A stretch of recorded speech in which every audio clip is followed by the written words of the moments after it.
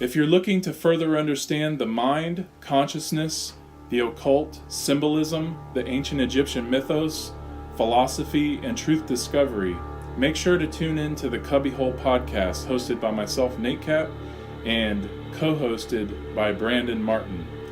The Cubbyhole podcast is a repository of critical knowledge that deals with and covers the many facets of the human condition, especially what causes most of the suffering going on in this world. Make sure to start at podcast number 1 and work your way forward for maximum value and understanding. The Cubbyhole podcast is found on iHeartRadio, Spotify, Apple, TuneIn Radio, Simplecast, and Cubbyhole.com. That's CUBBYWHOLE.com.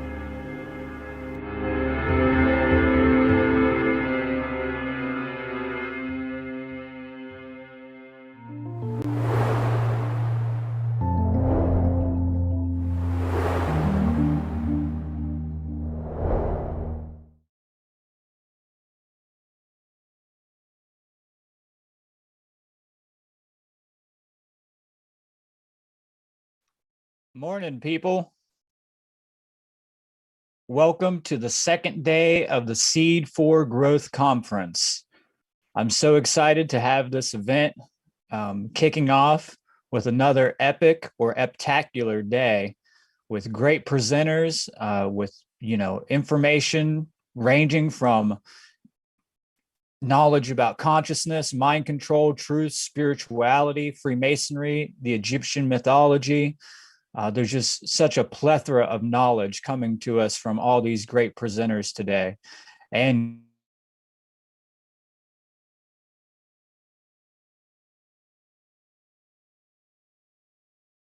do it live. Go ahead, Doug. Welcome to the second day of the S.E.E.D conference event. We've got a jam-packed lineup in store for you today. Many great speakers. I'll go ahead and give you the schedule real quick. We got Indica Martin kicking it off. We've got, seems like my sound dropped out.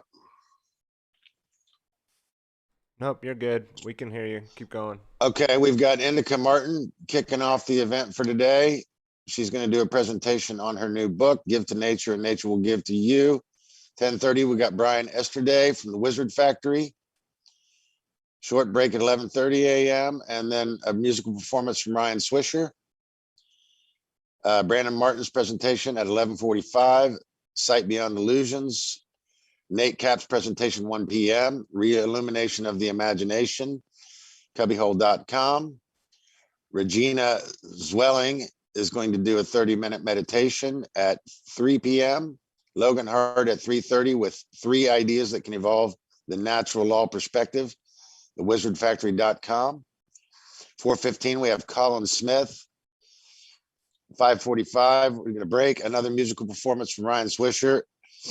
And then the main event at 6 p.m., Mark Passia with Fake Ass Anarchists, www.whatonearthishappening.com. And then there's a Q&A S.E.E.D conference roundtable discussion for all to join in at the end of the event today. So stay tuned and put your seatbelts on because we're about to start this event today.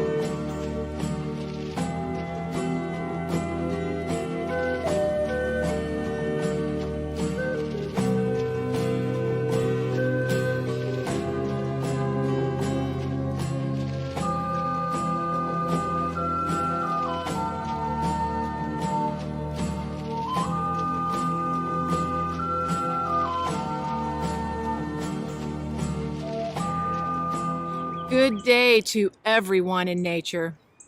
I am so excited to be doing this children's book reading for you today. My name is Indica Indy Martin, author of this book, Give to Nature and Nature Will Give to You, which is included in the Junebug Nature Book Series, now available in French, Spanish, and Italian. Illustrated and hand-drawn by Aaron Philby. Now, after doing some research from many different sources of information, how to best read to a child and keep them engaged, because you want them to learn, right? You will see me demonstrate this with you. So for today, we'll have some fun.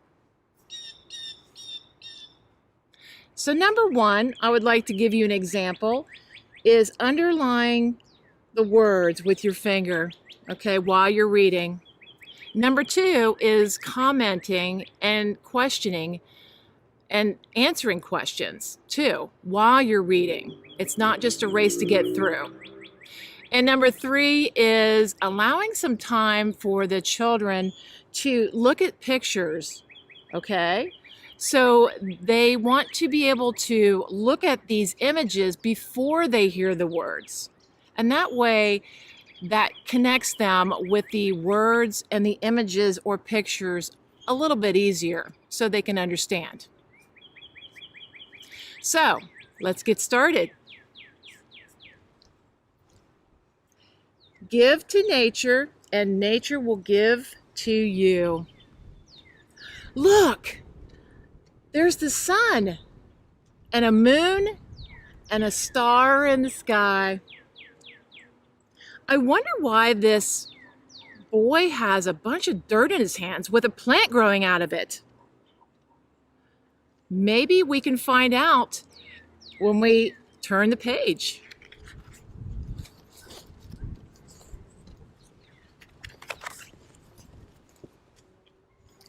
Nature's law of mentalism. Mentalism. The all is mind. The universe is mental. Our thoughts and imagination can lead to creating what we get and experience on Earth. What is he thinking? It looks like he's thinking of a treehouse.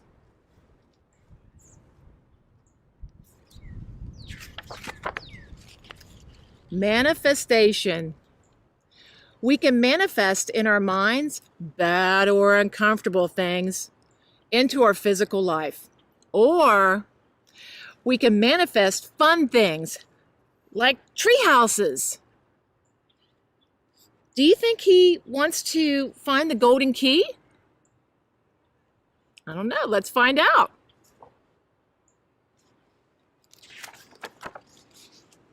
Reading knowledge helps us find the key, which helps unlock, understand information. Do you think this key unlocks this door? Let's keep looking to the next page. Nature's law of correspondence. Correspondence. Everything in nature is a mirror or a reflection of what is going on inside of us. As above, so below. Now these two different pictures are somewhat connected because this tree and the leaves are above the ground and these roots that are connected to the tree are below. As above, so below. Metamorphosis from caterpillar to butterfly takes 28 to 38 days. Nature's law of correspondence is like a mirror that shows the stages of our human life that are similar to the life of a butterfly. Now, metamorphosis is a very big word. It means when something changes into something different in nature. Just like this caterpillar grows into different stages until it's a beautiful butterfly. Nature's law of vibration. Vibration. Everything is in motion and nothing is at rest. The energy we put out is the energy we receive. The little boy beating a drum sends vibrations through the whole universe, just as the girl that is standing still. I wonder if the neighbors can hear the vibrations of this little boy playing the loud drums in the house next door.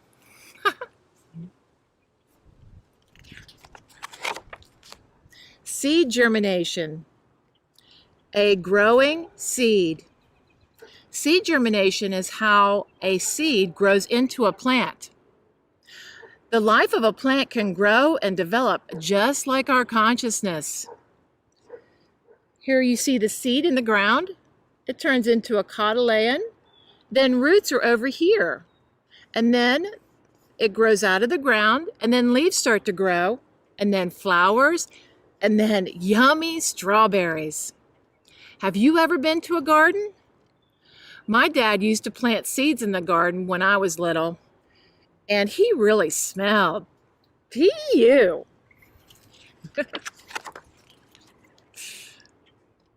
Sharing is caring. Selfish people only care about themselves and what they get. They do not care about the thoughts and feelings of other people or animals. What's going on here? This little girl looks so sad.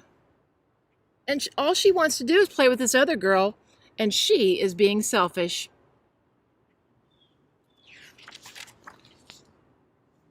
Behavior. Making the conscious choice takes time to learn.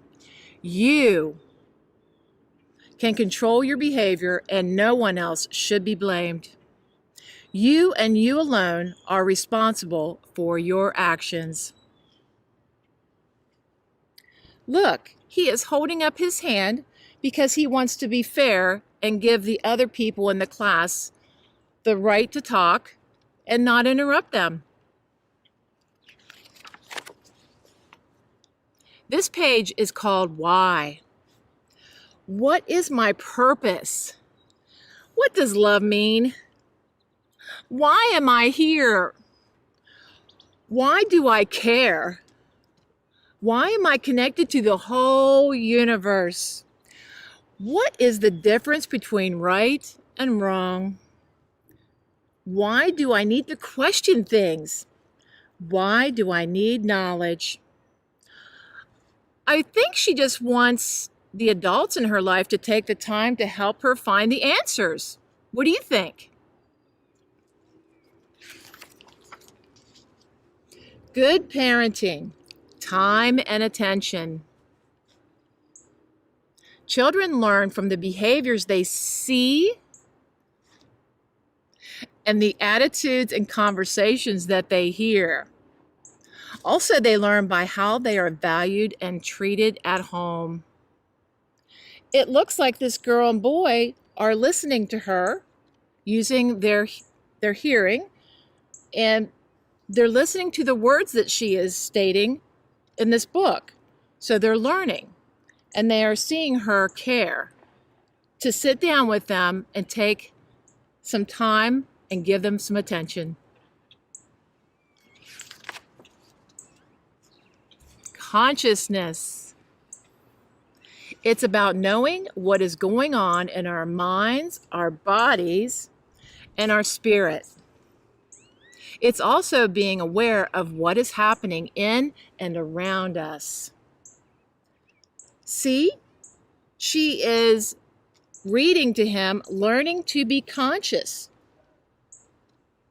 which is helping him probably learn about consciousness. Law of rhythm. Rhythm. Everything in nature is always moving like a pendulum. Like the energy of the swing to the left will be the same as the energy of the swing to the right. There is always an action and reaction, a rising and a sinking. Night follows day, and day follows night. This girl, when she is pulling back the ball, the energy will force it to go back and forth. And this is called the law of rhythm.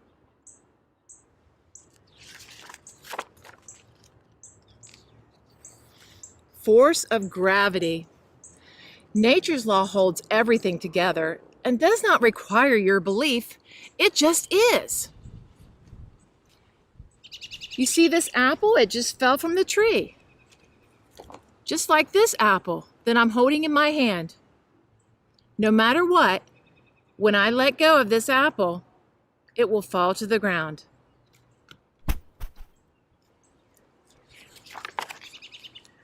The seasons of the sun, northern hemisphere.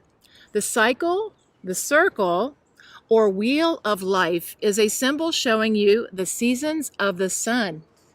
Spring, summer, fall, winter.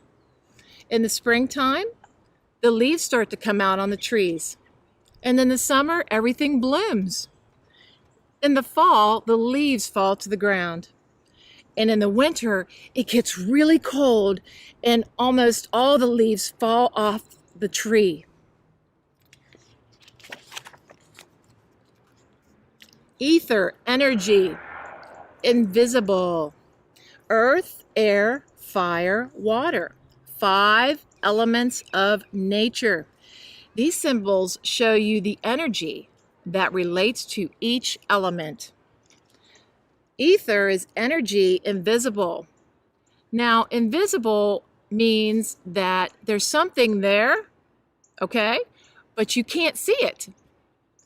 And earth is like the ground or grass that you walk on. Air is the air that we breathe. And fire is like a campfire out in the backyard.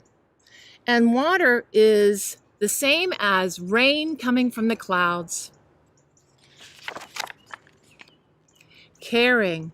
Take care of all things in nature, and nature will take care of you. Aw, the cute little doggie is helping this little boy plant a tree.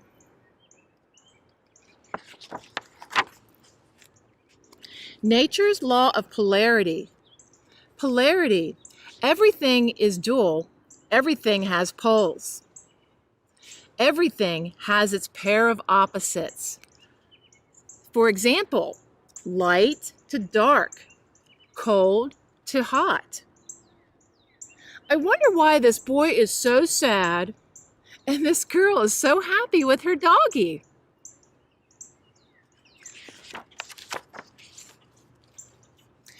The North Star, Polaris. All stars revolve around this star every night. This is Polaris. Have you ever seen the Little Dipper in the night sky? Maybe you can see it tonight. Bring knowledge to the information to unlock the universe. There's the key, and there's the door. Fill in the blanks. Truth is that which is. To be conscious is to be aware of our thoughts, feelings, actions, and surroundings.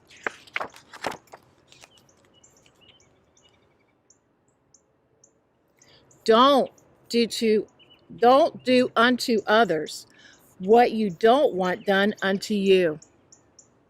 Golden rule.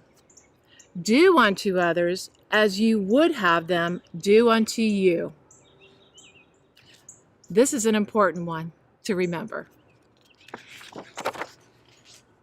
Cause and effect.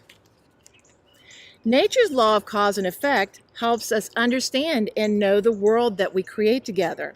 There's always a consequence for our behavior. This is sometimes called karma. As you can see, this balloon is about ready to get exploded and make a big noise because this person right here has something very sharp that is going to make a big pop. So it's very loud. So not only does it bust the balloon or burst the balloon, it also causes a big sound. So there's many different variables here. Stealing, taking anything that doesn't belong to you, is wrong. Look, he thinks that he's going to be really sneaky and not get caught.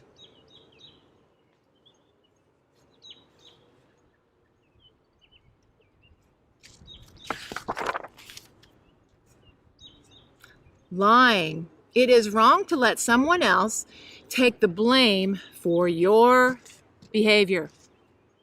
It is right to admit when we make a mistake and take responsibility for anything that causes harm to someone, even a dog.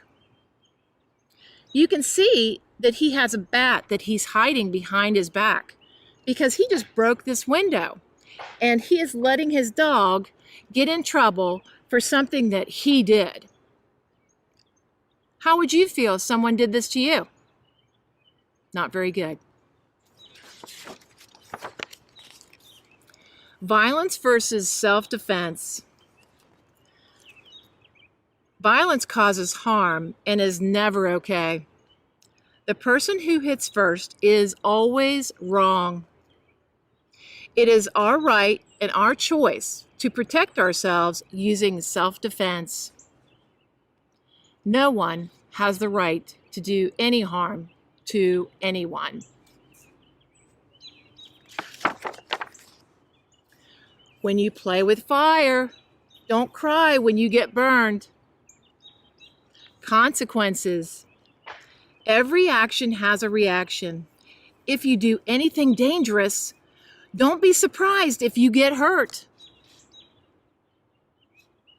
Have you ever been near a hot stove, like you see right here?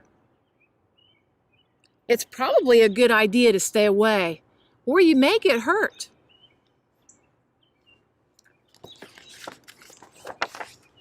Nature's law of gender: male, non-physical, self-spiritual, and female.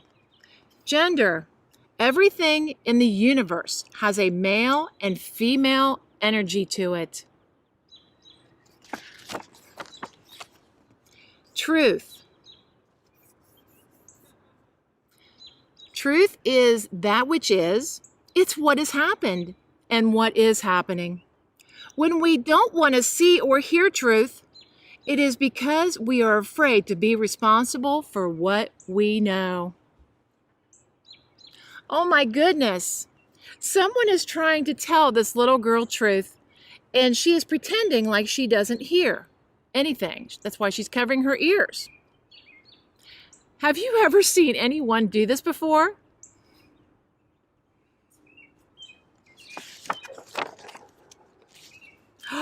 The key. You are the key. You are the force that can grow. Look inside the seed of life, and you will see the vibrational force that will help you find your true nature. The journey will be measured by how much you care. So the answer is, the little boy had to learn that he had to care about everything in nature.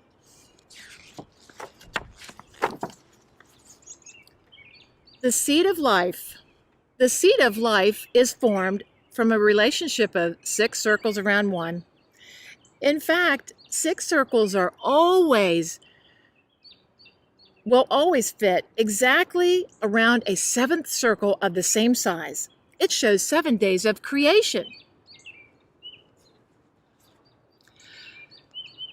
So everyone, boys and girls, let's count together. 1, 2, 3, 4, 5, 6, and 7.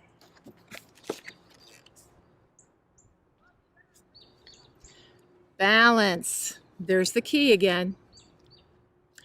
So after reading this book, hopefully this little girl feels more balanced after an adult reads it to her or she reads it. With her mind, her body, and her spirit. in nature. The end.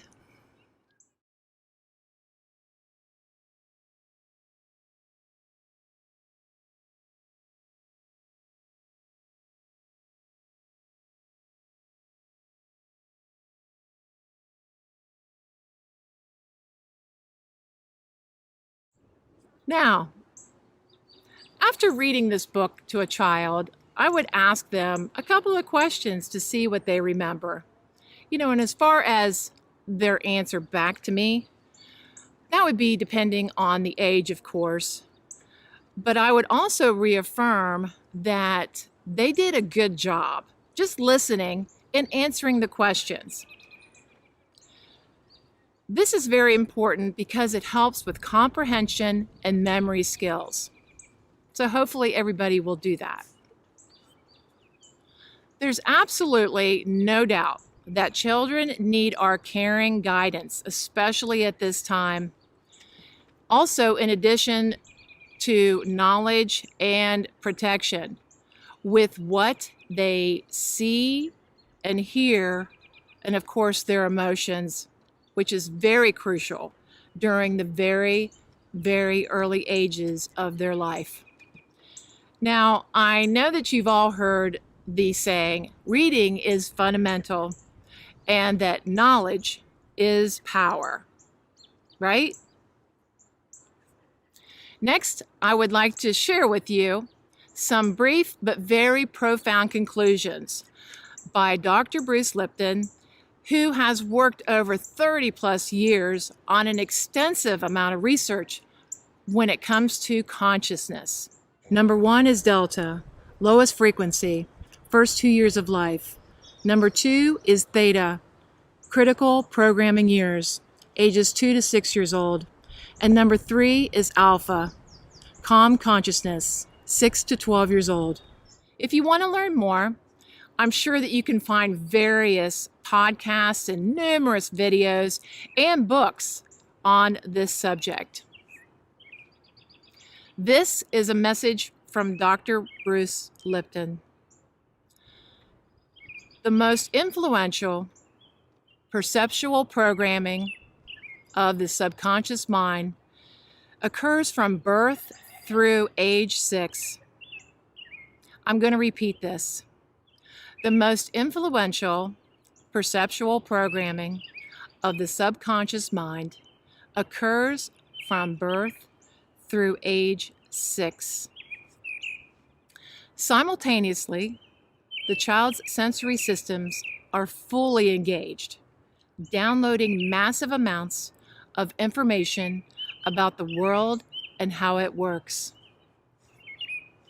By observing the behavioral patterns of people in their immediate environment, primarily parents, siblings, and relatives, children learn to distinguish acceptable and unacceptable social behaviors. So, in conclusion, he states, it's important to realize that perceptions acquired before the age of 6 become the fundamental subconscious programs that shape the character of the individual's life. Thank you to all of you for joining me for my children's book reading, and to the other speakers. Also, to the people that have helped out with this event. And a special thank you to Brandon for putting your time and attention to the great work and for creating this S.E.E.D conference.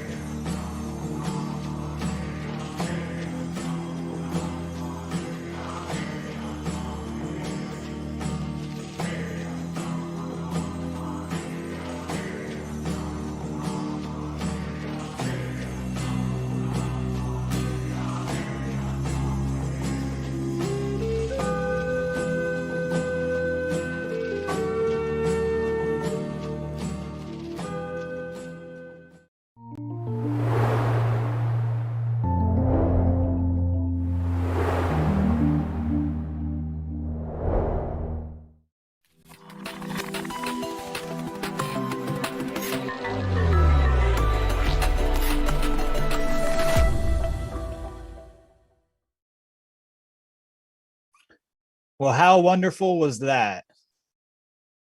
That was such an amazing, heartwarming little presentation by my aunt, Indica Martin. And I thank her for putting that together for the youth because we need more work like that. And sorry about my interruption earlier. I've been having a lot of internet issues on my end. As Doug put it, the internet gremlins are after me for this presentation. Maybe they don't want me on the air because of the things that I have to say. But in spite of the tech issues, we cannot get discouraged, and we have to continue to persist in the face of that, because this is what it's all about, is never giving up. So I'm really looking forward to the next presenter, which is Brian Easterday from the Wizard Factory. And he's going to be presenting the Vedic astrology, navigating the universe. So I hope you guys really enjoy this one. And I'm looking forward to bringing a lot of great information to the table with this presentation here today, and then also future works of mine and all the people here. So without further ado, let's get right into the next presentation.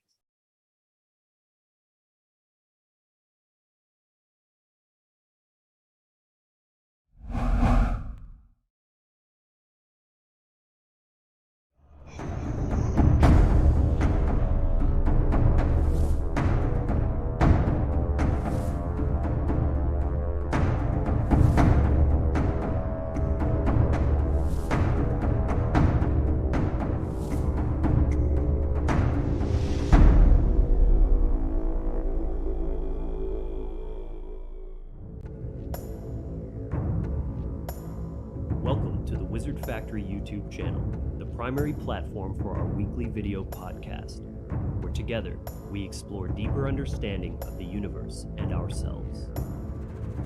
This channel focuses on teaching the foundational spiritual concepts required for accurately perceiving our world through the study of human psychology and cosmic law, the inner and outer worlds of our reality. Our mission is to empower, inspire, and encourage others to heal and transform themselves and the world by aligning our will and our actions with the objective principles of true morality, personal sovereignty, and the immutable laws of nature.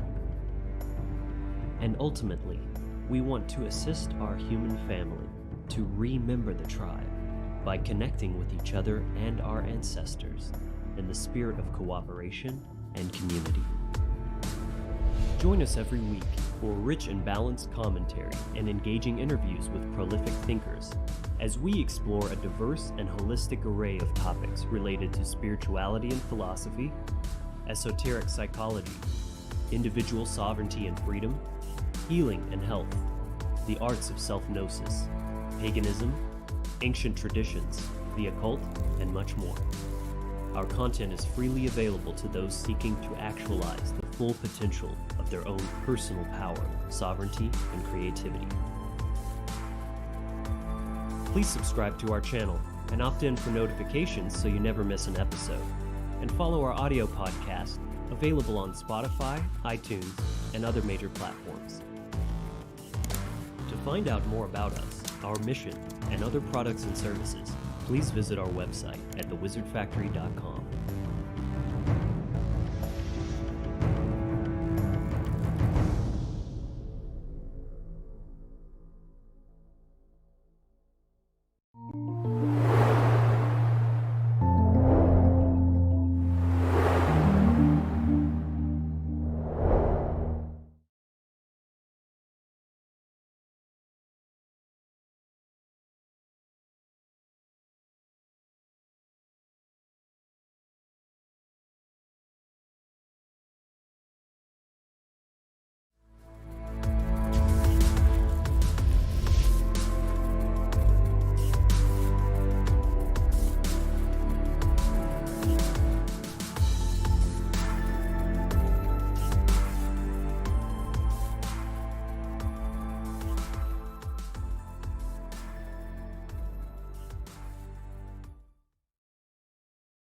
Hello, everybody, and I'd like to thank everybody, first of all, for tuning into my presentation here.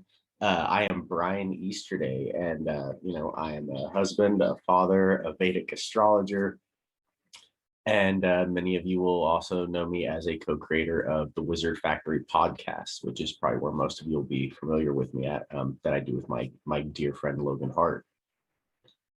I also want to start by thanking off Brandon Martin and everybody at the Cubbyhole Network for putting on this conference. I was very excited whenever Brandon sent me a message asking me if I wanted to do a presentation. So I definitely wanted to bring something exciting to you guys. And for me, the subject that I am most passionate about, easily, and one of the most useful tools for understanding natural law, cosmic law, which all the presenters here have such a passion for. Vedic astrology really is the science and the tool that I find most useful for that.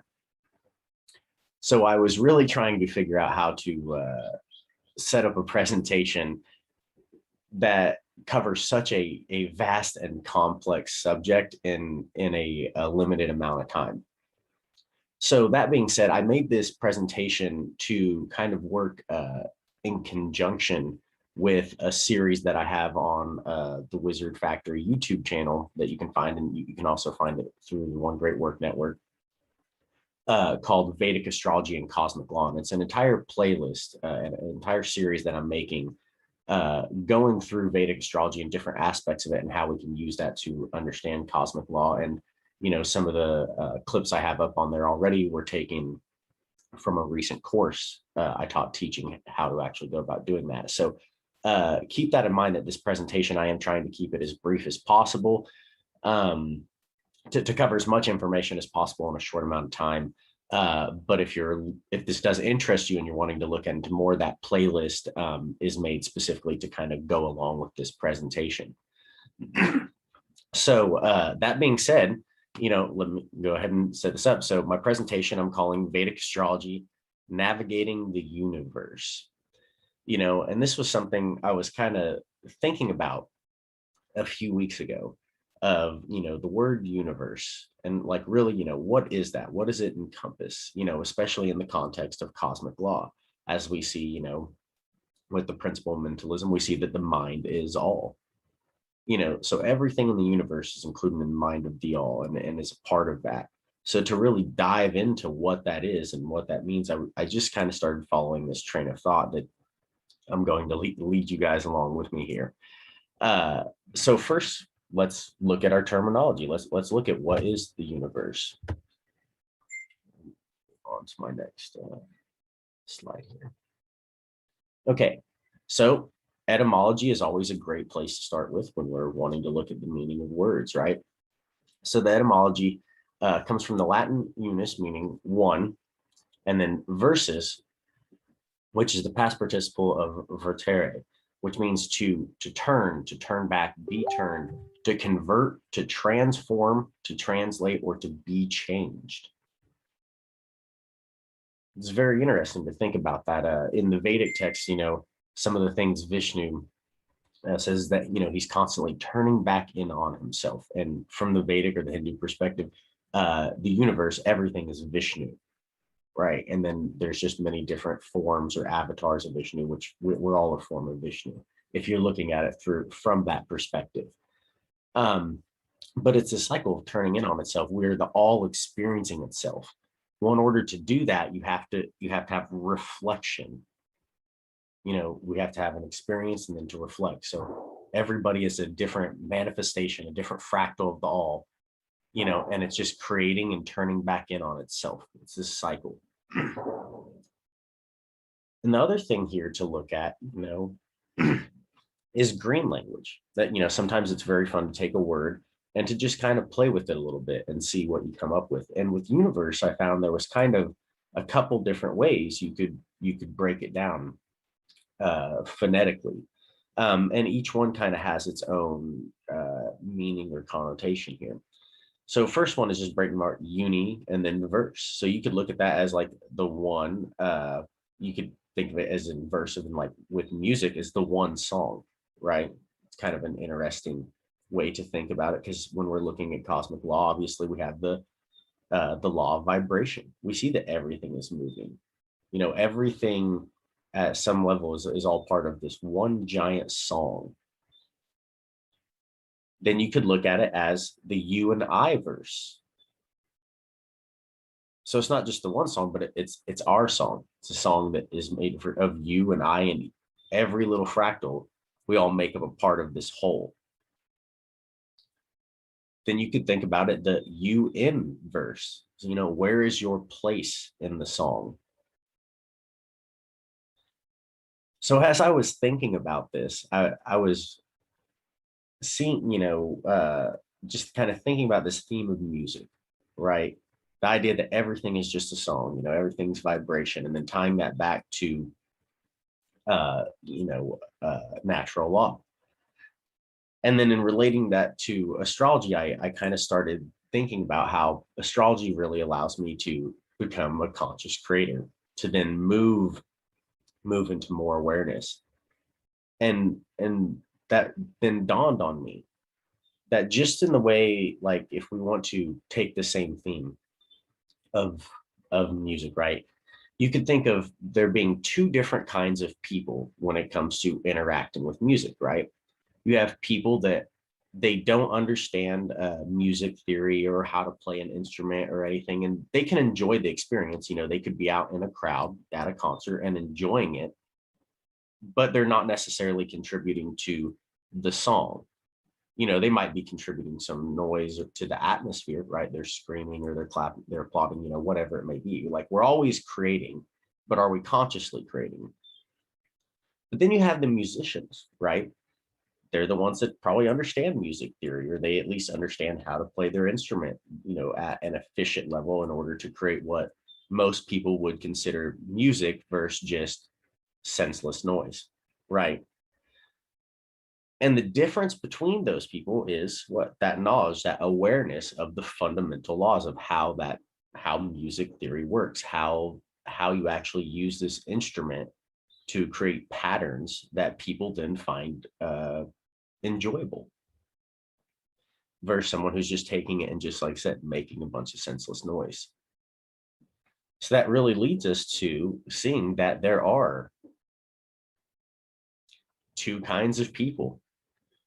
There's those who think they are playing and those who know they are. And if we're thinking about the song called life, if we're thinking of everything as this great song, then we can see that each of us has a responsibility, that we all are creating. But are we unconsciously creating chaos, or are we pretending like we know everything and creating a bunch of chaos because our knowledge is actually based in truth? It's not based on cosmic law. Or there's people, like I said, you can step into the role of knowing at a fundamental level what these laws are, how they actually apply in every single situation in every area of your life, and they are always present and always in effect. Because when you can understand the fundamentals and you make those your foundation, then what you can go and then create and work within that. Just like a musician can understand the fundamentals of music theory. And, they all, you could give a bunch of different musicians the same piano and they're all working within the same thing, but they all come up with creating something very different, right? A different song, a different piece, and they can all be equally as beautiful.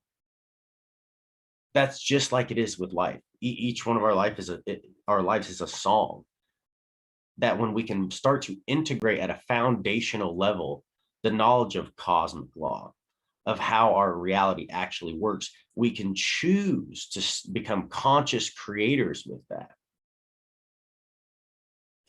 So for me, one of the best ways to that I have discovered to gain self-awareness and also awareness of others is through the science of Vedic astrology.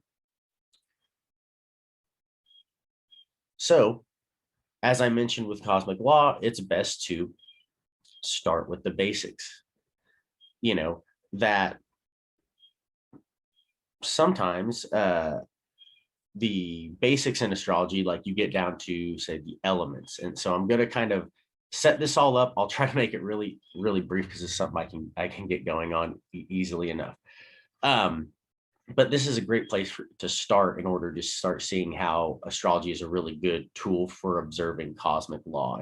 And so we'll get into this here. So first off, to explain, what you see here on the right is known as a North Indian style chart. So in Vedic astrology, there's multiple style charts. Each one has its kind of pros and cons and are used for different things, but the North Indian style is great for beginners. And it is also really good for displaying the concept that I'm trying to show here. So with this style of chart, this very first box up here in the center where I have it saying fire, that is what is known as the first house. And in this style chart, that is always going to be the first house. So if you're starting from the natural zodiac with the natural progression of the zodiac, this would be Aries, and Aries is associated with fire, which is why I have that element there. And then in this chart, you count counterclockwise, and then that would be the second house, third house, fourth. So it'd go, you have fire, earth, air, water, fire, earth, air, water, and you have this same, pattern repeated over and over again. So the first thing to understand is with elements, those are a great foundational thing to start to really look at, because everything in our universe is made of a combination of them. Like we're all a mixture of these things. Then you want to understand that the different elements are associated with different genders. So we're bringing in the law of gender here, right? Cosmic law. So air and fire are associated with the masculine. Water and earth are associated with the feminine.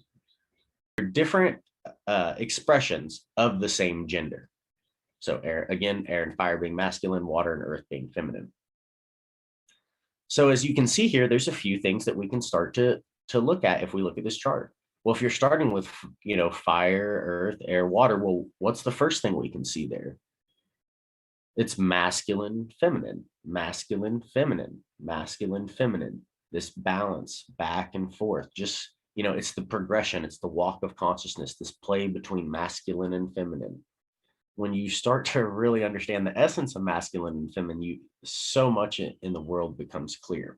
And these elements are a great way for explaining it, because it's that you break it down into the different expressions of the same gender, right? So different expressions of the masculine, different expressions of the feminine, and that allows you to see different polarities within that gender. So we see that there.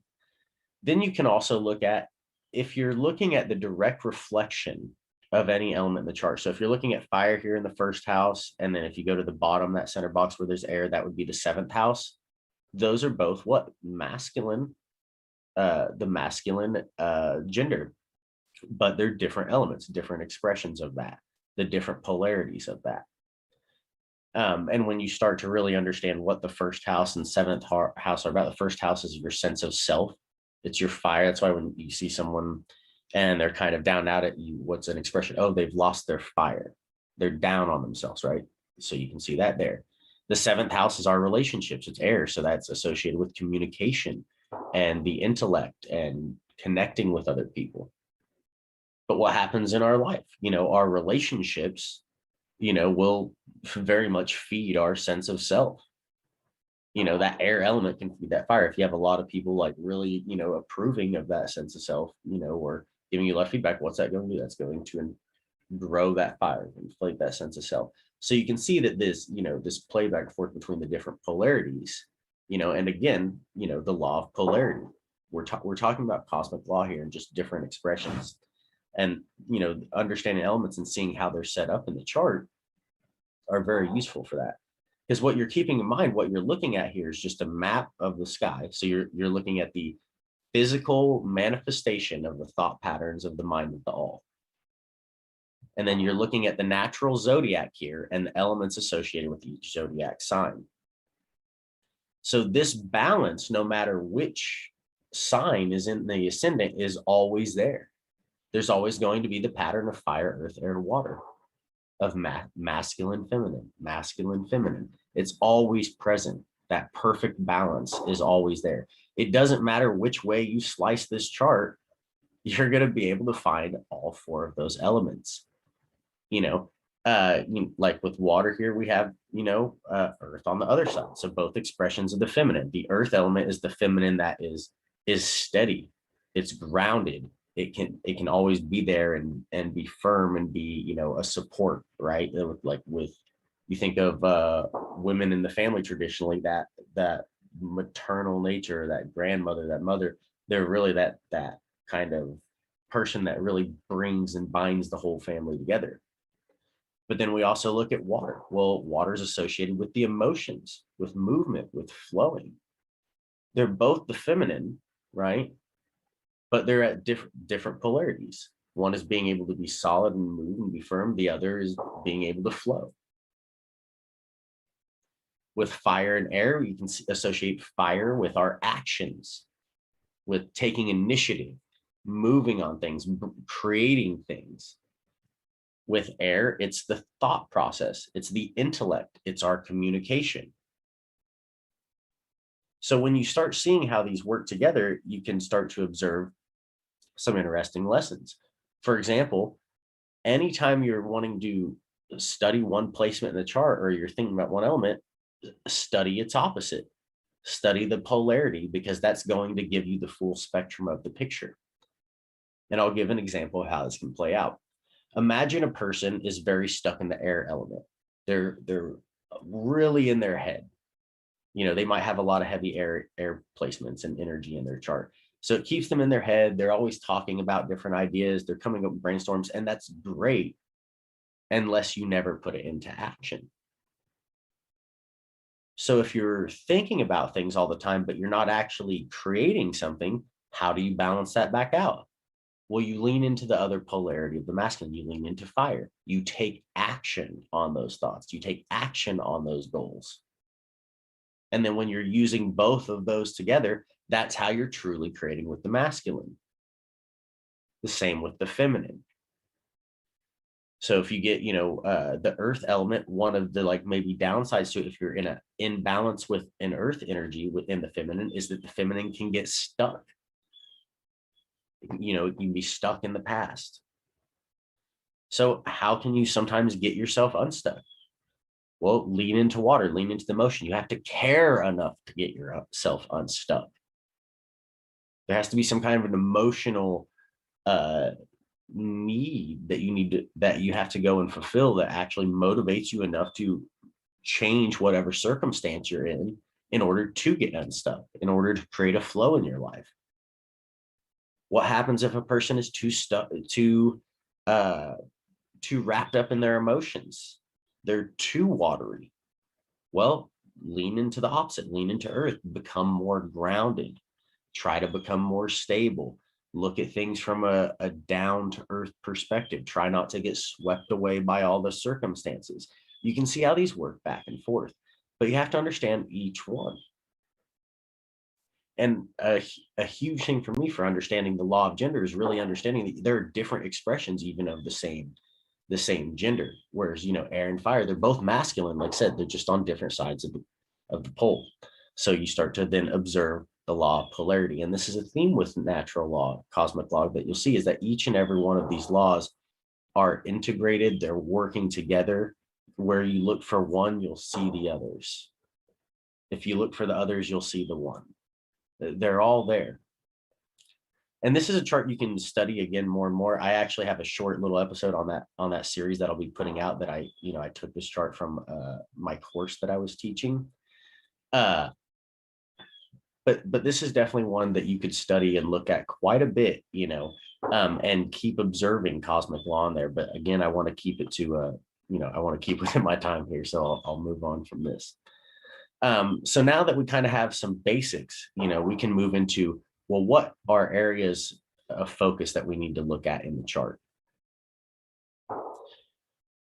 Well, one of the things that we can start, to look at first when we're thinking of a chart is realizing that when you're looking at a chart, essentially what that is you take a person's, if you don't know how to create a chart, there's lots of different free ones that you can do. And again, if you're wanting to use Vedic astrology, it's a different zodiac than the tropical or typical Western astrology. And I don't have time to get into all that in this presentation, but I have other work out there explaining that. But what you're understanding is you're taking, your exact, the place you were born, the time the date you're born, and the exact time you're born, and in order to see where all the planets and the constellations and everything in the sky was in relation to your position on Earth at the moment of your birth. That then you take essentially like a screenshot or a snapshot of that, and then that is the chart, right? But what's really important, and always keep this in the back of your mind, is when you're understanding if everything in the physical reality is a manifestation of the mind of all, it's a physical manifestation through the law of correspondence. What we're looking at with astrology is we're looking at the physical manifestation of the mind of all in order to also, through the law of correspondence, look at the energetic frequencies and like what is going on there. So you're observing the thought patterns of the mind and all, and being able to understand all these different energies, all these parts, and then how they come together then allows you to analyze and look at the general overall kind of theme in a situation.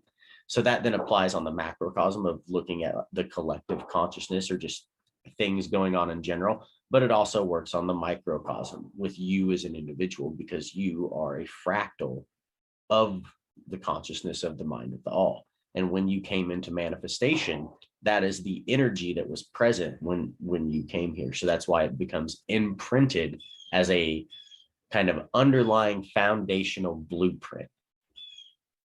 So we're starting to look at this as like a map of our life, a map of our consciousness.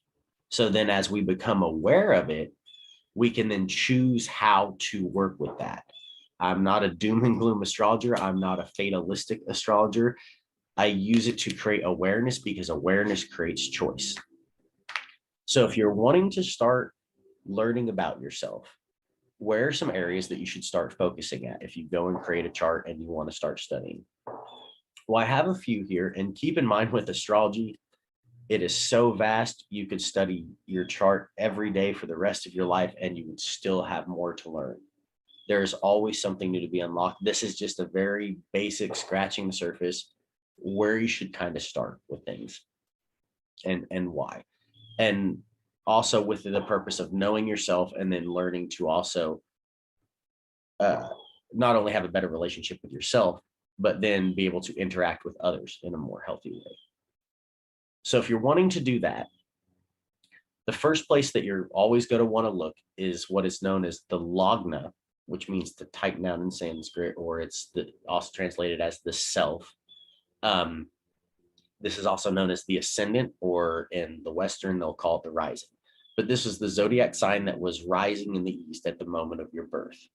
That becomes your ascendant, or your first house.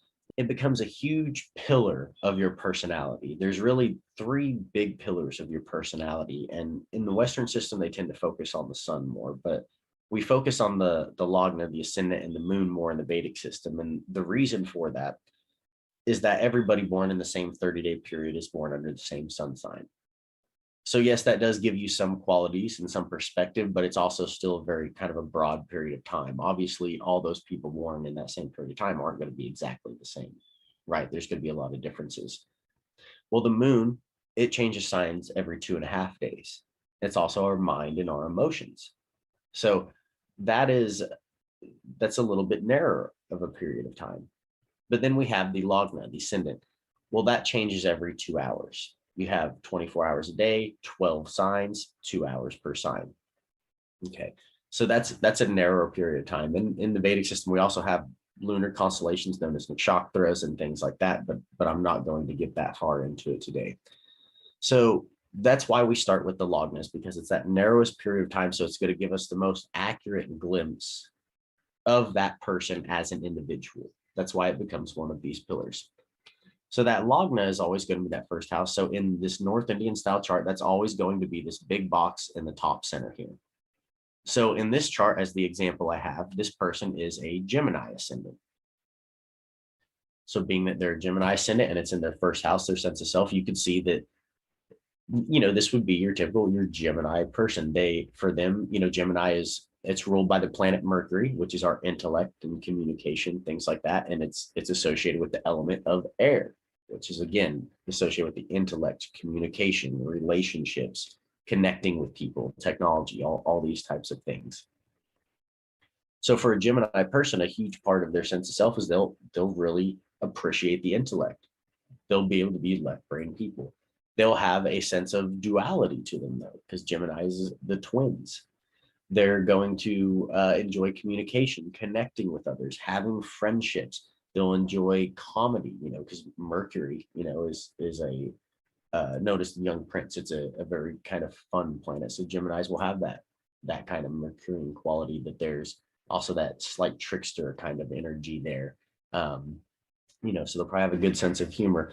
All those kind of qualities you would see now become a major part of this person. And this is a huge position chart, because from here, everything else is then read in the chart from that ascendant.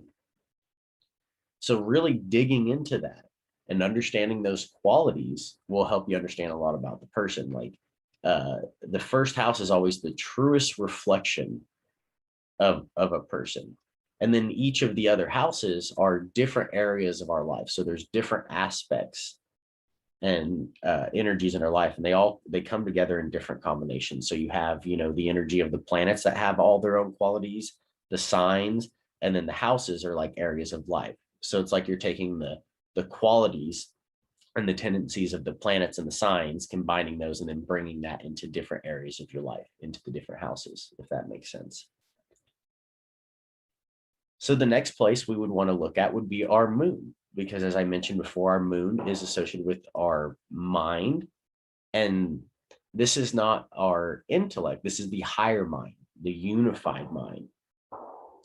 It's also associated with our emotions. The moon is a feminine planet. So here, to identify this person's moon, you would look at on the chart, and you can see here MO, that stands for moon. And in different charts, they'll have, different programs will show things different ways. But you can see here that the moon is in the sign of Cancer, and it's sitting in the second house because, as I explained earlier, the center box is always the first house, and then you count counterclockwise. So you start where you're at. So you start in the first house, so 1, and then counterclockwise 2. So that's the second house. And in this North Indian style chart, that will always be the second house. If you go counterclockwise to where Leo is, that's always going to be the third, so on and so forth. So this person has their moon in Cancer in the second house. Well, the second house is known as the house of beliefs, the house of values. So, here we have the person who's, moon, and it's in Cancer. Well, Cancer is a sign that's ruled by the moon. So in Vedic astrology, that's what's known as Mula Trikona. So both the karmas and the qualities of both the moon and that sign of Cancer, which are, very emotional qualities, those kind of things, those really will become very prominent with this person. So there'll be a person that they feel their emotions very deeply. They value those very deeply. They'll probably be a very nurturing person towards others, because Cancer people, especially with that moon there, will want to give to others and nurture others, and they'll care about how other people feel.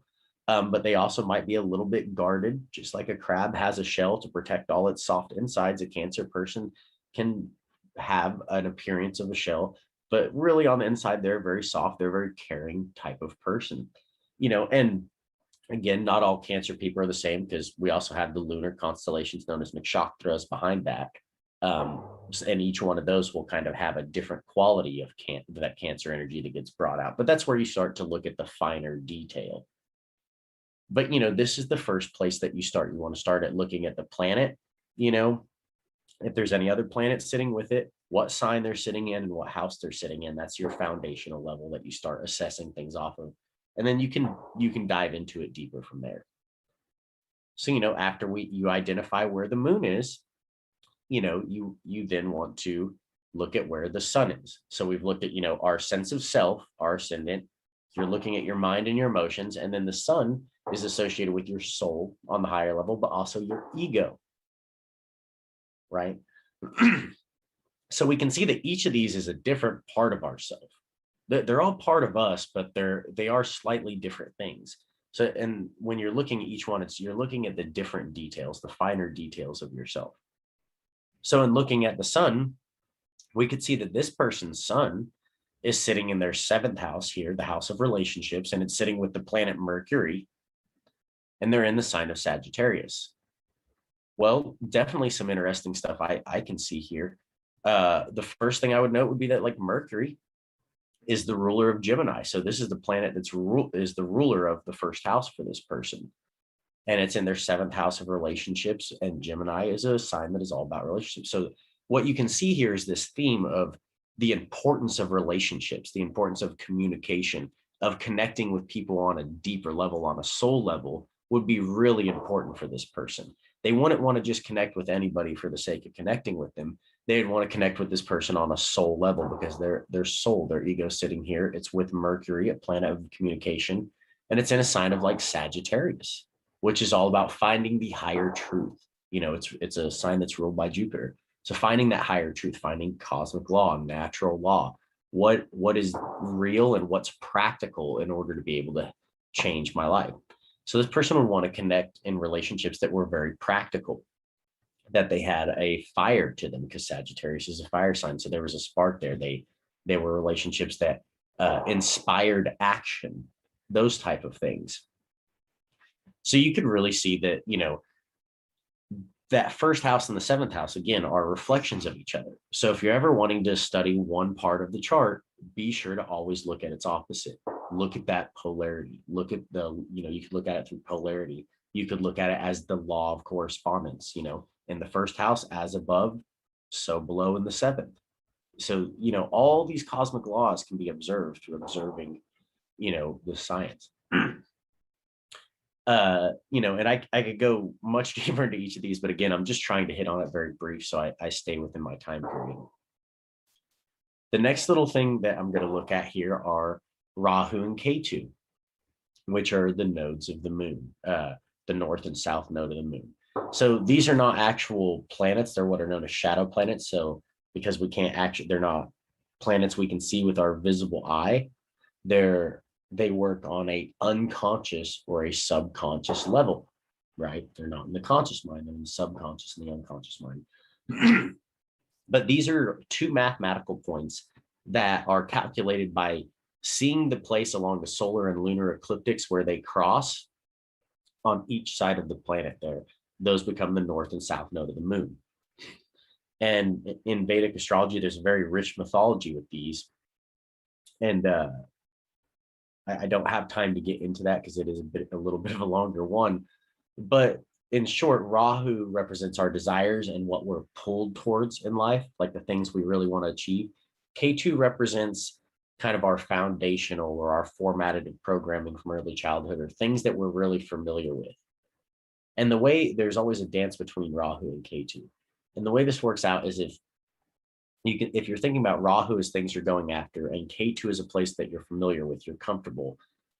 When people get, they've been in a place too long, say, they grew up in like a small town or something, they're like, oh, I just can't wait to get out. I just want to get out of here. Well, that feeling is K2. You're familiar with it. You know what's going on. It feels safe, but it can be frustrating if you spend too much time there. And Rahu is that foreign place. It's that new adventure. It's that new desire, that new experience. So there's always this play back and forth between, what we're comfortable with and what our new desires are and where we want to move to. But sometimes if people go out and they're trying to go after a new experience and it may not necessarily go the way they want, well, what do? They fall back on what they're familiar with. And then after a while, they'll get, okay, well, maybe I'm ready to go try this again, or I want to try a different thing. So there's this dance back and forth.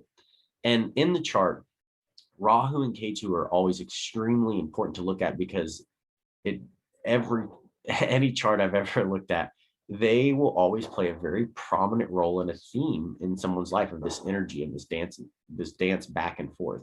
So not only the signs that are in there or planets that are sitting with them, but the houses, those areas of life that Rahu and Ketu are sitting in, you'll see for a person, those are really, really important to them. Very prominent. There's a lot of karmas, a lot of lessons to be experienced, and knowledge to be gleaned from those experiences wherever they're sitting with.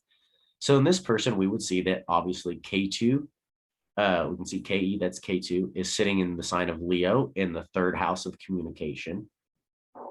And then their Rahu, because K2 and Rahu are always sitting directly opposite of each other.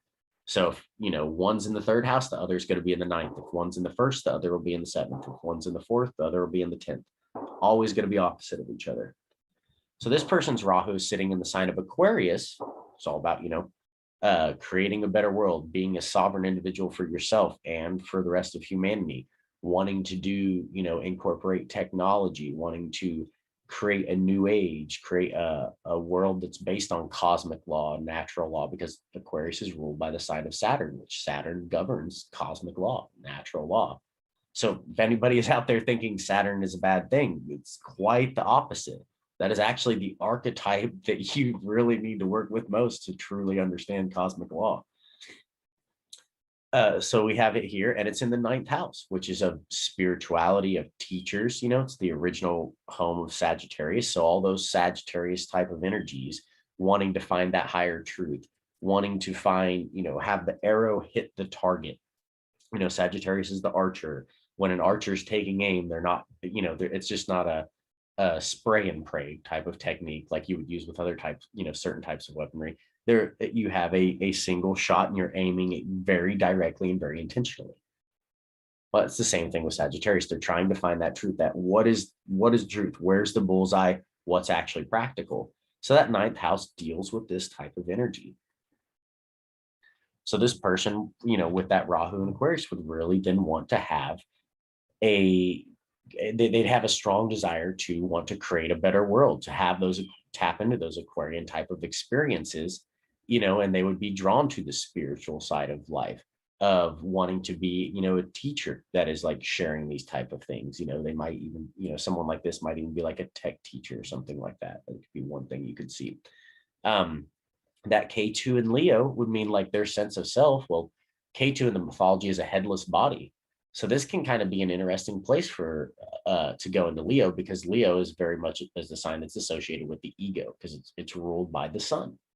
So you see these themes that like repeat both through the planet and the sign and the house. There's the same general energy, and there's just different areas it shows up. And then depending on the combination of those, you can see like the same expression expressed in, the same thing expressed in a lot of different ways in a chart. But when you get K2 in Leo, it becomes a person that they don't really tap into that Leo energy, or they're familiar with it. They can have a strong sense of self, but they don't feel stuck there. They're more interested in looking towards the collective, looking towards Aquarius, because that's where Rahu's sitting. So that could definitely be a very interesting thing to analyze here, and that would be a big area, because you could see that play between the self and society, the self and others. They're reflections of each other. And I could go on and on about this, but again, I'm trying to keep it quick. The next big area you want to look at in a chart are conjunctions. So conjunctions are areas where you have two or more planets all coming together in the same sign, in the same house. The reason that is because it's kind of like a melting pot. You're thinking of, or imagine like a chart, like your, like a song, right? So to continue with this theme, each of the planets and the signs, they're all just different instruments that they all have kind of their own sound that they do and their own role within the band. Well, if you can see, there's like an area of the song, like an area of life, a house where there's different instruments coming together all together. Well, you could see that would be an area of the song where there'd be more sound concentrated. Well, it's the same thing with like when planets are coming together in conjunction, there's more energy, there's more qualities being brought together there. So then it kind of becomes like you're mixing these together. So you're looking at the qualities of both. In this case, their only conjunction is Sun and Mercury in Sagittarius. So you'd have the fiery quality of the Sun, the air quality of Mercury, of that intellect, that communication, that fiery quality of Sagittarius. You're seeing how these like different, a lot of masculine energy in this kind of thing. So this person would have, and again, back to the basics of gender and things, analyze the masculine and the feminine and things. So that could become a very a very fiery placement in their chart. And it's, again, in their house of relationships, which obviously our relationships in life are always going to be a big area for us because they're a reflection of ourselves. So anywhere you see a little pile up of planets, that's what's known as a conjunction. And that obviously is going to be important to look at because there's a reason that soul chose to have that karmic experience. And if there's an area of the life where there's a lot of things going on, a lot of karmas and experiences being brought there, it's because there's lessons to be learned there. So that's obviously an area you want to focus on. And then for understanding ourselves, we also need to understand our relationships and how we are with others. So that's that 7th house, which we've talked about a little bit here because this person happened to have their conjunction and sun and stuff in that 7th house. But your house of relationships is always going to be important for you to study. So what did I mention earlier? If you're ever wanting to study one area of the chart, say the sense of self, study the opposite, study the polarity, your relationships. You know, looking at your relationships in life and how healthy they are is going to tell you a whole lot about yourself. Well, the same thing like applies in the chart and can be observed here. So those are just areas that we want to focus on in the chart. And I'm going to go ahead and move on to the next slide here, so I try to stay on time. So the next little interesting thing to observe here is what is known as the Aruda Lagna. So the Aruda Lagna comes from 2 words, Aruda, which means reflection, and Lagna, as I before, means self. It's that ascendant. So the Aruda Lagna is a reflection of ourself. And to me in Vedic astrology, this is one of the most interesting areas to focus on. So this is kind of based on the concept that as you come here as a soul, there are not only certain things that you want to achieve, certain karmas, experiences you want to have, so you can learn lessons from that and develop as a soul. But there's also a role, a gift that you have to give to others by embodying a certain type of energy, a certain archetype that you naturally have an ability that it's in you. It's part of your sense of self. And as you embody that sense of self, as you embody that role, it really is a gift to others. So by embodying this, you help them out, which then also helps lead to your success. And we all want to be successful in different areas of life. And this doesn't just apply to say like money or business or anything like this. This helps you be successful in your relationships, just in general in life. This is a really good tool for being able to help create that. You could think of it like, imagine you going to a play. Someone that, you know, an actor is coming out on stage and they're embodying a certain role, a certain character. Now, you know, that's not them in like real life necessarily. It's a costume that they're putting on, but that's what you're expecting, because them, you know, playing that role is then what, giving you entertainment, getting to enjoy the crowd. Well, in that same kind of way, as we embody our Aruda Lagna, it's kind of us embodying that costume that actually then is a sense of service to others. And this is a concept that you can spend, I'll be teaching an entire course on it and stuff, and you can spend years and years studying on it, but it's something that is great after you've looked at those other things in the chart and you want to start diving deeper. This is a really interesting thing to look at. And, you know, for those who aren't aware, I also do offer like consultations and things like that you can always check out on my website. And this happens to be one of my consultations that I do offer. But I'm going to tell you how to calculate this yourself. That way you can go ahead and start doing that study, you know, for your own. So the first thing you're going to do is you're going to look at the chart and you're going to find the ruler of the first house. Okay, so like in our example chart where we had Gemini as the sign that is ruling the first house, the ruler of Gemini is Mercury, which was sitting in the 7th house of that chart. And I'll go back to it here and show as an example. So you find the ruler of the first house. Then from the first house, you count to that ruler. So we would count from Gemini in the first house all the way to the 7th house to where Mercury is. And then you count that same number of places again. So wherever that lands is your Aruda, unless that happens to fall into the 1st house or 7th house. And then if that's the case, then you count 10 houses from that. So in short, if it was to fall into the 1st house, that would end up in the 10th house. If it was to fall into the 7th, it would then end up in the 4th.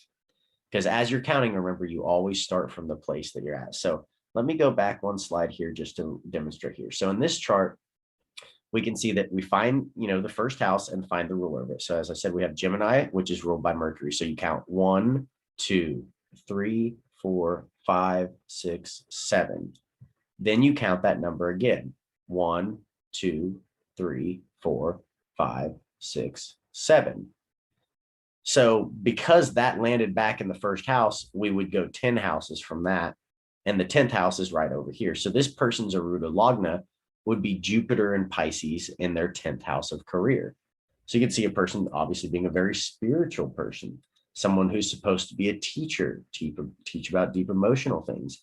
And that's very reflective. If you look at that Rahu and Aquarius and that Mercury, Sun and Sagittarius, Venus and Scorpio, they have a lot of placements that would really indicate a person that would have a lot of discipline as a spiritual teacher. They'd be a very intelligent person, a very good orator, and they'd be able to communicate those type of things.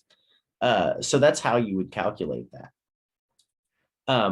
So now say if it was like something different, like the planet landed in like the 5th house. So you would go to like 1, 2, 3, 4, 5, and then you would count again, and then you would end up in the 9th house if this was like a different chart, just as an example. So find the ruler, count to it, then count to that number again. And that's going to allow you to calculate your Aruda. And again, as you start to study this archetype, that's how you want to think of it, as an archetype or a costume. You look at that energy, and then as you can start to tap into that area of yourself, because it's in your chart, it's part of you. As you start to tap into that and learn to embody that, you'll notice people respond to you better and better. And it's something that, again, it takes years of really studying to develop and get to going, but it is a good place to look. The next little area I want to focus on is, if we've looked at astrology for learning more about ourselves, it's the blueprint, it's the roadmap for understanding how we operate as an individual. The other way we can then apply that in our life is by using it in our relationships. Just like I said, with that 1st house and 7th house, ourself and our relationships, they're reflections of each other. So by using it in your relationships, not only do you learn more about the people you're forming those relationships with, you learn more about yourself. So again, it allows us to not only create more self-awareness, but awareness of others. So, when we're dealing with people, we can look at them as an individual, like how they really are on a soul level, on an energetic level. You can start to see all their dispositions and the lessons and the karmas and things that they're going through as a soul, and see them on that level. And it kind of allows you to step back and have a bigger perspective and not get so caught up in the little things, or at least that's what I found in my experience. Another benefit is, again, when we start to learn, when we start to understand more about people in our lives that are important to us, we learn more about ourselves. Whether that's your spouse or your children or your friends, your business partners, whatever the relationship is, those are all reflections of you. And in each one of those, there's many, many lessons contained that can teach you more about yourself as well as others. It's a twofold thing. This is where we see that law of correspondence, as within, so without. Bringing it back to cosmic law. Always keep that in mind when you're studying astrology. That's the foundational, that's the base, the first thought you should always have in your mind is that what I'm looking at is I'm studying cosmic law. Start looking at it through that lens when you're understanding things, and you will pull so much more from it. Another really good reason why astrology benefits our relationships is that it's an act of respect to learn another person's chart. And when we act from a place of respect, we're building our relationships based on that. And what is respect? Well, it comes from the Latin re and then spectare. It means to look again. So when you're taking the time to actually not only look at your own chart, that's an act of self-respect, to take the time to learn more about yourself in that kind of an intimate way. But to look at someone else's in that kind of an intimate way, and to keep coming back to it, and to keep looking at it, and to keep looking at learning more and looking at it from different perspectives. That is an act of respect every time, because every single time you are reflecting on that more. And the more you reflect on yourself and the more you reflect on your relationships, the more awareness you're going to have. And awareness creates choice. So then you can choose to continue to embody relationships that become more and more healthy. Another really useful thing here is, as I was saying, when you look at someone very intimately, what you're looking at is someone's soul. You're, really looking at their energetic body. You're understanding their karmic lessons and experiences that they want to have. You're looking at their dispositions. And by doing that, that helps you have acceptance of a person. Just because a person wants to have different experiences than you, or, they're more of an extroverted person, you're more of an introverted person, that doesn't mean that their karmic lessons or goals are any less than yours, just like yours aren't any less than theirs. So when you see that we're all souls on our journey, we're all on our path, you can see where someone's path is. And that, like, okay, so they have a slightly different path than me, and you can respect their right to be on that. So long as, again, they're not then going and violating others and things, right? Obviously, we don't tolerate someone doing wrongdoing, but again, applying this in our personal relationships and things, for example, like with my child as a father, astrology is such a useful tool for me as a father, is that if one of my kids is doing something, certain behavior that I'll just notice in their chart, rather than thinking of it of like, oh, they're doing this, that thing, I could, if there's maybe some kind of an issue, I can look at it like, oh, okay, so this is a karmic lesson. They were meant to have an experience like this so they can learn this certain type of lesson. And you can't go learn those lessons unless you have that experience. So that allows me to respect them as soul, just as equal as mine, that has just of important lessons to learn. And just because those might be slightly different than mine doesn't make them any less important. And that applies to whether it's your children or your spouse or anyone else in your life. Another really useful thing is with astrology, you can get into what's known as like relationship astrology, or like synastry astrology. So you can take different people's charts, and then by observing where planets and things line up, those are what are known as synastry points. So say if one person has like their Mars and Venus in Scorpio, and another person has like their Saturn in Scorpio, well, that would then become a synastry point. So when you're seeing how in that relationship, it's like each person kind of has their own flavor, their own qualities, right? And then when you're bringing those together, well, all those energies, all those qualities and things are then coming together. So if you kind of want to look at the overall theme of the relationship, or areas of the relationship that are going to be important, that there's going to be karmic connection points of, this is where these synastry points come into play. And these are extremely useful for looking at an understanding of relationship. And this one point alone is a huge subject that I could teach a course that's days and days long on just this one thing of using astrology and relationships. And I also offer consultations for things like that. But this can be applied in your friendships, as a parent, with your spouse, in your business relationship, because any person you interact with, there's going to be some kind of synastry, some kind of energetic or karmic overlap. And that is why you as souls are coming together to have that experience. So this is like, what you're doing is you're looking at the roadmap of each individual, and then what happens when those come together. It's a very, very useful thing to be able to build your relationships. A very useful tool. So those are some ways that astrology can very much benefit our relationships. So to try to keep in time here, because I do think I already went over, but just a quick summary of everything. So again, this is just scratching the surface of astrology. I was just trying to give a general overview, because to go into any kind of a detail, an hour is just not enough time. There's just not really any kind of way to do it, because it's such a massive subject. So again, That's why I made that playlist called Vedic Astrology and Cosmic Law. Please check that out on my YouTube channel, because that will give you a lot more information to go along with this presentation so you can get more out of it.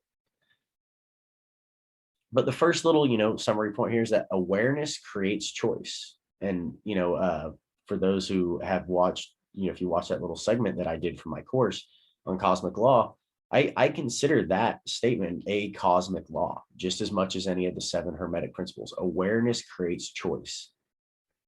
You have knowledge and free will, the fundamental building blocks of our universe. Everything that is going on that we're experiencing can be summed up in that. Awareness creates choice.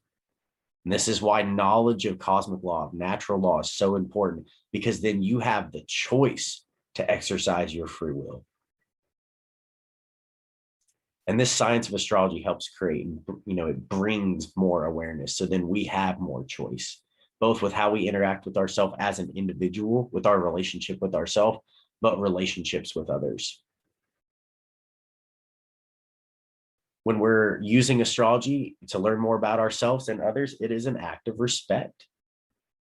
Again, that's so important, to take that time to have self-respect and respect for others. Because when you take the time to reflect on others, you're a lot less likely to be seeing them as something less than you, to be violating their rights. A world of freedom is built on both first self-respect and respect of others. You have to have it twofold. Again, that law of correspondence coming in. When observing astrology, you're observing the physical manifestation and the thought patterns of the mind of the all. And though you're looking at one person's chart, yes, you're looking at them as an individual, but remember, they're a fractal of the mind of the all. That they were just one little fractal of all that energy being manifested that you could use. You could go to any kind of a historic event, create a chart from that, and be able to look at what was kind of going on energetically more on a macrocosm kind of perspective.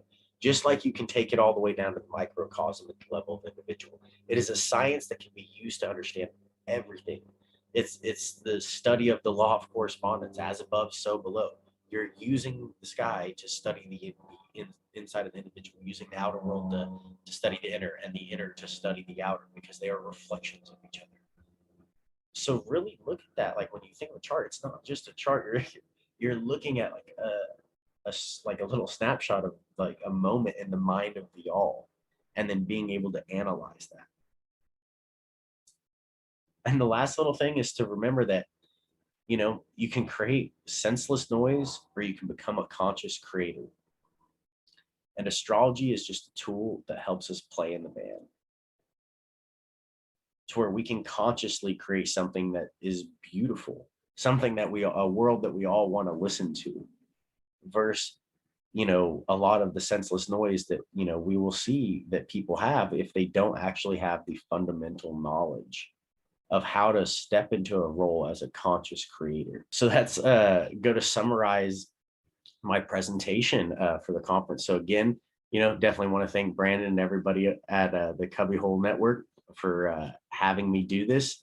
I want to thank you guys for taking your time and your attention to learn this. And if you want to learn more, if this is something that interests you, you can go to thewizardfactory.com, check out the website where I have all my consultations I offer, courses that I teach, or you can also visit, be sure to check out the Wizard Factory YouTube channel. We have a lot of great information on there about different subjects, not just Vedic astrology. We expand much beyond that, but this is kind of my little niche and my passion.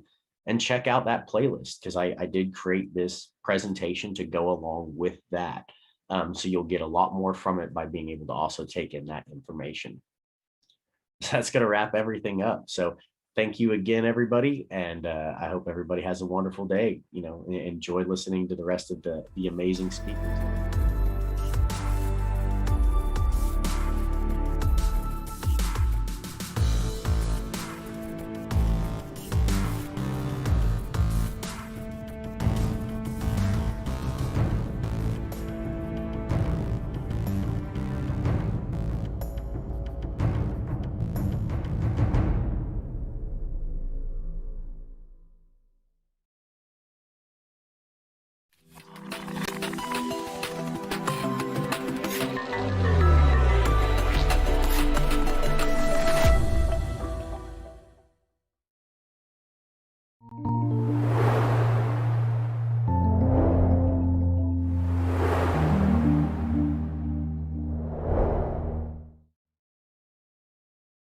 Hey, Brandon, thanks for having me, man.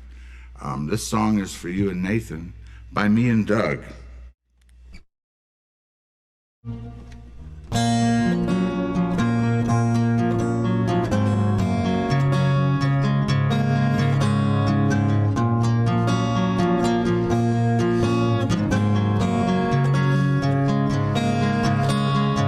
Take a trip into the mind, leave the flesh and bones behind.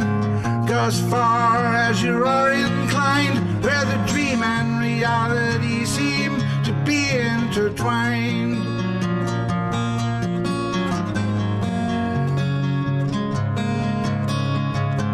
The simple truth you long to see from the deep dark depths of the memory and the peace you're dying to find. Everything combined,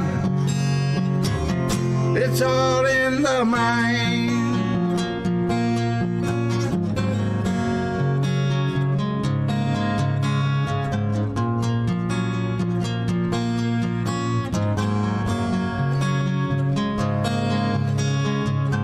They don't know what you're talking about.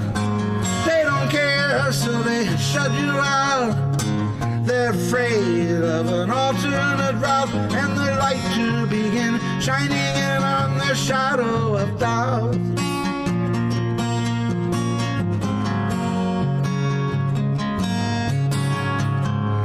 The brain will remain confined till the extinction of mankind, but the keys to the hidden realm of the undefined are all in the mind.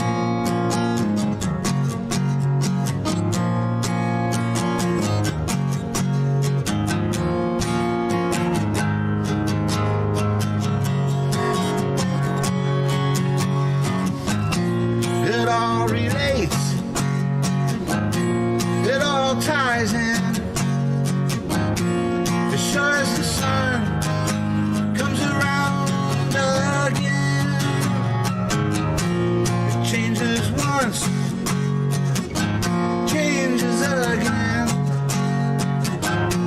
appearing the same as it all ties in.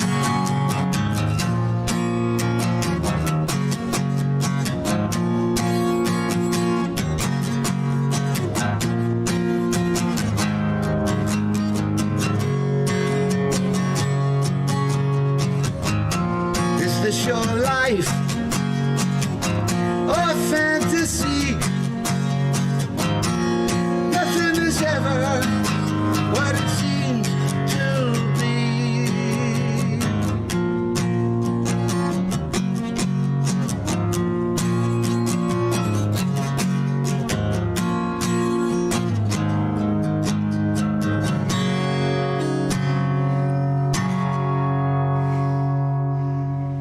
Something like that.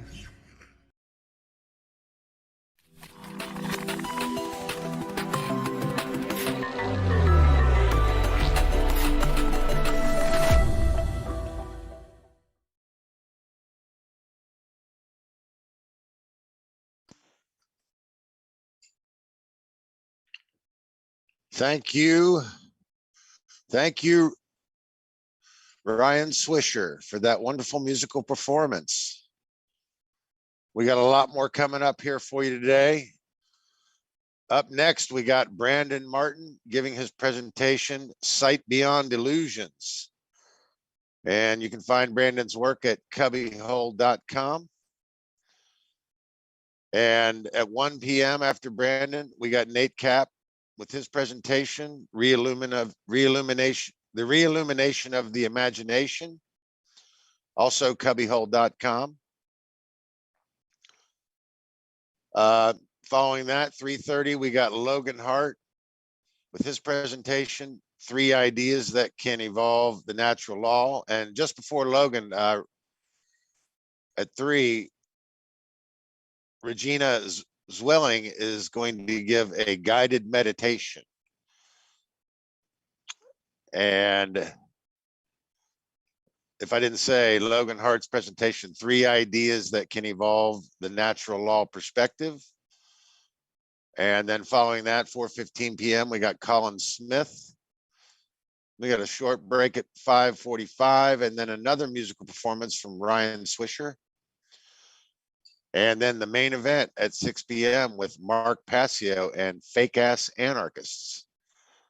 And you can find Mark's work at whatonearthishappening.com. Also, the onegreatnetwork.com. And then to wrap the event at 8:15 tonight, we will have a Q&A SEED conference roundtable discussion. So I'd like to get as much participation in that as we can get some feedback from the listeners and the viewers. So I hope everybody is enjoying the content that we're presenting here at this SEED 4 growth event. We got lots more in store for you. So stick around. Should be an exciting day. Lots of good information coming your way.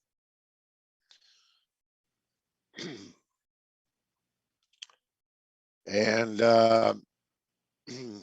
yesterday was just amazing, I got to say. So a lot of great information presented yesterday, and things seem to have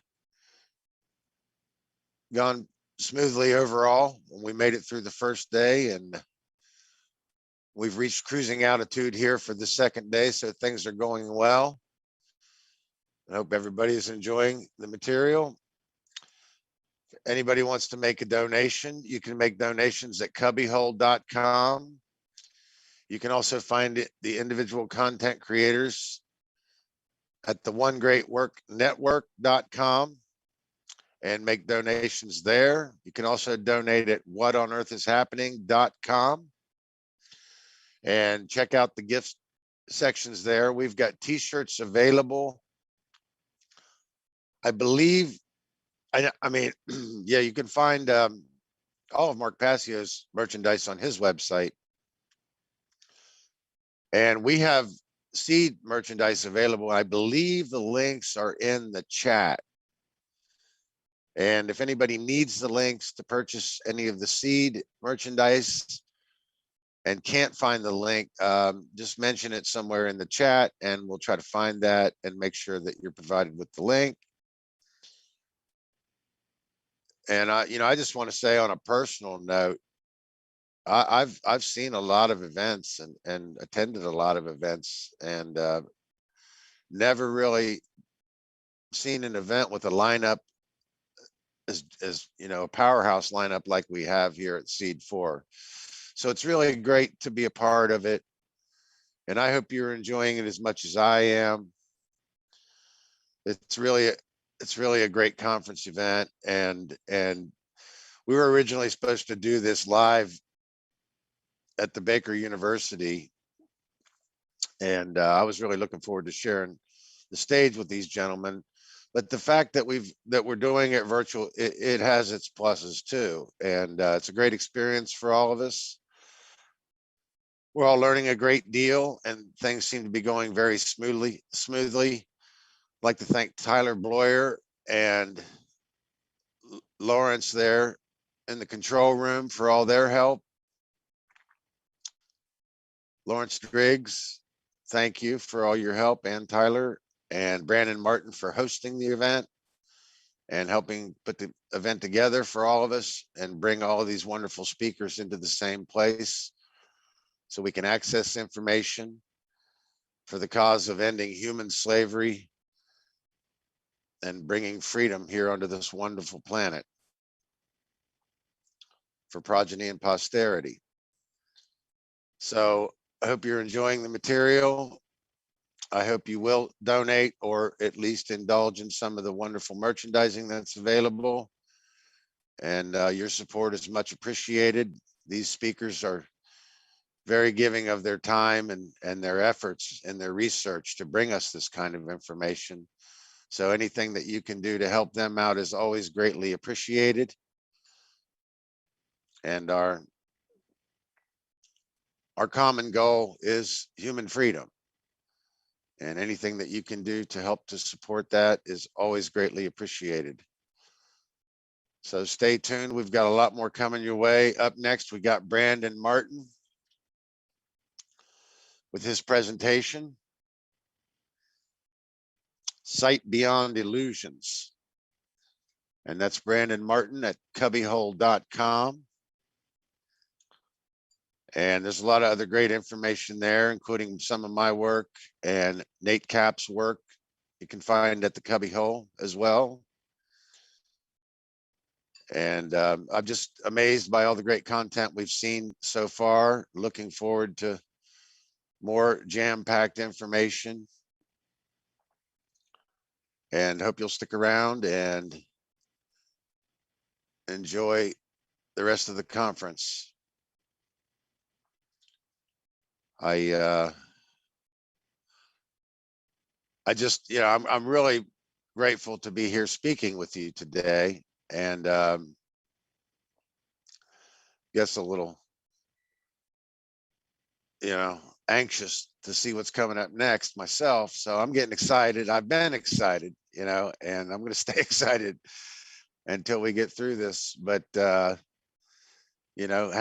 on for the ride, because I promise you it will be worth your time, and the best is yet to come. So stick around, and let's see what's coming up.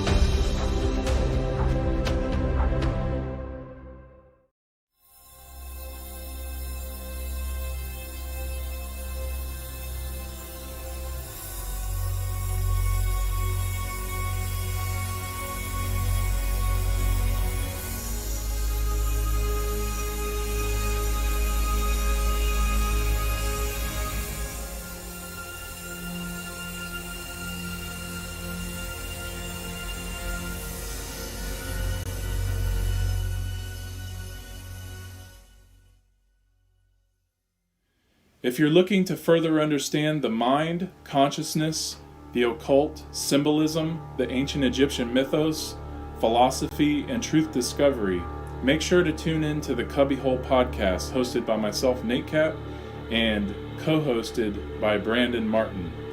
The Cubbyhole podcast is a repository of critical knowledge that deals with and covers the many facets of the human condition, especially what causes most of the suffering going on in this world. Make sure to start at podcast number 1 and work your way forward for maximum value and understanding. The Cubbyhole podcast is found on iHeartRadio, Spotify, Apple, TuneIn Radio, Simplecast, and cubbyhole.com. That's CUBBYWHOLE.com.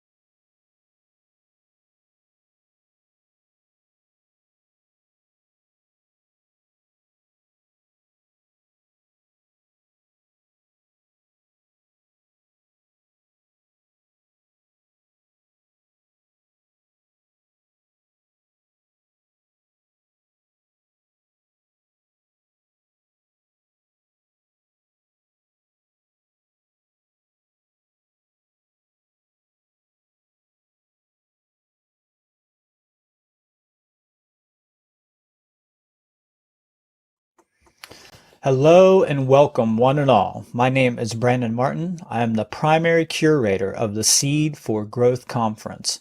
Well, actually, I'm the primary curator of the S.E.E.D conference itself.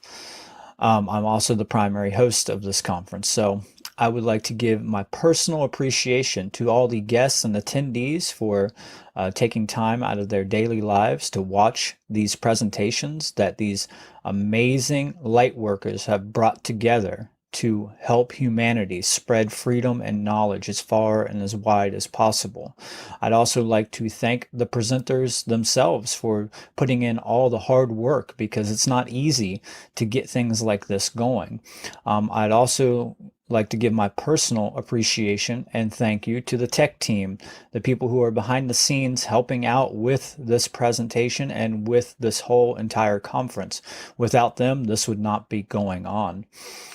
So without further ado, let's get right into my presentation. My presentation is called Sight Beyond Illusions, Building on Firm Foundations. Now, this is going to be a rudimentary presentation. I kind of sped through this one to try to get it together. It was kind of a rush job for me. Usually I put in a lot more time, but considering of all the things that was going on, I just didn't have as much time to put into this presentation. But I made it pretty basic for individuals who are just coming online. So this presentation is about understanding the firm principles and the foundational ideologies that we need to be building off of in order to create a better world, by creating a better self, by enhancing our own consciousness to create better behaviors in our world. So the topics we will be talking about is teachability, epistemology, the occult, gnosis, presuppositional worldviews, cognitive dissonance, critical thinking, problem solving, controlled opposition, truth versus falsehood, and morality and freedom. There also will be many, many other topics within this presentation. So let's get right into it. First, I'd like to give a warning and a disclaimer to all those who are new to my work and to those who are new to the S.E.E.D conference. Now, the first thing I'd like to say is that this is not all my work. It is an aggregated synthesis of occult knowledge, or knowledge in general, put forward by a vast amount of researchers from a variety of different schools of study. If I happen to have seen further than others, it is only because I have stood upon the shoulders of giants and looked to shoulder others. So I look to be that support pillar for those who are trying to see further. The information contained within this presentation could not possibly accomplish covering all aspects of the topics that I have chosen, nor am I claiming that I have the totality of that knowledge. I am only here to share what I have come to learn and understand as some of the most important hidden knowledge out there. I am not attempting to convince anyone to believe anything that I say or anything contained in this presentation. I only ask you to keep an open mind and seriously consider this information that is being provided. I'm only looking to influence you into doing your due diligence into researching these topics for yourself. The worst thing that you could do is blindly believe what I say and take it without doing your due diligence and doing your own homework. So mainly these three caveats are, hey, this is not all my knowledge. I can't cover all the aspects of all these topics and give you all the answers, and nor do I have all those answers. I am still a student as well. And, just don't believe me. Like, look into this information for yourself and decide for yourself. I'm not trying to convince you of this information. You need to do that work for yourself and come to the correct understanding of these topics.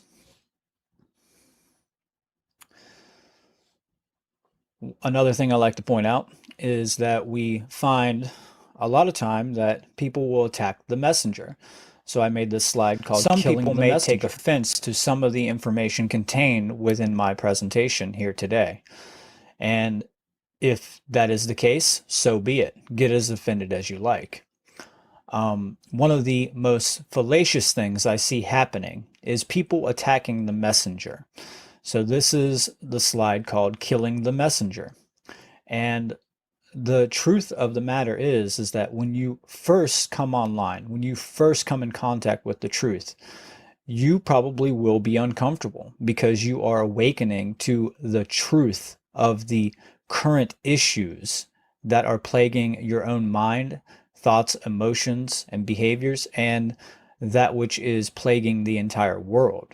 So it is uncomfortable. And depending on how awake you truly are and how balanced your mind is, will determine how far your offense may go when it comes to that. So the truth is belligerent in times of mass deceit. That's just that. It's just belligerent. Thus, it is likely that you could be triggered here today because of the vast amount of lies that you could falsely believe in. When it comes to raising our consciousness, it is of the utmost importance to never crucify the messenger in favor of your own bias. The message is of the most value, not the messenger. When it comes to a message of truth, it has nothing to do with who said it or how it was spoken to you. All that truly is relevant is whether you recognize it as truth or not. It is your responsibility for what you do with the information provided and what you know to be true. There are those who would violently accost the messenger because they find it contradicts their formerly held belief systems and even seek vengeance against those who try to help them with their own incorrect ideas. This is because of their own ego attachment and their fallacious, erroneous, axiomatic belief systems. Thus, they would do anything, no matter how absurd, to defend their falsely held position, to take full value from this message. Lose the ego mindset and you will gain much. I apologize for the typo in that slide. I will have that corrected when I go to upload this. The truth will forever and always remain the truth, no matter how many people don't believe in it. It doesn't matter if you are the only person that knows the truth in the world and the whole world stands against you, it is still the truth, as long as you have correctly discerned it to be the truth. Not because of you, but because it is the truth. And we're going to get into what is truth. So keep calm and don't shoot the messenger. Don't attack the messenger. This is one of the most horrible things that an individual can do when there's someone trying to send you a message. These are just words. You don't need to attack anybody who is just speaking words to you. So discern for yourself, find out whether it's true or not, and then utilize what is true and get rid of what is not. This in no way is a camping zone. So even though this is for the initiates and the layman's, do not pitch your tent here. No camping at this level. Actually, there's no camping when it comes to the truth. You have to go all the way, and that's it. You just have to go all the way. The two biggest mistakes for people is not starting and not going all the way. They end up pitching their tent somewhere where they feel comfortable. This is not a place for you to get comfortable and set up your campfire and sing some songs. This is a place that you need to continue to build off of as a stepping stone to move forward across that river. And it's like trying to pitch a tent right in the middle of the White Rapids or something. You don't want to do that. Absolutely not. Also, this presentation is not for likes. I don't really care who likes me. I don't care if you like the work I've put together. I don't care what you think about me. I'm not doing this to get likes from people. If you like that, that's great. I'm very happy and I'm very appreciative of that. But that is not my primary intention. My primary intention is to make sure to share this information because it is my moral obligation to do so. So we are all going to be initiated now, especially those who have not been initiated. So the initiation process has begun. In the ancient mystery schools, the initiation process was held as one of the most sacred acts. The truth seeker must pass through a second birth, so to say, and those who have attained completion in this exalted state were known as the twice born. Only those who have ascended through the process and have reached the second awakening can start to truly comprehend the mysteries of the self, and that's the capital S self, the higher case self, the higher self, and the realm in which the self operates in. The second birth cannot be attained by joining any sect, lodge, or secret order. It must be personally earned through a rigorous and arduous task of regeneration of character and conduct. One cannot hope to see this change without the correct understanding of morality and natural law. This is nothing new. This truth has always been with us and will always remain with us. It is a universal requirement for consciousness to expand to new horizons and to experience the depths of the mysteries themselves. There is nothing new here. So there's nothing going to be, profoundly new in this presentation that you probably have never heard before. Actually, a lot of this stuff you've probably heard before, especially if you are familiar with my work or other presenters' works, such as Mark Passio's work, because I was directly influenced by his work. And some people may take, they may have issues that they see that, oh, some of this work looks just like Mark's work. Well, I was a student of Mark. So of course I would take that which I learned and utilize it. When somebody says 2 + 2 = 4, and then you learn that from a teacher, and then you go out and say 2 + 2 = 4, well, it doesn't matter if you learned it from the teacher. What matters is that it's true. Okay, it doesn't matter. There's nothing new here. That's not what we're trying to do. And I mean, it's good to bring in new knowledge, obviously, and new discoveries. I'm not saying that there won't be new discoveries ever, but this is a foundational presentation, meaning you're going to find that it's just the basics of this information. So you've probably heard it over and over and over, but for the initiates, maybe they have not heard it, and maybe their taste is not as suited for somebody like Mark Passio's work. So that's why it's important to have a variety of individuals who can really give their own flavor to the work and give their own style to the work, so that we can really reach other people who do not prefer to listen to certain types of speakers. That's one of the greatest things about having many people coming together. Many hands make light work. And we all add our own personal, consciousness to it, our own style, our own aesthetic styles, and our own personal creativity, our choices and our creative applications. So it's very important. So I chose the tarot card of the Fool, the Fool, because this is the initiation. This is where we all begin. The beginning of the journey starts here. This is a very well-known and renowned researcher, esoteric researcher, and scholar. In the mystery dramas, the central character was ever the sun god, the role being enacted by the candidate for initiation in person. He went through several initiations as himself the type and representative of the solar divinity in the field of human experience, Alvin Boyd Kuhn. So that's what this is about. We are all archetypally looked at as sons of the divinity, sons of God, sons of creation. We are the light that must shine bright in our world. And this is why in the mystery schools, each individual would be looked at and appointed an archetypal position as a son.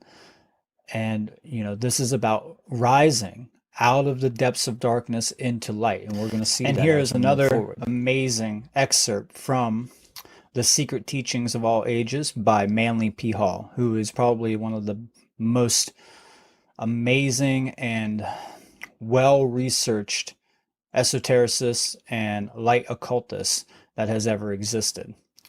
The criers of the mysteries speak again, bidding all men welcome to the house of light.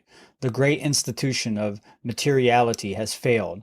The false civilization built by man has turned, and like the monster of Frankenstein, is destroying its creator. Religion wanders aimlessly in the maze of theological speculation. Science batters itself impotently against the barriers of the unknown. Only transcendental philosophy knows the path. Only the illumined reason can carry the understanding part of man upward to the light. Only philosophy can teach man to be born well, to live well, to die well, and in perfect measure be born again. Into this band of the elect, those who have chosen the life of knowledge, of virtue, and of unity, the philosophers of the age, invite you.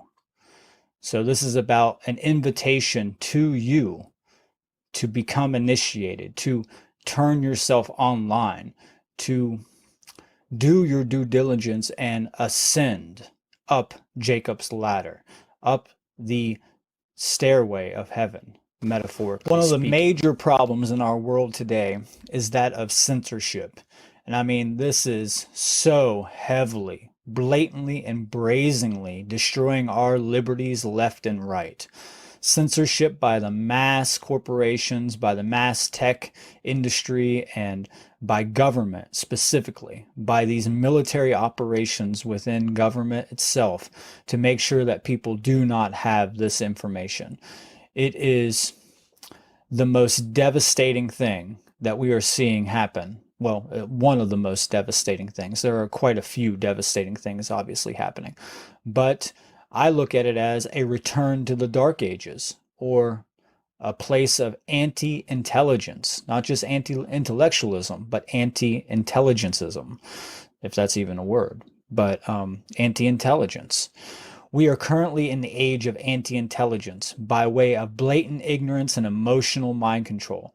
People have been programmed to be oversensitized to the wrong things and desensitized to the important things. This state of collective neurosis is degrading every aspect of our everyday life.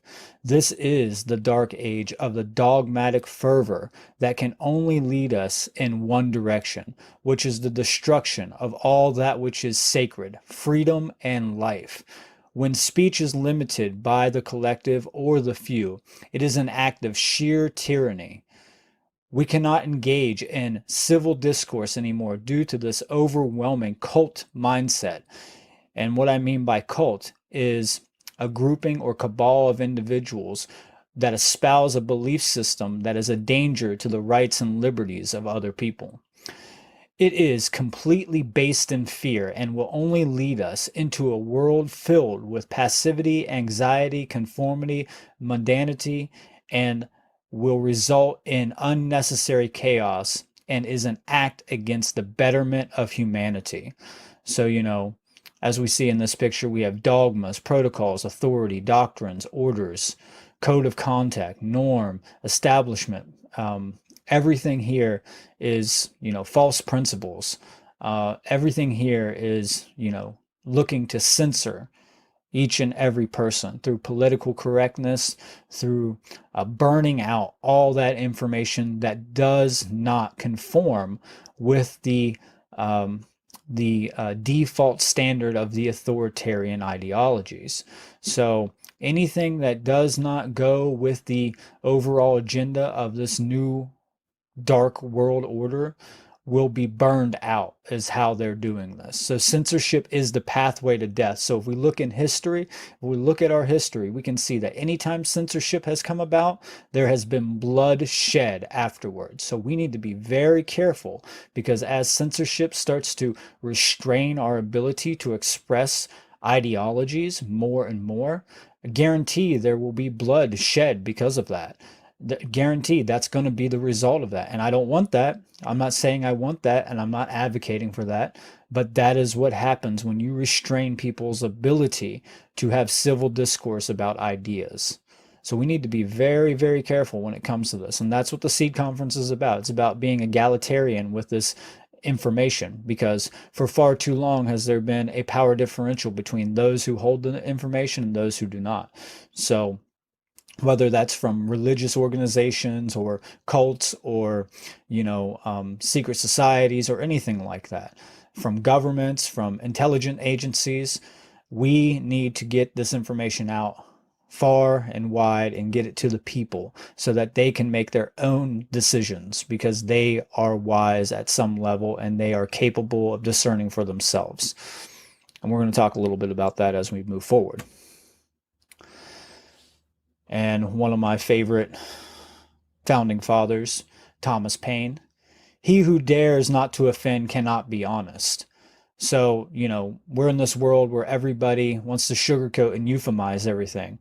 They want to not offend you. They're scared to speak certain words. They're scared to look a certain way. They're scared to dress a certain way, to walk a certain way, to move a certain way, to go to a certain place because they might offend somebody. Well, he who dares not to offend cannot be honest. You cannot be speaking the truth, because guess what? The truth is going to offend you. Especially people who are living in a bias or living through cognitive dissonance. That's just the truth of the matter. You can't escape that. People are going to get offended. And just because people get offended does not mean that you should not speak your mind about certain topics. We have to speak up more.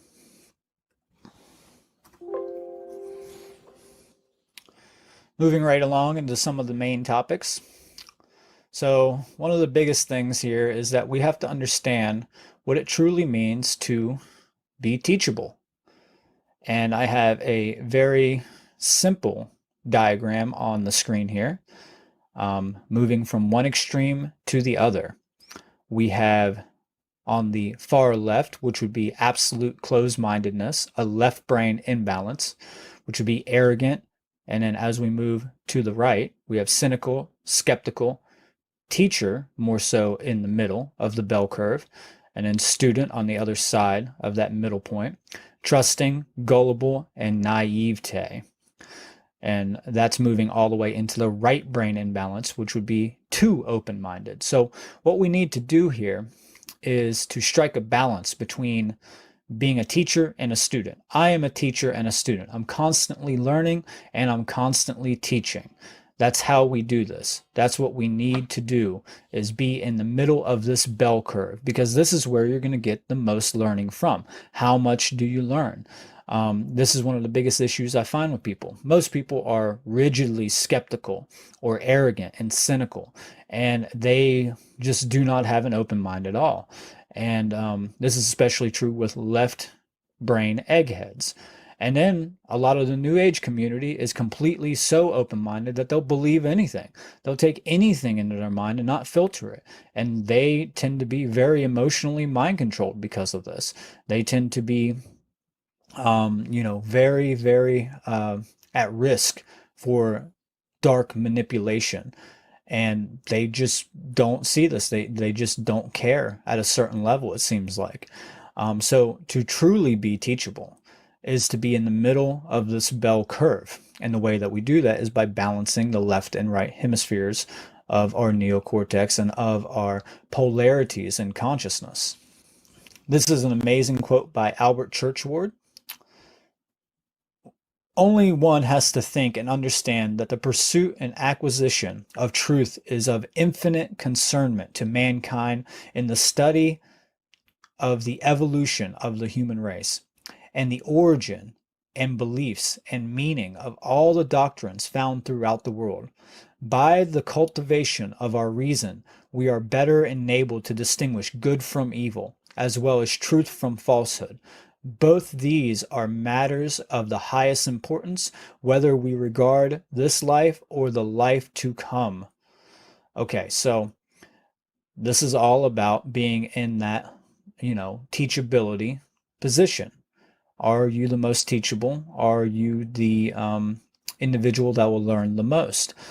Because that's going to play out in how you apply that information. Is your discernment. Are you going to discern what is true and what is not? And the way that you have accurate discernment is by cultivating your reason, by exercising your reason, your reasoning skills. Reason is a valuable asset. And I look at reason is the middle point between the two hemispheres. It's not solely a left brain imbalance. So just to give a little bit here, I think that,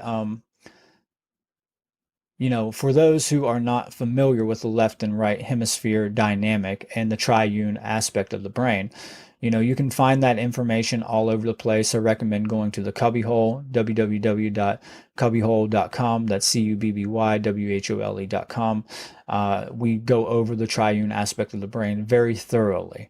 And that's also a great place for the initiate. So, some of this is pertaining to more of someone who has already been initiated and is still looking for more answers. So this presentation is not solely pointed at those who have not been initiated. I should have clarified that at the beginning. But to move right along, I think this is a great little excerpt from one of his books. I can't remember which book it came out of, but it is saying that truth is of the most important, and we have to cultivate our reasoning so that we can discern truth from falsehood, so that we can discern good from evil, morality from immorality, an action based as a right, an action based as a right, or an action based as a wrong.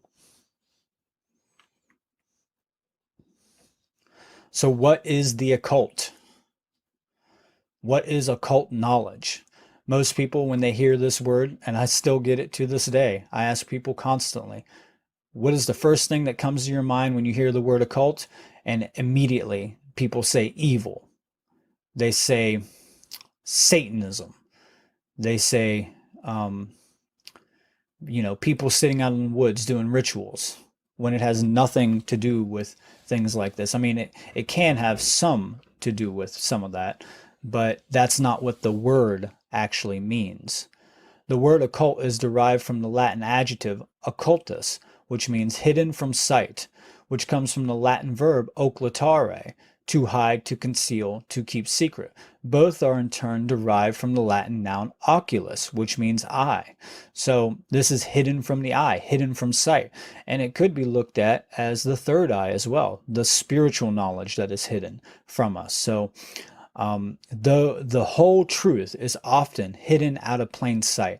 And just like this iceberg, most of it is underneath that level point of the water. Just a little bit is peeking out above the water, but the majority of the mass of the iceberg is underneath. And that's how occult knowledge is. That is the occult knowledge, that which is hidden underneath that, that threshold of water. C.W. Leadbeater says, how shall we define occultism? The word is derived from the Latin oculus, hidden, so that it is the study of the hidden laws of nature. Since all the great laws of nature are in fact working in the invisible world far more than the visible, occultism involves the acceptance of a much wider view of nature than that which is ordinarily taken. The occultist, then, is a man who studies all the laws of nature that he can reach or of which he can hear, and as a result of his study identifies himself with these laws and devotes his life to the service of evolution. Very profound quote. So here is a working definition for the word occult. Occult knowledge constitutes both the knowledge of the workings of the human psyche, consciousness, and the knowledge of natural law, both the seen physical laws and the unseen spiritual or metaphysical laws. Occult knowledge is a tool. The level of consciousness of its wielder determines whether or not the result is good or evil. So just like in this image here, you can have a positive result with occult knowledge, where you're like cutting these vegetables and you have hidden information about the secret technique of cutting, for example. That can be a form of occult knowledge. Or a negative result, such as violating somebody by assaulting them with a knife and like murdering them, taking that which does not belong to you, taking their life, taking their right to physical safety. So it all depends upon the level of consciousness that is wielding that knowledge and how they choose to wield that knowledge. So what is the difference between dark occultism and light occultism? Well, dark occultism is an inductive model intended to hide and conceal mostly the invisible spiritual, but also the visible physical sciences and laws, which are not widely known to the general population, in order for them to create and maintain a power differential between those who have this knowledge and those who do not have such knowledge. This is used to ensure humanity's enslavement and to ensure that the dark occultists remain in power for all time and humanity remains enslaved for all time. So a dark occultist and a dark occult group seeks to create this power differential by concealing this knowledge so that they can keep it compartmentalized and away from those who might challenge their false authority and challenge their immoral behaviors. The dark occultists of our time are not, people out in the woods practicing, witchcraft or something like that. They are people in a multitude of institutions, from government to science to the medical industry to the big tech industries to the media. Oh God, media is a big one. There are top level dark occultists that are working through all of these interconnected networks of global institutionalized systems that ensure that we remain at this low level of consciousness. And trust me, they are utilizing all the tools they have to make sure that we are suppressed and to make sure that we remain mentally enslaved, emotionally enslaved, and physically enslaved so that they can continue to grow their benefits and grow their little bits of freedom at the expense of other people. It's absolute Darwinism taken to the extreme. It's the idea of the survival of the most ruthless, or really the survival of the people who know the most, really. That's what this comes down to. So it's also religious institutions. You're going to find that religion has some of the darkest dark occultists in existence.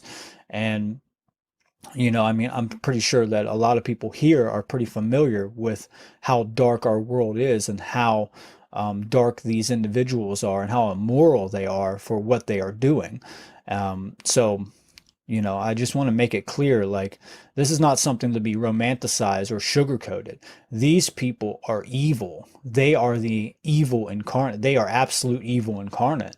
And they are doing the most horrific deeds onto our planet and onto the people of this planet, onto the animals of this planet. And we need to put an end to that. And this is what this is about, is by leveling the playing field, by getting this information out to the people. This is what they do not want. They do not want people to be well educated when it comes to the sciences, especially the sciences of natural law. So vice versa, what is light occultism? Light occultism is an educative model intended to preserve and protect the invisible spiritual and visible physical sciences, which are not widely known to the general population, in order for them to be utilized and applied when the initiate is ready for the ascension and evolution of their consciousness. It is important to know that they are not withholding the knowledge to create a power differential. They understand that the knowledge comes with a heavy load of responsibility and needs to be treated as sacred, otherwise it will be lost. And that's one of the things that the dark occultists want to do. They want to make sure that this knowledge is either assimilated into their own perverted and sick and twisted ideologies so that they can use it, or they want it gone, because anything that threatens their control and their power, they don't want out there. So they'll do whatever it takes, they'll burn it out of existence and it will be gone. So a light occultist will seek to protect that information by whatever means necessary. And this is done by a state of unity. This is done collectively with the people who are light occultists. And we're going to talk about that at the end of this presentation a little bit more. So the true light occultist is really a de-occultist in the modern era. They are those who are trying to level the playing field by spreading the information as wide and as far as possible. The de-occultist is an individual motivated by an intense, intuitive drive and care about discovering the hidden knowledge of the self and the realm in which the self exists and operates in. Observing the world around them and within them, they gain critical and valuable hidden information, then process that information to come to the correct understanding of the truth, and then act upon that understanding to manifest true wisdom. With their great and fine-tuned ability to discern quickly and efficiently reality from illusion, they work courageously and vigorously to advise, assist, and support those who are in need of such aid and knowledge. Through their excellent deductive and contemplation skills, they seek to shine light upon the deceit, corruption, and lies of the world in order to serve truth and a higher cause than themselves. They leave no stone unturned in their arduous task for truth. They are always seeking to apply solutions within their capability for real and positive change. They are in complete service to truth, love, and freedom, and will always act as the defenders of them. The light work is the right work. So as de-occultists and as initiates, we must understand what the truth actually is, which leads me to my next slide. Truth versus perception. What is truth? We need to have a firm foundation and a simplistic, grounded epistemological basis for the definition of truth. So here's a working definition for truth. Truth is that which absolutely is. It is objective, meaning it is not based upon the perceptions of any sentient beings, which are capable of wavering dramatically away from that which is truth. The truth is unwavering. It is immutable. It is that which has occurred in the past and that which is currently occurring in the present. The truth is singular, meaning that there is only one way things have actually happened. That which is truth will forever and always remain the truth. And a lot of people have issues with this definition. Get over it. That's what it is.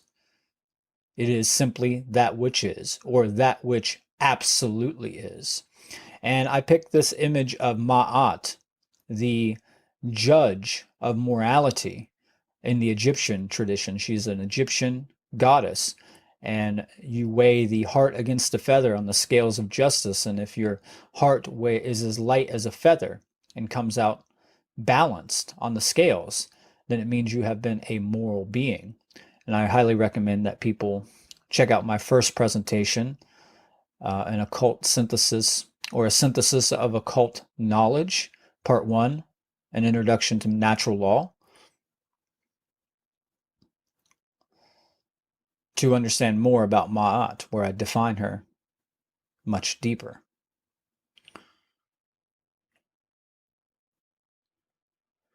Truth versus perception.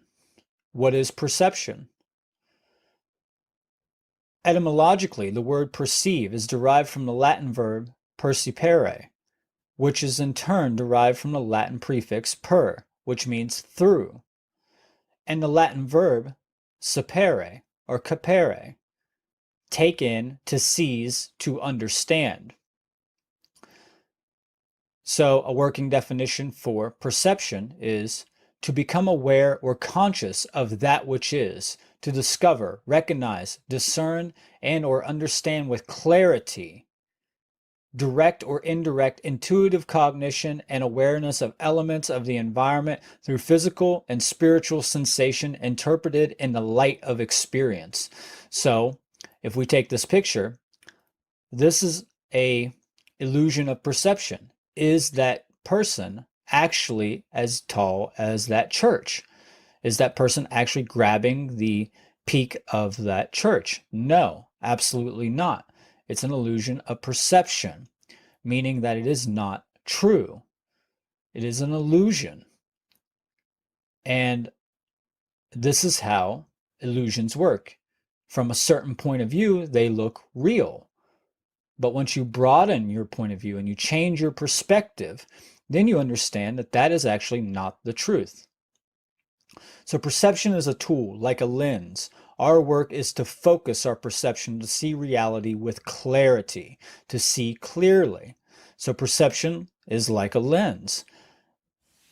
So to see more clearly, sometimes we put on glasses to see words and shapes and forms more clearly. Perception is our glasses for consciousness. And depending on how well your prescription of glasses are, will determine how well you can see with clarity. So let's look at this graph here. Let's take this straight line, this dark blue straight line, as the plane of truth, and these wave lines, these sine wave lines, as our frequency of perception and consciousness. A higher frequency, meaning a more clear perception, means a more frequent interaction with that flat line. A lower frequency means less interaction with that flat line. So let's just say that top light blue frequency is a frequency of love, and that bottom red frequency is a frequency of fear, which is the case. Fear tends to be a low, elongated frequency, meaning you're interacting with that which is less frequently. So what we want to do is raise our consciousness to a higher frequency so that we can align ourselves with the truth. If we raise the frequency to such a degree, it would be indistinguishable from that line of truth. So a higher frequency of alignment with that which is reality and truth, or more frequent interaction, contact with reality, truth, and natural law. So this is how perception works. We have a choice to enhance our frequency, to amplify it, and it is our responsibility to do so. As George Orwell said, the further a society drifts from truth, the more it will hate those who speak it. So this really goes with what I was talking about earlier, with those who are harassed and ridiculed for speaking the truth, those who are censored. Everybody hates people who are speaking the truth. It's because they don't understand the importance and the power of the truth. They don't really understand what truth actually is, and they are in a subjective point of view where they want to play God over what truth actually is. People want to claim that they're God over truth, that they get to deem what is true and what is not true. Not that the actual results or the elements in reality show us that, or the experience, the consequences of those things show us the truth, what has actually happened. It's that they think that they get to claim that they have a monopoly over what truth actually is. And I'm not saying that this is true because I say it's true. It is true beyond whether I say it or not. It has nothing to do with me. So in alignment with this conference, this is the S.E.E.D truth method. The S.E.E.D truth method is the arduous task of planting seeds of truth into the minds of those who are sorely lacking in that knowledge, in hope that they may fertilize those seeds to reap the fruits of that knowledge. The S.E.E.D truth method has been used throughout all of human history as a means of preservation for the sacred knowledge that helps to evolve the species into a higher type. It is the most important when it comes to planting the seeds of truth in progeny for posterity. We must not let our expectations of what others will do with the seed to prevent us from planting the seed. Never underestimate the power of planting a seed of truth in a fertile mind. I see this far too often with people where they get very discouraged from planting seeds of truth because some people just don't fertilize those seeds. They don't take care of them. And you just can't have that expectation of like what people are going to do with what you tell them, with those seeds. You got to give it to them and then let it be. You know, you can't get into the emotional idea of, you know, oh, they didn't do anything with it. Why am I doing this? You just got to plant it and then let it be. Some will sprout and some won't. And you will see that. And the ones who sprout, you'll be very thankful for seeing that. And the ones who don't, well, just let it go. Don't get all caught up in the emotional drama of that. So education versus indoctrination. Obviously, we are living in a world right now filled with indoctrination, with mind control. Indoctrination means to conform a person or group to not challenge and accept as truth a set of beliefs, axioms that are fundamentally dogmatic.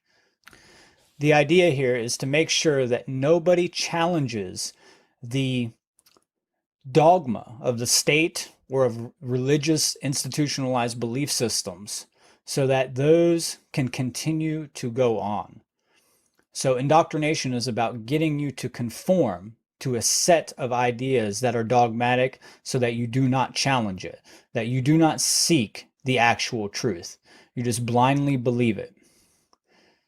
A working definition for indoctrination is a mind control technique to condition a person to only repeat the information provided to them by authority figures, to be molded into a person who cannot critically think and challenge the state-approved dogma, one who does not think outside prescribed consensus of authority and government-funded science or scientism.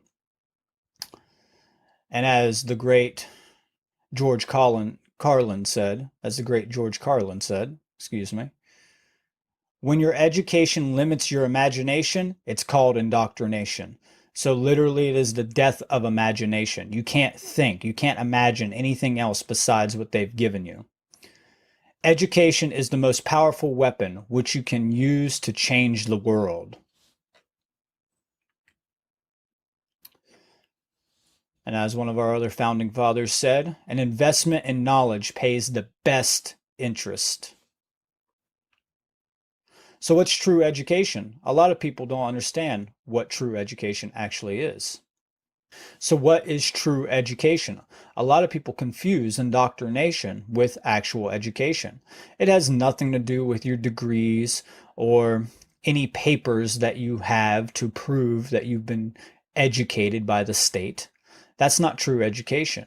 I mean, you can get some education there, but most of it is, government-funded indoctrination to make you believe in a set of dogmatic ideas.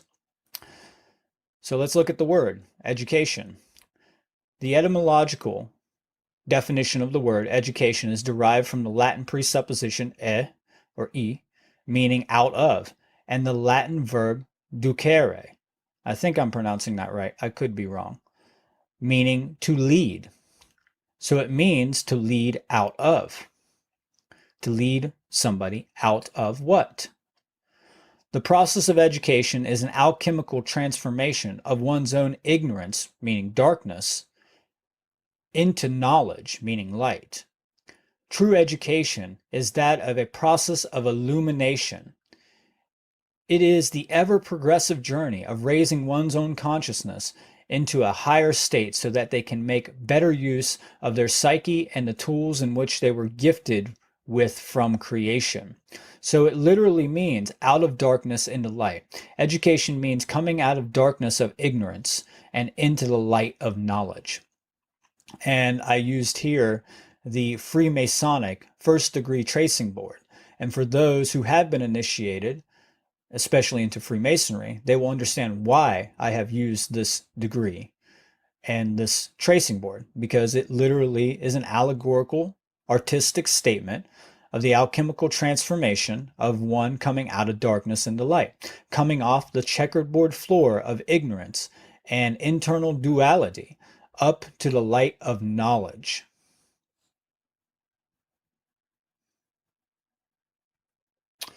So, what is one of the main problems with education? Well, obviously, it is the blind belief in authority. And, obviously, another reason why is because these 1% ruling class have control over all the apparatuses of education. But let's just say even in homeschooling, what is another problem with the educational method that we have? Well, one reason that it fails so much is because it does not delve or dive deeply into the mystery traditions. It does not take us through the initiation process into the ancient mystery schools and into the true knowledge of things like natural law, morality, and the other amazing, mysteries and the plethora of knowledge that has been laid down by the great researchers that have come before us. So the mystery schools were in a set of 7 at later on, but at first there was only a set of 3. These are the 3 primary ones that I chose to go with. Kabbalah, which is on the far left with the tree of life, and then you have Freemasonry in the middle, and then you have the Tarot, the book of the Tarot. All these are archetypal, allegorical representations of the journey of the self. And this is about symbolic literacy.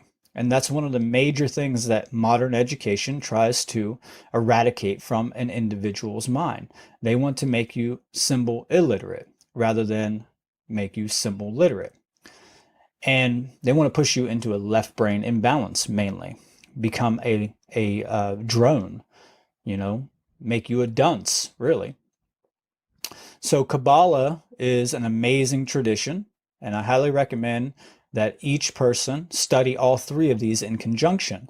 You cannot understand these without studying all 3 of these together. But if you notice here that you have very similar archetypal representations, you have the 3 columns in the tree of life of the Kabbalah. You have the 3 pillars in the first degree tracing board. And then you also have 2 pillars and then a third, which could be looked at as a pillar, the sacred feminine goddess in the middle of the high priestess card of the tarot. But if you look behind her, there is also a tree of life, which represents the Kabbalistic tree. These are all saying the same thing. These are all ubiquitous within their symbolism at the allegorical level. I'm not going to explain all these because this presentation is supposed to be pretty short, but I guarantee that when you start to open these up, you will understand why it is so important to integrate the mystery schools and mystery traditions into the educational method. Without these, we are just going to continue to do the same things over and over in our society and continue to get the same results. This is why these traditions have been so eradicated and frowned upon by religious institutions and by dogmatic belief systems and dogmatic people of this world. But yes, one of the biggest issues is that we do not integrate a symbolic, archetypal, progressive initiation for the students to come out of darkness into light. And that's what the mystery schools were about. They were about bringing an individual out of darkness and into the light of knowledge, into the light of understanding themselves and understanding the environment that they are in. And there are many rites and rituals that one must go through to understand these things, and they are very important. What is a mystery school? By definition, a mystery school is a body of initiates who have dedicated themselves to preserving, protecting, and perpetuating the mystery teachings, especially that of natural law. Throughout the ages, the mystery schools have hidden in plain sight the most important and crucial information for the uplift of human consciousness and the evolution of the species. They have built sacred temples all over the world and provided services both to the public and behind closed doors for only those who have eyes to see and those who have ears to hear. The initiates are those who are known as the guardians, the protectors, the light bearers, the teachers, the healers, the record keepers, the magicians, and the watchers, among many other names. The modern mystery school is an international community of light workers initiated into the ancient tradition of service to truth, compassion, and empowerment. They believe in the axiom of, or maxim of know thyself and you will know the universe. To know yourself is to know others. To know the universe is to know God. By whichever name you choose to use, being whether you want to use God or you can use whatever. I'm sure there's quite a few atheists that will have an issue with my presentation. But yes, I am not an atheist by any means, and atheism is a failure in consciousness. And I will be explaining that in the future, in a future presentation. Each mystery school's primary duty is to protect the ancient system of enlightenment, healing, manifestation, and transformation so that they can continue to be practiced and shared today, specifically for progeny and posterity. These ancient brotherhoods and sisterhoods serve the truth and the one great spirit by offering their services from the gnosis of their own experiences to all those who wish to broaden their understanding of themselves in the realm in which they operate. So it's very important to understand that if you come to them and ask, specifically with the light occultists and light occultism schools, you will be granted that knowledge. You will have access to that knowledge, unlike the dark occult. The dark occultists will not grant you the highest levels of the mystery schools. They will not give you access to that. Without injecting the mystery teachings into a newly emergent educational model, we will not see any type of true paradigm shift.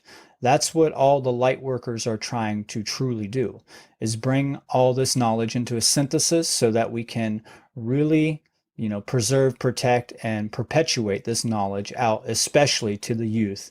And that is for all of progeny and for the betterment of posterity, obviously. So I don't believe we will have any great change until we see the mystery schools reemerge in a very healthy fashion. Especially when it comes to homeschooling, and obviously when it comes to modern education, we need to get far and far, very far away from that. Obviously, we need to get very, very far away from the modern indoctrinational system, which is just nothing but a bunch of mind control. And we need to decentralize this information. So as Manly P. Hall put it, the preeminence of any philosophical system can be determined only by the excellence of its products. The mysteries have demonstrated the superiority of their culture by giving to the world minds of such overwhelming greatness, souls of such beatific vision, and lives of such outstanding impeccability that even after a lapse of ages, the teachings of these individuals constitute the present spiritual, intellectual, and ethical standards of the race. And it's also true, vice versa, that the present ethical standards or moral standards of our race has come from the minds of dogma from the past. So what happened to the mysteries?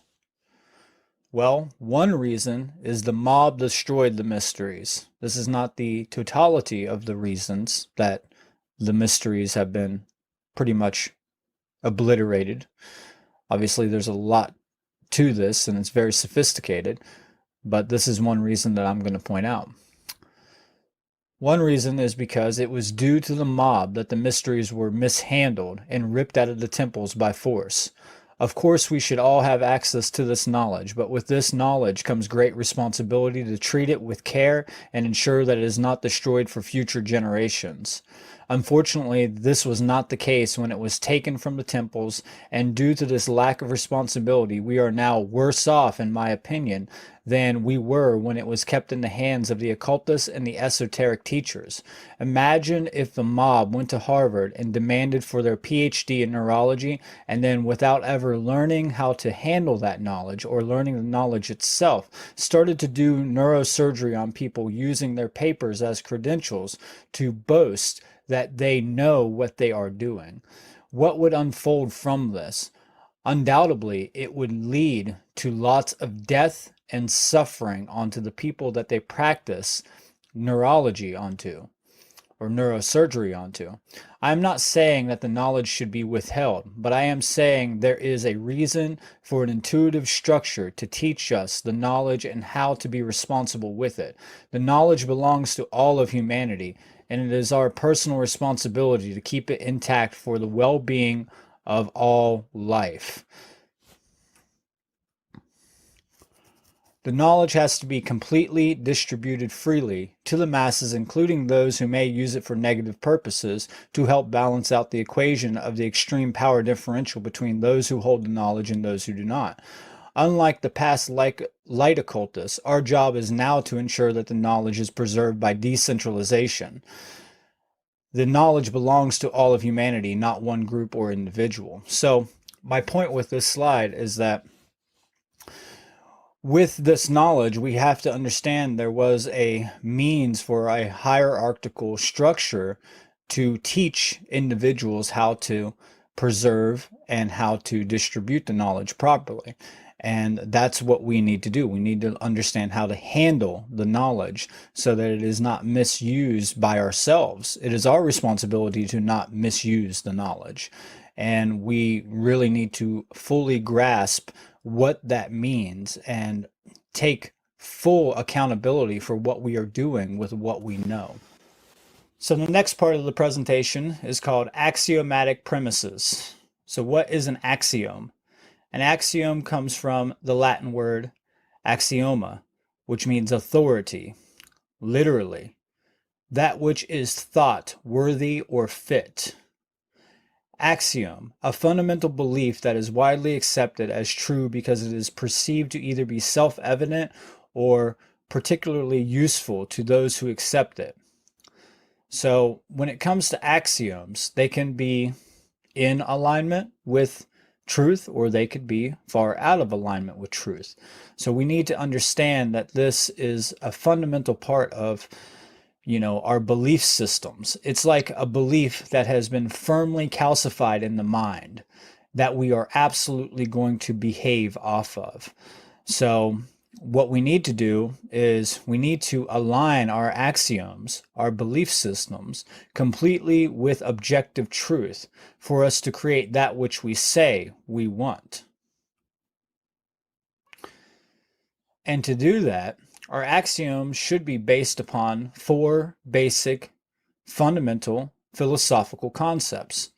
And these are the 4 branches of philosophy. So the word philosophy literally means love for wisdom. Philos means love, and then Sophia means wisdom. So we have these 4 branches of philosophy, and people who have studied philosophy should readily know these branches. We have epistemology, we have logic and reasoning, we have metaphysics or ontology, we have ethics and axiology. So these are the 4 basic branches of philosophy. Now, I'm not going to explain all of these. We will cover epistemology a little bit in this one. But when I do an extended presentation on this on the Cubbyhole website, I will be going and breaking all 4 of these down. So the role of epistemology. Well, what does the word epistemology mean? Epistemology is from Greek episteme, which means knowledge, and in ology, it means the study of. So it's the study of knowledge. Epistemology is the study of the nature and grounds of knowledge, especially with reference to its limits, validity, and scope. Epistemology is an investigation of what distinguishes justified knowledge from opinion. So what it is it shows how much can we really know, whether knowledge actually exists or not, and can we share knowledge? So having a firm basis in epistemology gets us out of this psychopathology of solipsism. Solipsism being the idea that you are alone by yourself and you cannot share any knowledge and everything is a figment of your own mind. Solus ipse, meaning alone by the self, and everything is created from your monad mind, that you pretty much are God of all things and that all other things are an illusion of your mind. And if you shared anything that you knew, you're just sharing it to yourself. So why even do that? Why do anything? Because there's no point in doing anything. So for more information on this, you can go to my first presentation. But a great allegory for understanding the basis of epistemology is Plato's allegory of the cave, where we have individuals trapped in a cave, and you have a depiction of this on the right-hand side of the screen here. And they are locked in chains looking at a wall, and there's a fire, and then they have these shapes being projected on the wall from objects behind them, and they don't know that these objects are there. They think that the actual shadows on the walls, the shapes that the shadows are taking, are literally reality. And that's what they believe that reality actually is, when in fact they are believing in an illusion. So one of these individuals actually gets out and realizes that this is an illusion. And on his escape from this cave, he comes to the light, and at first he's blinded, and it hurts because the truth hurts when you first see the light. It blinds you for a moment, you know, you're in shock because of that. And then he proceeds to try to go and awaken the other people in the cave and get them out of this madness that they're in. And just like it happens with us as you know, the great workers, as light builders, people think you're crazy. They're like, no, that's not true. You know, this is reality. These shadows on the wall are reality. So I highly recommend any individual studying philosophy to look in the allegory of the cave. There's a lot more to it, but that's just a simple version of that. And obviously I'm skimming through this stuff pretty quickly because, you know, I could make this 4 hours long, but I have a short time period to be able to get through all these. So the role of epistemology is crucial for those who seek to understand truth and natural law, for it deals with the fundamental justifications for the objective nature of reality. It is the basis of our temple of knowledge from which all of our assertions are built upon. Thus, why the dark occult and those who are the victims perpetuate a false ideological idea about epistemology. The main purpose of epistemology is to understand whether or not knowledge of the physical world and the metaphysical spiritual world can be held as a firm basis for our worldviews. It is intended to educate us of the truth and to dissolve our solipsistic illusions and ego illusions of the way we want things to be compared to how they actually are. This line of thought deals with questions such as, what is knowledge? How can it be justified? How can we actually know? Can knowledge be shared? What is the purpose of knowledge, and why do we know?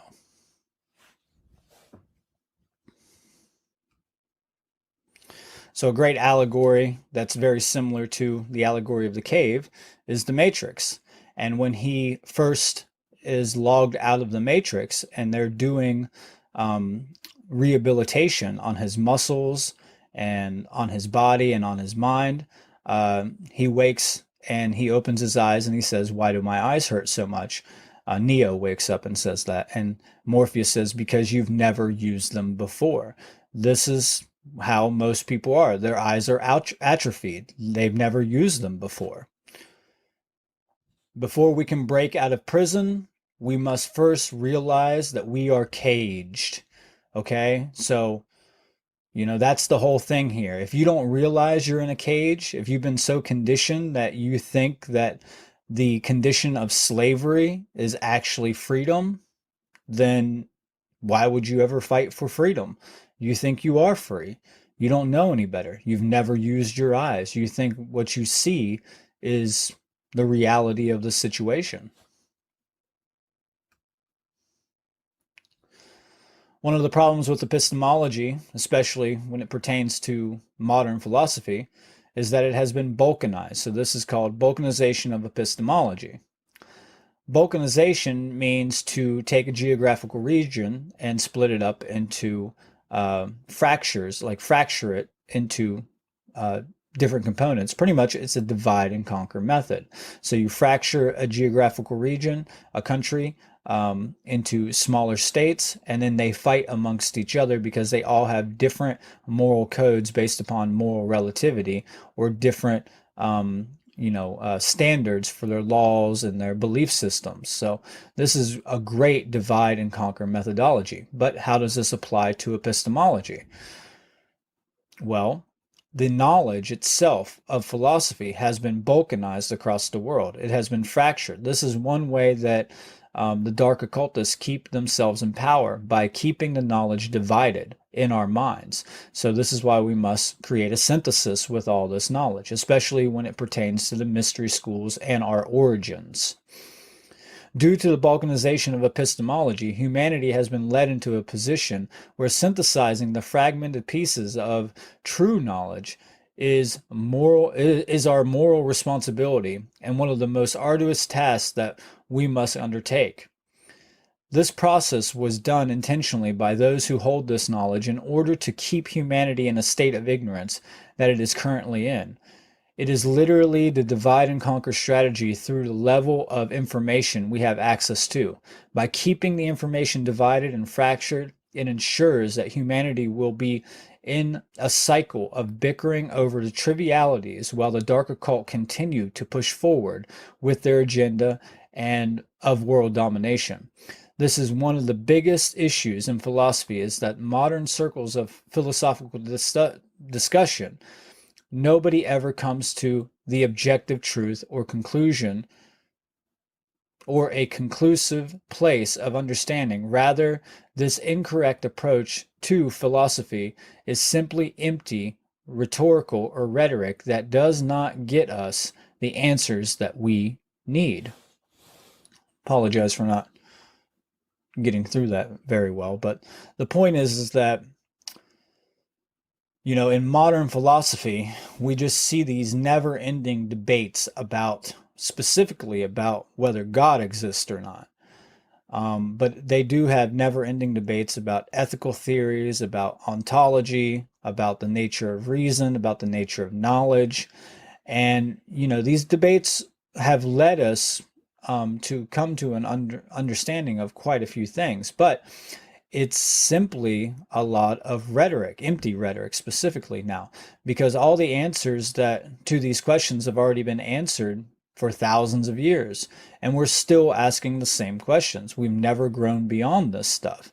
And why is that? Well, it's because these things have never been fully flushed out and fully integrated into a world philosophy, because it's all fractured. It's all been divided. And it has never been used to create a fundamental worldview for all of humanity. That is the truth within these debates or these discussions about these ideas. So yeah, sometimes you do come to the truth, and you do find some people in philosophical circles that actually do have some real knowledge, because they finally have, you know, opened their eyes, and their eyes have turned on. Their third eye specifically has turned on, and they understand these things. But most of them still dabble in the idea of whether reality actually exists or not, you know, and it's just absolutely ridiculous.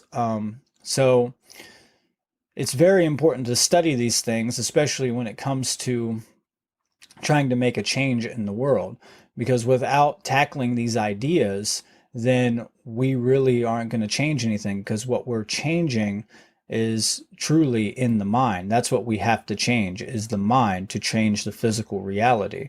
And we have to get our epistemology straight to change the mind.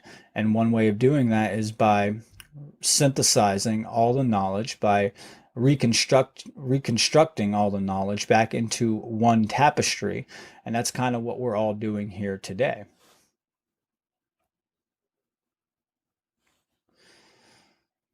And some of this is done through gnosis. So what is the role of gnosis? Well, what is gnosis? Gnosis means direct knowledge through personal experience, as opposed to knowledge that we are told or believe in through other people's experiences or things that we read in books and stuff like that. Gnosis is conscious experiential knowledge, not merely intellectual data or conceptual ideas, beliefs, or theories.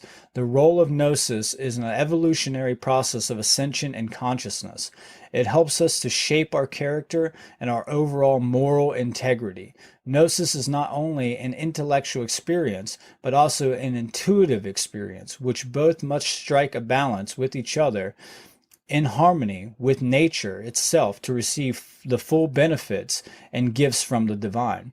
So gnosis literally means knowledge, but it's a specific type of knowledge. It is direct knowledge. It's knowledge that you have experienced for yourself. It's like you putting your hand on a stove that's hot and understanding that it burns. You have direct knowledge of that now. Now you absolutely know. The thing with gnosis is that this is why I added the intuitive part of the experience in here. There's a part of consciousness that doesn't want us to constantly repeat the same mistakes over and over and over. And there's a intuitive part of us that allows us to know, hey, we shouldn't do that. And the reason why is because humanity has experienced this at a certain level, and it's been epigenetically written into our being to a level that we can access that experience at a certain level. And this is so we don't constantly repeat the same things over and over for all of time, for all of eternity. To gain access to this, though, some call it the Akashic records, some call it the field or the ether. There's many different names for it. The quintessence, but some people can access this. We all can access this. It's a part of our fundamental being, but we have to fully awaken. We have to align our chakras. We have to balance our hemispheres.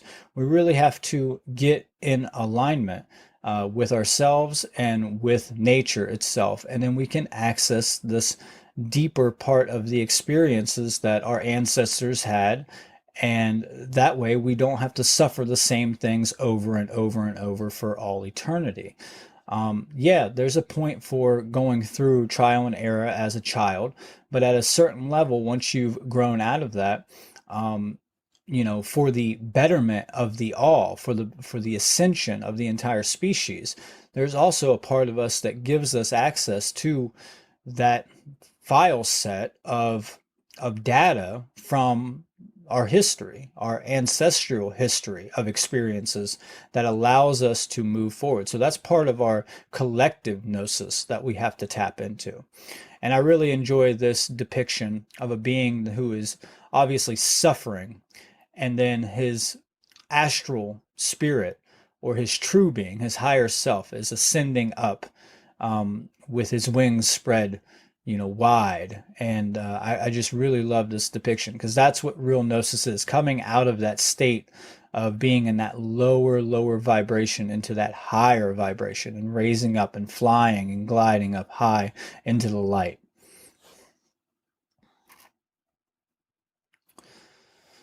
So as Plato says, ignorance is the root and stem of every evil. So we must get ourselves out of ignorance. We have to stop ignoring the information that is crucial to our benefit and to our well-being. So we are in a collective state of cognitive dissonance.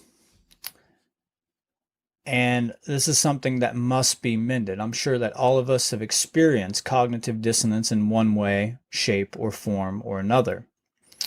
So what is cognitive dissonance? Cognitive dissonance is a state of having inconsistent thoughts, beliefs, or attitudes, especially as relating to behavioral decisions and attitude change. Cognitive dissonance occurs when a person holds contradictory beliefs, ideas, or values, and is typically experienced as psychological stress when they participate in an action that goes against one or more of them.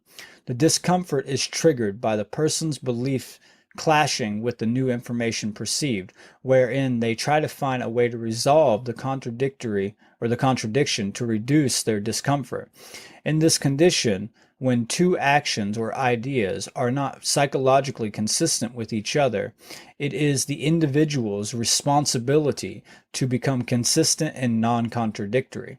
So this is when we do things different than how we feel or how we think, or we hold an idea and we believe in an idea, but then new information comes to our mind and we know it to be true, but yet we still continue to hold that idea as true that we know, which is not true. So we're holding something that is true and not true at the same time, and trying to use that as a fundamental ideology to work from. It is literally internal dualism, where the mind is in a schism. And from this, we create lots of suffering. So I got this funny meme on the right side here. Is your brain uncomfortable? Could you be wrong? Is your mind stressed? Try cognitive dissonance dissipator. And it's like an ad for some kind of medicine or some type of remedy for your cognitive dissonance. So I thought it was kind of funny. So Frantz Fanon said, sometimes people who hold a core belief that is very strong, when they are presented with evidence that works against that belief, the new evidence cannot be accepted. It would create a feeling that is extremely uncomfortable and called cognitive dissonance. And because it is so important to protect the core belief, they will rationalize, ignore, and even deny anything that doesn't fit with the core belief. So that's what I'm saying, is that you provide new information, and let's say like the state is an immoral condition that must be, done away with because it's based on duress and coercion. And somebody holds that fundamentally and emotionally very close to their heart and very deeply in their mind. And no matter how much evidence you give them to show that that is the truth of the matter, they still won't believe it because it contradicts their fundamental ideology that is erroneous and dogmatic. Which leads me into the next section, which is critical thinking and feeling. We always hear about critical thinking, but what about critical feeling? We have lost touch with our true care, and due to this, we allow far too much evil to run amok in our world. We have become addicted to apathy and selfishness because it is comfortable for us to stay in those conditions, which in the long run does nothing but cause more suffering. We need to reactivate our conscience and start to critically feel again about the issues taking place in the world. This is the process of awakening, for it is the only path to gaining the emotions that are required to push us into change. So we must balance the cerebral cortex, the cerebral part of ourselves, the two hemispheres, with the heart. And this is known as heart-based consciousness. We have to have a balance between the heart and the brain. That is what we need. So we can't just be, thinkers. We have to be feelers. We have to activate our heart-based consciousness. And I feel that that is one of the failures of a lot of people, is that they just don't care. This state of apathy is one of the issues in our world. This is also known as internal opposition. And this is when the heart and the mind are contradictory to each other, or internal dualism, where we feel one thing and we think another. And we need to bring a balance between those two things. A balance must be struck between the heart and brain. This is what is known as heart-based consciousness. It is when we have harmonized or resonated our biology with our higher mind. Far too often are we in an internal state of dualism when our heart and brain are having a communication breakdown between the two. So we need communication, synthesis, or unity between the heart and brain. Non-contradiction between thoughts and emotions is one of the things that we need. Non-contradiction between the sacred masculine thoughts and the sacred feminine emotional sides of our consciousness. So what are the main steps to problem solving? 1, we must become conscious that there is a problem. We must be aware and fully recognize that there is an issue taking place. To do this, we must conquer our fear of the negative or the fear-based denial of the problem in order to take the required steps to solving the problem. 2, we must come to the knowledge that the symptoms are just the effect of an underlying root cause. Therefore, we must realize treating the symptoms will never solve the problem. In order to do this, we must make an accurate and efficient diagnosis of the cause of the problem. The implementation of a solution, which is number 3, requires a knowledge acquired by an accurate diagnosis. We then must take the required action necessary to rectify the causal factor which has led to the manifested result of the problem. So this is very important to understand, and I'm sure a lot of people here do understand this. To actually change the issue, we can never start from the realm of the effect. We have to start from the realm of causality, meaning we must first trace it back through the symptoms, through the effects, to the cause, and then work from there. This is a great quote by Travis Walton. I've come to realize that the biggest problem anywhere in the world is that people's perceptions of reality are compulsively filtered through the screening mesh of what they want and do not want to be true. So a lot of people are in a lot of deep states of denial when it comes to the current problems of our world. The law of manifestation. Since human beings do not already have the things they say they want or need, it follows logically and reasonably that the knowledge of the requirements to obtaining those things they say they want or need either must be absent, or if present, that knowledge is being ignored. As long as this knowledge continues to remain unknown or ignored, the manifestation of the desired conditions will be impossible. We all claim we want certain conditions to be manifested into reality, such as love, peace, health, and freedom. Yet we continuously keep getting the opposite at the aggregate level. This is because we are not united in our task for meeting the specific requirements to manifest those conditions. If those requirements are not met, those conditions will never manifest. So the reason why I titled this The Law of Manifestation is because the true law of manifestation is meeting the requirements to manifest those things. If we do not manifest those things, it means that we have not met the requirements to manifest those things. So here is a simple graph of a law of manifestation. At the bottom, with the red cube, we start with knowledge or lack thereof. This is the level of available information. This constitutes all potential forms of data that may be gathered, processed, understood, and acted upon by individuals. Moving up, we have understanding or lack thereof. We either understand that knowledge or we do not. This is the decision-making processing level. So this is the level of processing all the available information which takes place within the human mind and becomes the life choices of each individual. And then we move into wisdom, the green cube, or lack thereof. Do we actually have wisdom or not? Wisdom is the correct action from correctly understanding the knowledge that we have. And this is the level of human behavior. Each individual's behavior is based upon the quality of their decision-making processes, which in turn are based upon the quality of their available information. And then we move into the manifest reality.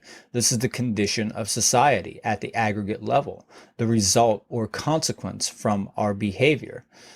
Do we have the things we say we want, such as freedom, or not, such as slavery?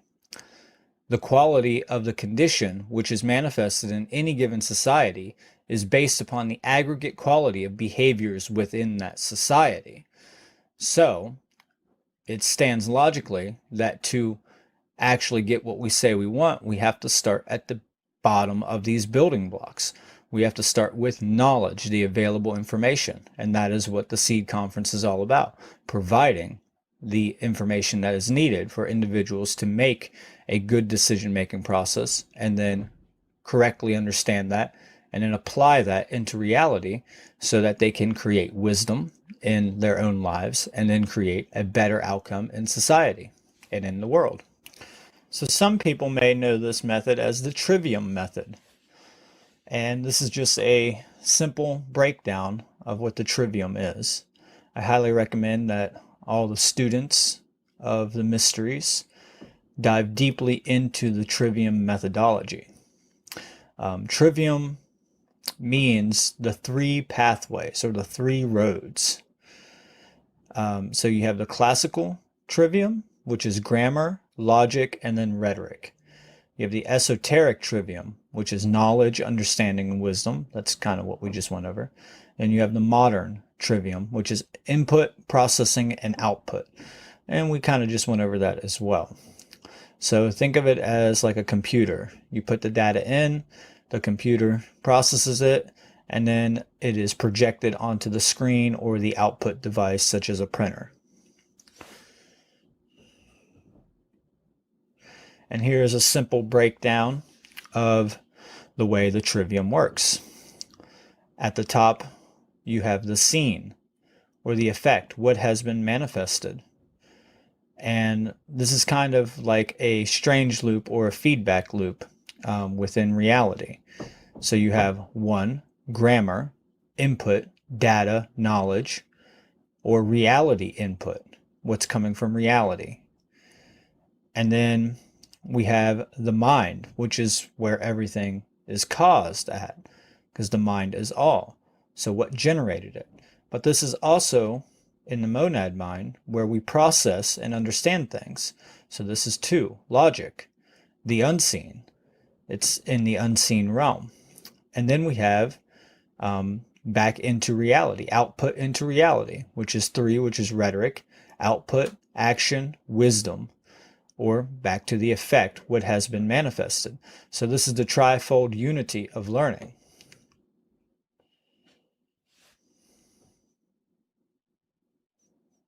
Very simple. And this is a very important quote by Marcus Aurelius. If anyone can show me and prove to me that I am wrong in thought or deed, I will gladly change. I seek the truth, which never yet hurt anybody. It is only persistence in self-delusion and ignorance which does harm. And I tell this to people constantly. If you can prove to me I am wrong, I will gladly change my thoughts and my mindsets.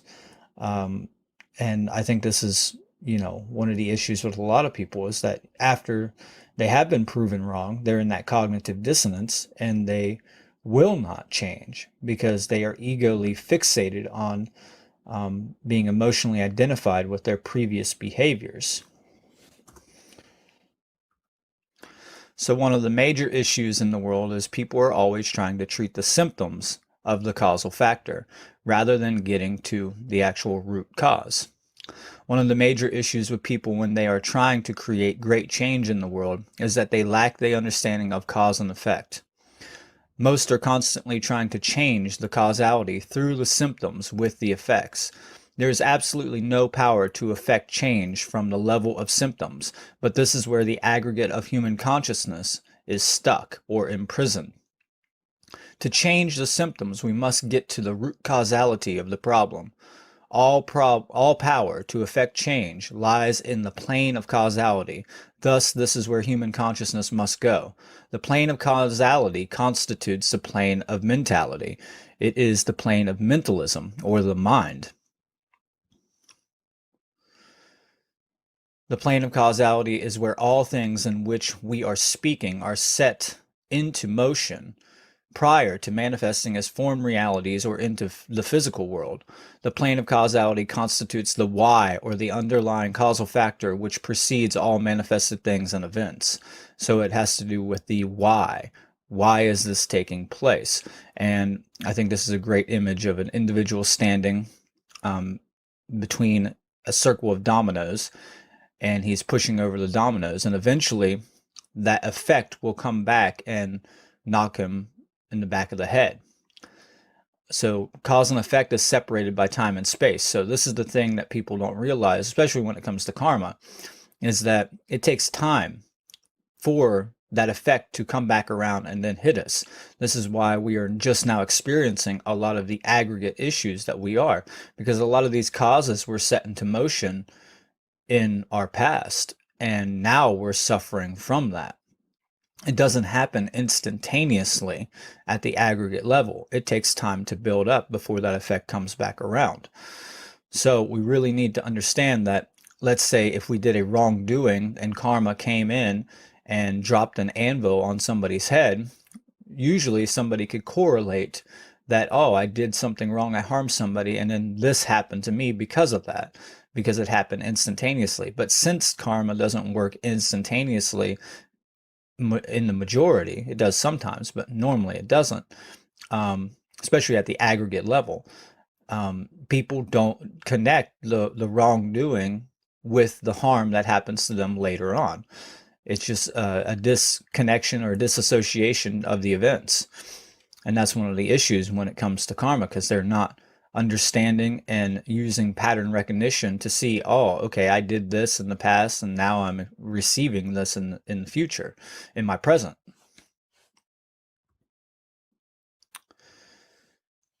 Educate and inform the whole mass of the people. That is the only sure reliance for the preservation of our liberty. Thomas Jefferson. So that's what this whole presentation and the whole conference is about, is educating the masses. One of the biggest weapons of manipulation that we see in the world is controlled opposition. To understand how mind control works, you must understand the Hegelian dialectic. In today's world, we see an outbreak of infectious geopolitical propaganda that is being used to manipulate consciousness of that society at a collective level.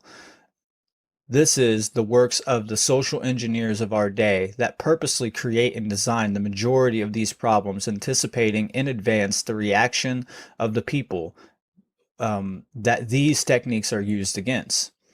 This is what is called the problem reaction solution scenario. Though the solution presented is always about more control through violence, and it is not intended to solve the root causal factor of the problem, but only to serve as a basis to exacerbate the existing problem. This process is repeated over and over, all the time moving the society towards whatever goal or endpoint the ruling class have as their agenda. So, the problem reaction solution scenario is simply the thesis, antithesis, or antithesis, and then synthesis idea. They create a problem, let's say like a false flag or a terror event, fake or real, because we have a lot of those right now where it is blurring the lines between fiction and reality when it comes to false flags. And then we have the antithesis of that, which would be the reaction from the people to that problem. And then the people who created that problem come in and say, here is the solution to that problem. But that solution is an artificial synthesis because it is something that they have already predetermined and pre-planned to be, something that's going to help their agenda. It might resolve a little bit of the issue, but ultimately it just leads to more control. Just like all these new draconian laws that we see being set into place every single day, especially through the past couple years. There's a problem like with gun control, right? There's mass shootings and they created these issues and then they come in and say more gun laws, more gun control. And this is a problem reaction scenario. And it's also a form of emotional mind control because they're trying to play off of the sympathy of the people, their emotions, so that they can emotionally manipulate the individuals into thinking that this is going to be a real solution by coming in and taking individuals' guns.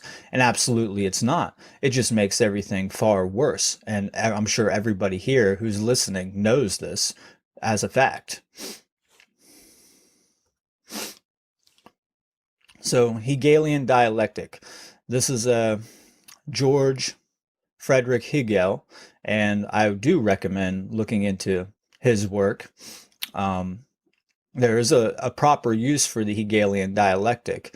It is something that we should have under our belts as a means for learning, but as a means of manipulation, it is an amazing tool for the dark occultists to get done what they want to get done, and we see this all over the board. So here's a good definition for the Hegelian dialectic. The framework for guiding our thoughts and actions into conflicts that lead to a predetermined solution. This is accomplished by manipulating consciousness into a circular pattern of thought and action which never lead to a true solution. The synthetic solution to these conflicts can't be introduced unless those being manipulated take sides that will advance the predetermined agenda. This is about the political party taking sides, the left versus the right, or any of these small political ideologies and groupings that are taking place on the left and right that have been fractured and divided to such a degree that they just constantly bicker and fight with each other and, violently attack each other. And none of these people understand natural law. None of these people truly understand what a right actually is, which is an action that does not cause harm to a sentient being. To effectively control a nation and its people, allow them a little hope by offering them a choice of two parties that they would like to submit their will to, encouraging debate only within a limited scope of the two-party illusion. They will keep going around in circles, arguing between themselves while the hidden controllers implement their agendas regardless of which party is in power. Truly, both politics are two wings of the same body. It is a place that looks like you have two different options, like two hallways to choose from, but in truth, it leads you to the same destination, which is the slaughterhouse, which is more slavery and more control. So it's political polarization. It's the illusion of free choice. And people who still believe in government or believe in either party are still under mind control. That's just all there is to it. There is no other way around it. If you believe that these parties are actually different at some level, then you still are under some form of mind control. They act like they are their enemies. They act like they're enemies of each other, but in truth, they are just buddy behind the scenes, shaking hands, making money, and really the real money for them is the control of population. And really they're just the puppets on the statecraft, the stagecraft. They are the people weaving the magic and the sorcery over the other individuals who blindly believe what is being fed to them through the mass media on television. The biggest lie box that has ever been created. So the two-party illusion is one of the biggest issues that we see. And, just to add in a little extra here, the idea of voting is actually not a right when it comes to voting for things that violate other people's liberties. And the word vote literally means to pledge allegiance to a deity or to a god, to make a promise to a deity or a god. So we can see that, the whole idea of the state is actually a religion, a false dogmatic religion there to bind us and thwart us from forward progression in consciousness and as a society, to make sure that the people in power at the top of the pyramid continue to be in power and they continue to remain in that position, so that they can have what they want and keep us, subservient to their draconian ways. The blind co-creators of reality. The mass majority of the people in the world are blind to the overarching agenda of the dark occult. At this stage, since the information is widely available, the mass majority of individuals have willfully kept their blindfolds on in a sheer act of ignorance in order for them to stay comfortably numb and to accept the default condition of suffering and slavery. The problem with this is that the society and culture is directed by the masses, and since they are not capable of seeing, they are blindly co-creating a reality that is in opposition to what they say they want. When the blind lead the blind, the world is filled with casualties. So this is really what we have right now. This is how groupthink works. And it's very easy to control groups. All you have to do is give them a little nudge with a certain idea, and then it spreads like wildfire in these people's minds, and then they start leading other people and convincing other people, and people just don't do their due diligence, and they don't have a high enough reasoning skills to be able to discern the difference between truth and falsehood, and they get caught up in this political fervor or emotional fervor, and they want to create change. People have an idea of wanting to do good things in the world, but in truth, they're not doing anything good because they're being led by people who are blinded, and they're going to walk straight off a cliff into jagged rocks at the bottom, and they're leading other people, including their own children, off that cliff because they don't know what they're doing. But in truth, they do have a responsibility for this because they are willfully keeping the blindfolds on at this point. The knowledge is widespread now. There is no reason for the masses of humanity to not have this knowledge and to not know what is truly happening. They literally have blindfolded themselves at this point because of their cognitive dissonance and because they want to remain comfortably numb in this state of, conformity, because it's painful. Because when you look at the truth of what's going on in the condition of humanity, it means that you have to actually do something. You actually have to take responsibility for where you're contributing to that. And then you also have to realize your moral obligation to change yourself and to admit to yourself that you're wrong and to help change the world because of that.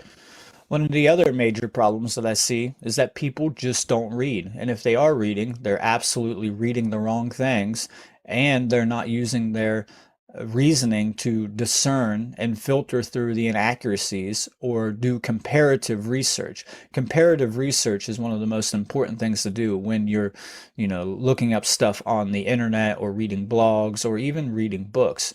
But one thing I like to say is that you need to read the books from the dark occultists themselves. You need to read the publications from the enemies, because then you'll get an idea about their mindset. And a lot of people do not read those things. They do not put their time into that, and they probably don't even know where to look for that. But trust me, they're out there, and the dark occultists rely upon people not reading those things. That's why they can just publish them freely. It doesn't matter to them because they put the agendas right out in the open for people to see. So why read? This question is like asking why we should breathe or drink water. Reading is the nutrition of the mind. It expands our consciousness to new dimensions that we could have never seen without reading. We can experience the vastness of the minds of humanity through reading, and thus, in doing so, gain more understanding about ourselves and the world. Books are not absolutely dead things. They contain a potency of life in them to be as activated as to be as active as the soul that wrote them. They preserve, as in a vial, the purest efficacy and extraction of that human intelligence and experience that bred them. Only the very weak-minded refuse to be influenced by literature and poetry, and those minds are easily manipulated. If anything, the main reason to read is so that you are not controlled. You do not have to burn books to destroy a culture. Just get people to stop reading them. Through this, you can control the masses without ever understanding how and why they are in the condition that they are in. Think before you speak, read before you think. Read everything. Trash, classics, good and bad, and see how they do it. Just like a carpenter who works as an apprentice and studies the master. You just need to start filtering through it all.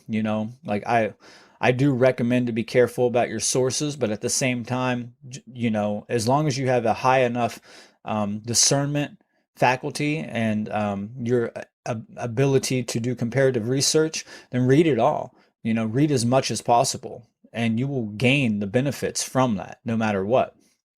But we definitely do need to understand that we don't have a lot of time. So, reading the correct things will definitely help put you on the fast track to understanding what's going on in the world. But yeah, reading is one of the most crucial things, and people do not read anymore. And it's absolutely insane. I think it's one of the most insane things ever in this world. A capacity and taste for reading gives access to whatever has already been discovered by others.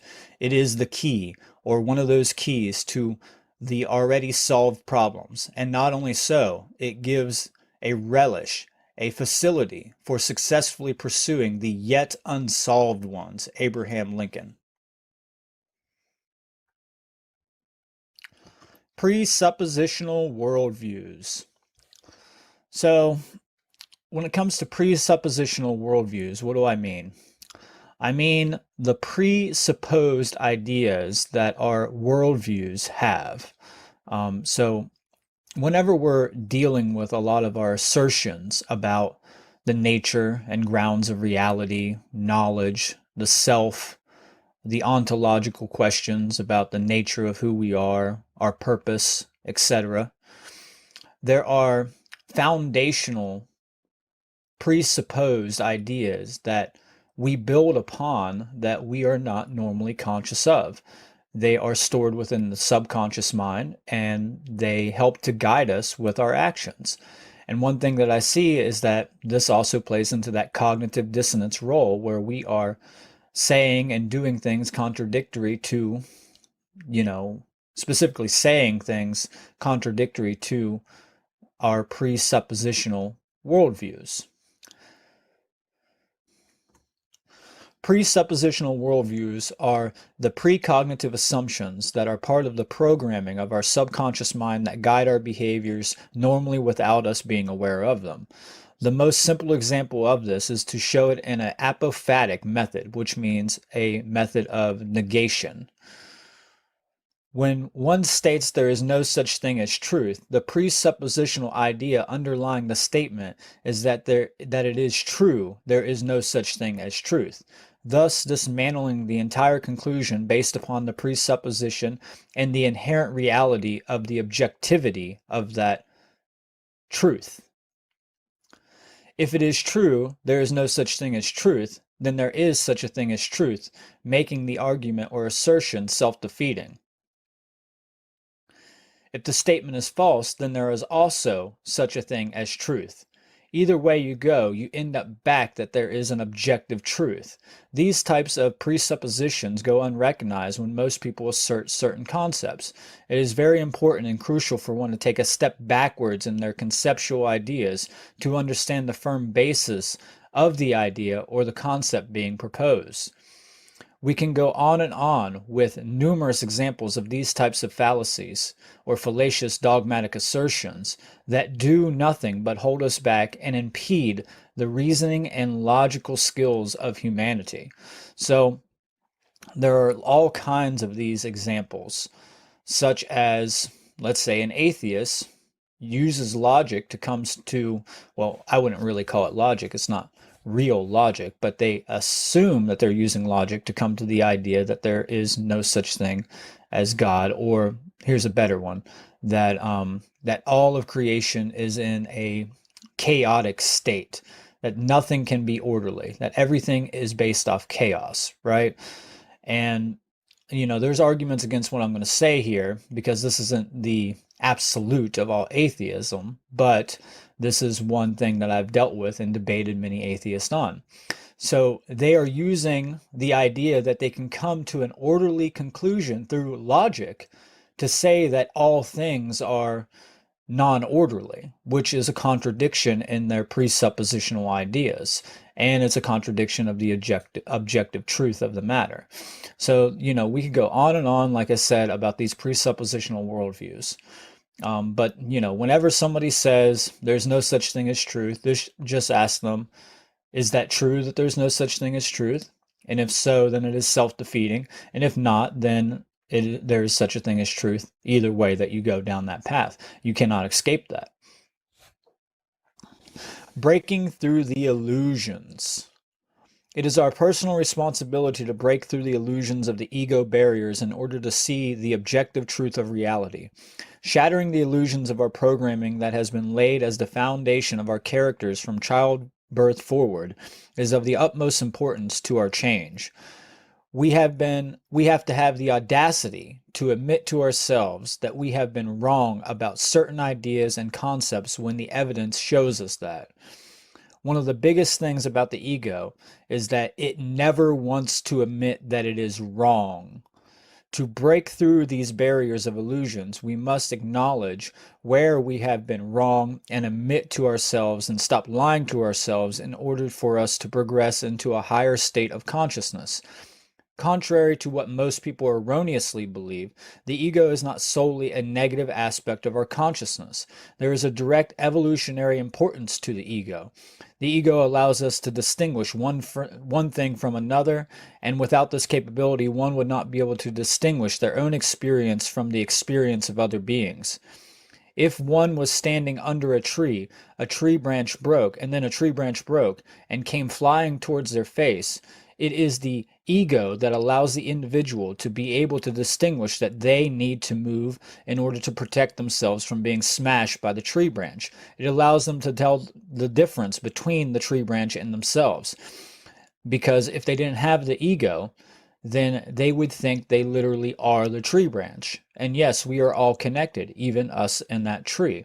But we also need a portion of our consciousness so that we can individuate ourselves to be able to have a unique experience here for the betterment of the all.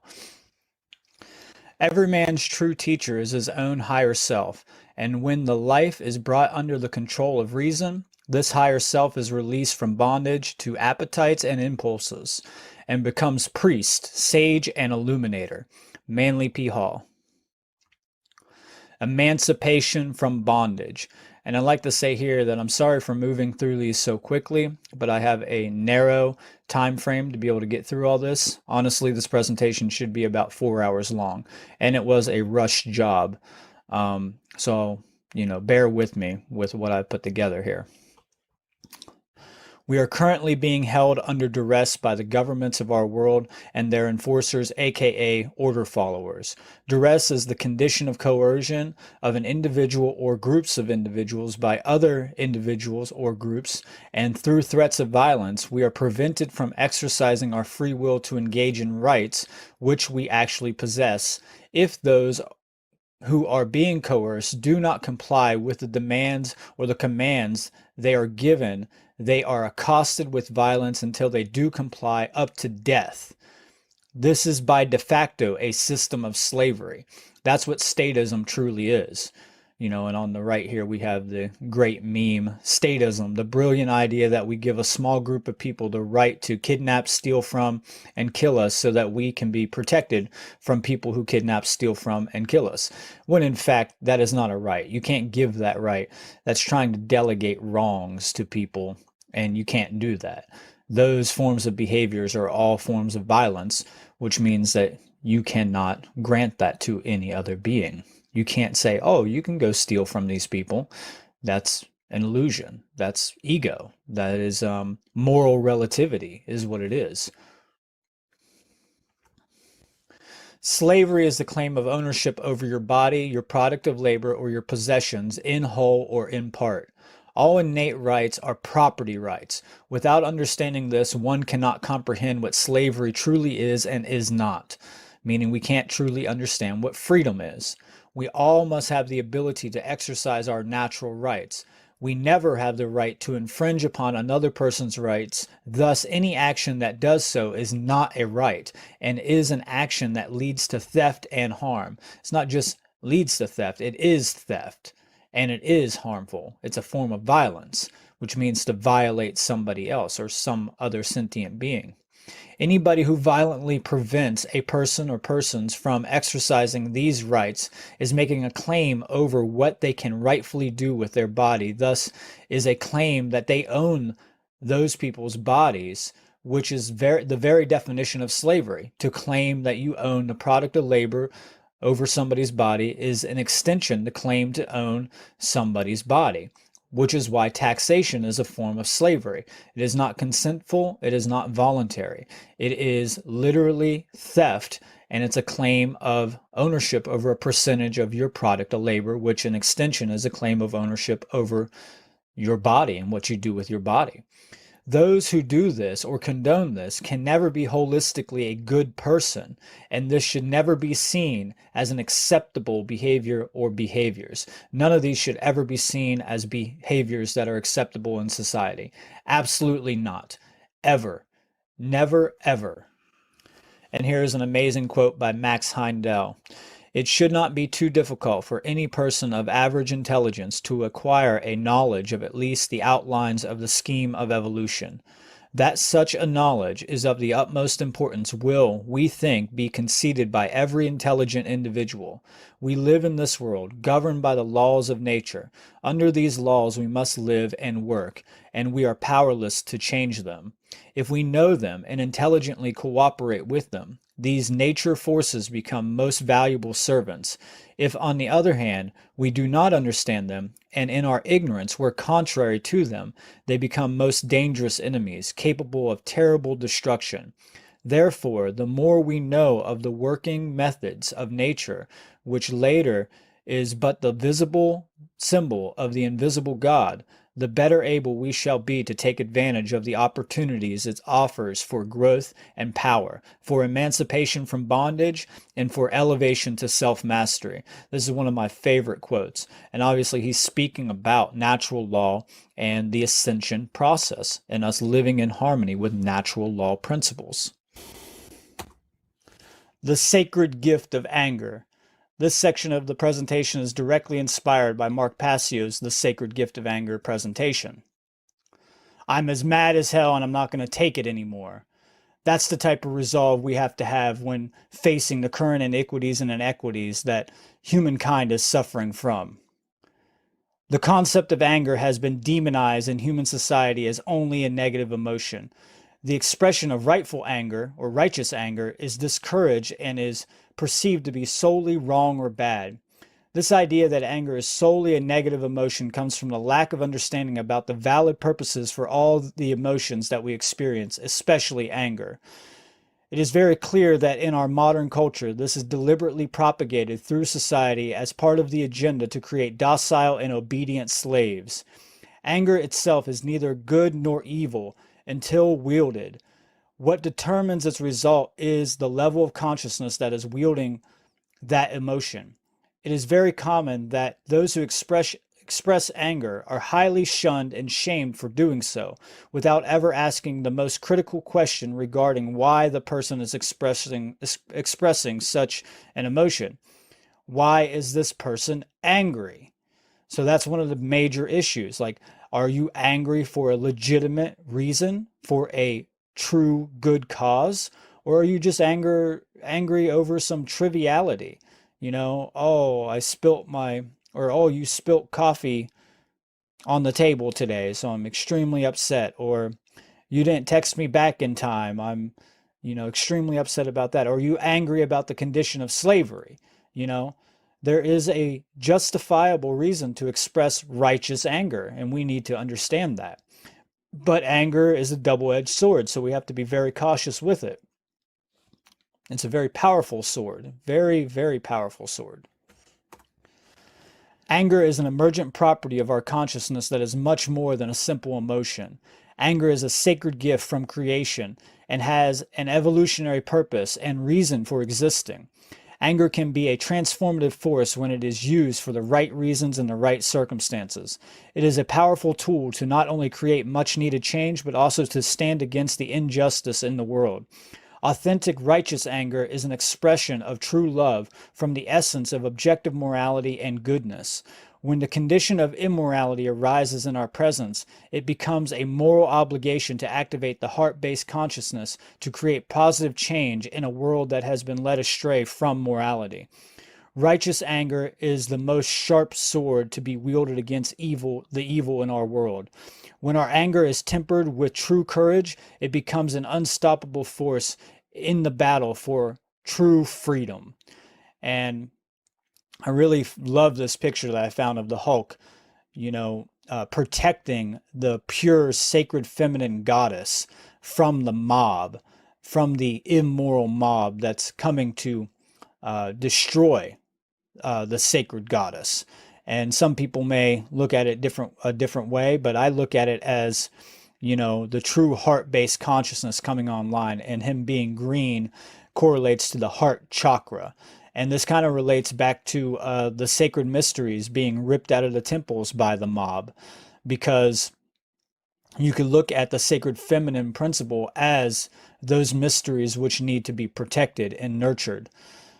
And yeah, I mean, that's what we're seeing today, is that these things are being burned out by these ignorant dunces that want to, just absolutely destroy all the pure essences of the mystery schools and traditions. Right of free will choice. So a few people may get upset about this one. Contrary to the erroneous modernly held beliefs, we do not have the right to choose whatever actions we want. The notion that we have the right to free will choice is oxymoronic, since a right is an action that does not violate other beings. Then it follows logically that we do not have the right to choose to commit wrongdoings, or in other words, to manifest violence upon other sentient beings. We have the ability or capability to choose whatever we want, but not the right to choose whatever we want.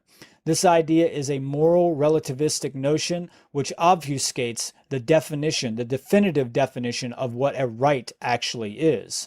So yeah, you have the ability to choose whatever you want, but you don't have the right to choose to do wrongdoings. That is completely contradictory and an antithetical concept when it comes to this.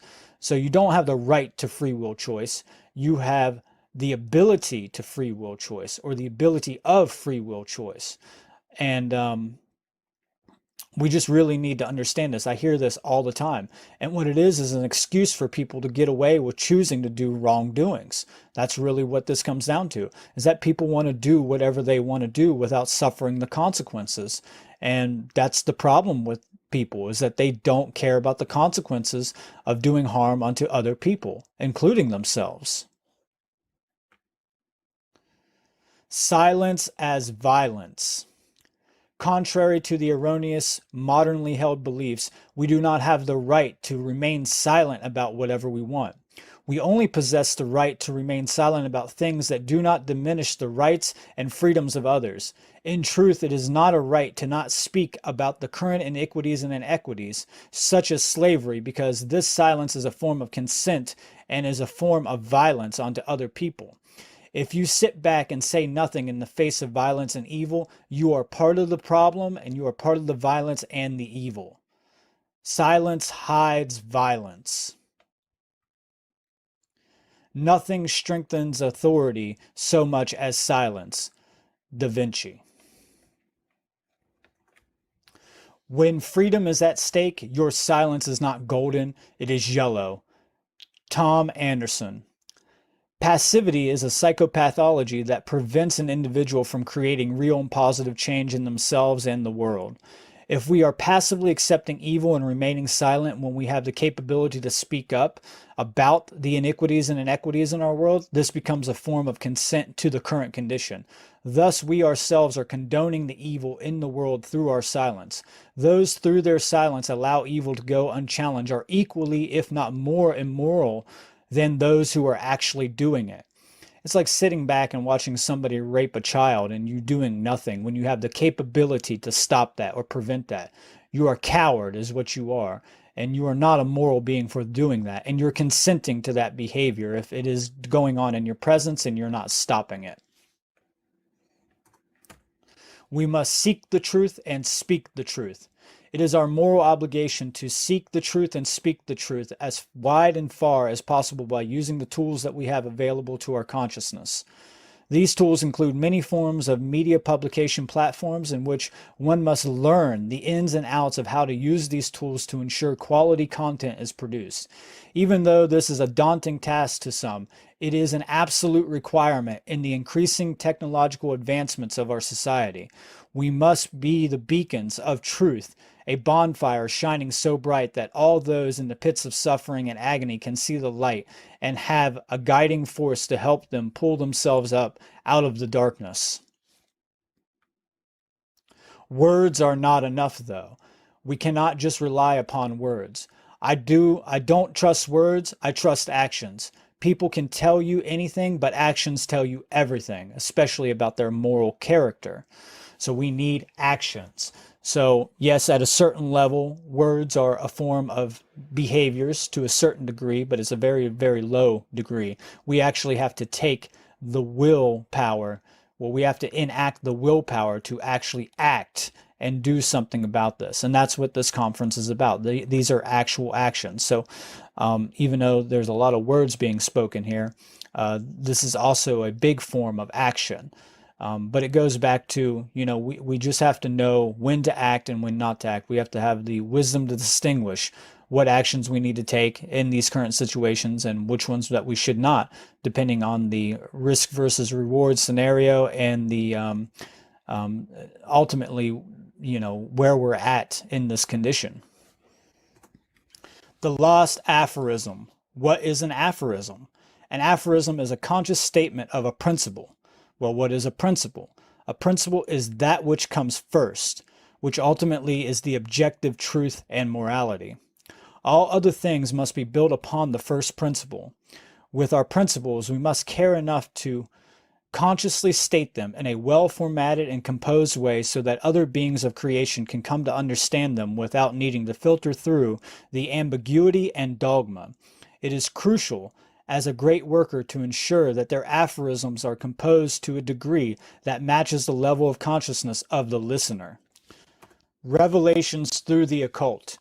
The epiphanic nature of the revelations from the study of the occult mysteries is of the utmost importance for real change to occur in ourselves and the world. The gnosis of our spiritual nature and the edification of natural law principles of the universe is absolutely required for human evolution and ascension to take place. This is the painstaking path of truth, for it is the only way to long-term freedom and growth. So what is natural law? Well, this is a very basic definition of natural law, and in no way am I going to explain all the ins and outs of natural law here today. I'm just going to give you a very, simplistic understanding of it, just to whet your appetite and push you through the door.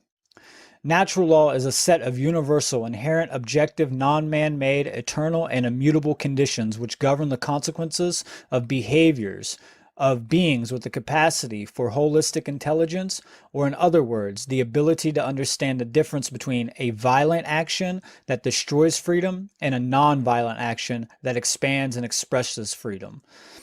The understanding of natural law is centered upon bringing our conscience into alignment with objective morality. This means definitively knowing which behaviors are rights because they do not violate other sentient beings, and which behaviors are wrongs because they do violate other sentient beings.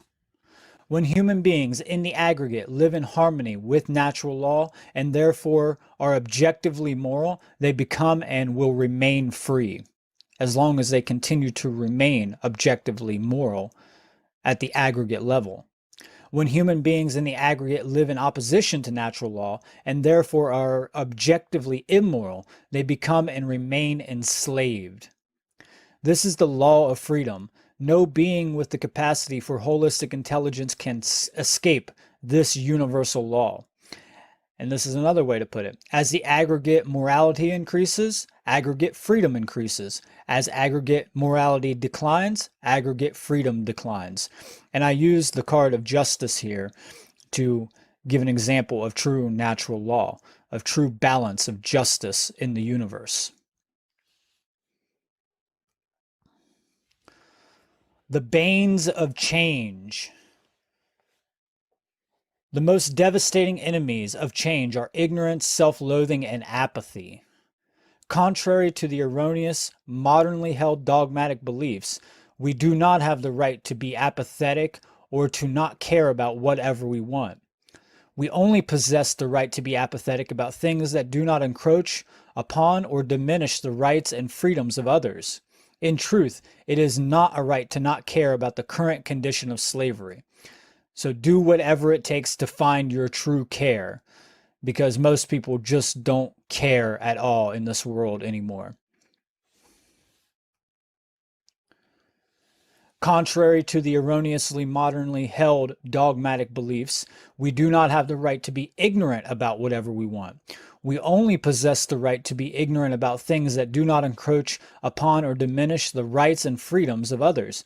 In truth, it is not a right to ignore the current condition of slavery. Yet again, not your right, because if your ignorance is leading to and consenting and perpetuating that system of slavery, then you are diminishing and encroaching upon other people's rights to live free. And you do not have that right.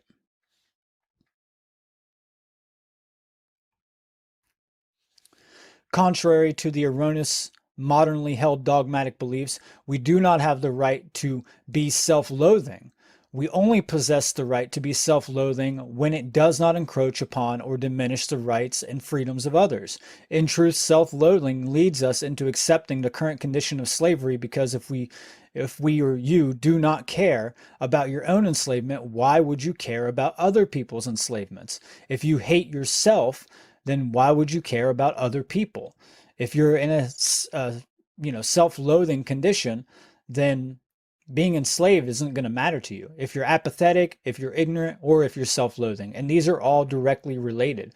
These are the, internal trinity of evil within ourselves that perpetuate this system of slavery and actually leads to immense suffering all across the board. So like I said, do whatever it takes to find your true care.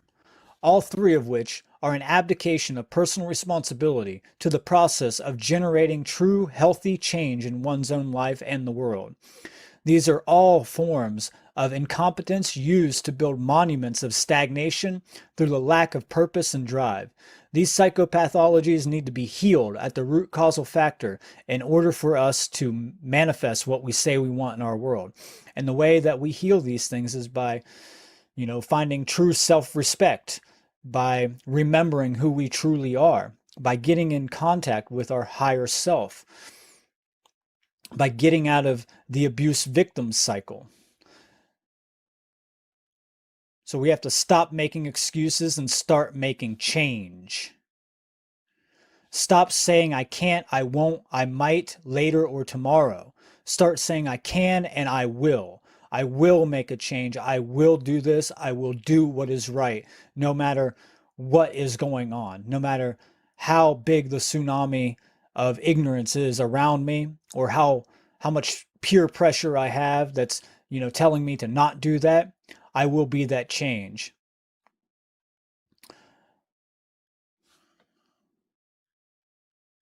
And then I used here, do what thou wilt shall be the whole of the law. Love is the law, love under will. This is an occult tradition, and I'm sure most of us are familiar with this. But the main part of this is love is the law, love under will. Change is required. This society does not want you to become wise. If people are wise, they cannot be controlled, subjugated, and exploited. The truly intelligent cannot be forced to live like robots. In fact, they will have the fragrance of rebellion all around them. The condition of humanity is built upon the fundamental power differential between those who hold this knowledge and those who do not. A truly conscious act of change against the current condition is the only way to truly grow. We must reject all illusory worldviews that have been grafted onto our subconscious mind from birth by the social engineers. The study of the components of consciousness is of all importance to the initiate and to those who want to create real and positive change. Each step towards higher consciousness is a journey made by following the heart-based consciousness and heart-based intelligence instead of following the crowd, and by choosing knowledge over the veils of ignorance. A wise man is a fire, alive, a flame. He would rather die than to be enslaved, but he knows that if he dies, he cannot share the warmth of his flame with others, so we must be conscious about our decisions in these draconian times. Another key component to this journey is positive thinking. Positive thinking is crucial for self-change, for it holds the key to reprogramming our subconscious mind. Using a daily routine of repetition and positive affirmation can help to retrain one's own thoughts, emotions, and actions, which leads to tremendous improvements in one's own life. Most people are dwelling in the negative aspects of our mind, and these thoughts and emotions become habitually hardwired into our subconscious mind. Knowing this, we can reverse its negative effects and rewire ourselves by repetitively thinking in the most optimal fashion, which includes facing the negative in order to transmute it into a positive, but not dwelling upon it. Until you change your thinking, you will always recycle your experiences. Responsibility and due diligence. Freedom takes 100% responsibility for one's own personal consciousness and the manifested results of their consciousness. It also means being personally responsible for doing your own due diligence and becoming aware of the requirements for the conditions that we say we want to manifest in society. We have a responsibility to learning and reconstructing the occult sciences that have been irrefutably destroyed and fragmented down the ages. It is only in our current times that we have the capability of doing this process. This is not a game, and it means the difference between the survival of principles that enshrine freedom versus the perpetuation of the moral relativistic ideas that enshrine slavery. To be lazy in our current condition is a sheer act of willful ignorance that does nothing but perpetuate and fuels the monstrous system of slavery in our world. Learning is not attained by chance. It must be sought for with ardor and diligence. That's a quote by Abigail Adams. Courage and persistence. Just like any muscle, courage must be exercised to ensure that we have the willpower to act in the face of fear. The individual's liberties are worth defending at all hazards. It is our moral obligation to defend them against all forms of violence. In order to do this, we must have the courage to respect ourselves, to speak the truth, and to defend what is right in spite of fear. It is only through the courage to challenge the default conditions of society and culture that have ever brought about great change. The over-romanticized tranquility of servitude and conformity must be resisted, for if it is not, we will find we will be at the whims of those who do not have the best interests at heart or do have the will to act. I think I misspoke on that one. Let me rephrase that. For if it is not, we will find that we will be at the whims of those who do not have our best interests at heart, but do have the will to act. Success is not final. Failure is not fatal. It is the courage to continue that counts. Winston Churchill. So this is something I find that is very important in our current day. Being in the real. We have here a graph of extreme pessimism on the far left, realism in the middle, and extreme optimism on the far right. And for those who understand the left brain, right brain polarization and imbalance, they can understand why I've associated it this way. So extreme pessimism is associated with a left brain imbalance. This is a tendency to see and imagine the worst aspects of things or believe that the worst will happen, a lack of hope or confidence in the future and in yourself to create change. Extreme optimism is associated with the right brain imbalance, an unrealistic hopefulness and overconfidence about the future or the successful outcome of something when in fact there is no way things will change. And what we need is to be in realism, to be a realist, which is associated with the balance of the two hemispheres.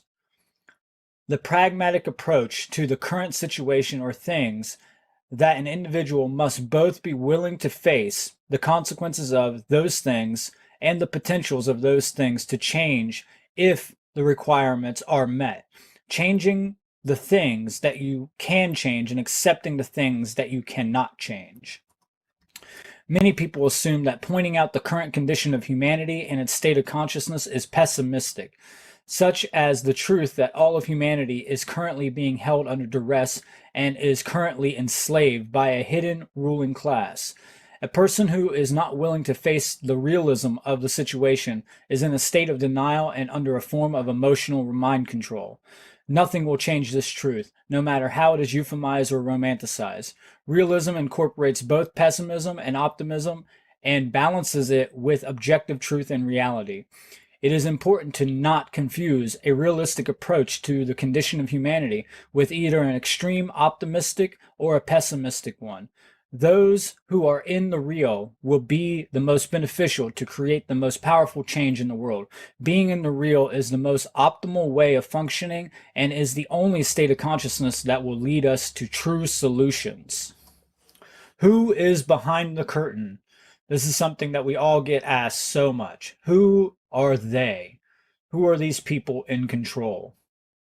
And I'm here to tell you, you can find out a lot of the people in control, but does it really matter? When everyone first comes online or starts to awaken to the current condition of humanity, they always run directly to who is in control, looking to place blame on a small select few individuals for the overwhelming immoral condition of society. It is true that a small cabal or group of dark occultists have dictated and directed the masses into the current condition to a certain degree, but ultimately, we must stop abdicating our own personal responsibility and thinking that we are not at some level morally culpable for complying and consenting to this condition. If you were to know these individuals and we decided to remove them, there is more than 500,000 plus people that would willfully take up that position to control humanity, and that is a low estimate. In truth, those who are the most sophisticated dark occultists do not have traceable family names, and they are far more strategic when it comes to protecting who they actually are, knowing the high risk and potential that humanity would awaken to this condition to a certain degree and start to hunt them down. These people do not keep family bloodline names, they do not shop at your local supermarket, and they are not the politicians on the world stage, nor are they even the world bankers. They are the ones that control these groups of people from the shadows. You will never know who these people are, and good luck trying, because, if I was that type of dark occultist, I would make sure to cover my ass with that. I would make sure that nobody would ever be able to trace who I am, and I would have a firewall of different types of groups and different types of people to protect me from being outed. And this is how the mafia works. You have these types of firewalls, and I'm not saying it's impossible to really know who these people are. I'm sure we could find out eventually to flush them out, and we'd have to trace it back through these types of groups that are being controlled by the real dark occultists. But it doesn't really matter, because what matters is that the masses of humanity still believe in these erroneous dogmatic ideologies, and that's truly what's perpetuating this type of system. It's not just because the dark occultists and what they've been doing. Yeah, they have a big part to play in that, but if we all get our minds awakened and really start to fight back and recondition our subconscious minds, then they won't have any control over us. It is only because we've been duped into believing these things and into believing things like moral relativity that this system is continuing to perpetuate itself. The proper role of the ego. So this is something I mentioned earlier. Even though the ego is mainly talked about in modern culture as solely a negative attribute of the human psyche, contrary to the assumption, the ego actually has a proper positive role in our life. The idea of ego death is simply a metaphor for ensuring that the ego is not in the throne of the self, or in other words, is not controlling every part of our everyday thoughts, emotions, and behaviors and lives. The proper role of the ego is the individualization process. It is the part of us that allows ourselves to distinguish different characteristics to the degree that we have our own unique experiences in this realm. A healthy ego mind is one of the most powerful tools an individual could utilize in their everyday life, which can ensure them that they have the willpower to push forward in the face of these troubled times. It is a self-defense for the human psyche and helps to prevent and keep us away from institutionalized belief systems and groupthinks when it is in balance, when it comes to it being in balance. So truly, when you have a true raised ego into the higher self, you become a true sovereign. And I'm sure I sound kind of repetitive with a lot of the things I'm saying here. Like I said, this was a rush presentation, but these things need to be brought to the table, because the new age communities, they want to teach you that the ego is completely all negative. And we need to know that the ego just means I. It's about the individual. And just like I said earlier, it's about you having a unique experience that, and that's why the ego, is born into our psyches so that we can actually have a unique experience. But we must not, falter on the understanding that we're connected to the all at our essence and at many different levels of our existence. So we have to have a balance between the I and the many, the one and the all. The heart of darkness. The path of true change lies in facing the pain of reality. Most people are wandering in darkness, seeking the light outside of the darkness, failing to realize that the light is in the heart of darkness. Without brazenly facing our own inner darkness, it will always come back to haunt us in the end, or it will be used by those who know the deeper aspects of psychology to gain power over us and manipulate us into actions that we normally would not manifest by our own correct judgment. So The Heart of Darkness is a book by Joseph Conrad, and there's an amazing movie that adapts this book called Apocalypse Now, which is about the spiritual journey of the self. And I highly recommend looking into that book. But this leads me into the integration of the shadow. And a lot of us here should understand, what the shadow work is. And if not, you need to fully study it and start to really comprehend how important it is. The shadow self is described as the undealt with, dark or negative parts of our subconscious mind. The subconscious mind is connected to our true essence and knows and perceives all. If the shadow self is not worked with and integrated into our personality, it will be expressed in very imbalanced and negative ways. This is especially true when it comes to our repression of our healthy emotional dynamics. Under such conditions, the imbalance amplifies at the subconscious level, and then it manifests in negative ways, such as disassociation, unbalanced anger, unjustified reactivity, depression, apathy, self-loathing, ignorance, and many, many others. And any of these negative emotions that they will thwart our forward progress towards our higher self and ascension. The shadow self will always be present within ourselves. It is up to us to acknowledge it and work with it. If we choose not to work with it, we will suffer the dire consequences and inflict suffering upon others. Various forms of social engineering and mind control techniques and tactics intended to convince us and program us to suppress our shadow self, which in turn creates a buildup in the subconscious mind of negative emotions that turn into depression and eventually into shame. Shame is one of the most destructive and lowest levels of consciousness a human being can exist in.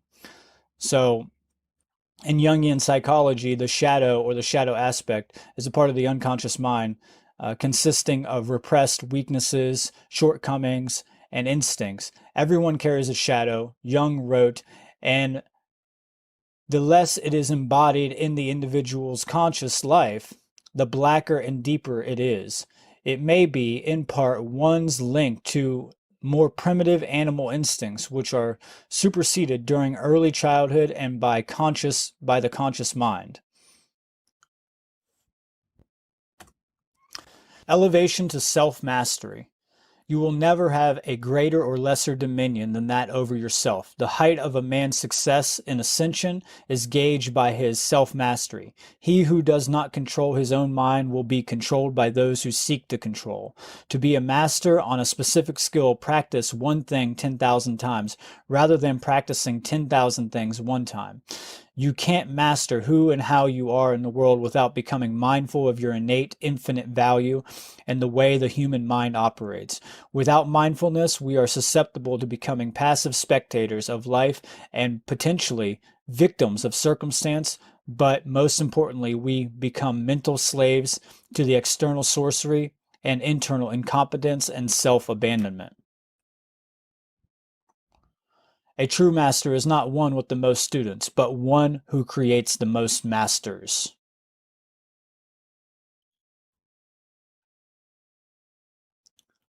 The secret of freedom lies in the education of the people, whereas the secret of tyranny is in keeping them ignorant. Maximilien Robespierre. Everything. When it comes to applying this knowledge, we must be well composed and understand that timing is of crucial importance. Just like any form of the great works, such as a musical symphony, timing plays a huge factor in how the results will play out and how they are perceived by the audience of the world. Most people want everything to be done instantaneously, but the true great work is that of educating the masses, which will not happen in a single lifetime. When we fall into the modality of ego fixation, onto wanting the results to be done now, we end up doing more harm to the great work and to ourselves. We have reached a point where we do have to act immediately to educate and ensure that we do not get pummeled by the oncoming onslaught of tyranny and the new world disorder. We must fully recognize that the work that we have been generating is still in its adolescence phase, and we must have the patience to see where the actions we have put into manifestation will take us. Go back to cause and effect. It takes time for the effect to come back around. A well-composed tactical strategy is needed to counteract the social engineering of our time. Just like martial arts, we must learn to use the enemy's movement and energy against them.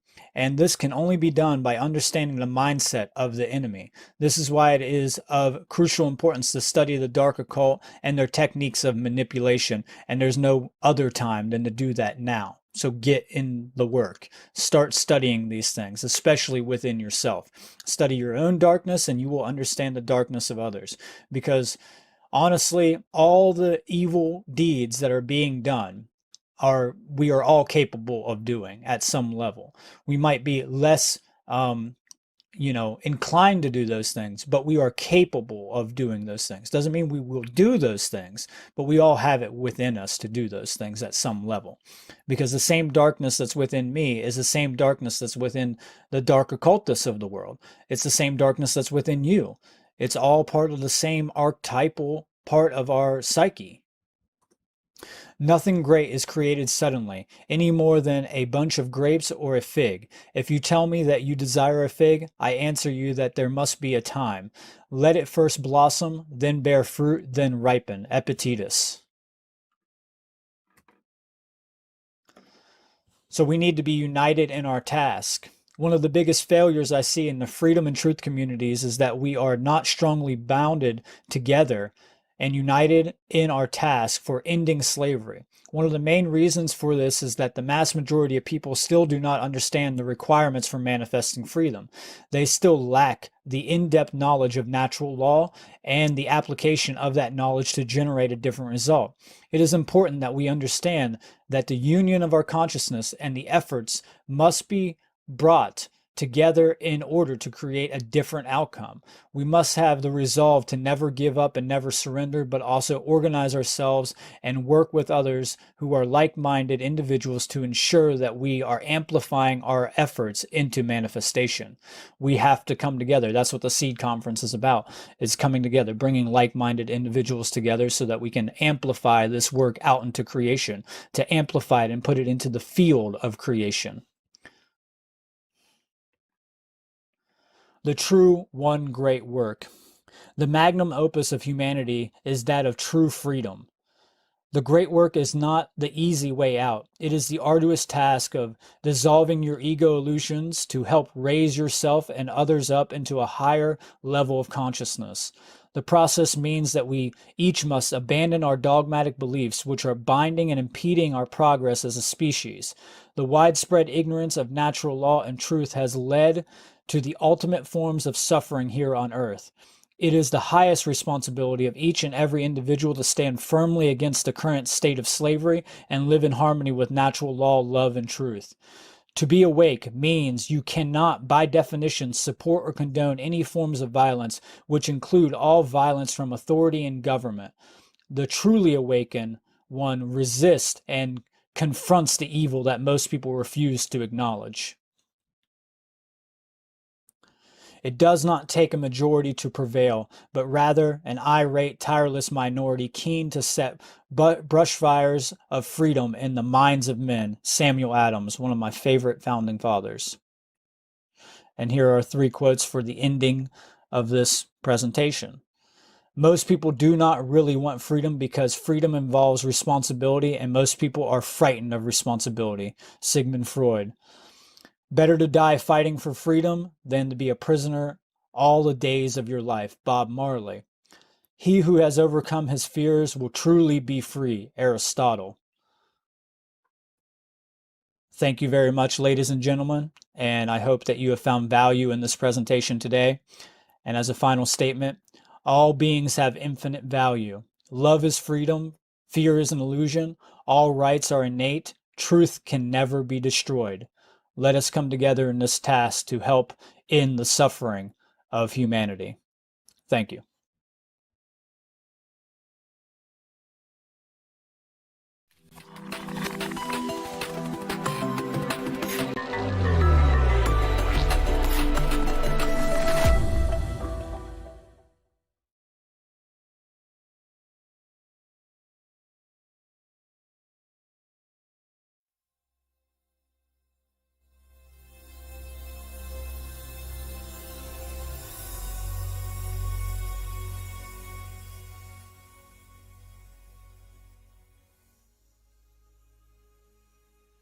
If you're looking to further understand the mind, consciousness, the occult, symbolism, the ancient Egyptian mythos, philosophy, and truth discovery, make sure to tune in to the Cubbyhole podcast hosted by myself, Nate Cap, and co-hosted by Brandon Martin. The Cubbyhole podcast is a repository of critical knowledge that deals with and covers the many facets of the human condition, especially what causes most of the suffering going on in this world. Make sure to start at podcast number 1 and work your way forward for maximum value and understanding. The Cubbyhole podcast is found on iHeartRadio, Spotify, Apple, TuneIn Radio, Simplecast, and Cubbyhole.com. That's CUBBYWHOLE.com.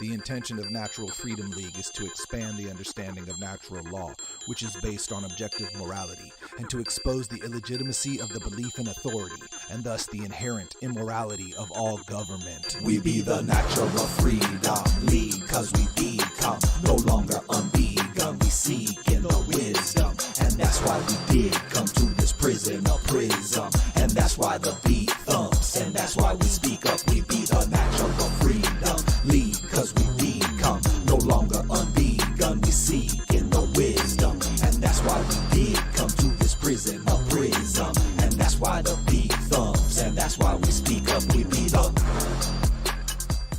segregation, anti-discrimination, anti-force injection. That's why I'm anti-vaccination.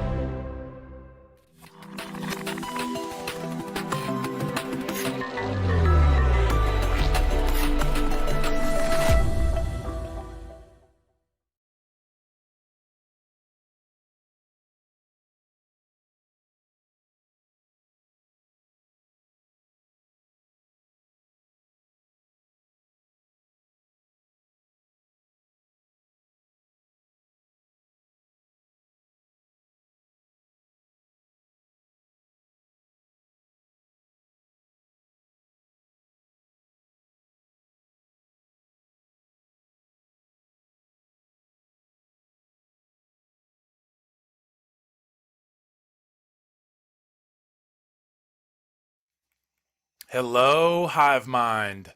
My name is Nathaniel Kapnicki, but many of you may know me as Nate Cap. I want to thank you for tuning in to this presentation titled Relumination of the Imagination. I want to make it clear that this is definitely not some magic show where everybody gets a better imagination, and if it does, that's awesome. In short, this presentation explores the inherent cosmic tools that the imagination uses in conjunction with the knowledge of the mystery traditions in order to better learn and restore what got misplaced in ancient Egypt. It's an attempt to inspire or rekindle the inner sacred flame of care back into aggregate consciousness. We've been dismembered from principles and much of our past. We've been scattered from our purity, and we must remember or bind ourselves back to the universal, non-man-made law where our connection to nature is pure. Reillumination of the imagination symbolically but not literally means to reignite the holy fire that has been systematically blown out. It's about the beginning process of mastering the self and the start of the great work. It's about allowing the unfoldment of the open mind and kicking all the planted programs completely out. Breaking free from, the many millenniums of man-made mind cages we've been perpetuated into. By the end of this presentation, I hope that I've made it clear to the viewer what the title truly means. And just to be clear, this presentation isn't just going to magically heighten or, illuminate anyone either. I hope it does. Just make sure to listen all the way through. And this presentation might seem out there at times because many of the topics are abstract because we're simply dealing with the imagination. And if or when a moment of doubt arises, I assure you there will be some sort of logical explanation that eventually follows. Believe me, I'm not here to, waste anybody's time with, made up, non-science, non-logical jargon. We're going to, take a really beneficial journey into and out of the mind here today. I'm going to cover many key components regarding the imagination and how it has become stagnant in our modern world. But before I begin, I'd like to thank Brandon Martin and the whole crew at One Great Work Network for helping get the S.E.E.D Growth Conference put together. It has been a lot of work, and we are really excited that we can make this event happen. It's an honor to be in this lineup of such caring and hard-working adults with a similar ambition to do the right thing. Because this presentation is only around an hour and 45 minutes, I'd like to say, if by the end you find value and want to know more regarding the topics I've covered, you can listen to the Cubbyhole podcasts in order through cubbyhole.com/podcast, and some of the content found in this presentation is a lot more defined there. And also, I'll be defining and expanding more on these topics in the future shows. So stay tuned for that. I'm only going to touch on many key topics to make my points because this is a very condensed presentation. The topics I'm going to cover are so extremely important for human progress and evolution, and it needs to be learned if we wish to understand the hidden realm of the universe. And why does that matter?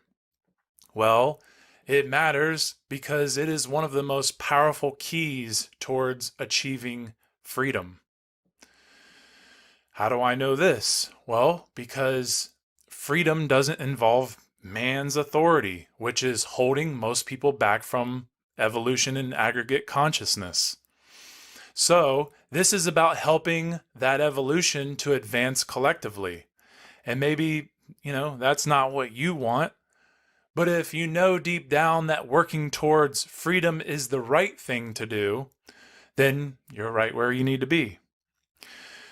There really are only two types of minds, and one is self-omniscient, believing that one knows everything, which is, really unhealthy, and it's closed-minded skepticism, which only leads to stagnation, not to mention other horrific atrocities. Or the other mind, which is the Shoshin, or the beginner's mind, the mind that is always learning and open to all possibilities. And I'm assuming the listeners here are ready with their Shoshin and ready to learn something valuable. The topics for this presentation are: number 1, imagination. What is it? Where is it? How is it used? And then the division, which is the division within and the symbolic journey of self. And then number 3 is inherent spiritual tools. What are they? Where are they? What are they used for? How are they discovered? Number 4, understanding. What truly defines understanding? How does understanding help find truth? Number 5, the temple within. What can help us understand our journey within? Number 6, the destructive causation of imagination. How the imagination is being destroyed, and by what and by who. Number 7, intelligent measurement of human behavior. What governs behavior, and how do we become conscious of this? Number 8, relumination. What is relumination, really? How much do we care to know how things really are? Number 9, authority. Who is true authority of you? Who's the true authority of you? Who writes your life? Are you willing to realize your responsibility in nature? Okay, so what is imagination? And it's a huge question, and I'd say it's one of the most perplexing questions because it's not immediately clear what it is. And of course, I'm sure we can all agree that deep down we all intimately know what it is, but when we find it difficult to explain it. We find it difficult to explain imagination in a precise way. It's like trying to explain, what the creator is or the universe is. So to define this word imagination requires imagination, which really can't be well defined, especially with the limitations of logic only. I see the word imagination as an umbrella term, as we'll see throughout this presentation. There's so many ways to understand this unfoldment of a concept.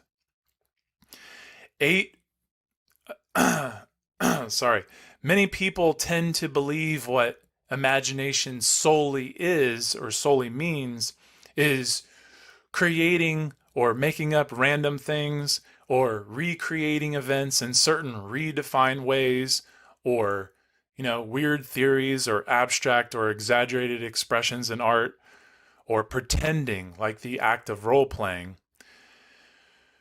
Random use of the imagination is imagination without knowledge or science or reasoning, but is mostly from experience and the subconscious.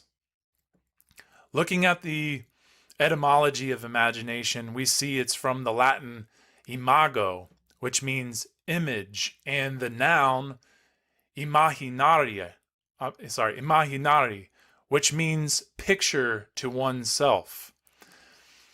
And I like the idea of the imagination as the act of seeing and testing ideas within, or orienting the mind in any possible position of seeing. So how do we orient with the imagination? We do this by aligning and positioning the mind, whether microcosmic or macrocosmic, into relative points of time and space. The etymology of orient actually means the direction east, the part of the horizon where the sun first appears. And this is about realizing where your position is because you know where the sun is or where it will rise with respect to your coordinates. It is one of the most pure, unambiguous ways to orient or to know where we are and what time of the day it is in relation to the sun. This is key to understanding the tools that guides imagination. What happens when you close your eyes and envision or think of something like an evergreen tree? I'd assume an image of what you understand to be an evergreen tree pops up in your mind, right? You're literally imagining probably a faint to possibly clear idea of what an evergreen tree is or that it isn't really there.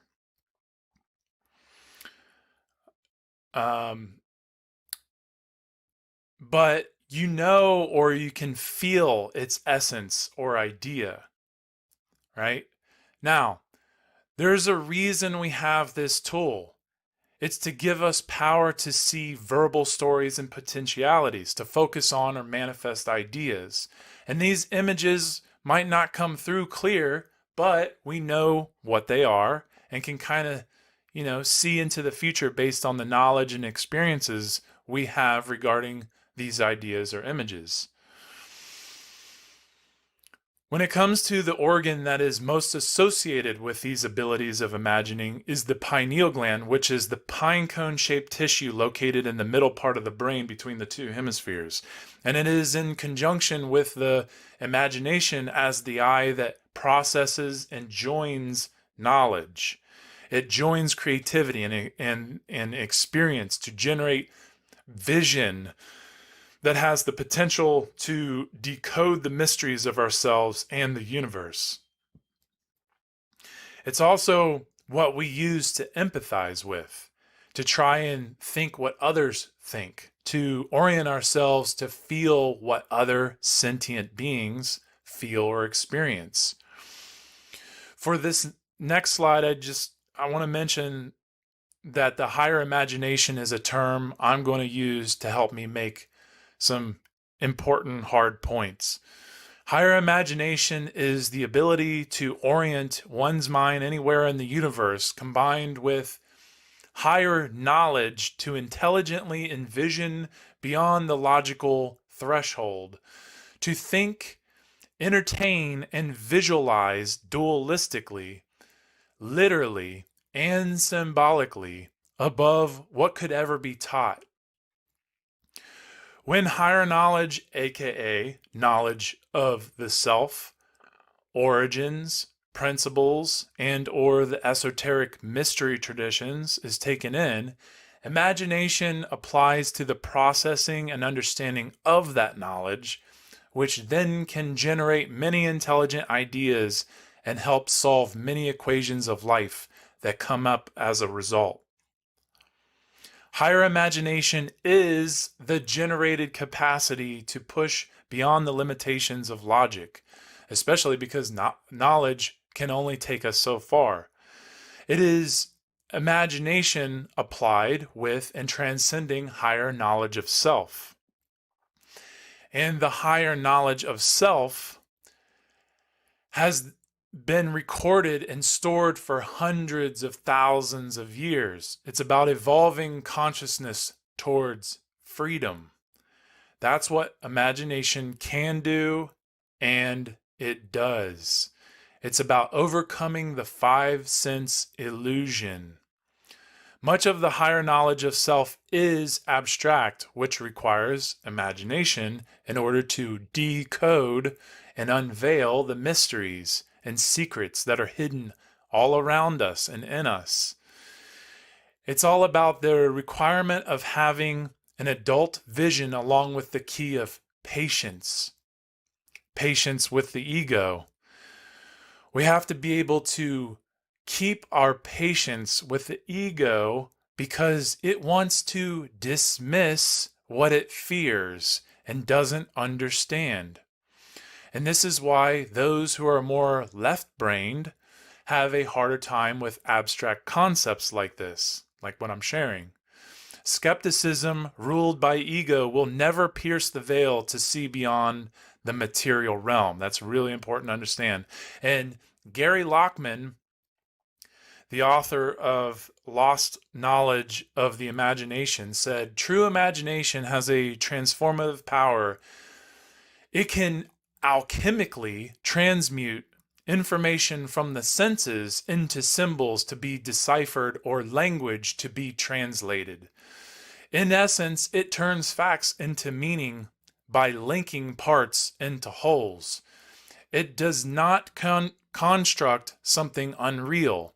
That is the business of fantasy, but unveils the hidden reality. So now on to division. Let's talk about the division taking place within. I'm going to speak phonetically a lot during this presentation because it's one really important way we can see or read between the lines, between the dialects, actually. The dialects or prisons most people are comfortable in, the left or the right. And this stifles our vision to see truth because it's division. It keeps us one-sided within and outwardly as a result. Learning this great divide helps us see the illusions. Now, I'm in no way trying to tell anyone that this is 100% how the hero's journey goes. Not at all. I'm just focusing on the sciences found in it and what it is, what it's being, what is being said symbolically and phonetically, which I'm going to try to explain in a very simple way. This is about seeing where each one of us may be in consciousness and where we may go and why. So, looking at this equilateral triangle, I want you to think of something basic. I want you to think of the very fact that it took a mother and father to take part in your physical generated conception. So, mom and dad had intercourse and you came out, right? Okay, so you can look at it, you can look at this as a physical manifested trinity, a solid mathematical triangle, right? And let me ask, do the perfect symbols such as the equilateral triangle just solely exist for, making pretty art patterns or solving basic public school geometry math problems? Of course not. They are also discovered inwardly by man, individually, in order to help scientifically orient the self within. To understand the self better, that's what it's about. We can't be co-created without mother and father, without male and female. So the symbol of this equilateral triangle is about understanding the number 3. It's about understanding anything spiritual has to do with the number 3. Looking at the bottom right angle of the triangle, we see the right brain symbol. Okay? Upon birth and up until around 7 years of age, children have a lower vibration than consciousness, which is called the stage of theta, which is part of the imagination. It's the age when children act like they're, riding a horse when really it's a broomstick, or playing with, action figures and pretending to be a giant action figure. The idea is during this time, there are no programs to be conscious of. Therefore, the first 7 years are when children are most programmable. We start out in right brain infant mind. We start out with observation, intuition, theta, or imagination. The reason for this is it's impossible to start out with logical thought, analytical thought, science, math, or reasoning, which are all left brain aspects. We are born with the sacred feminine way of absorbing what we experience as babies, as children. We are born with intuition. We're born with absorption and observation, which are sacred feminine aspects. This is also where art, openness, and creativity are gained and acted out. So when we start out in right brain, we typically leave the right brain and go towards and into the left brain, symbolically, which means that we have left the right brain, like leaving the nest. Now, that doesn't mean, we have left all the right brain aspects behind. We definitely take much of that with us. So we have gone from the right brain to the left brain because we leave the right to evolve. In ancient Egyptian sign language, it is understood that left foot forward symbolically means evolution, which means that the right brain controls the left side. So it is a right-brained evolution to go left because you have left the right brain to evolve, to go from east to west, so westing. And here we gain the left-brained aspects of logic, math, science, being analytical, and so on. These are obviously important aspects for holistic thinking. Now, the way the term westing is understood is it is the way towards spiritual bereavement, which is not good. Basically, we have completely left the right, which is also phonetically and symbolically about leaving rights or connection to nature. That's really important to understand. In my experience, it's a rebellious act to go completely left due to the push of institutionalized religion, having it, shoved down your throat. And one thing to keep in mind is many, don't even leave the nest. They stay home in a right-brained trap, giving authority over to institutionalized religion with their faith. And this truly means that the mind stays stagnant and never truly grows. It's a mind that never really questions reality and remains an infant and gullible to man's authority, especially through institutionalized authority or religion. This is also what leads to pseudo-spirituality. It also leads to religious extremism and unworthiness.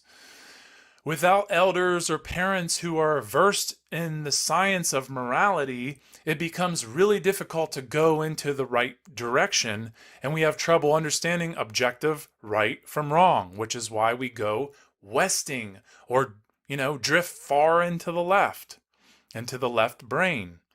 It's almost inevitable that we do this. And it's healthy as long as we don't get stuck in the left brain. Many of us become more, logical, mathematical, analytical, and scientific, which are, really strong aspects of the sacred masculine left brain. And this is where we, begin to evolve. But the problem is this becomes a cul-de-sac. It's a trap. We aren't supposed to stay solely in left brain. This is what can and does generate a patriarchal world. It also generates materialism, scientism, atheism, rigid skepticism, and nihilism. And it has immensely throughout our world for, the better part of the last 1,000 years. And just to be clear, scientism is an excessive trust or belief in modern scientific institutions, especially, government grant-funded institutions, to such a high level that the individual bearing the trust believes that these institutions are the only source of credible or verifiable truth. It's just another religion that, needs to be overcome for further evolution. This is the ultimate Westing, which, if not transcended, does and will lead to more government, aka more enslavement. And the same is for the right-brained imbalance. Staying here will only cause more stagnation, thus more enslavement. And it creates the illusion of right versus left. So, what generally comes next in the hero's journey? Well, we individually have to transcend dogma, aka learn the traps that hold us back and then overcome them and move on from them, from the religions. It's about understanding that we cannot understand the one without the two. We can't understand both hemispheres without understanding each one. And we can't understand the whole brain without both. We can't understand light without understanding dark. We can't understand right without left or right without wrong. It's about learning dualistically to be able to see separation and then understanding why it's an illusion, as one is never truly separate from the self in the first place. So, to leave or to have left is to go on the journey, to separate and learn why one must unite the hemispheres and return home to nature, which is right.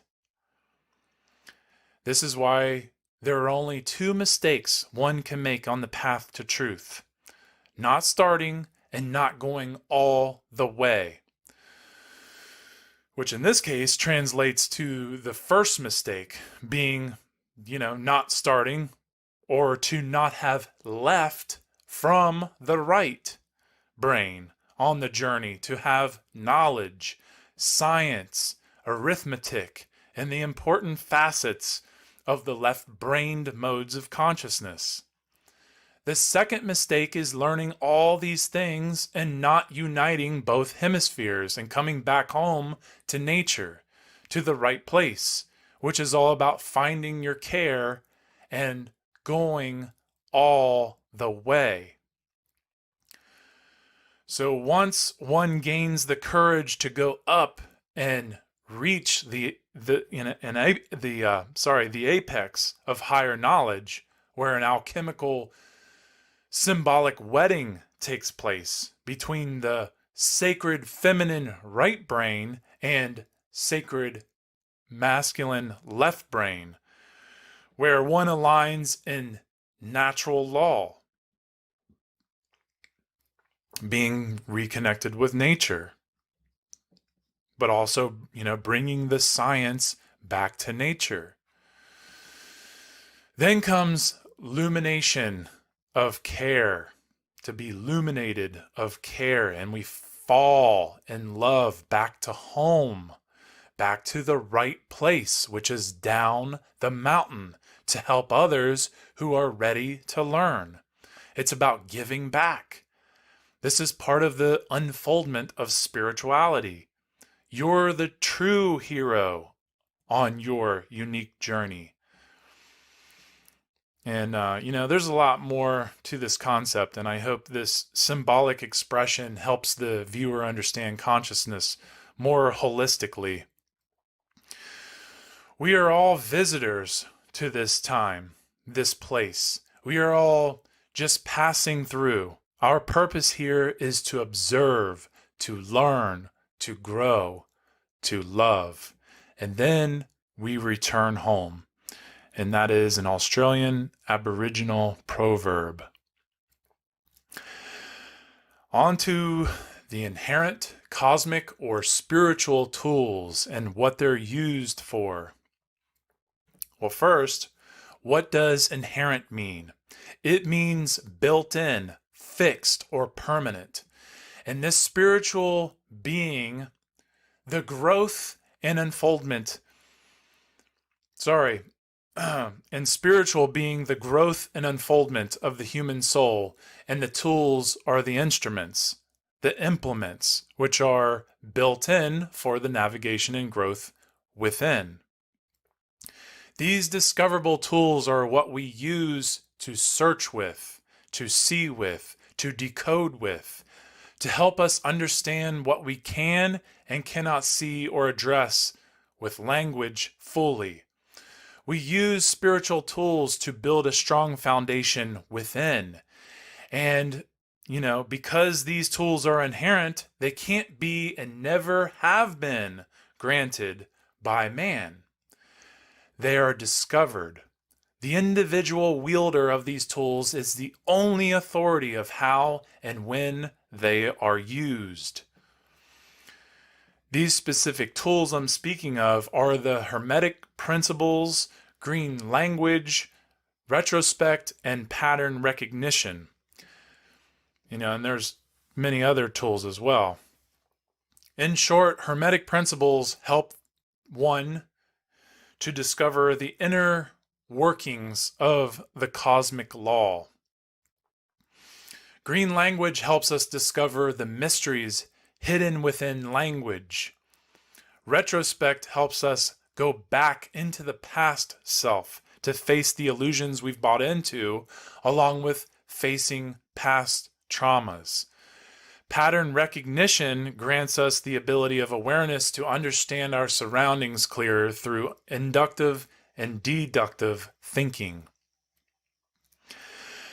Now, I'm only going to briefly cover these tools, but we'll be using and demonstrating their uses as I move forward through the presentation. These tools are 100% understood by the science of their workings and the imagination as their driver. This is about expanding the higher imagination because it's about the pursuit of gnosis, meaning the pursuit of empirical knowledge pertaining to the spiritual mysteries. So, starting with the 7 Hermetic principles, we have the first principle, which is mentalism, which means the all is mind. The universe is mental. Everything first starts in the mind. Mind allows imagination to travel infinitely. Mentalism is the key to imagining, which leads to manifestation of things and events. The second principle is correspondence, what I refer to as nature's spiritual mirror. And this principle is all about imagining, like that which is below is likened to that which is above, and that which is above is likened to that which is below. It's a reflection tool. We can look at and observe a thing or idea and then use imagination to see that thing or idea in relation with something else, whether micro or macrocosmic, like a walnut resembling a brain or a hurricane resembling a galaxy. The third principle is vibration, which states that nothing rests. Everything moves. Everything vibrates. If we orient our mind in understanding that the earth is moving at all times in space, the planets and the stars are all in motion. The space in between is constantly taking a different form, like water. When we can understand how this operates, we can see that even though a desk appears still, it's still in motion, whether, the rest of the world, it's still in motion with the rest of the world and the universe. And even at the molecular level of that desk, there is vibration taking place. The fourth principle, which is polarity, tells us everything is dual. everything has its poles. Everything has its pair of opposites. Imagining absolute hot and cold as absolute polar opposites won't reveal the absolutes, but will reveal that there are degrees in between that can be recognized, like light and dark, or, like hot and cold, or, small or large. The fifth principle is rhythm. The pendulum swing manifests in everything. The measure, the swing to the right, is the measure of the swing to the left. Rhythm compensates. Consciousness rises and falls, empires rise and fall, and something as simple as a wave rises and falls. Imagining the repeated historical stories helps us see what state of consciousness we were in, what we're in now, and where we're headed. This sixth principle, which is cause and effect, states every cause has its effect. Every effect has its cause. So imagine a guy robbing an old lady. He steals her purse. But weeks before that, that same old lady stole that same purse from a local store. The cause started at her act of stealing, which led to the effect of getting a similar behavior brought back unto her. And the same is true in the collective consciousness of humanity, which, actually really needs to be understood a lot more. And the seventh and final Hermetic principle is gender, which is in everything. Everything has its masculine and feminine principles. Gender manifests on all planes. If we imagine the penetrative force of the sacred masculine energy and the submissive receptive energy of the sacred feminine, we can apply this great understanding to all that is. A simple example would be the inside of a cup is submissive to the penetrative liquid poured in it, but the table holding the cup submits to the penetrative weight and setting of the cup, which makes the surface of the table feminine because it's submissive. Okay, so I'm going to briefly cover retrospect, pattern recognition, and then on to green language. Retrospect comes from the Latin retro speciere. So retro meaning back and speciere meaning look at. So to look back at, to survey past events. This is the part of the imagination that orients the mind into the past to reflect on as much as one can remember. A lot of people tend to unconsciously abuse this tool and get stuck in the past. It is the spiritual tool that finds the illusions and causes of traumas that, never were dealt with, and then being able to face them and come to terms with them in order to generate healthy growth.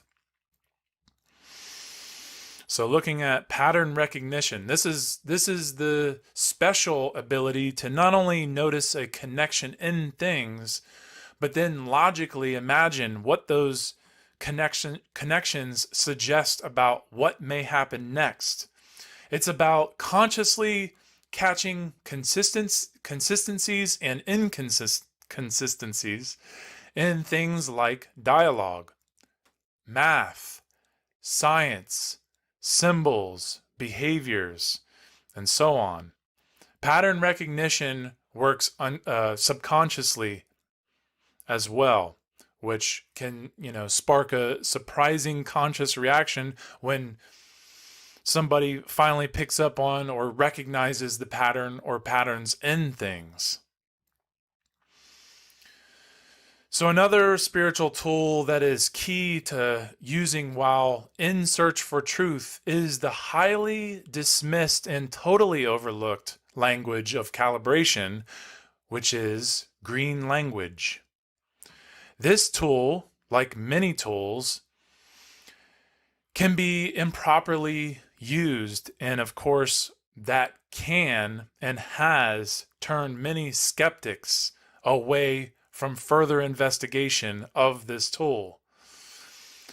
This language is a phonetic principle. Green language is more than just a wordplay or a pun language. It is an intelligent alignment to balance within and without, especially for those who are ready to hear and see, for those who can imagine at eye on. And, there's the first example. Imagination is imagine at eye on.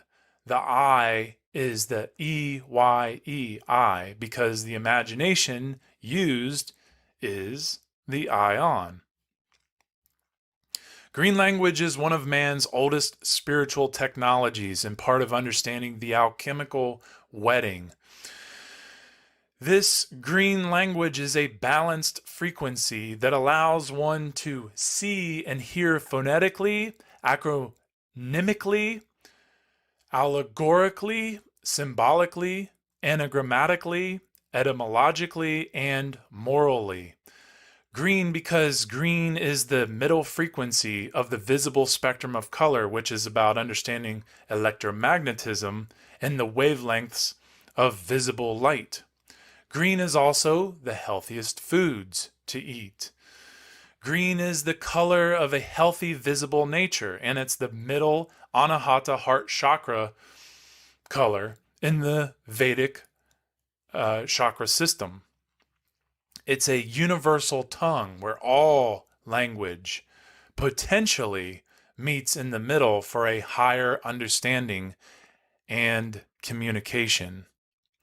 Most people in the West, or someone coming from a left-brain viewpoint, tend to think mostly or solely in terms of literal words only, which causes a limitation in thinking. It limits our ability to see and understand abstract concepts like what I'm sharing. When it comes to understanding green language, pattern recognition is part of understanding the process of language acquisition, which is about gaining the ability to understand how certain words and letters can speak beyond the literacy or what is taught. It goes beyond the appeal to authority. That's really important to understand. And this is where the higher imagination comes in here into use. I believe it's healthy to exercise this tool of green language freely, but to not get too caught up in trying to make every word seem like it has a deeper meaning, or you'll miss the point of its purpose. The main thing to keep in mind is this isn't a tool to play with when in search for truth. It's a spiritual tool for the serious student who's ready to receive clarity of that which isn't available in the common vernacular. It's about being open to the universe at all times. And the last thing I want to share under spiritual tools is what I refer to as the hermetically versatile mind, which is the ability to orient, recognize, envision, manifest, flip, reverse, cycle, mirror, measure, modify, rearrange any shape, symbol, word, idea, or archetype based on higher knowledge, experience, and the utilization of the imagination in order to understand something with full clarity.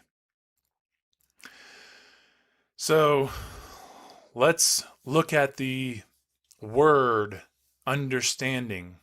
How do we come to truly understand a thing or a principle or an idea or something like a historical fact? I think we can all agree intuition plays a small part, but how do we come to understand, to an understanding? A couple of the methods we can use are the trivium and quadrivium methods, but first it's important that we break the word understand down. The word understand can be broken down into two compounds, which is the under and stand. So it literally means to stand under or to stand over. From the Greek etymology, understanding is epistemi, which means to know how I know. Either way, in order to understand a thing, you must see it in connection with some bigger subject or bigger whole and the possible consequences of this connection. Understanding is always the understanding of a smaller picture in relation to a bigger picture, or a smaller problem in relation to a bigger problem. People learn to understand things by measuring everything in relation to the very thing they are wanting to know. To understand basically means to agree upon. People who truly understand each other are those who are principled and equal in their knowledge. And only then is mutual understanding really possible. We can only be there can only be one understanding. The rest is either incomplete understanding or unprocessed knowledge. It's easy to say, I understand, but can it be demonstrated? That's the honest question we should all be asking ourselves. Something I find really important when listening to other researchers is when in search for an understanding, it becomes necessary to compare other descriptions we read and hear with the knowledge and experience we ourselves have collected. What you read and hear from other resources may in fact be the same thing you know, but expressed in a different way with different words in a different dialect. So the description is really what needs to be focused on, because that's worth more than the words and the dialects. We have to be able to take words and or phrases and see the differences and similarities between them. And, we may be seeing the same thing, but described in different ways. It's a form of hermeneutics. It's like the movies Avatar, Pocahontas, or Dances with Wolves. They are all basically describing the same thing, the same story, but are expressed in different ways. And that's the same with our language. So, now that we have a better understanding of the word understand, we can now look at the trivium, or the threefold path, to help guide us in the truth discovery process, which I'm only going to briefly cover in this presentation. When taking in information, whether knowledge from books or people directly, the first initial step of the esoteric variant of the trivium is the input of knowledge. This is what the imagination needs in order to build and expand consciousness. So we gather lots of information from multiple sources while simultaneously entertaining that information without dismissing or accepting it as truth right away. This is the raw info regarding the who, what, when, and the where. Then comes the process, which is about how we come to understand what we know by filtering through the knowledge to see what its purpose is, to better, realize why, or realize the why, or meaning behind it. When we bring logic to the knowledge and test it to see where there are consistencies and inconsistencies, imagination tries to fill in the blanks that the knowledge might be lacking. And then once one understands what one knows, then one can take action by expressing that knowledge, whether through speech, writings, or art. And this is where real and positive changes can and does occur from. So again, this is the trivium. It is the esoteric method of finding truth. So you have the input, processing, and then the output. So input, the knowledge, process towards an understanding of that knowledge, and then the rhetoric, the sharing, the speaking, the writing, and output of that knowledge, which is the act of wisdom. So now we're moving on to the temple within. Heed these words, you who wish to probe the depths of nature. If you do not find within yourself that which you seek, neither will you find it outside. If you ignore the wonders of your own house, how do you expect to find other wonders, like the universe? In you is hidden the treasure of the treasures. Know thyself, and you will know the universe and the gods.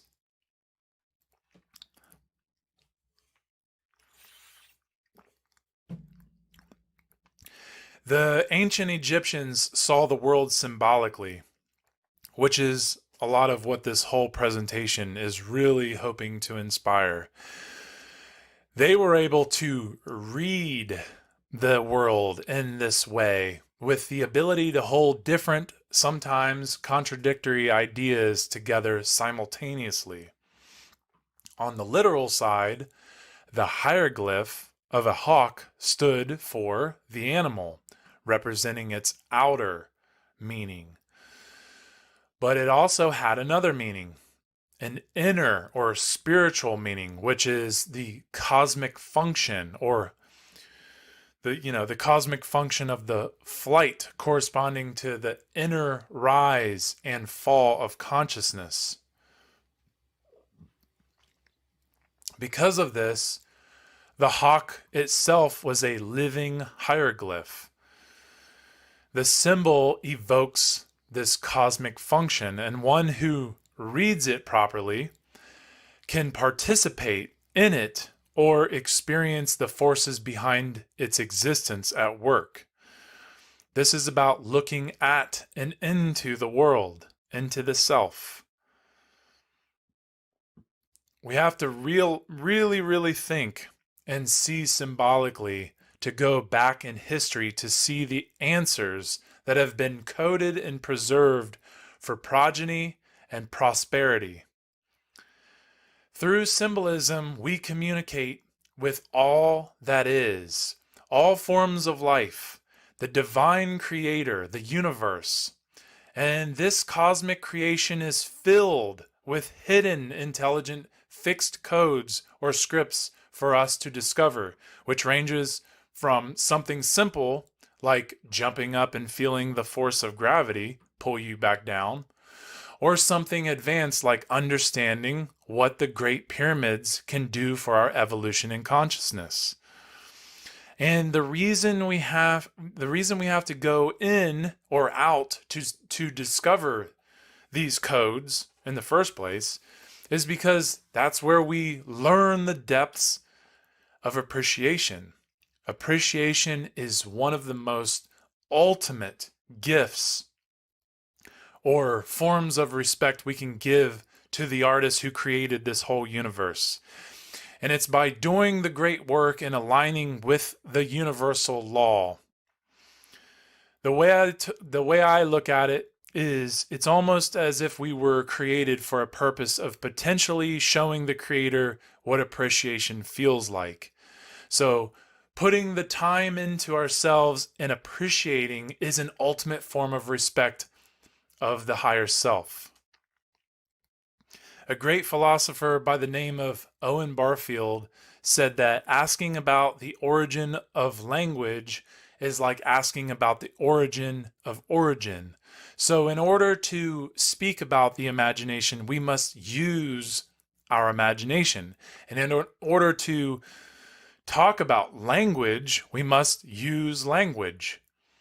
We can't stand apart from either one of them as detached observers, as we can with something in the physical world. So we need to understand them from within.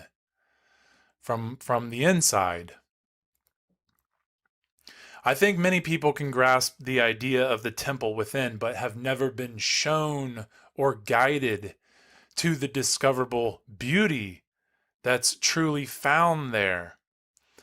This ability to look in the inner part of the world, to see it from the inside, is a central theme in the knowledge of the imagination. It reoccurs repeatedly throughout its history, appearing in many different expressions. This is important to understand because it's about orienting the mind and expanding in the expanded range of consciousness to work with and then build off of. This is really how we deeply come to know who we truly are and why we're here. So, using the spiritual tools, we can learn to unveil the mysteries, the my stories within, the realm of the esoteric. A few really important sacred sciences or archetypes that have been created to help man see the reflection of self are the esoteric mystery traditions such as esoteric tarot, the Kabbalistic tree of life, esoteric Freemasonry, and astrotheology, aka science of the solar mythos. I'm only going to cover some science from both astrotheology and Freemasonry in this presentation. So first, I'd like you, the observer, to try a little experiment out. I want you to look at these two pillars. Now, if you can, I want you to cross your eyes until you see one really highly defined pillar in the middle. Take your time and make sure your head and eyes are level so that both pictures create, one solid image in the middle.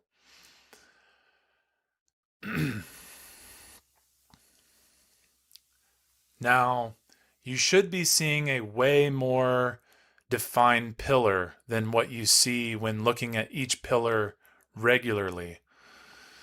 Maybe you've tried this technique out before, but if you haven't, this experiment is actually called stereoscopy, which is a technique for creating or enhancing the illusion of depth in an image by means of stereopsis for binocular vision, 3D vision.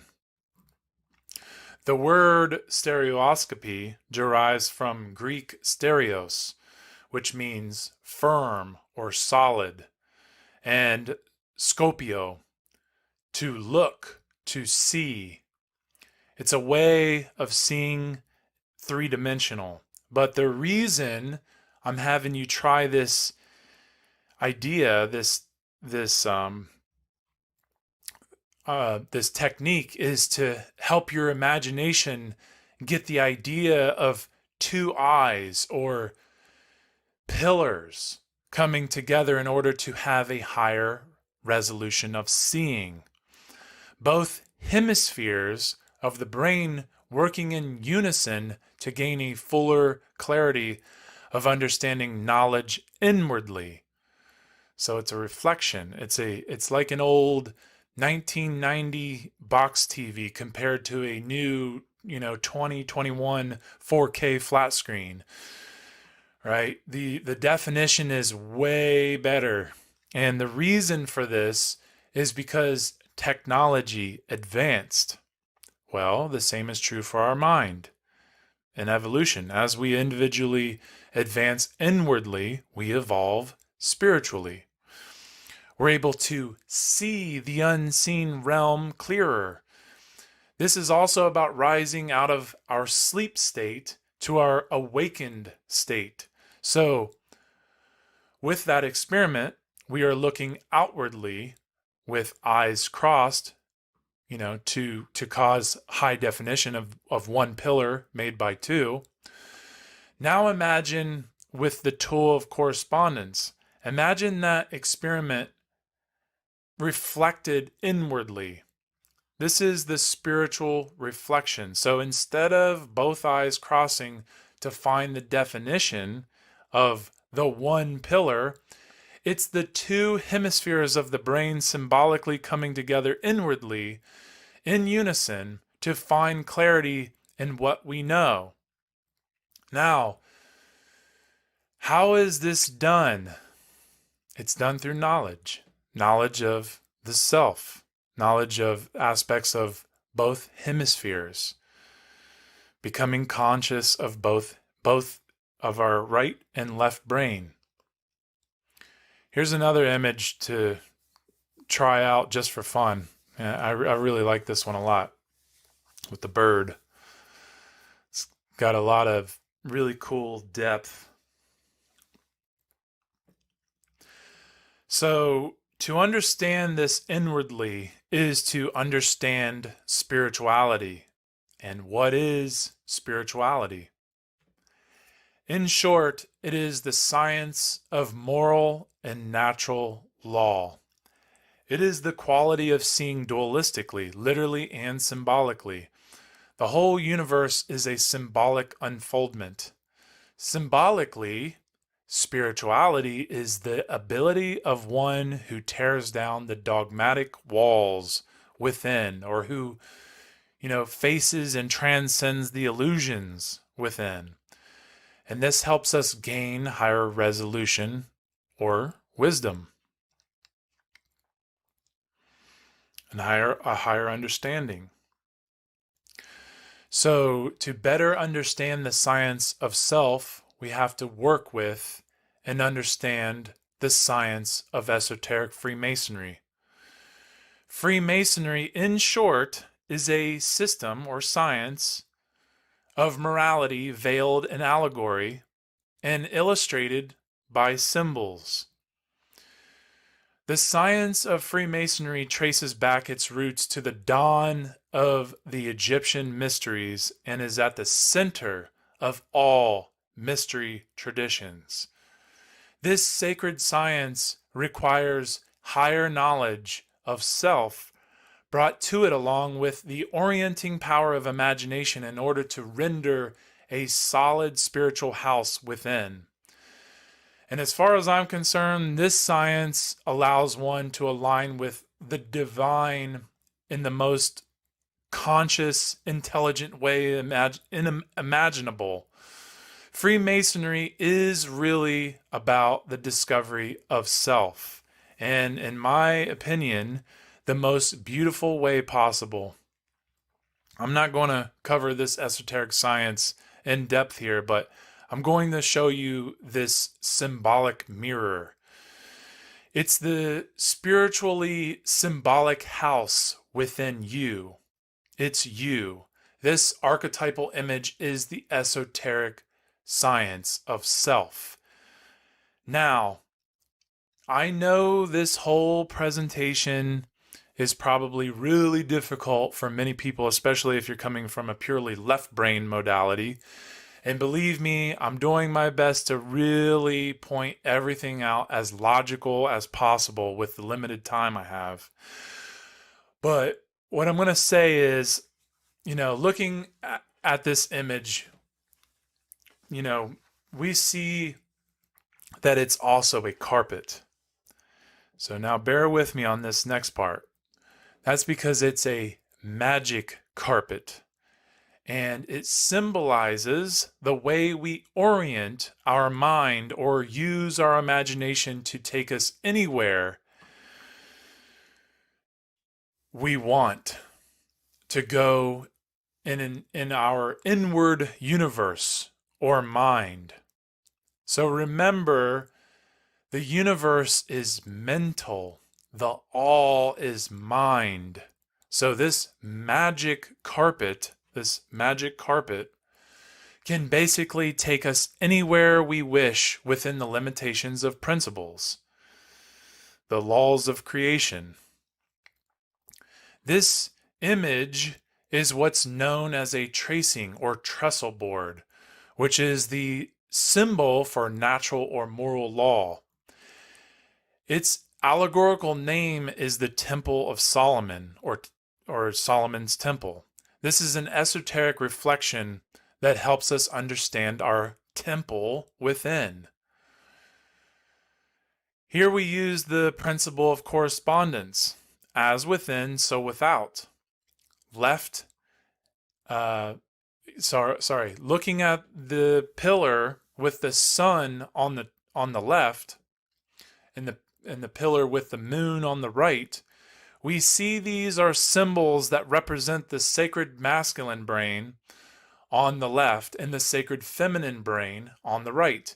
And this is where we use the principles of gender and polarity. This is where we bring the knowledge of the aspects of the left and right brain. This science is ultimately to help us find balance within, which is what the masculine blade symbol and the feminine chalice symbol coming together is really all about, which is unity. It's about balance. And when we bring knowledge to this image, this archetype, this symbol, it helps us understand something deeply important about ourselves. You can look at it as a reflective, esoteric encyclopedia. So the more you understand about the aspects of the sacred masculine and sacred feminine pillars, the more you can pull from this image, and the more your middle pillar of wisdom becomes defined with higher resolution, like the stereoscopic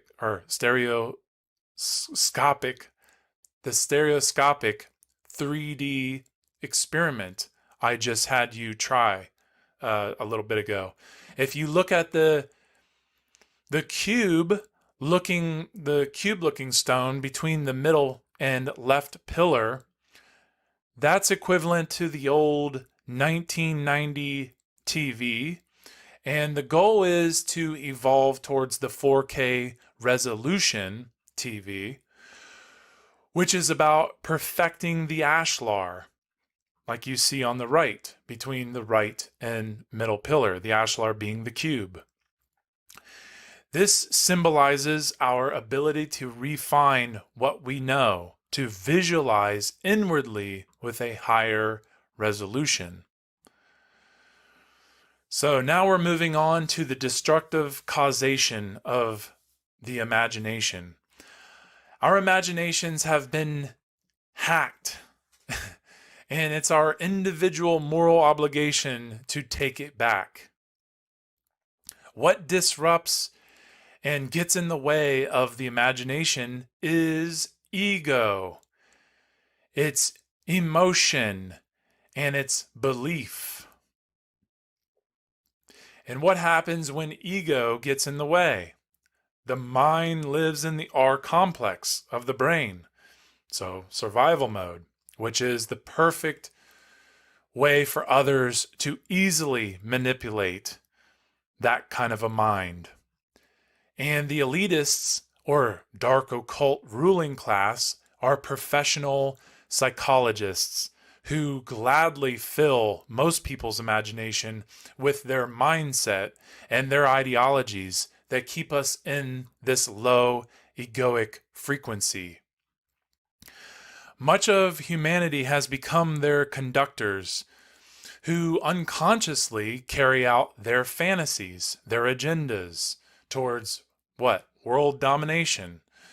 And many people willfully carry this out just by, willfully ignoring these sciences while submitting to and supporting all the awful things that these dominators do to the people.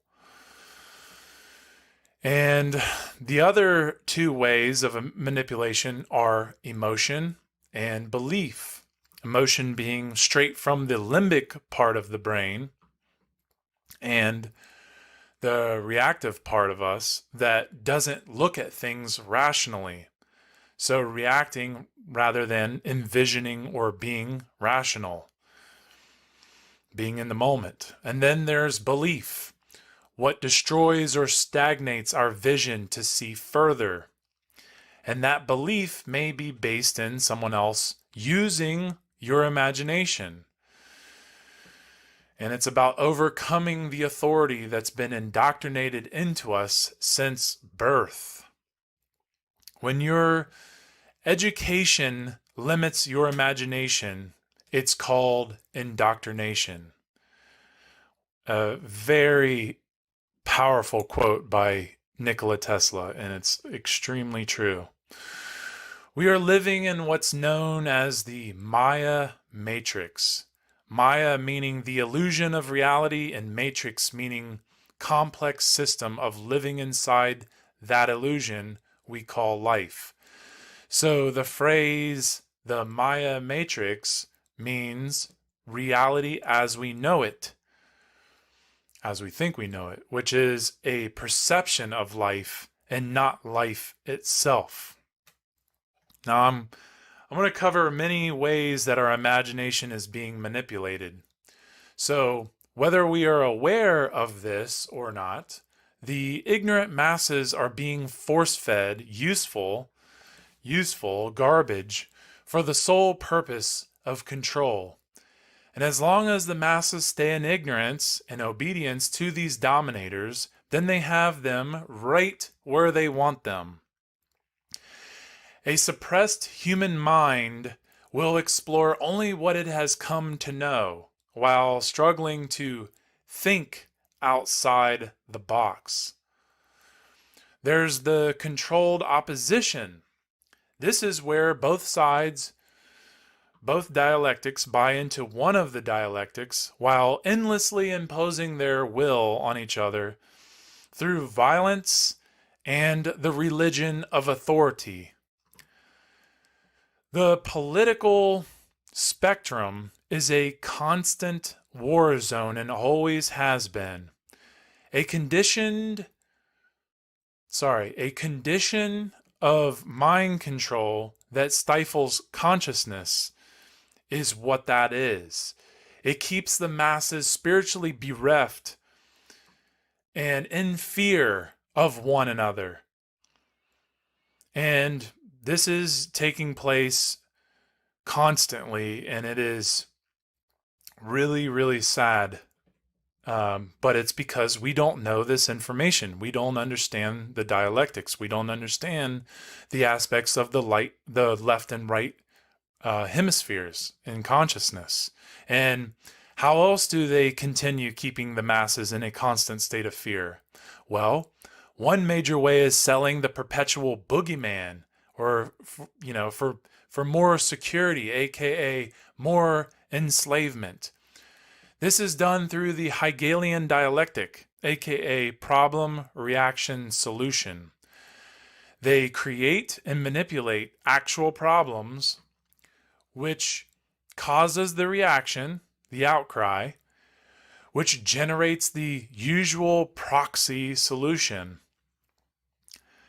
And some of the examples are the Muslims of 9/11, the bank collapse of 2008, the 2012 Mayan calendar, the end of days, and among many other things, the more recent coronavirus.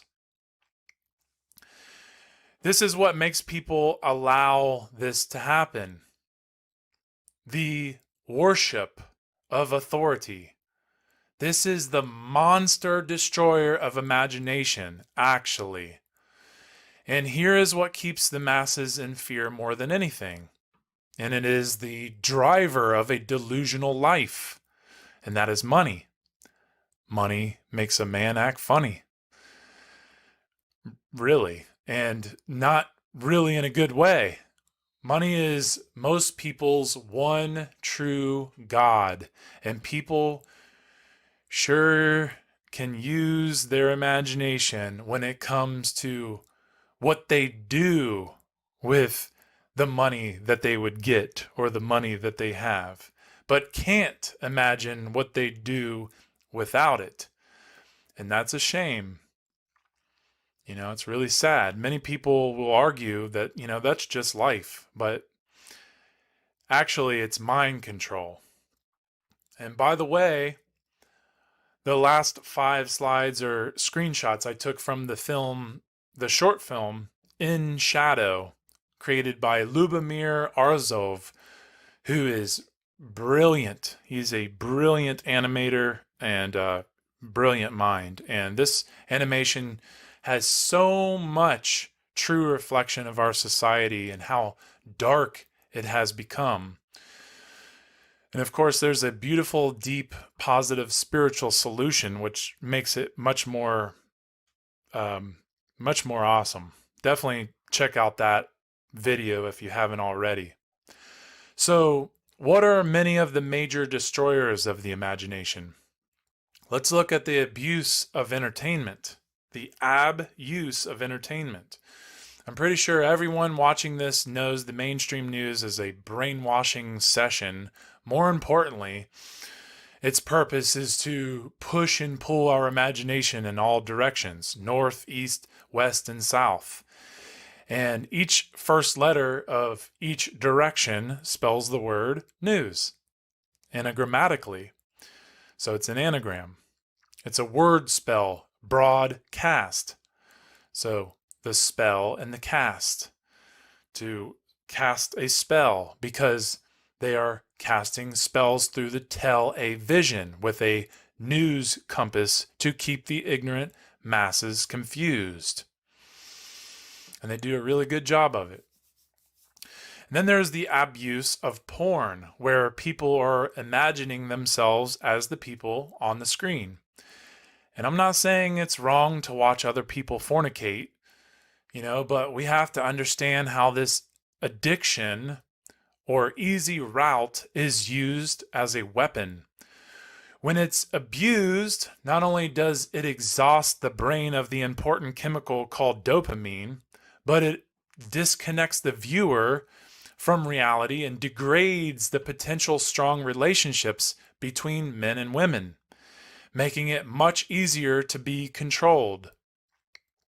It really harms the imagination more than most of us know, actually. Then there's the abuse of video games. And I love playing video games, especially with friends and family. And, I know it brings us together in a really fun, unique way. And it can, definitely get addictive for sure. Many will argue that video games stimulate the qualities of imagination. And I don't completely agree. But it's about understanding that video games are a simulation that, when abused, keep the mind running away from reality. It's a way to run away from true purpose. And believe me, I know this very well. I was highly addicted. You couldn't get me to stop playing video games or, get the controller out of my hand. I played Madden and Halo and GTA all day, every day. And a little anecdote I'd like to share is I'm also a caricature artist, and I wanted to make a caricature book. So I sat on that idea for over a year because I was too busy being glued to the game or the games and Halo and Madden and GTA. And then I got, the ring of death on the Xbox. So if you're not familiar with what that means, my Xbox broke. But it was the beginning of my new relationship with without video games. And it was the best thing that ever happened to me at that time. And I ended up finishing and publishing that caricature book.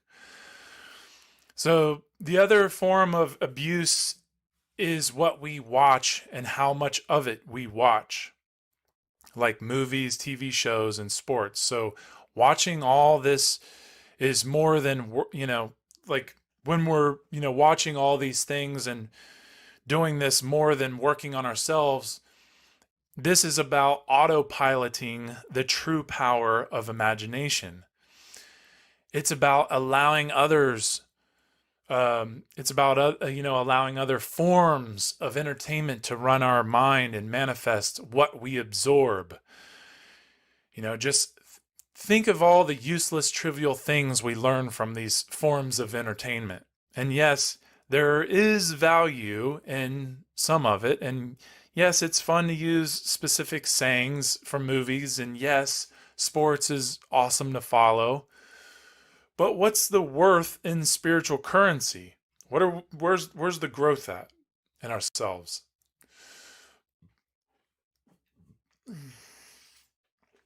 The other forms of destruction upon the imagination is through forced radiation and chemicals.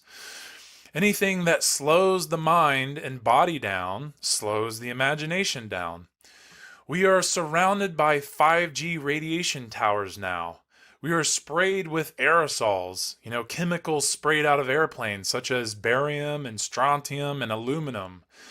And those unevaporated, lingering trails also literally block the sun, which is very wrong. But it also symbolically blocks out the light to see with. So, literally and symbolically, cutting down our vision of the luminaries at night is what it also does. And our weather is modified by cloud seeding and the HARP program. We are also each destroying our imagination by large amounts of toxins we put into our bodies. We consume synthetic foods and drink lots of drinks that keep our body in a coma-like state where we aren't healthy. We're not health conscious enough, and becoming health conscious improves the imagination greatly, as it generates an awareness of what's going in or on our body. Genetically modified foods, or GMOs, are very toxic, filled with hormone disruptors and covered in glyphosate, which is a dangerous cancer-causing agent. The word alcohol is derived from the word alcohol, known as a body-eating spirit. This really slows you down, and it destroys your liver, your kidneys, and memory over time. Now, even knowing that, I still love some good mezcal or bourbon, but again, in healthy, small amounts, not abused. People can put whatever they want into their body. It's their body, but no one has the right to force or bully shots into anyone else or limit food or travel to those who refuse to be inoculated. Besides, our inherent immune systems are highly badass and way more intelligent than, what's in a needle. If, someone, and if someone is immune deficient, it's usually because of poor diet, too many shots from an early age, and not enough playing in the dirt. Being around lots of germs. And let's not forget the one ingredient that is the very destroyer of the physical organ associated with the imagination. And that is fluoride. Fluoride is the neurotoxic chemical added to tap water that, along with many other disastrous issues, calcifies the pineal gland, which then weakens the function that it has in connection to the imagination. It makes the mind numb. It makes it fogged and docile. And here's an esoteric piece of art called fluoride. Obviously, we see the play on the word fluoride as a pun, but it's not just a pun. It's a deeper truth, as fluoride is a revealing word in green language, whether a moral phonetic message from the universe or mockery by the dark occult. It is clear that when consumed, fluoride directly calcifies the pineal gland, the third eye, which corresponds to the spiritual bereavement of man. Symbolically, the collective eye has wested into pure hell and chaos and materialism. Physically and spiritually, it is the mind docile and weakened for complete submission to dominators. The enormous destruction of the imagination is the fear of chaos as a result of no government. And a society that fears chaos more than losing freedom is a society that will lose 100% of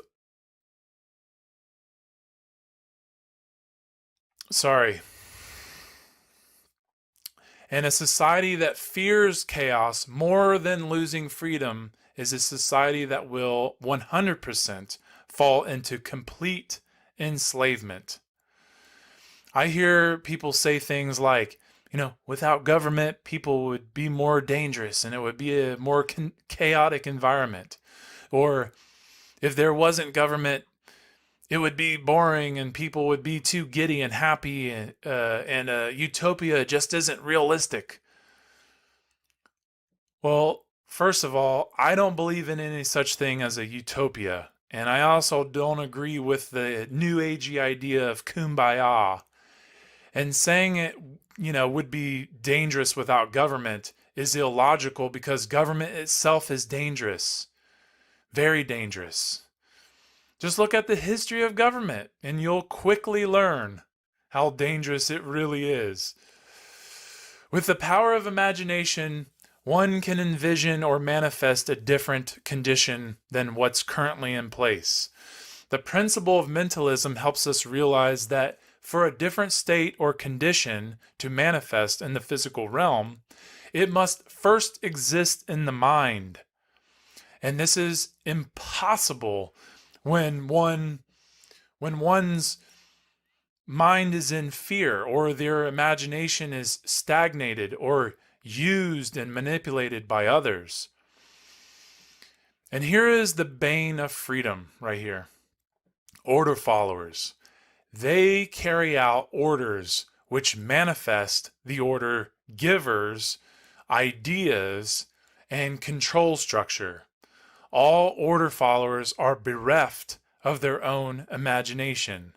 They are pure conduits of all orders, whether moral or immoral, which is why it's impossible for them to employ conscience and do the right thing in the face of doing that which is wrong. And here is the representation of a top-down, compartmentalized control system, which is comprised of authority types in lockstep who take orders and give orders under the rulership of the hierarchy, which consists of the dark occultists, who hold a power differential over the rest because they possess the highest level of occult knowledge and a full understanding of how the control structure operates. We have to see the control structure for what it really is, a disease of the mind, a disease of the heart, and a disease of the soul. They control others in fear, out of fear. It has nothing to do with looking out for, the best interests of others. Not at all. It never has been that way. It's not operating from the neocortex of the brain where higher learning and higher thinking takes place, where there's actual order. And it's not aware of what's happening within the self and around the self in which it operates. It's not conscious. The mind is not conscious. And, like I've said before, if we are operating in fear and confusion, then we are operating out of the R complex, the lower reptile part of the brain. And staying in fear and confusion keeps us in survival mode, where we don't critically think. We're just in fight or flight. We're in fight or flight mode. Completely right where we are wanted for these control structures to function. And, just becoming conscious of this information is the start of having the power to tear these structures down in the mind, because that's where they are. That's where they're planted and conditioned, and they want them to be kept there and grown.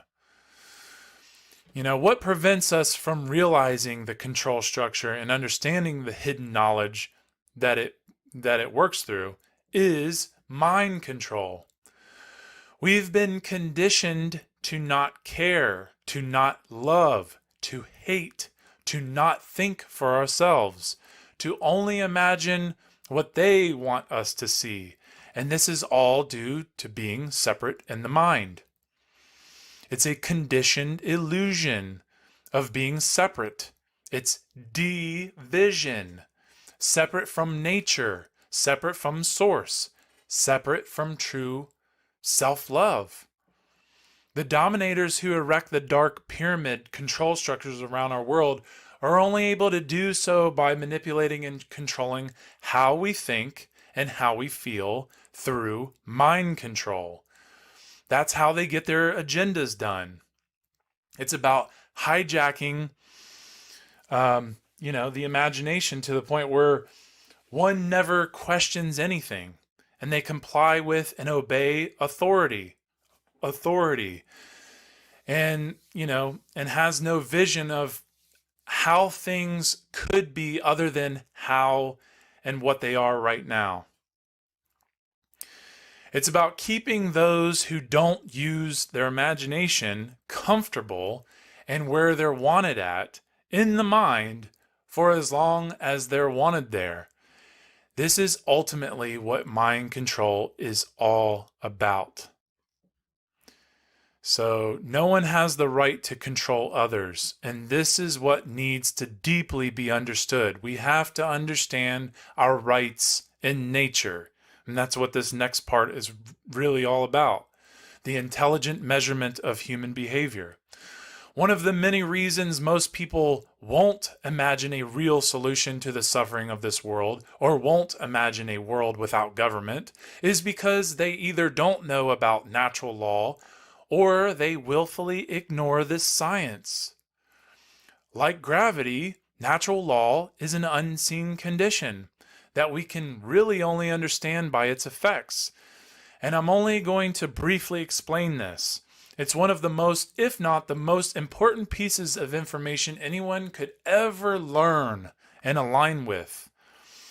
It is the governing dynamic that intelligently measures all behavior of beings with the capacity of understanding the difference between harmful and non-harmful behavior. That's humans.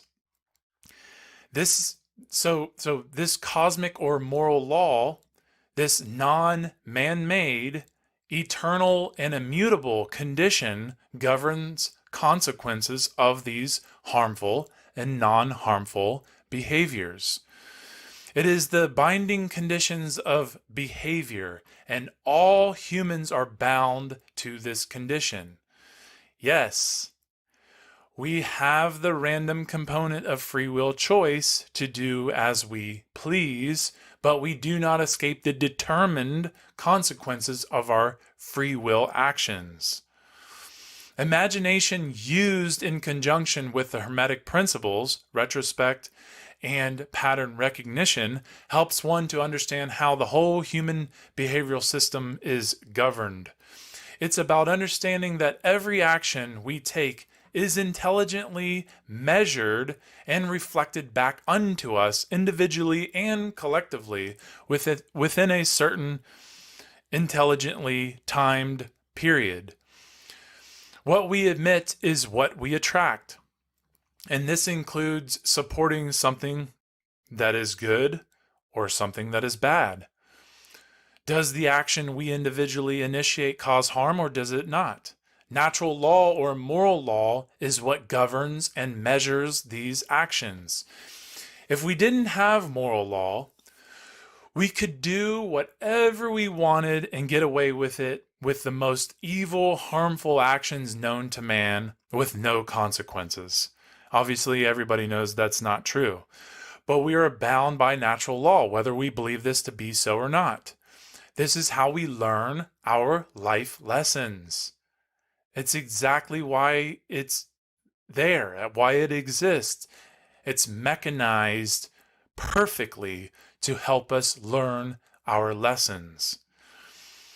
I'm going to paint a simple mathematical equation to help your mind of the way in which we find out what inherent rights are by recognizing what wrongdoings are. And this is something I feel anyone who understands natural law can use to paint a picture in people's minds in a simple way. I've made this slide to help with this equation. Rights can be known by understanding what wrongdoings are through the apophatic method, affirmation through negation. So we can look at it like this. Think about nearly an infinite amount of pizzas, right? And they pretty much all have red sauce only. But 7 of them also have pineapple. Well, if there are 7 red sauce pizzas with pineapple, then that suggests that all the rest of the pizzas are red sauce pizzas only. Right? Okay, so 7 of those are pineapple. It's the same idea when using the apophatic method to discover rights, simply by understanding what wrongdoings are, or, what pizzas are covered in pineapple. But obviously, in the case of rights, there's nearly infinitely way more red sauce pizzas. There are 7 transgressions or wrongdoings. And then all the other actions in the universe are rights.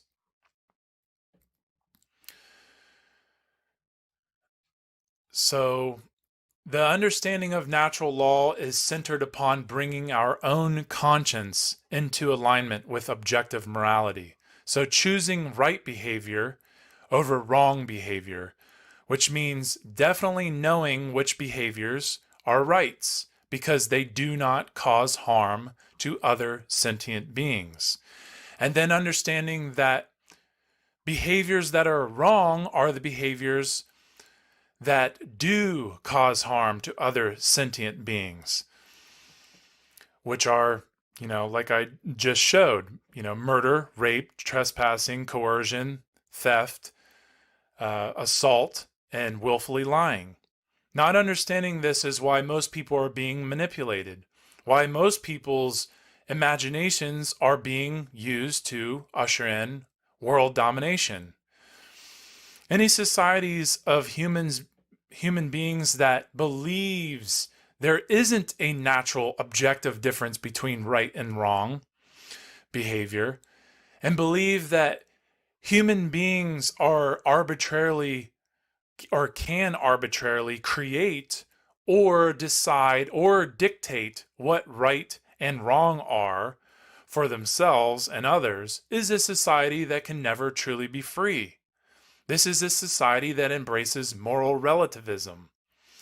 And this is why moral relativism is the destroyer of all freedom.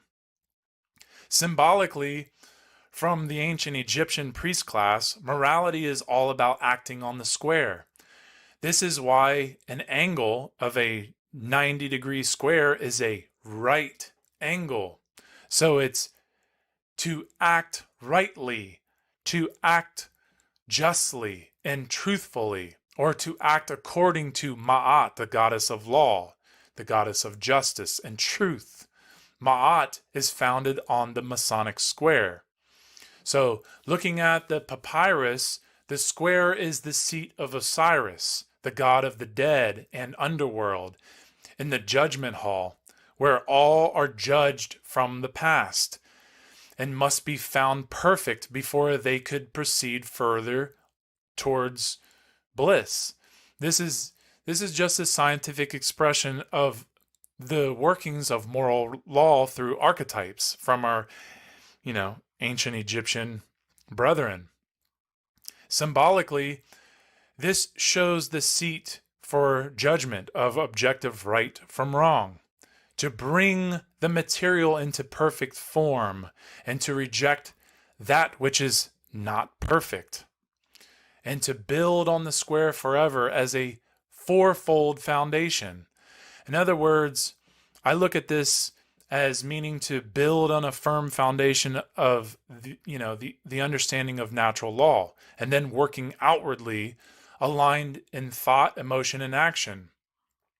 And that which is not perfect is the immoral transgressions of natural law, moral law. So now we're moving on to reillumination. And reillumination is also rebirth of the sacred feminine, aka generative principle, aka restoring the lost knowledge of the ancient Egyptian mythos. And all of this can be summed up in what's known as the lost principle, the generative principle, which is the 8th hidden principle, symbolic of true care. This principle encapsulates or contains all 7 of the Hermetic principles. The symbol for this is the circle that encompasses the seed of life. The seed is the generator. It creates. So the generative principle governs creation. It is the causal factor that goes into effect and generates the result of what we focus on and give our energy to, give our time and attention to. This is the equivalent to true care. I've tried to, talk about these subjects with many people and, what's going on in the world. And you know what most of them say? I don't care. And it's one of the saddest things I've ever heard. But what's interesting is most of these types of people have no problem being told what to care about by their tell-lie vision and local authorities. And what physical body part is symbolic of care? It's the heart, right?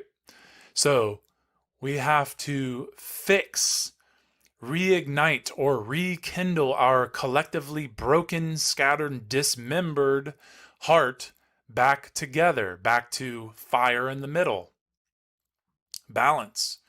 And the more we individually focus our attention on this, the more that we'll see a huge shift in the overall collective consciousness, a shift towards what we say we want, which is truth and freedom.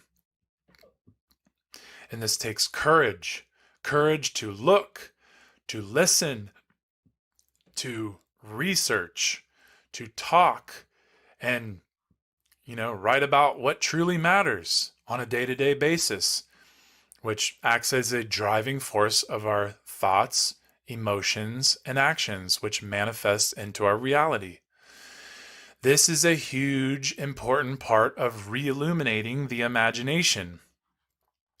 The generative principle is associated with the sacred feminine. Therefore, when we realize that the sacred feminine energy, our care of the world, has and still is being systematically destroyed, then we come to understand the importance of restoring that care back into our lives, back into our hearts. And this isn't to say the sacred masculine isn't being brought to its knees either. It's equally important to understand, but I'll explain that in another episode on the podcast. So the sunrise is a big part in understanding the reillumination symbol. The ancient Egyptian solar messiah archetypal god Horus rises from the horizon into midday and or midsummer, converting into the god Ra. The ancient Egyptian solar god Ra represented the sun and the Most High, or the Empyrean, whose symbol was the solar disk as well as the circle with the dot in the middle. This took place during the early phases of the solar mythos around 40,000 years ago, 40,000 BC. Symbolically, Ra represented fully raised or fully enlightened, which is what a human can only strive for. So the aspects and the circled dot symbol of Ra is really important to pay attention to. When we look at the word pyramid, we know that when broken down etymologically, it comes from the Greek pyra, which means fire, and then mid, meaning in the middle. So the middle fire, or fire in the middle. And this corresponds to the heart. It corresponds to the Anahata heart chakra, the middle chakra. And it corresponds to the middle pillar. This is the symbol of care. The fire in the middle needs restored. Care needs restored. Knowledge of what comes with the pyramids and all that is stored in them is about reigniting, reilluminating the fire in the middle. This takes the higher imagination to understand, especially because so much of this vital knowledge has been lost or occulted on purpose. Okay, now there's also some green language here that actually leads to some science and math regarding the Great Pyramids. And that is, you can also say pyramid is pi, ra, mid. Pi as in the Greek number, the 16th number, as in the mathematical constant or infinite. And what is pi? We know it's the ratio of a circle's circumference to its diameter. So this means the circumference of a circle is a little tiny bit more than 3 times as long as its diameter. The base of the great pyramid is a square whose perimeter is equal to the circumference of a circle with a radius that's equal to the height of the Great Pyramid. So 2 times pi, or 3.14, times the radius, which is 481 feet, equals the circumference, which is 3,020.68. Also, keep in mind the ancient Egyptians measured in cubits, cubits, not inches like what we see here. Ra is also the symbol of the arch as pi. Pi is also referred to as Archimedes, constant. So, what the great pyramids really are is a corresponding temple to the human soul, the unfoldment of the human soul. And this is greatly what I mean with the title of this presentation. The archway is the solar path of the sun, east to west. So, I would postulate this is symbolically about being balanced and fully raised and aligned in the heart to the mind. It's about the restoration of true care because it brings us back to fertility rights with our ultimate responsibility as stewards of this planet. When one cares enough to begin to understand why the Great Pyramids were built, there will be great inspiration to restore the higher knowledge that was lost, because it holds very powerful keys to human sovereignty, aka freedom. And there's way more to that, of course. We have to keep in mind that this is all dealing with the solar mythos doctrine, post-stellar and lunar mythos. And in my honest opinion, some of the most important knowledge of ourselves that we could ever learn about is found in the mystery of astrotheology, the science of the esoteric zodiac wheel. This wheel is a correspondence to seasons, to the earth cycle, to the cycles of the earth, to some powerful allegories, including the flight of Horus, the cross of Jesus, King Arthur's Round Table, Hiram Abiff, and it corresponds to fertility, and especially to human evolution and consciousness. There's a reason why our ancient ancestors recorded the day sky and the night sky and then created archetypes to help humanity understand light and dark, to help us recognize how to survive through understanding cycles. So corresponding the zodiac with our consciousness is key to re-illuminating the imagination, because it is about seeing the parallels of coming up in consciousness to higher degrees to be able to see and understand the sciences of our ancient brethren who were masters at understanding and aligning with it, and who lived harmonious. Way more harmonious than us in these days. So aligning to this wheel was an alignment to the cycles of the inner and outer life. And of course, in a really fragmented way, we still are, but with no real understanding of it. And some people might say, well, isn't it just, people aligning to something man-made? No, because we're actually aligning to a science of nature.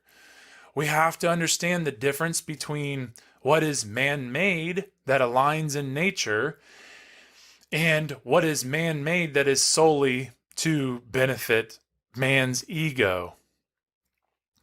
So aside from all the other important allegorical sciences regarding the zodiac, there's one in particular that has everything to do with re-illuminating, and it's when we think of the Easter holiday, it's what many people believe is an actual historical event where a dead Messiah named Jesus rose from the dead out of a tomb. And I find it interesting that not too many people question this as, not too many people question this as well as wonder why these theories, or why there's no specific date for this event, even though it's specifically in April. So first, I think it's important to lay some important foundations regarding this science. The ancient Egyptians corded the circle with a cross to create the 4 seasons to better understand the nature of a full Earth cycle around the sun. Of course, they also understood this was in direct correspondence to the hero myth, going from ignorance, death, darkness, or birth, and then springing on to growth and illumination, which is about enlightenment or light, the sun's peak in the day sky of the summer solstice, like the god Ra. Also, what I was telling you about the hero's journey. Then on to the autumn equinox, which is fall or falling, asleep, or back down to coldness, decay, and or eventually death. When it comes to astrotheology, it's important to pay attention to numbers, to seasons, to zootypes, solar, stellar, and lunar positions, and how it corresponds to allegories like the hero's journey of Jesus or Horus. It's about morality and how symbols help us understand the inner and outer world.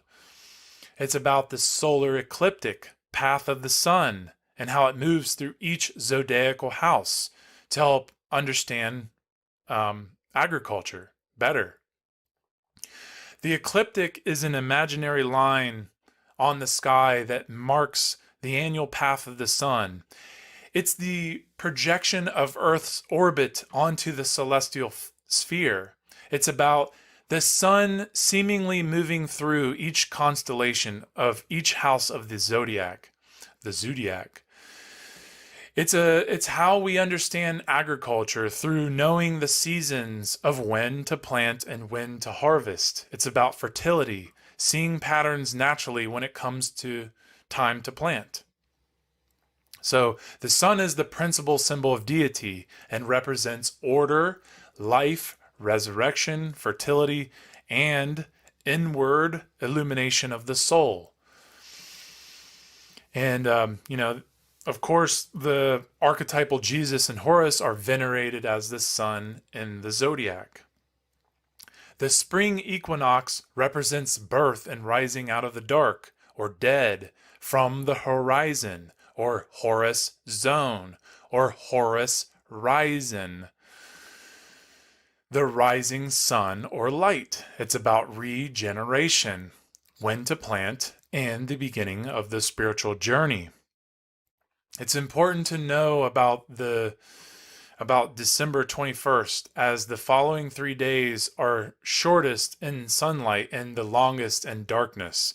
This is when it is said that the sun, the S-U-N or S-O-N, dies upon the cross of the zodiac. Then, as many of us know, the sun is born on the 25th, where it is visibly noticeable that the sun is born and has risen again in the northeastern hemisphere. You could also say the 3 days following his death are correlating the 3 houses following the winter solstice, including Capricorn, Aquarius, and Pisces. And Aquarius being the water bearer, with the child about to break the water out of the womb, and Pisces being all about the birth canal, which you should be able to, clearly make the connection in the drawing. It's the symbol of the yoni or vagina, and it's important to note that Easter Sunday, East Star Sun Day, occurs on the Sunday in April after the first full moon in the spring, symbolizing the lunar goddess Isis, aka Mother Mary, is full because she's pregnant with her son, the S-U-N. So the light, she's pregnant with the light. Jesus, aka Horus, which is born in Aries, the ram symbol, symbolizing the female reproductive organs. He then springs or rises again into the northeastern hemisphere out of his tomb or womb, either way, out of darkness. This is 100% also about reilluminating. This is the time of the year when we are recharged, we're replenished, we're recycled, and when we are able to generate the most energy to be able, to be our liveliest in the summer. And the more we care to know this science, the more creatively charged we become. The imagination becomes more developed. It's like the symbolic nature of the S.E.E.D conference. And, there's a symbolic reason Brandon has these conferences at this time of the year. We are planting seeds for growth at a time when planting seeds works best because it's spring. And this holiday ritual of East Star Sunday, the rising sun from east, this ritual happens to fall within a 40-day time period between March 19th to May 1st, what's known as the season of sacrifice, expressed by the dark occult ruling class, basically, who run this world. And these dark occultists, these sorcerers, are high-level, selfish, psychopathic dominators who do wicked levels of sorcery, dark magic, generating and manipulating horrific events during this time period as a symbolic way of preventing rebirth of light, of fertility, of illumination. It's about symbolically cutting off any rebirth or rising from the dead And these acts are to keep the consciousness of the people in a low vibration of fear. It's pure evil. But they know, as long as we don't understand the mysteries, the my stories, we will always buy their his stories and their base desirables. Those who don't know the esoteric sciences of self are easily manipulated and stay confused in perpetual bondage. One last thing about reillumination I want to add before I go to the next topic is the importance of taking notes.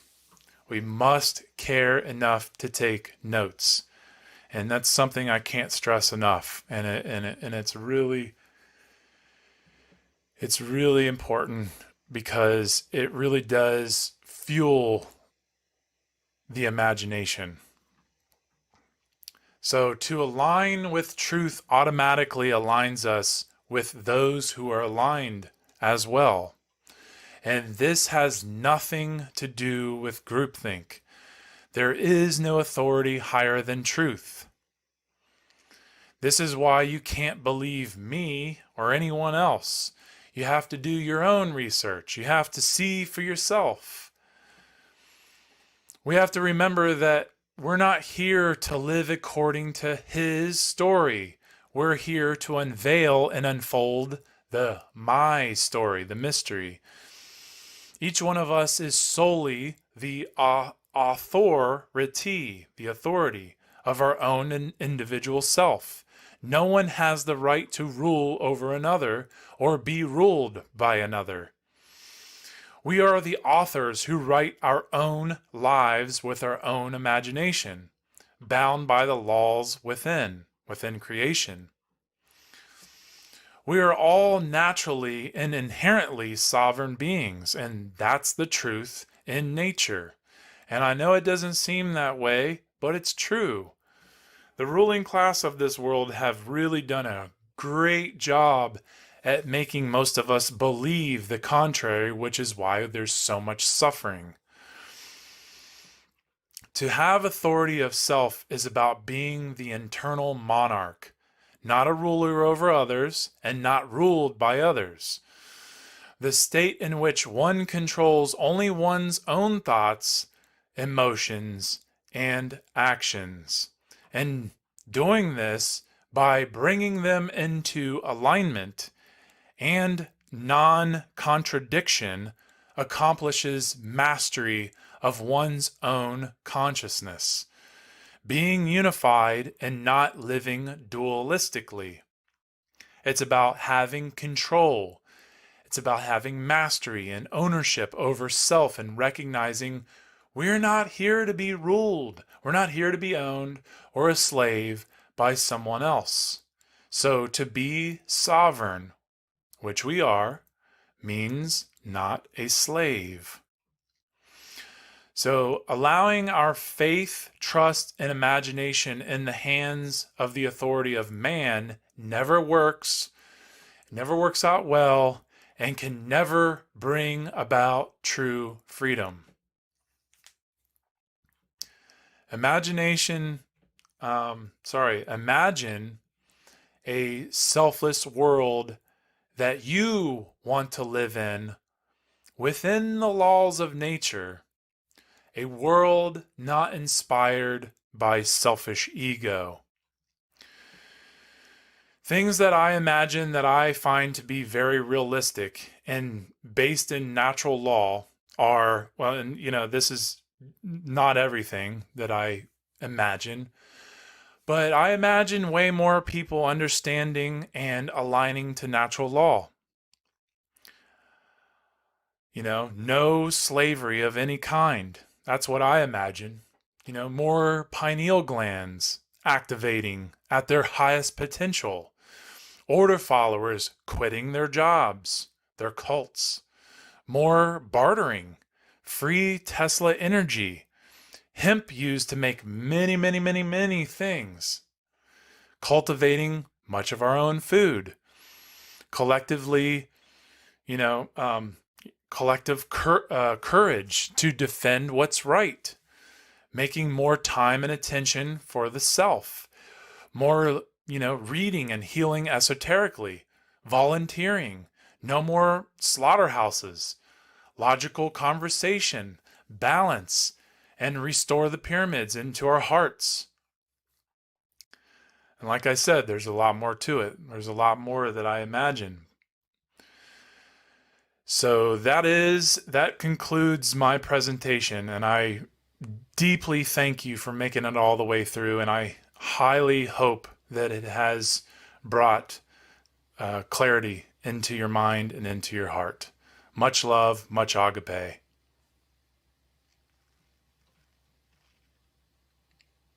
Thank you.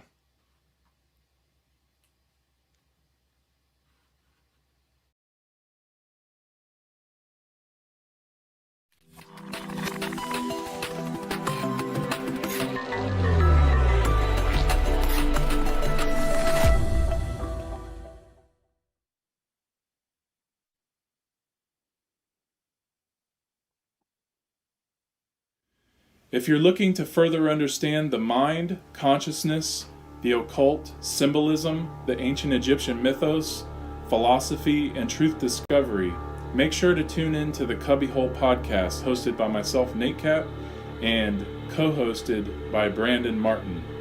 The Cubbyhole podcast is a repository of critical knowledge that deals with and covers the many facets of the human condition, especially what causes most of the suffering going on in this world. Make sure to start at podcast number 1 and work your way forward for maximum value and understanding. The Cubbyhole podcast is found on iHeartRadio, Spotify, Apple, TuneIn Radio, Simplecast, and Cubbyhole.com. That's CUBBYWHOLE.com.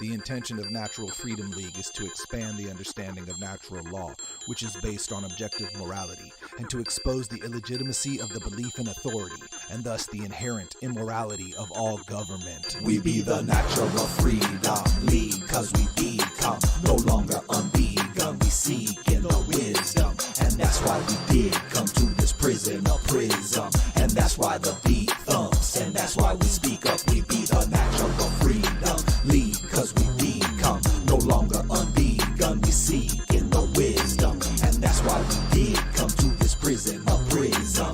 And that's why the beat thumps, and that's why we speak up. We be the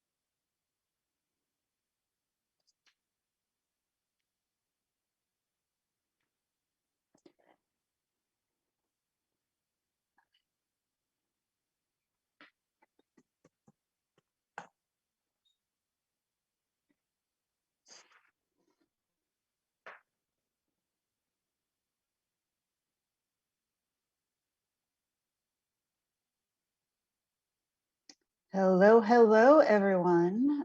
Welcome to a little mid-afternoon meditation today. So glad you're here, and I'm honored and grateful to be part of this amazing group of people ready to go out and change the world and make it a better place. So thank you so much for joining today. Wanted to do a little meditation to help integrate and embody our spirits back in. One of the things that I have found over time, my name is Regina Zwilling, I should probably tell you that part. One of the things that I found over time is that trauma, right, tends to disconnect us from our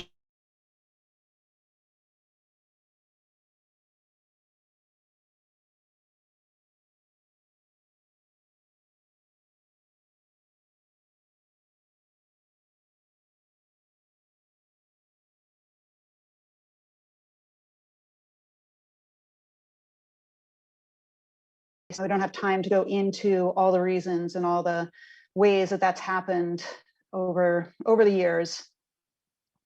But it is something that affects us all, one degree or another.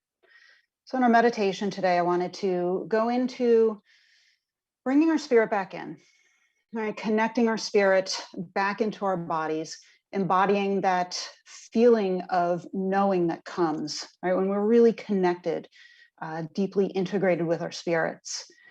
And one of the ways we can do that is through breath.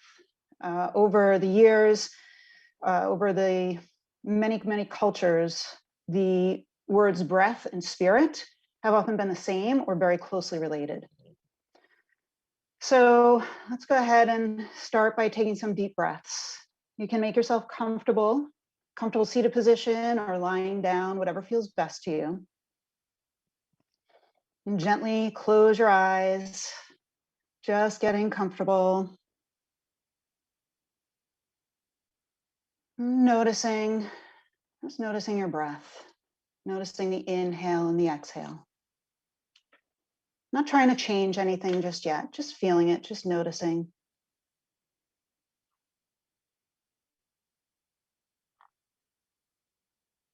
And just feeling the breath coming in, following it in through your nose, feeling the cool air as it comes in. And as you exhale, feeling the warmth of the air as it leaves right through your nostrils. Really tuning in to the sensations of breathing.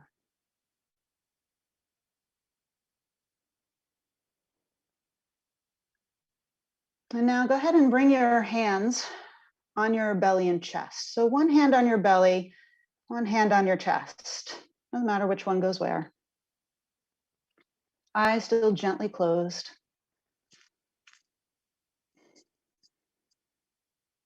And start to feel, whichever hand is on your belly, feel that hand start to rise as you inhale. And then notice how the hand on your chest starts to rise as you deepen the breath. And at the top of your inhale, take a little pause. And with your exhale, feeling the hand on your chest starting to gently go back down, followed by the hand on your belly.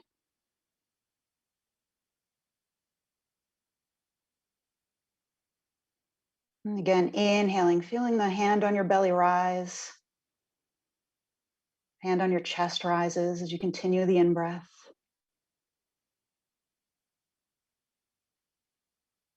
And with your exhale, the hand on your chest starts to gently go down, followed by the hand on your belly.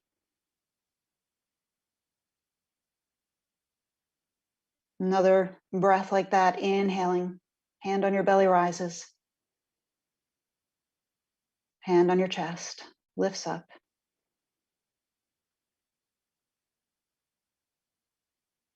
And exhaling, hand on your chest goes down, hand on your belly goes down.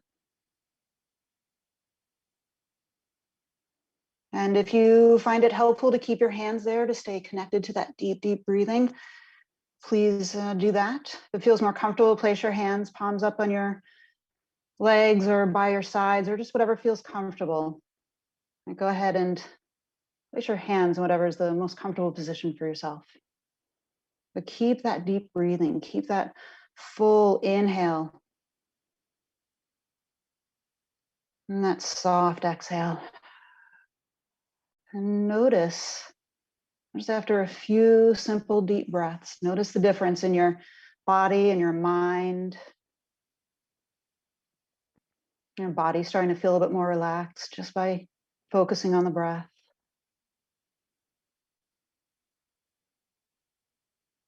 Maybe your mind is starting to quiet down, the thoughts are slowing. And it's one of the beautiful things about breath is it's always there for us, no matter what the situation, no matter what's going on. We always have the breath with us to calm our bodies, soothe our nervous systems, quiet our minds. There's in that calm place where we can think clearly.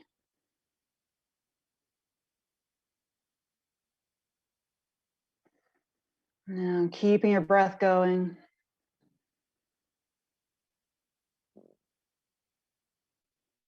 Start to bring your awareness down to your tailbone, at the very tip of your spine. This is our connection to Earth, our root chakra. As you breathe, feel for bringing your breath now all the way down to the tailbone.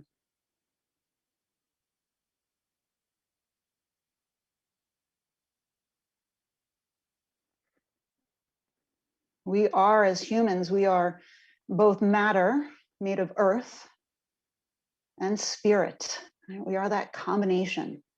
So connecting here to the root chakra, that connection to earth, connection to Mother Gaia that sustains us, that gives us life.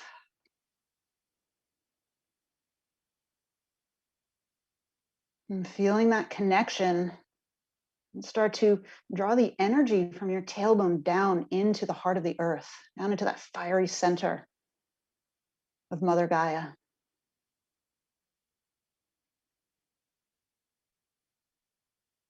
And connecting to that energy, the groundedness, the strength that Mother Gaia always is ready to offer to us. And as you breathe and strengthen that connection, send your love and gratitude down to the earth for all that she provides for us.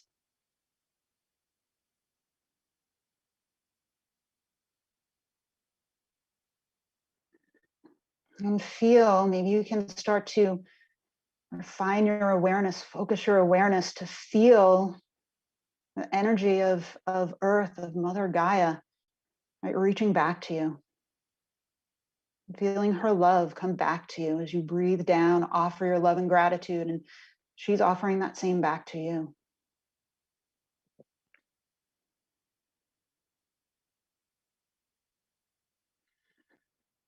And with each inhale, feeling that connection growing, feeling the strength of the energy building.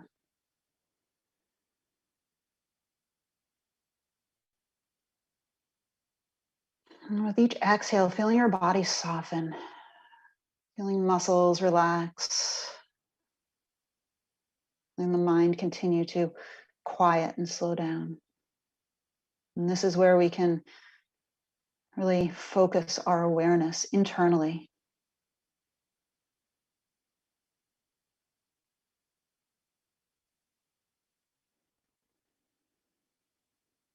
This root chakra at the base of our spine is our connection to earth. It's our connection to groundedness, our connection to security, our connection to strength.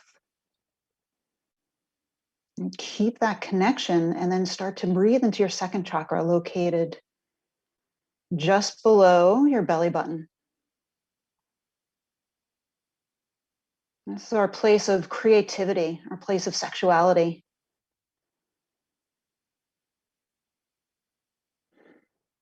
And feeling that space just below your belly button expanding as you inhale. And so many of us are disconnected from our creativity, our imagination. Use this opportunity to feel the energy in the center.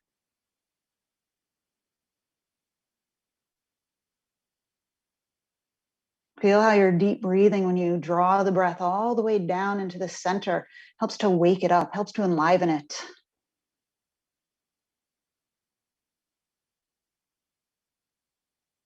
And our creativity is our ability to literally create. What do we want to create in the world?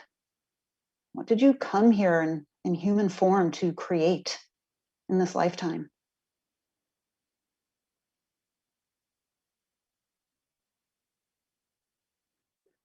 Connecting to that, feeling the breath, opening up this area, bringing energy, bringing life, bringing awareness.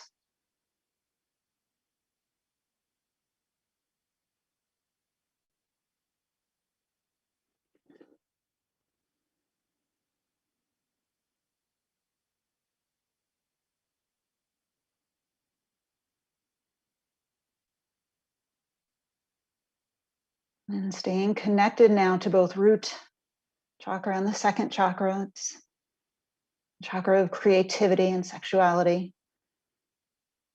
Move now to the third chakra, the solar plexus. Located about an inch or two just below the breastbone. This is our place of personal power. Our place of making our way in the world with confidence, with knowing.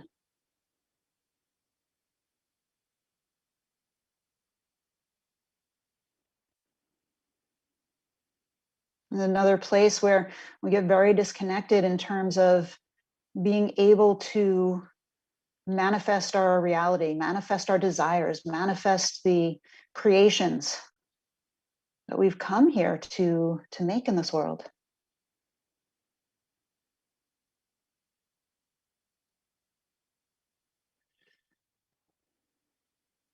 Looking around at the world around us and what we've created and saying, no, this isn't what I want.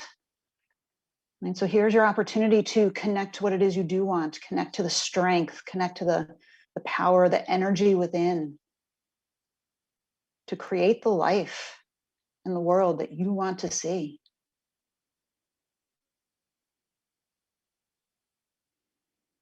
And we do that by connecting to our creativity and connecting to our roots, to have the strength to manifest what we desire in this world. Because it's up to us. We are the ones who get to choose. So taking that power back into our own hands to choose every day, every moment, every breath.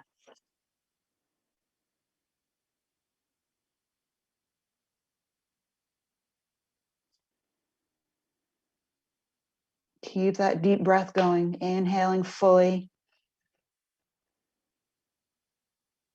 Exhaling, softening.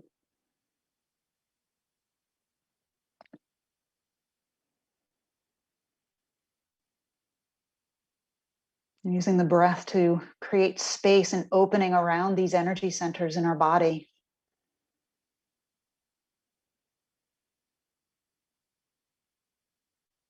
And we create this space around the energy centers for our spirits to come in and inhabit.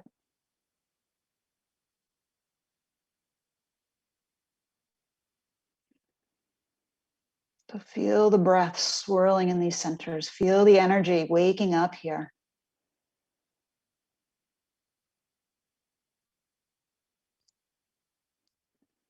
And then bringing your awareness now to the fourth energy center, fourth chakra. It's our heart. Our heart right in the middle of our lower three and upper three chakras. Our heart is the integration point of our physical and our spiritual. And breathe into it here. Really feel the expansion in your chest as you take a deep breath in. If you put your hands down, now's a good time.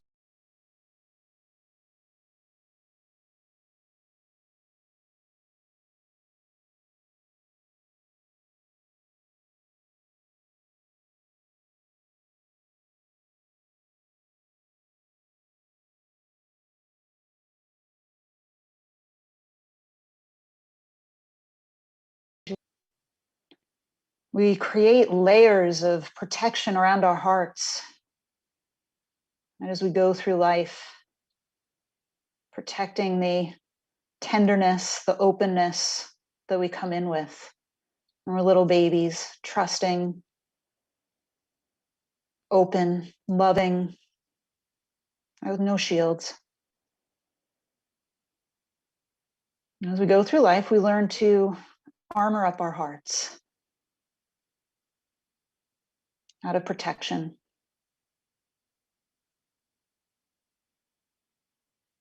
Protecting ourselves when we're not protected by those around us. Use this opportunity to breathe into these layers of protection and find out if they're ready to let go. Find out if they're ready to loosen up a little bit.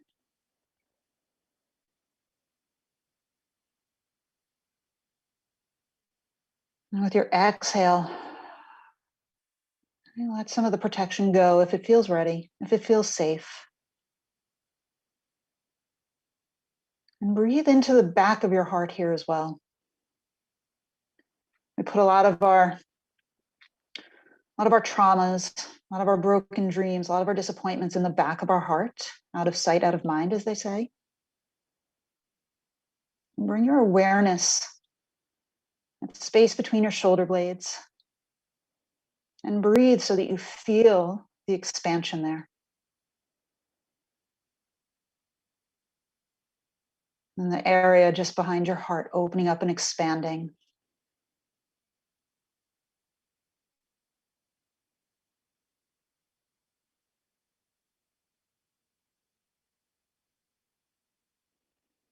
When our root chakras are firmly grounded and rooted and we feel safe, when our second chakra of creativity is open and we're creating and using our personal power of the ego to create the life we want, our hearts tend to open up.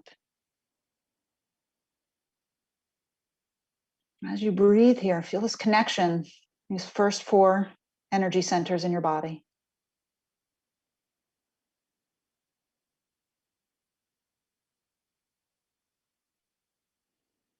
Feeling the energy moving up and down the base of your spine,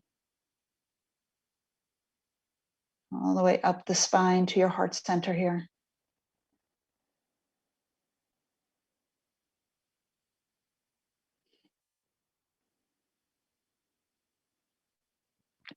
And bring your awareness up to the throat chakra.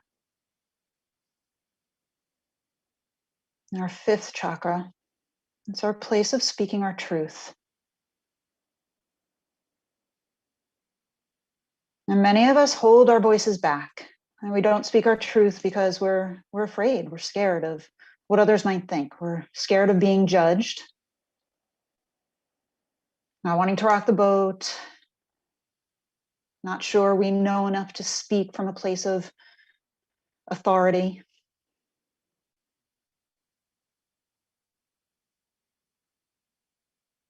And we connect to our heart and speak our truth from that place of love and openness.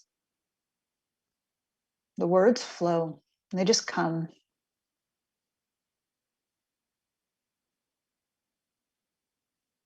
And when we stand in our power in our 3rd chakra, we know that when we speak from a place of love and truth and openness, that we need to speak those words, regardless of how another may take them, may understand them.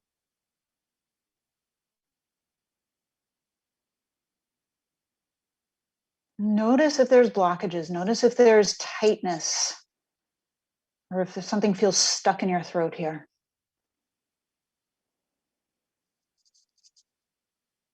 And use your breath once again to open up, create space.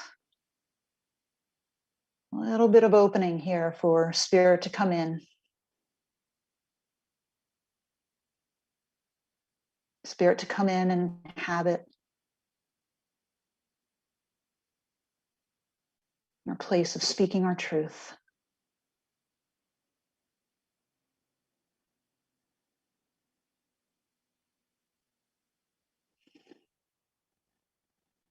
And when we start to focus on this fifth chakra, our throat, there's a tendency for our jaws to tighten.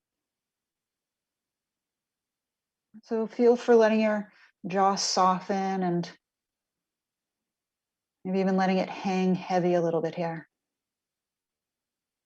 And consciously choosing to allow a little bit of softness, a little bit of space.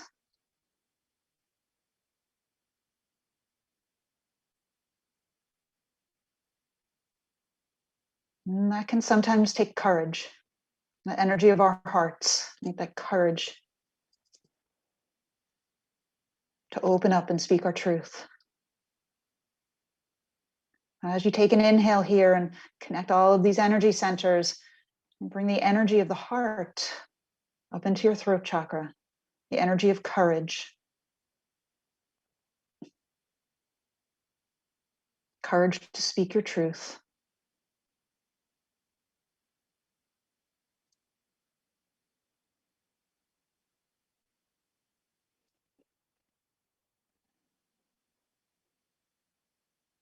Now bringing your awareness up to the third eye center,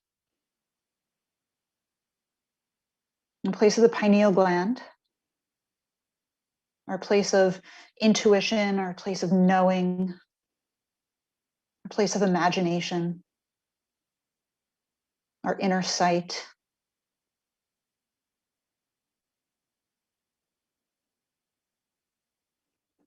And take a deep breath up into your forehead now and soften the muscles in your forehead. Soften the muscles around your eyes.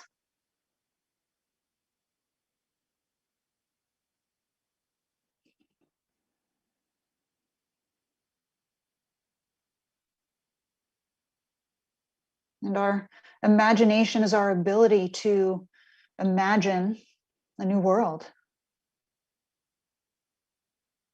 Imagine what it is we want to create. Imagine how we want to use our personal power in the world. Our imagination may be our greatest gift as humans. Whatever we can imagine, or we can create. We have that ability. Breathe into your third eye.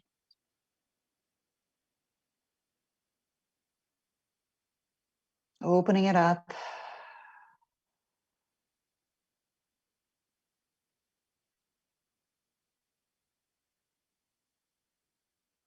Opening up that intuition, that knowing. It is always available to us when we focus our awareness there.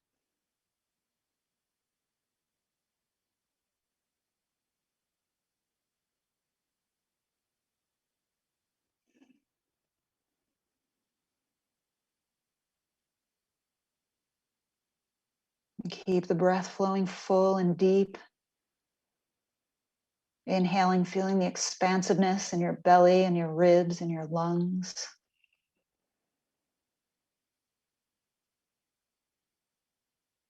And softly exhaling.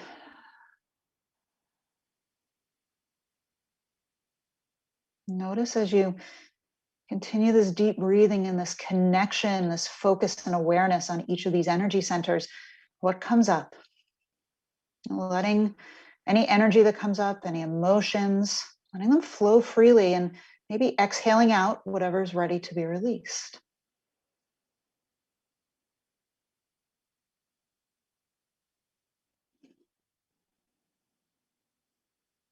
When we don't pay attention to our emotions, or when we just stuff them down, we don't speak our truth, we armor our energy centers.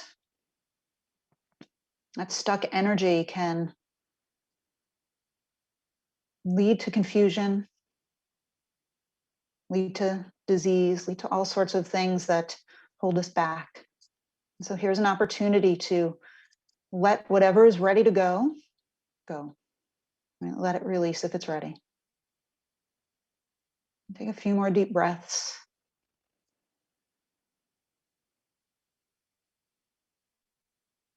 Knowing that it's a process. Being grateful for whatever is ready to be released and move on.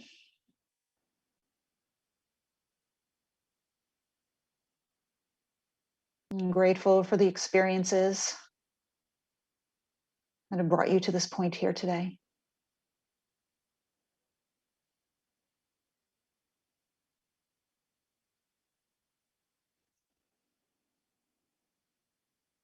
And now bring your awareness up to the crown of your head.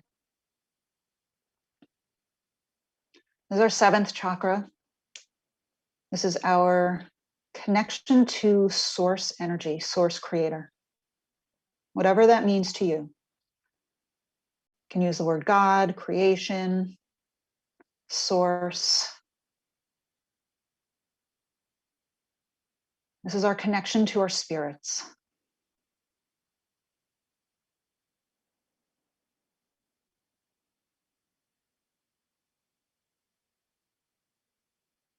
And taking a deep breath and bringing your awareness, your focus of attention into that space at the crown of your head.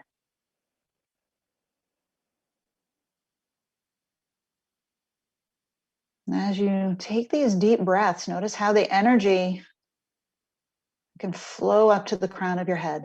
You're really feeling it, directing it up there.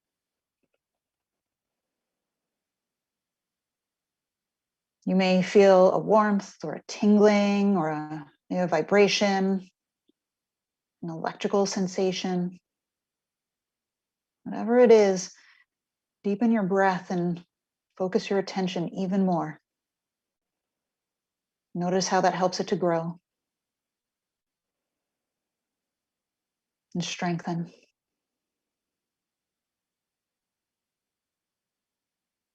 And just as you brought your energy down to the heart of Mother Gaia, keeping that connection, now start to draw your energy up to source.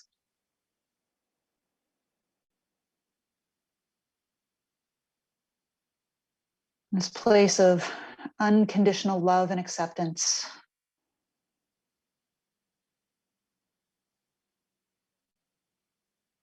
As you feel your energy reaching up to source, feel source reaching back to you. Feel this energy pouring down from source into the crown of your head.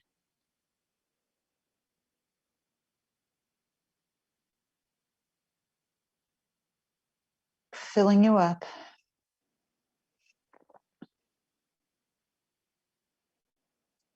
And keep your breath flowing deep to draw this energy in.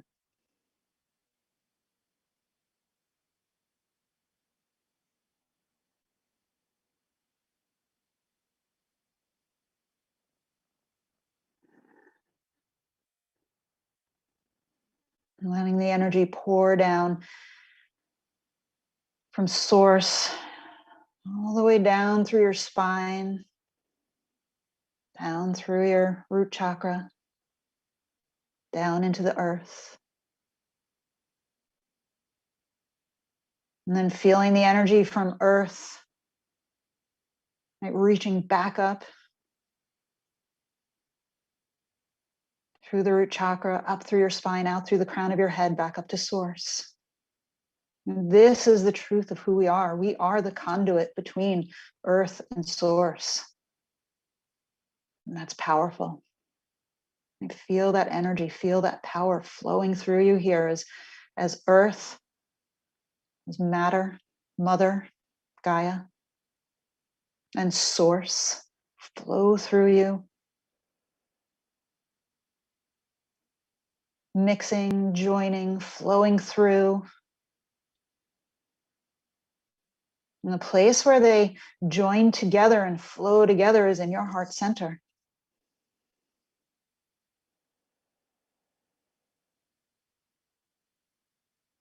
Using your breath, drawing this energy into your heart center, into the space you've created around your heart.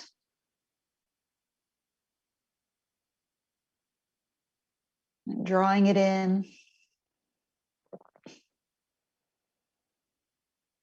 And feeling as your heart beats, feeling this energy expand outwards.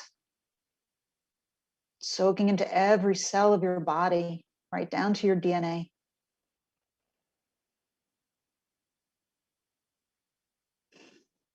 Filling you up.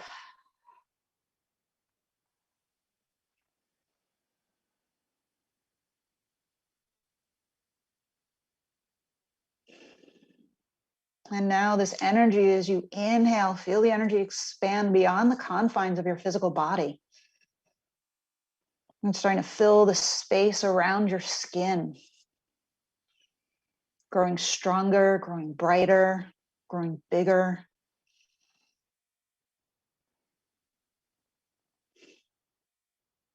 And it's growing so strong that it's reaching out into the space around you. Reaching out 10 feet around your body. Reaching out 50 feet around your body. Until this energy starts to gain speed and momentum.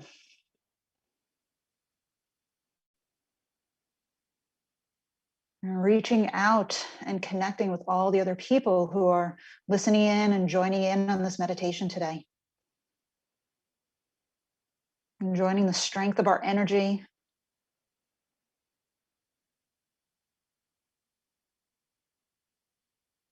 Growing it together. Building it, strengthening it, feeling that energy grow. Right? This is the truth of who you are, of who we are, right, as humans. This connection with our spirits, this connection with each other.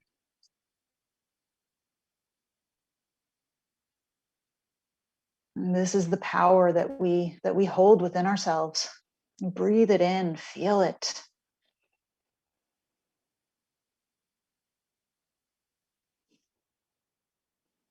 And feel the energy in your body, feel the energy in your hands. And this is the energy of spirit filling you.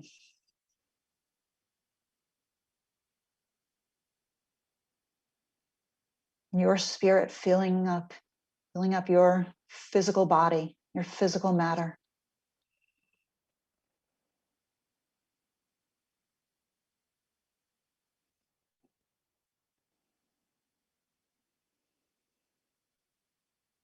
And spirit is always waiting for us, always here, ready to be with us, ready to guide us, ready to work with us to create together.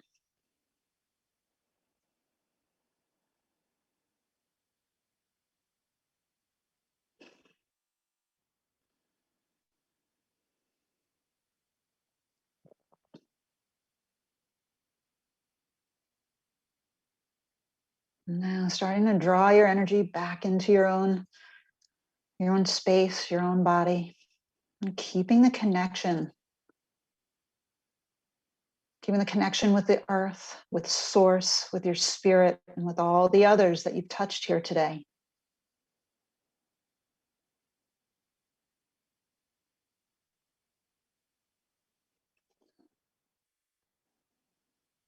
Place your hands back over your heart, both hands. And tuning back into the energy, and notice how it's shifted. Notice how it's changed since starting this meditation just a few short moments ago.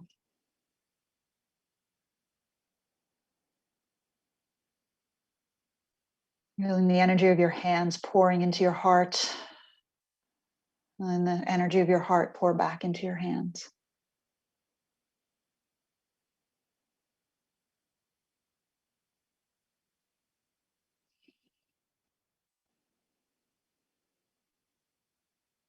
And then taking this energy and placing your palms together at the center of your chest.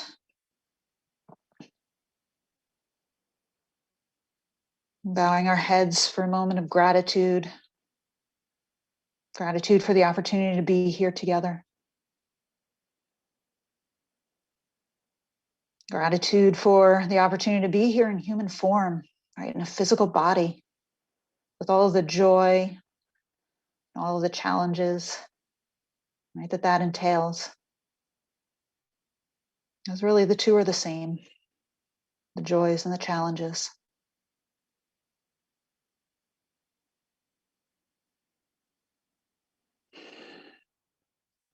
And gratitude to each and every one of you for taking the time to join me here today.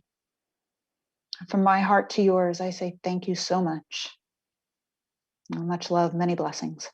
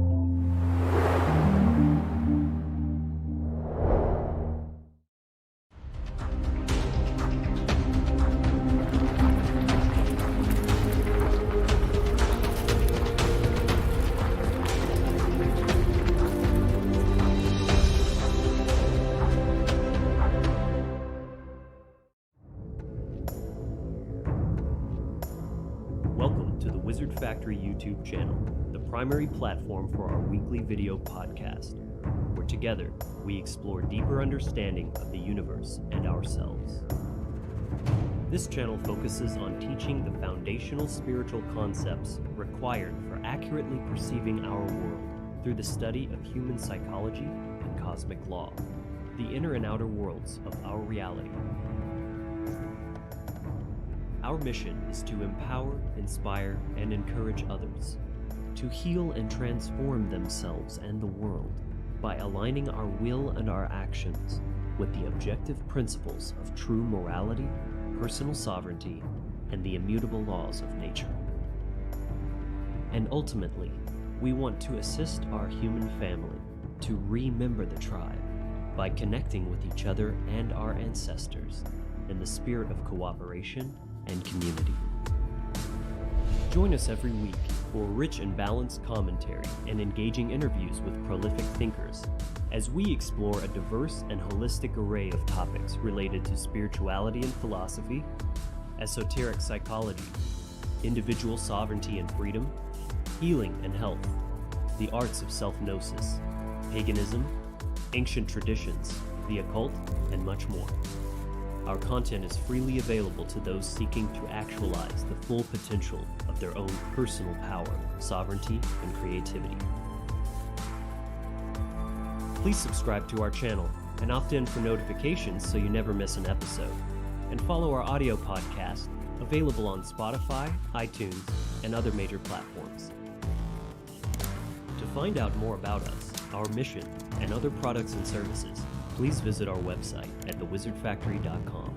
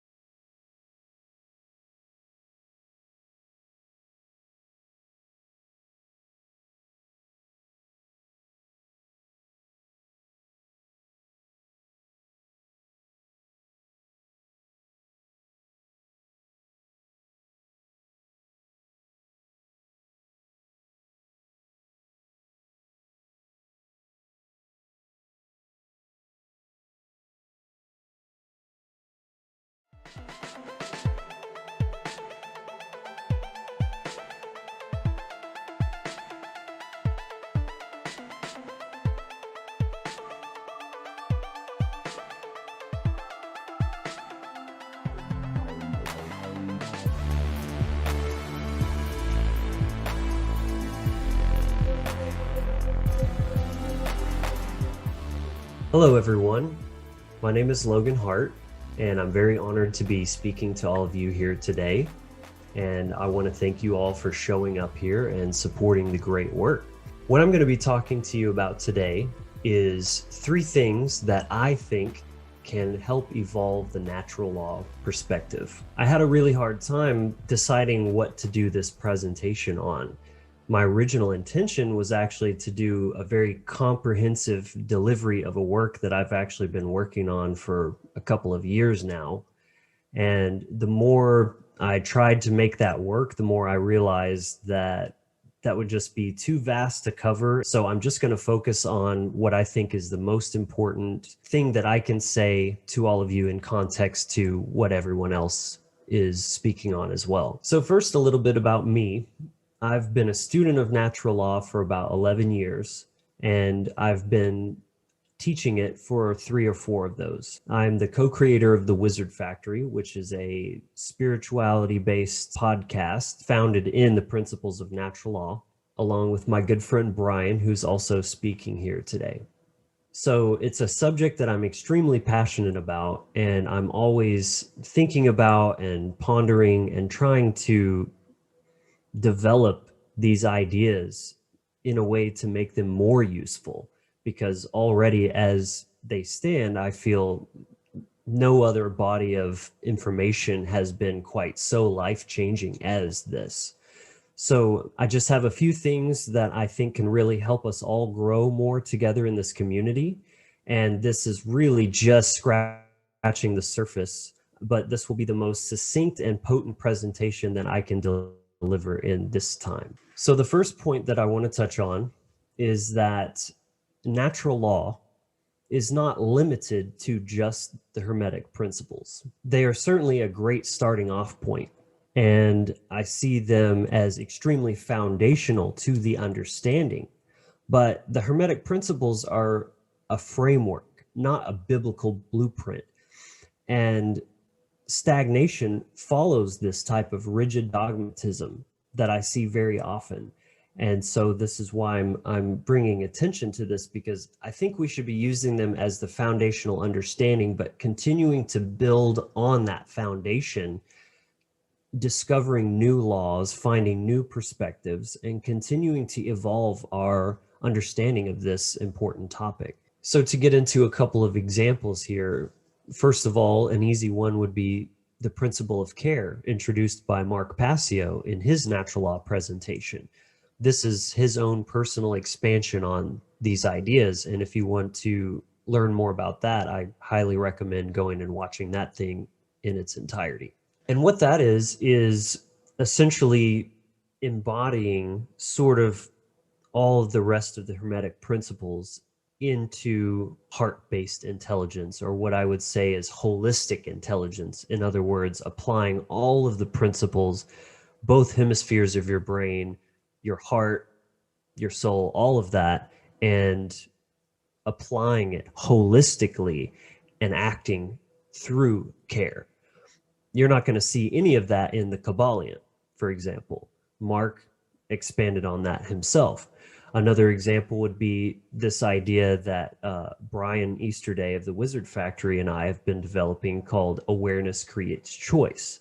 Very simple idea, but in that those two dynamics are directly tied to each other. So as awareness increases, choice or freedom increases within your own life, the quality of your options. So that would be another example. Or looking at the trivium, which is the building blocks of how reality is actually created. And this concept can be seen everywhere from Greek philosophy to Norse mythology.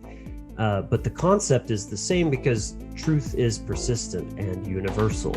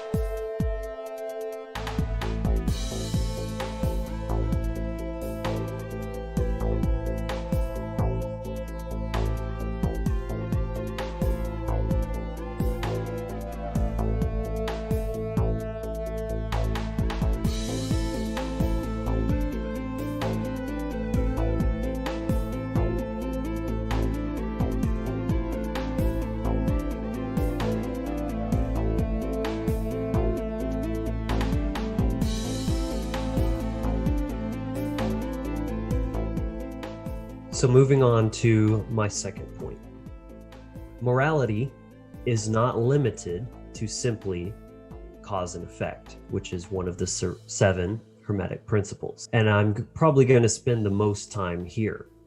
So to understand where I'm coming from here, I first feel the need to sort of differentiate 2 words, morals and ethics. Yes, this is a bit semantic, but words like truth and morality are just too complex, I feel, to be used so broadly. So first, let's talk about ethics. This is something that's more based on something like a code. In the dictionary or something like that, it could show up as abiding by the law, or some sort of fixed code. And these, in the context of natural law, are more easily framed in the negative or apophatic. And these are the things that are universally applicable in all cases. That's what universal means, is applicable in all cases. Or another way of putting it is objective. What what many of you know as objective morality. So I'm sort of proposing that that would be more on the ethical side of things. Things such as rape, assault, murder, theft, trespass, actual crimes where there is a victim, in other words. Whereas morals are defined as something more personal, and they can be more easily framed in the positive. The things that you don't have to do, but you generally should do. And this is much more subjective and, dare I say, relative to you, what you feel comfortable with, what is the situation. That's a big one too, is sometimes what is right is relative to the situation, to the variables.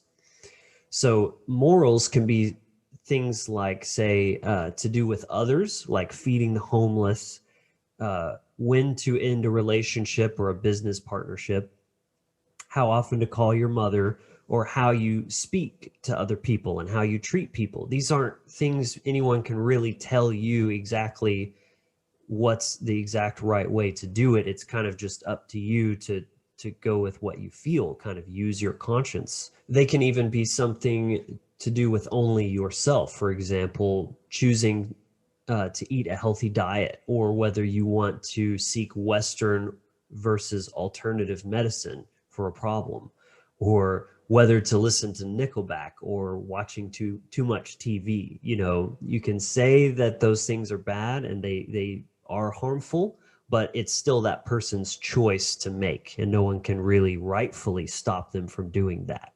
So simply put, morals are what is right for you. So those unethical actions are all violations of individual property rights. That's very important. And they're based upon the metrics of harm and consent.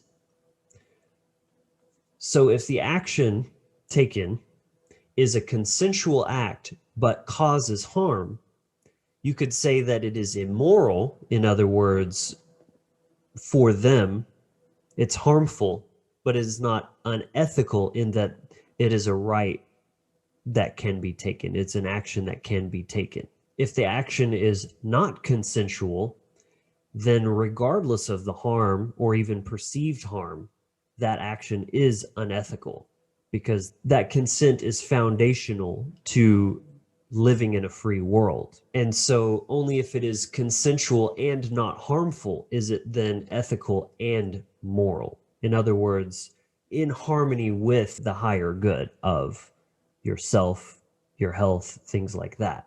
And the reason for this distinction is to account for personal sovereignty, which is based in rightful property ownership. You own yourself, full custody, 100% of the shares, and no one else does. And the same is true of everyone else, hence the word universal, applicable in all cases. Your interactions with others obviously include others, and therefore are mutually owned. Your interactions are mutually owned property, and you do not have the full say. So anything that's only to do with you, you have 100% of the say. And when it includes another person, then that responsibility is then shared. So when you engage in a long-term relationship with someone, that relationship then becomes mutual property. And when that consent is withdrawn, regardless of how the other person feels, that's why I say that the consent is kind of the bottom line there, is that is what is engaging in mutually consensual behavior or voluntary behavior. So I like to teach natural law in a simple way, stated as such. If this, then that, sort of the cause and effect aspect of that. If this happens, then that will happen. Or if you do this, then this will be the outcome. But that also applies to the conditions themselves. If these are the conditions, then this will be the outcome. And so the outcome can change based on those conditions, even if the action is the same.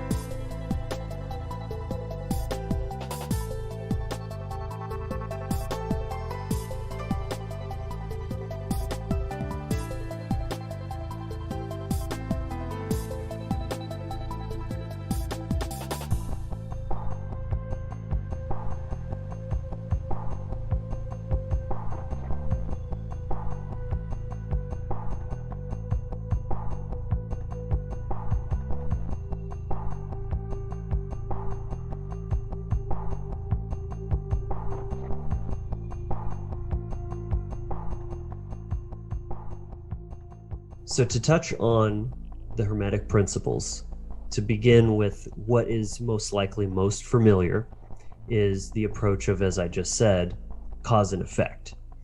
Direct consequentialism, or karmic law, essentially, is when you have actions, you're putting that forth into the unified reality field that we all share and engage in, and you are subject to the consequences of those actions.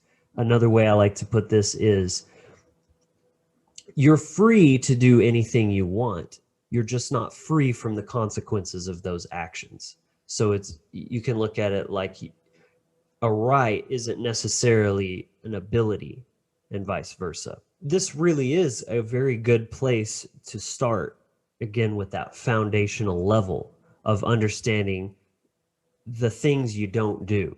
Beyond that, it's within the realm of freedom and personal choice. So you need to get those down first.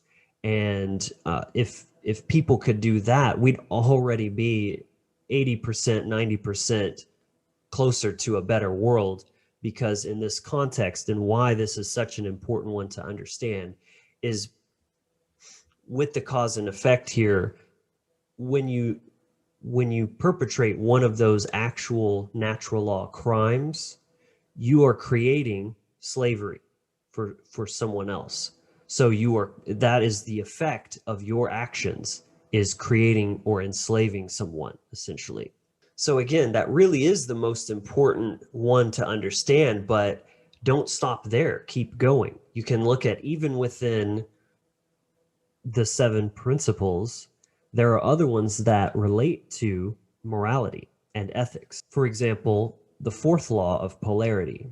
The law of polarity says that everything is dual. Everything has poles. Everything has its pair of opposites. Like and unlike are the same. Opposites are identical in nature, but different in degree. Extremes meet. All truths are but half truths. All paradoxes may be reconciled.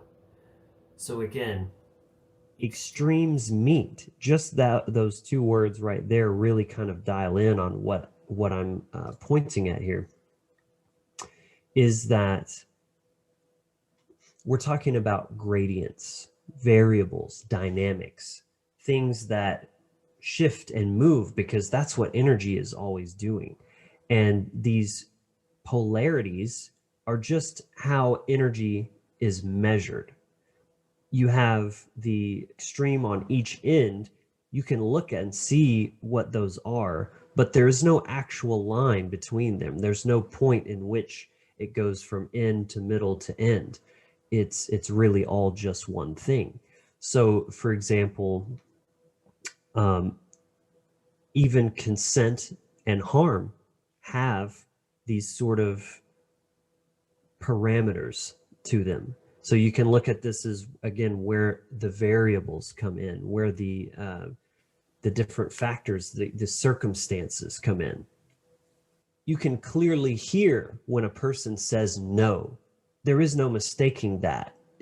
It's, you could mishear it, but it's very clearly in reality. But that doesn't mean that if a person is half asleep or sleepwalking and agrees to something they weren't even aware of, that there's very clearly a gradient of consent here.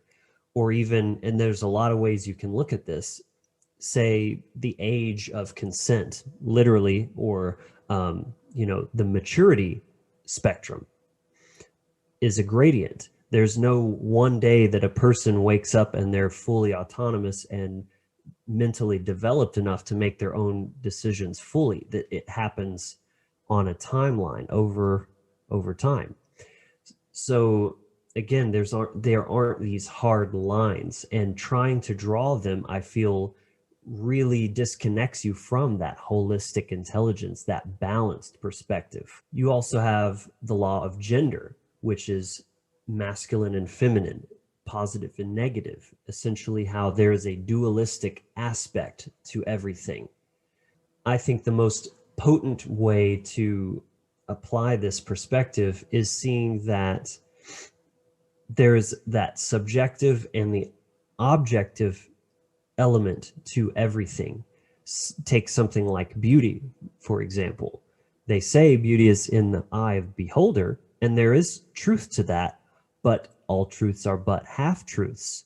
There's a reason why some people are just naturally treated better, they get better job opportunities, because people agree that there is beauty there. And you could even look at that as based on objective sacred geometry, and that our eyes can perceive the golden ratio in a face and symmetry and see that beauty is apparent. That's not just subject to someone's perception. There's something to that other people can see and subconsciously agree on.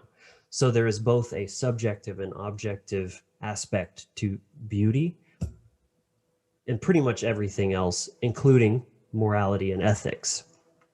So there is that subjective or that objective factor that applies to all people, in that everyone has consent and the ability to deny that, and no one can want to have their consent violated, because that is how it's defined by its definition. That is universal. And so applying a certain code to your own life that you don't apply to other people, or extend that same courtesy, that is a logical fallacy, and therefore is in conflict with truth. So there is such thing as objective good. And so even, for example, you can choose to put bad food in your body. That would be an immoral decision because, well, it's your body, it's your property, but you're not respecting yourself as a divine being that's connected to nature. You're putting something disconnected from nature into your body, and the cause and effect of that is your body starts to decay so that it can recycle, and you get to try again because you got it wrong. So good health is objectively good. Nobody doesn't want to be healthy, and if they did, they're also mentally unwell, because only a mentally unwell person would want to be unhealthy or to have harm done to them. So I hope you can see where painting this bigger picture here, in that zoom out and see all the different dynamics, all the different laws, and how they interact with each other, and not focus so much on just the one area. again, there's so many different ways you could slice this and dive deeper. This is literally just skimming across the surface, and I'm actually dying a little bit inside that I can't dive deeper on these. But another example would be the law of vibration. By simply operating at a higher vibration in your own consciousness, you wouldn't be focusing on always trying to dissect right from wrong, because it comes naturally. It's more even intuitive, for example. So that's another way you can see that looking at it more holistically is actually a lot more effective in the outcome and the overall moral conduct of a person.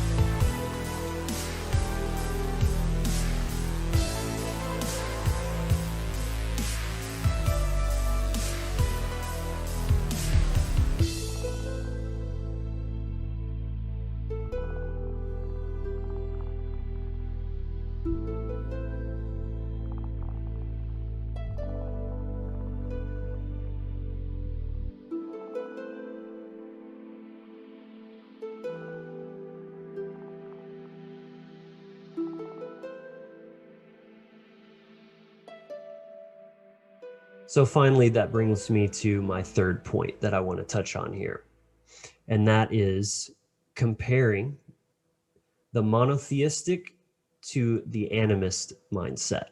I'm aware that many of you are not familiar with the word animism, but it comes from anima, which is essentially the belief in a universal life force that gives anima, or this is where we get the word animate from, is when something is animated, it's imbued with the divine life force of the energy of the universe. And looking at it from this perspective, in terms of, and in relation to paganism, I see them as different, but still very almost interchangeable as far as words go, because paganism is animism, I guess you could say. So to help break this down, let's look at each of these words a little bit more closely. Monotheism, you have mono, meaning one, and theist, which is essentially theology being the study of God. This belief system brings with it what I call the monolithic mind virus.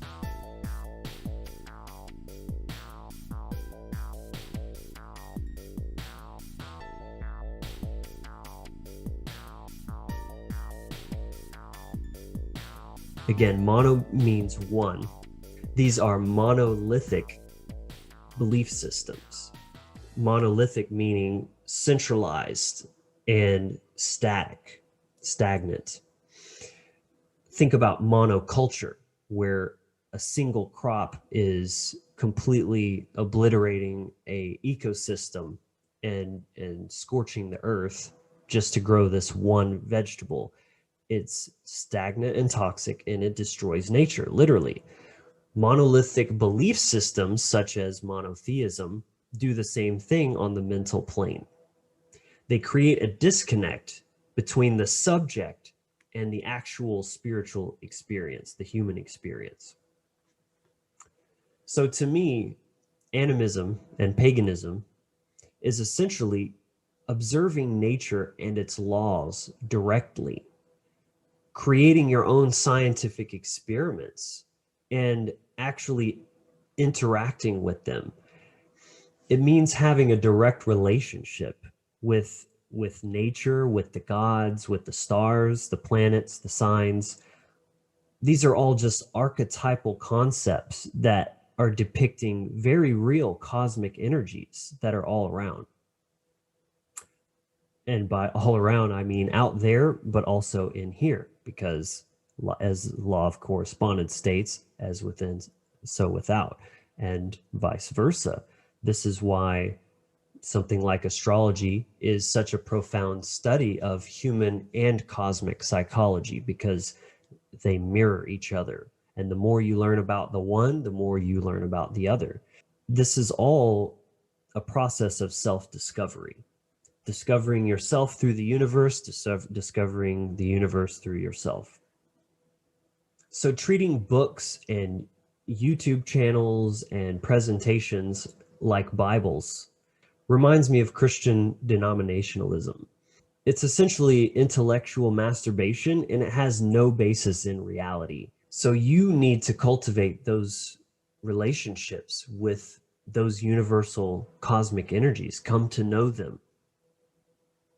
And stop treating books and YouTube channels and any other source of information like a Bible that's just something to be memorized and regurgitated and argued about on the internet. It's about applying it to your own life and using it to empower yourself. And this constant searching of external sources of truth just only goes to show the lack of actual application. Because once you truly start to understand natural law for yourself, you don't need some kind of external rule book or something to live by. There is no such thing as an all-encompassing code that is going to give you the perfect outcome for every single situation. And if it did, why would you want that? That completely defeats the purpose of living your own life and having that experience to discover it for yourself. I just see it as such a distraction that is taking so much away from how this message is being viewed by outside people that may be curious about these things, and then they see the arguing and the very divided cliques of different beliefs and things like that. So to summarize, I can't stress the importance of conducting your own experiments, finding that truth for yourself. Try to put less emphasis on sources outside yourself and just be okay having an experience. And then really take that understanding and that knowledge and take action on it and apply it to your life and allow it to elevate you to be more empowered to create a better and more free world.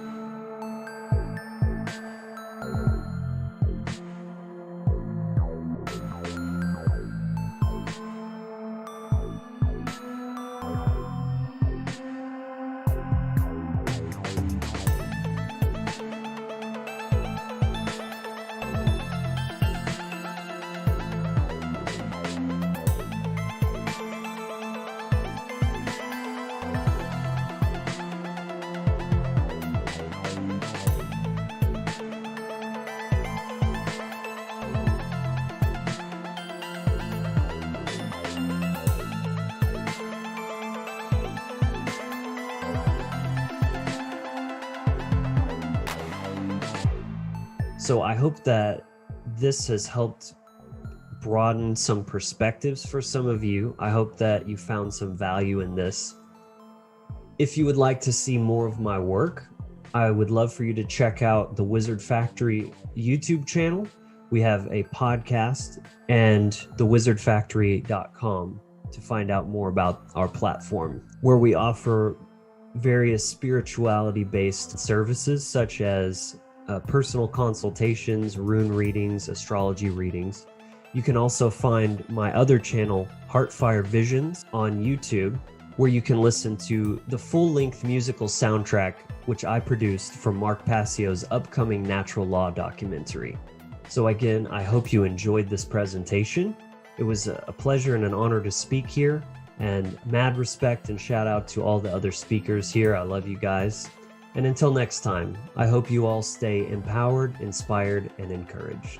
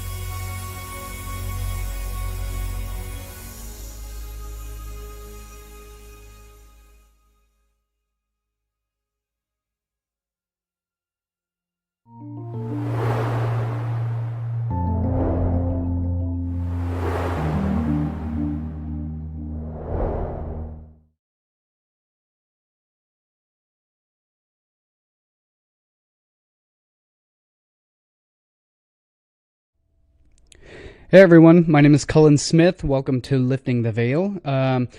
This is going to be a difficult presentation for me to put together, so I'm going to utilize what I've already pre-recorded from previous presentations because my YouTube channel was literally just terminated, and literally all of my social media platforms and every platform that I've spent years, almost a decade, building up for all of this content that you're about to witness throughout this entire presentation has been banned and deleted and just totally censored by all of big tech. So I'm currently scrambling to try to make an alternative YouTube channel and re-upload literally all of my entire 10 years of archives of videos and content. So I've been scrambling doing that. So I've struggled to put together this presentation, so I'm going to utilize pre-recorded segments from various presentations to go into this presentation. So we will cover a lot of material, and we're going to cover a lot of ground here. And I apologize because I'm not able to go as in-depth as it really needs to be, but we will do that in future presentations. So if you want to, I asked for if you want to share or support this work that you're going to see throughout this presentation, you can do so at subscribestar.com/liftingtheveil. I'm moving all of my archives away from Patreon to Subscribestar because of the deletion of my YouTube channel and the suspension of my Patreon account, and on and on and on. I'm getting deplatformed from every single social media and big tech company platform because of the context and the content that you're going to see throughout this presentation. So without further ado, enjoy, and let's dive right into the material. We will cover a cursory introduction, and then we will go deeply into highly advanced content at a really rapid pace. So the title of this talk is Esoteric Anatomy, the Electric Temple of Man, and we're going to cover a lot of material, a lot of different material, and I've had a hard time putting this presentation together because of all the work that I've been immersed in trying to finish up these couple films that I've got going that are almost about to be complete, that I was working on right when I was making this. So I've had to basically completely divert my attention away from that and try to refocus it onto putting this together. So it's going to be a lot of information, and it's going to be a big tapestry that we're going to be weaving together here. The human body is the temple, or the vehicle in which the spirit dwells and operates, and like any high-performance vehicle, it requires proper fuel, proper maintenance, and proper understanding in order to function at its full potential without breaking down. You will learn the basics and advanced metaphysical concepts that govern life, the incredible human body, and facilitate its function as the bridge or conscious interface between the cosmos and the earth. You will learn basic and advanced concepts of language, anatomy, nutrition, hermetic principles, and laws that govern the universe from macro to micro scale.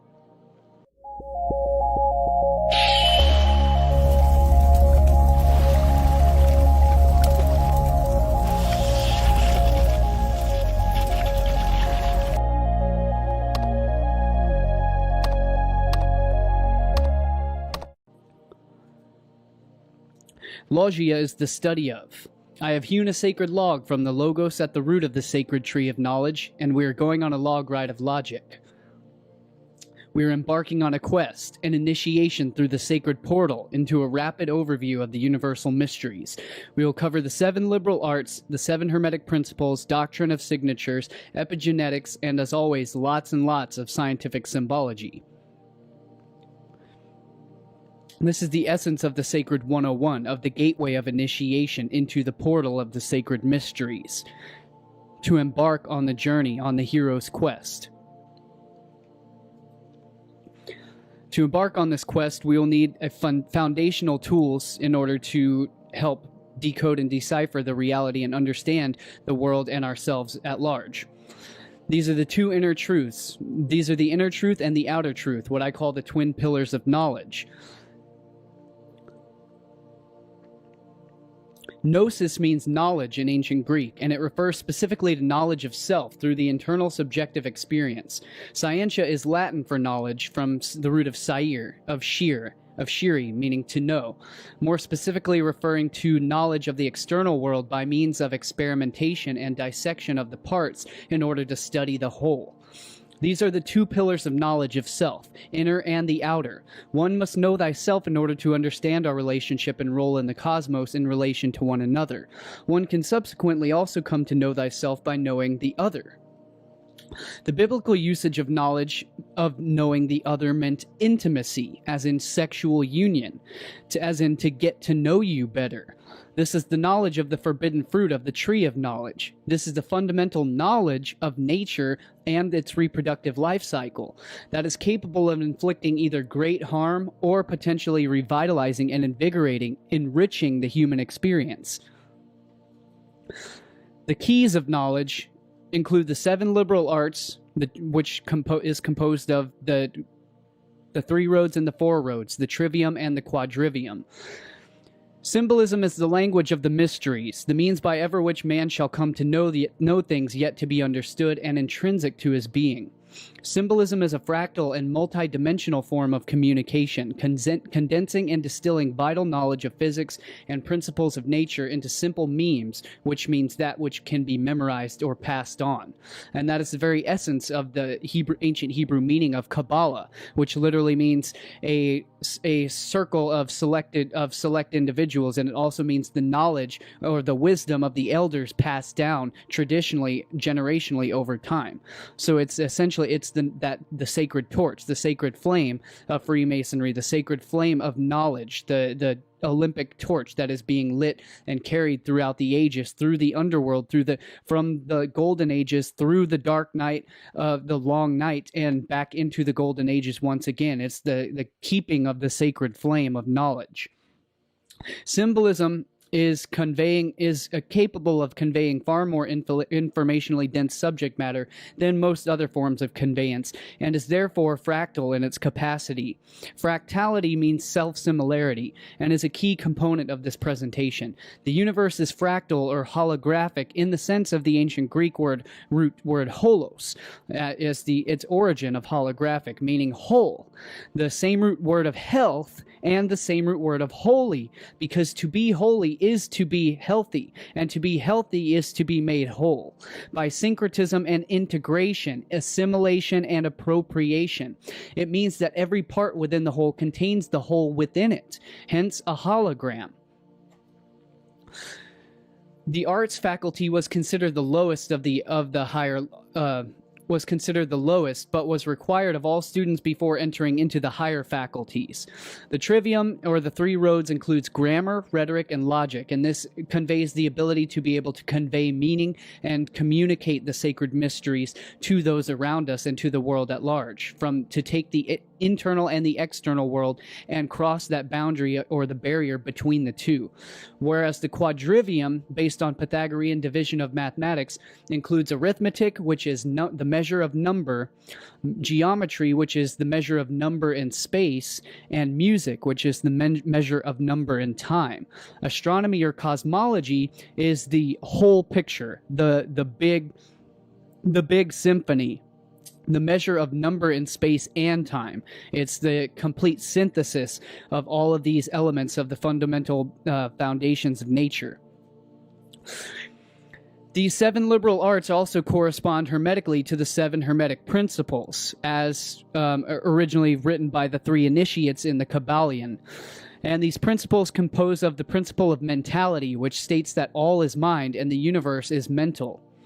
One of the main components that we will focus on throughout this presentation are what follows from this point on, particularly the law of correspondence, and most of these other laws are actually essentially also contained as basically one ultimate principle. So they are different aspects of essentially sort of the same thing. Correspondence represents as above, so below. Or in other words, a mirror reality. That which is above on the macro level is also equivalent to the same level of physics as that which is below on the microcosmic scale, or the smaller fragment of reality. The laws of vibration state that nothing rests, everything is in motion, everything vibrates.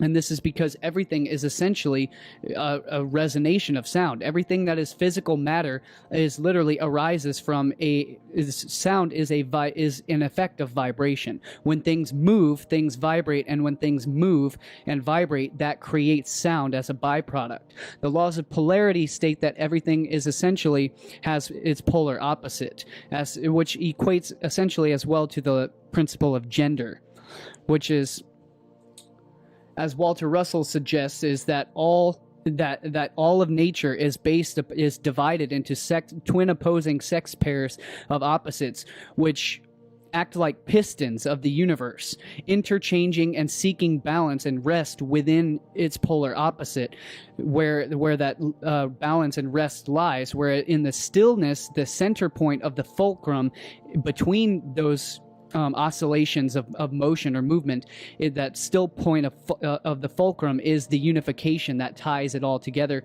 and is the engine of all creation.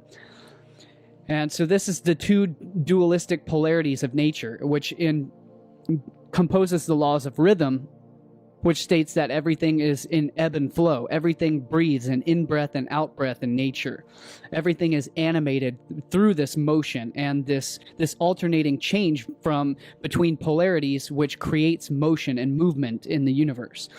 The law of cause and effect is also one of the main components that we will be focusing on. One of the main components of reality is that everything, for every action, there is an equal and opposite reaction of Newton's second law of thermodynamics, and that everything that happens has an effect. Everything that we do, everything that we say, everything that we think has an effect, and every effect has a cause. And to understand the intrinsic relationship between that is to better understand ourselves and to better navigate for an optimal lifestyle.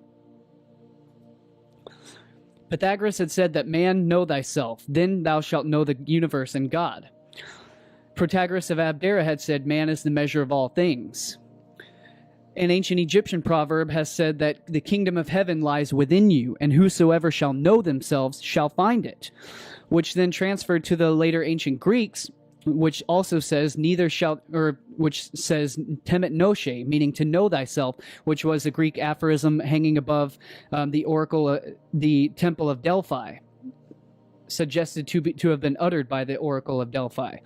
And we find this in the Bible as well, written as, "Neither shall they say, lo here, lo there, for behold, the kingdom of heaven lies within you."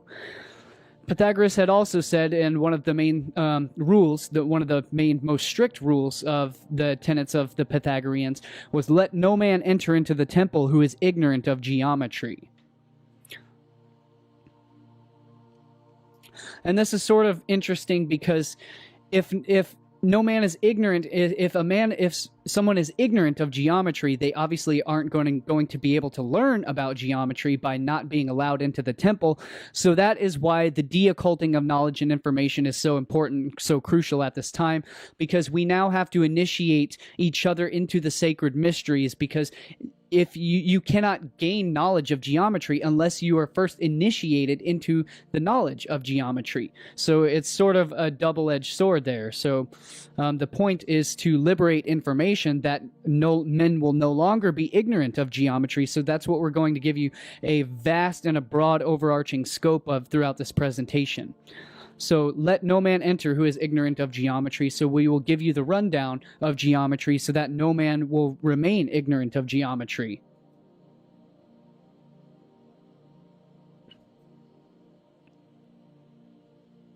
No, they're ignorant. Rumi had said, "I looked in temples, churches, and mosques, but I found the divine within my own heart." And this is so brilliantly correspondent to what I call the indwelling spirit, which is literally the ancient Hebrew depictions of God, essentially, is located within the temple. The human body is the temple in which the spirit dwells, which houses the sacred spirit. And the ancient Hebrew letter shin was representative of the element of fire, essentially the coals which stoke the sacred fire, the coals which stoke the sacred flame. And the letter shin in the tetragrammaton of the Hebrew four-letter name of God, Yod He Vav He, as constructed into the human body, corresponds with the four sacred elements, or the five sacred elements, and the fifth element being spirit. You have earth, air, fire, water, and spirit, which essentially spirit is also literally means fire. Spirit is spiritus. It literally means breath. And that breath literally comes from the meaning of fire, as spire literally means to breathe. And it refers to the breathing or the combustion of oxygen, which is a process which keeps fire, which oxygenates fire, which fuels the sacred fire, which is the fuel that burns that candle, that wick of the sacred flame within the human temple. And the Hebrew letter shin actually corresponds exactly, as I've discovered, corresponds exactly with the nerve fibers of the human heart chamber, of the two chambers of the human heart, the left and right ventricles. And again, the sacred fire, the sacred spirit burns within the heart. So we can't dwell on these segments too long. We've got to keep moving because there's a lot to cover. So we've got to keep moving. The human body is the temple which houses the sacred spirit. And this temple is not to be found outside of ourselves, but the kingdom is to be found within ourselves. The divine spirit, the creative animus that gives forth all life and brings forth all life, is to be found within the source of consciousness within us. The temple was not built with hammer nor stone, for the kingdom lies within you.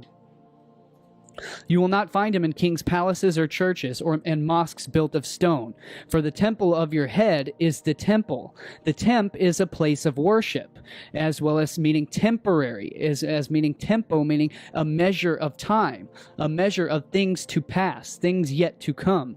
And El is the ancient Hebrew name for God, the God of the Old Testament, and the God of the Phoenicians. The temple was the place of worship for God, which is found within you,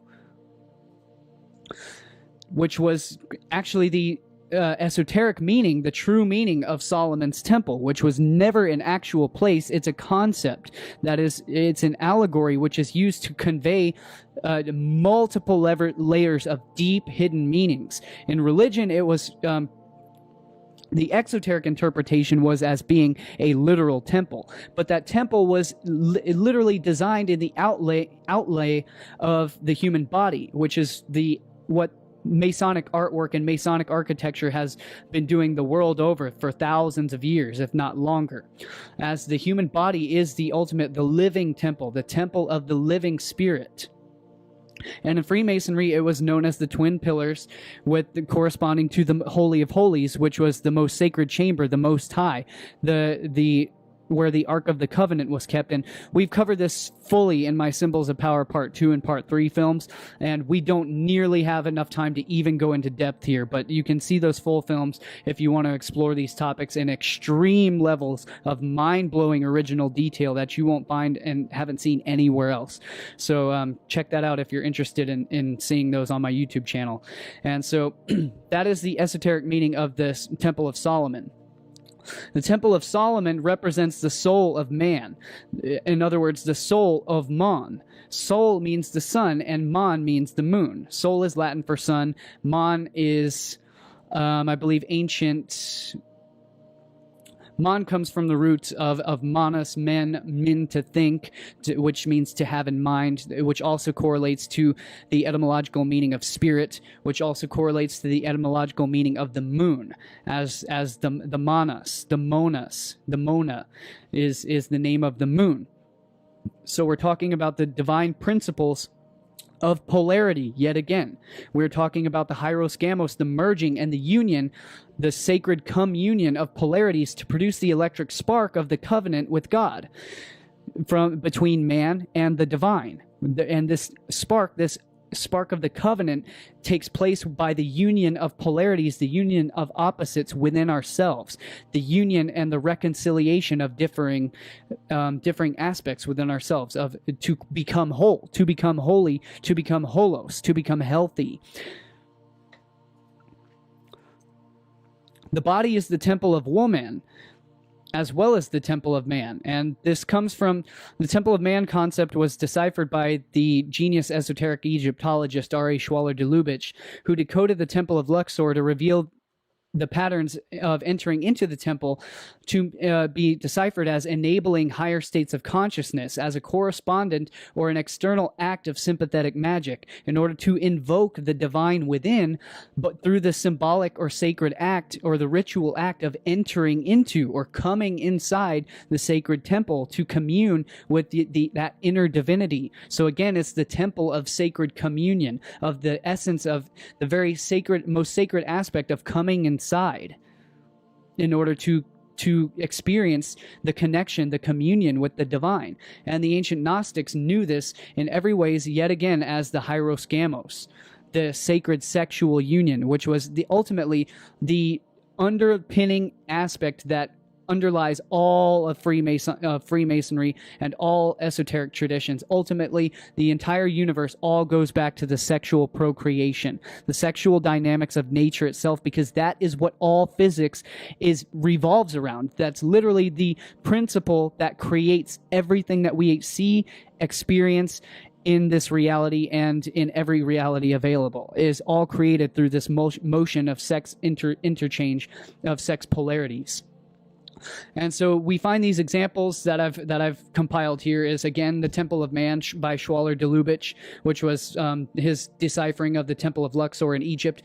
We've got numerous ancient Hindu temples constructed to the divine proportions of the human anatomy as well, complete with the phallic obelisks or the phallic world pillar, the axis mundi, always seen penetrating the feminine womb or penetrating the feminine uterus, again creating the sacred union. The body is the temple of woman. The woman is the mother goddess, is the sacred church, whereas the divine masculine, the temple of man, is the rock-hard foundation. The Peter, the Pater, the Patronus, the father upon which the church is built. And this is why you have the dome of the rock built upon why Peter built his church upon the rock. Why Jesus built his church upon the rock of Peter, and why Peter was the rock, because Peter is the rock-hard pater. It is the rock-hard phallic pillar upon which the church, the feminine rotunda, is built. So now you understand why the sacred dome sits on the rock. The feminine sacred dome sits upon the phallic rock. And the very meaning of church comes from the Old English word Circe. Circe was the ancient Greek goddess of magic, sometimes a nymph or a witch or enchantress or a sorceress. By most accounts, Circe was the daughter of Helios, and she was attributed as the goddess of magic associated with a lunar goddess, representative again of the divine feminine. So it's the essence of the goddess, and Circe was also the goddess the goddess of magic who enchanted and bewitched men and turned men into swine, which is symbolic of what the modern Catholic Church does today, which is simply a commercial experience rather than an ancient sacred communion by entering into the sacred temple and experiencing the divine revelatory transformation as we used to in ancient times. So the feminine circle is the Cirque of El. Circe is the ancient goddess of the circle. The circle represents the goddess whole. The goddess whole, it's the sacred whole, which again, we have the whole as well as the whole, meaning the entirety. So this pun, this play on words, is actually deeply etymologically linked. And this is the sacred whole, which is the sacred hollow, which is hallowed, because it's the hollow, holy whole. And hallowed be thy name, which all of these, and I'm going to give a brief rundown of my perspectives on what I mean when I'm talking about the essence of what I'm talking about when I refer to God. And I'm not referring to anything that any religion would have you refer to God as. I'm referring to the principles and the physics of nature itself when I refer anytime to God. So this sacred circle is the sacred feminine whole. It's the void of creation, the great gap, which was known in all ancient cultures and all ancient religions as the primordial void from which sprung forth all of creation, essentially the wellspring. It is the feminine well, the dark hole, which springs forth and generates forth and gives birth to all of form, all of matter, and all of creation. And so I want to cover a brief segment of that. The gap now falls through the gap. shape, sex, or size. We got your favorite Levi's jeans at the Gap. So this is extremely, the reason I included this in my full Symbols of Power Part 3 presentation is because the Gap, it's highly symbolic that this is a commercial from the 70s, and it's so hilarious that they're, the whole slogan and the motto is fall into the gap, which is the sacred feminine, and that's why the Gap is selling jeans, because the jeans are what covers the sacred gap. It's the sacred gap between the legs, the sacred portal of the 101. Between the twin pillars lies the sacred portal, the sacred gateway, the sacred gap of all creation, the Old Norse Janunga gap, the cosmic void, the cosmic womb. And so this is why they zoomed in on the guy's penis in this actual legitimate commercial. Like they zoom in on it and they're like, woo! Yeah! like it's so symbolically obvious here, and people probably had no idea. The great abyss, the black abyss of space and the deep oceans, the matrix, which means womb, the mother, mater, being the woman where all of life comes from, the source of life. Greek metra means uterus or womb, and meter, mater, matter, meaning mother, where pater, father, is the energetic pattern that gives rise to so-called matter, and thus geo, the word-forming element meaning earth. The earth, coming from Greek Gaia, gives us geometry, geometry, earth measure, literally measure of the mother, but more accurately the proverbial mapping of the womb of our mother, which we inhabit. We are all individual organisms, cells who work together within the body of the earth, forming organizations that we call a body of peoples. Within this matrix womb that is our Mother Earth. Language reflects the roots and the path of our fractal pattern of nature in our universe. How that which we call God, most refer to as a man, just shows us that we are cells that make up a larger organism called Earth, which is itself just a living cell that makes up a larger organism called a galaxy, which is also a feminine word which comes from geo, galactose, meaning milk, which is why we have the Milky Way galaxy. Source or origin, from mater, genitive matrice, meaning mother. Chaos, gaping void. Abyss, that which gapes wide open, is vast and empty. From Proto-Indo-European root gu, to gape or yawn. From Greek kaino, I yawn, meaning of utter. All right, so we'll skip through that. Again, the body is the sacred goddess is the church, the temple of womb man, the birth of creation. Just as this is why the church, to come inside the goddess church, you must enter into the rotunda, the feminine rotunda, which is the round womb, the pregnant belly, and you enter in through the doorway or through the sacred gateway and the vestibule of God into the inner temple inside the Holy of Holies, which corresponds in anatomy to the vulva, the bulb of the vestibule, and the hymen of the virgin, which is the vaginal canal, and finally into the womb, the most sacred Holy of Holies, where the incubation of the spirit or the fire inside. We sing hymns, or which are praises to God, which comes from ancient Greek hymeneos, meaning wedding song, from Hymen, meaning who was the Greek god of marriage. And yet again, this is the cosmic theme of the sacred Hieros Gamos, the holy sperma communion as it was known to the ancient spermo-Gnostics, upon which all religions in all theologies are founded, upon this sacred sexual principle of the Unitarian polarities of physics and nature itself.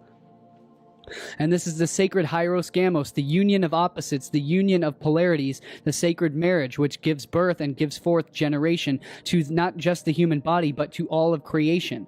Your body is my church. My body is your temple, and we come to know God through each other. The divine, so what is the blueprint of creation? The divine proportion is the symmetry and harmony, which is healthy, balanced, and flows, which gives way to beauty.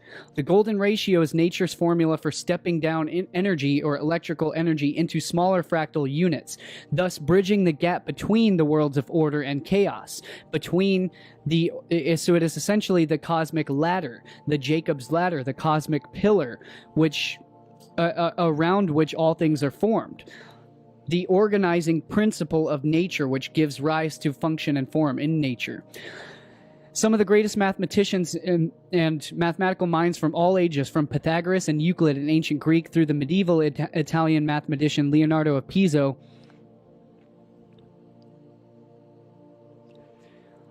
some of the greatest mathematicians and minds of all time have spent countless hours over this simple ratio and its properties. But the fascination with the golden ratio is not confined just to mathematicians, biologists, artists, musicians, historians, architects, psychologists, and even mystics. All have pondered and debated the basis of its ubiquity and appeal. In fact, it's probably fair to say that the golden ratio has inspired thinkers of all disciplines like no other number in the history of mathematics.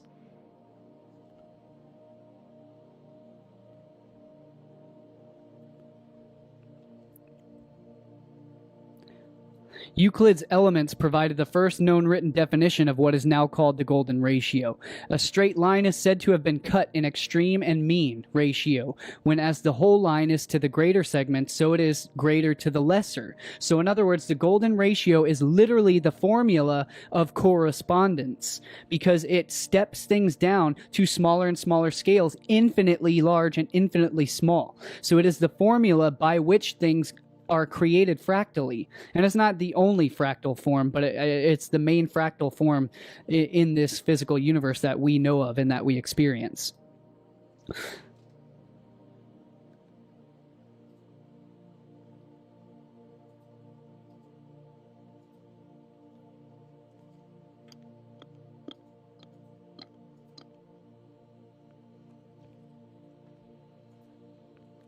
Mathematics is the language of beauty and harmony. It conveys health, wholeness, and genetic integrity. The purpose of language is used as a surrogate or proxy placeholder of the real world and all of its experiences in order to carry these experiences around with us anywhere you go, to display the contents of your mind at any given time, to show people what's in your mind and that which you're speaking to. The goal of this language is to make that which you're communicating with as closely represent the image of what it actually is in reality. Or in your mind, such as the more descriptive you can make something, the greater the definition it has, or in other words, the greater the clarity of the picture. In other words, the higher the resolution that your display becomes. Thus, the greater resolve, or the resolution, or conviction you have upon your mind and your perception of reality. So language arises from the collective mind of the physical world in order to describe the experiences we have both physically and psychically. Language arises directly from mathematics itself, the universal language, expressed through DNA, which communicates physical form through the process of morphogenesis, which means the birth or the creation of form. So, for example, the rock ptarmigan and other species don't have to think about communicating their genetic health with mates. The health of the DNA does that for them because their plumage displays a perfect fractal spiral hypertrochoid pattern depending on how healthy their gene expression is. So the healthier the genes are, the more perfect the spiral mathematics of their feathers are. This is same with how we perceive physical beauty in the world. Studies have shown that the healthier the DNA in ptarmigans, the more perfectly the feathers display the Fibonacci sequence. We experience this through peacock feathers as well, which directly displays this vortex hypertrochoid mathematics. Fractal geometry in biology communicates strong genes, healthy expression, as well as beauty, vitality, fecundity, virility, etc. So does this pattern also translate to all species, including humans? And, well, So the evidence suggests that this pattern also translates through all species, through all organisms, essentially, at some point, to some extent or another, and especially is found in the human human genetics as well. The golden ratio is in the phi of the beholder. The golden ratio is how we intrinsically measure beauty, which is why it's communication through everything we know, everything we perceive, the physical golden mean symmetry as being physically attractive, because what derives that physical golden mean symmetry is ultimately the health or the gene expression, which receives greater cosmic information and from the electromagnetic stimuli or environmental and lifestyle signaling pathways around us that communicate physical health and mental traits to our genetic well-being. A temple for the human body is found in Phi and the Pentagon. Dr. Stephen Marquardt has studied human beauty for years in his practice of oral and maxillofacial surgery. Dr. Marquardt performed cross-cultural surveys on beauty and found that all groups had the same perceptions of facial beauty. He also analyzed the human face from ancient times to the modern day. Through his research, he discovered that beauty is not only related to Phi, but can be defined for both genders and for all races, cultures, and eras throughout history, with the beauty mask that he developed and patented. This mask uses the pentagon and the decagon as its foundation, which embody Phi in all of their dimensions. This is from my presentation and ebook, The Quintessentia, the Perfect Fifth Element, the Goddess and Pentevolency of Nature. And this is the meaning of quintessential, again, is the fifth element. The fifth element is the element of spirit, which again is the element of fire, essentially in a higher aspect, a spiritual fire, and invisible fire, and inextinguishable, and what Tolkien had called the flame imperishable, and we find throughout Hollywood culture and mythology as the eternal flame. So the quintessence literally means the fifth essence, from Latin quintus, from Latin quintessentia, meaning the fifth element, the most pure, the most distilled, and the most pure form of the elements.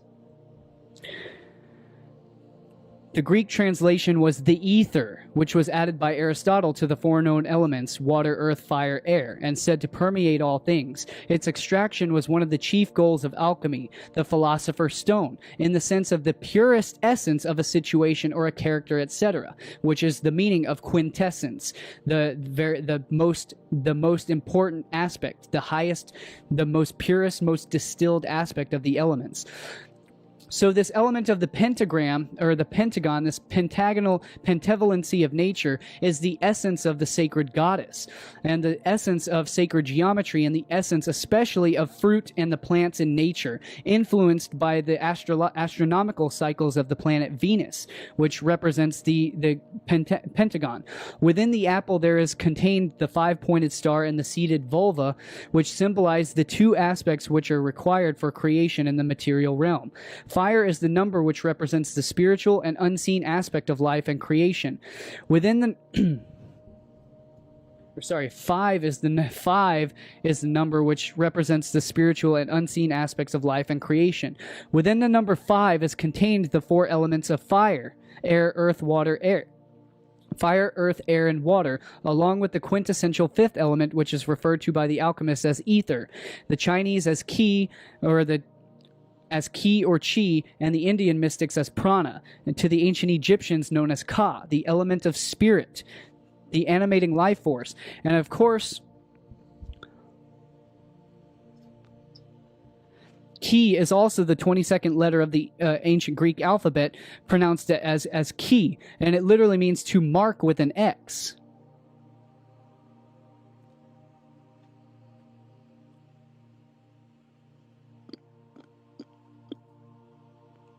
The symbol of the apple, the pomegranate, and the fig, and even the Amanita muscaria mushroom, are all representative of the juicy, fruiting, reproductive sex organs of the sacred tree of knowledge and the tree of life, and are actually even symbolic of the female genitalia in most cases, which is why these were the allegorical forbidden fruits of the tree of knowledge of both good and evil, depending on how it's used, referring to the sexual intimacy of knowledge, of knowing each other intimately, and thus coming out of innocence, coming out of nescience, ignorance, and naivety, and into the light of of conscious knowing, of the intellectual higher faculties of maturity, discernment, and knowing or gnosis through proper understanding of both knowing thyself and knowing the external world around us through the twin pillars of knowledge of scientia and gnosis, the internal and the outer ways to understand the world.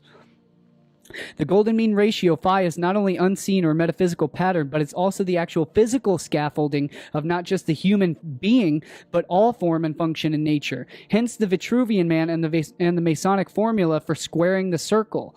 The sacred number 5, the pentalpha, is the number and most prominent symbol of the goddess, representing Isis and Venus, the pentagonal spirograph signature of Venus that we witness in astronomy in the sky through the yearly cycle of Venus orbiting the sun, or orbiting the earth, should I say.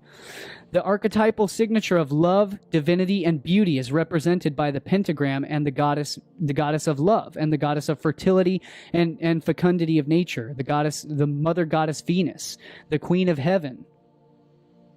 The pentagram is also the hieroglyph for the Egyptian goddess Isis. It's also known as East, also known as Esat. And the anagram, of course, and the epithet for East is the Eastern Star, which was representative of both Venus and Sirius, depending on your location and the time of year. But these were both the mother goddess, essentially known as the morning star, which was Lucifer rising in the sky. But we can't go too deep into this. We just got to skim over all of this. I've got full presentations on my YouTube channel if you want to explore all this, the linguistics and the symbolism and the mathematics, much more in depth on my channel. So again, this is the order of the Eastern Star, the pentavalency of nature, the mother goddess as seen through the heavens, and which influences the sacred fertility fruits and the plants of nature here on earth, which trigger the evolution and the inspiration of human beings, as well, as we will cover towards the end of this presentation. So again, the goddess Isis is represented by the hieroglyph of the 5-pointed star, the pentalpha, which represents the sacred star of Sirius. This is exactly why the smash hit esoteric sci-fi film by Luc Besson, The Fifth Element, is the quintessentia, who is the female goddess, and literally portrayed as fully activated human being, referred to as the supreme being throughout this film, with fully functional 12-strand DNA helix as depicted upon her construction. And interesting that her name is Lilu, which can also be spelled L-I-L-L-U, meaning Lilu, which was exactly comprising of the Akkadian root word of Ilu, which meant God. So this gives us the context for why her divine essence is activated and utilized to defeat the ultimate force of evil by none other than the sacred power of the 5th element, which is love, and the power to preserve life. So this is why the 5th element was literally all about love. And this was symbolically portrayed beautifully throughout the film by Luc Besson. A beautiful symbolic movie, one of the cult classics. It's one of the best movies I think that I've seen ever. It's a classic. It's a favorite of mine. The symbolic motif of 5th element was the hieros gamos, again the sacred marriage, the alchemical wedding between masculine and feminine principles, through the means of the attainment of the 5th element, which is love, the divine goddess, supreme being, which represents the element of phi, the element of 5, the quintessence, the sacred element of love, the 5th element, which animates all things. This is why you'll find the primary colors of the visible light spectrum and the 4 alchemical elements from both male and female emanate from and culminate back into their purest quintessence of the white light. So now you understand exactly why, through the sacred union of love, the divine power of the orgasm between the male and female is life created and preserved.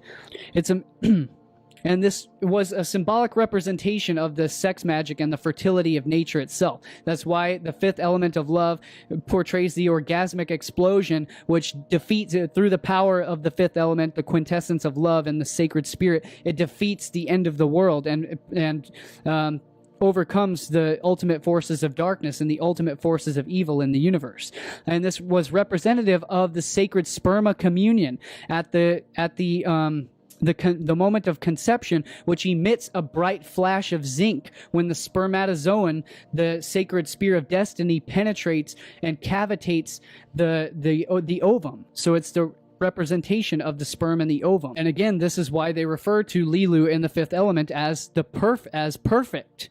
We're going to skip over a lot of this, but it's referring much deeper into numerology and esoteric sex magic and the principles of the human anatomy and the principles of procreation.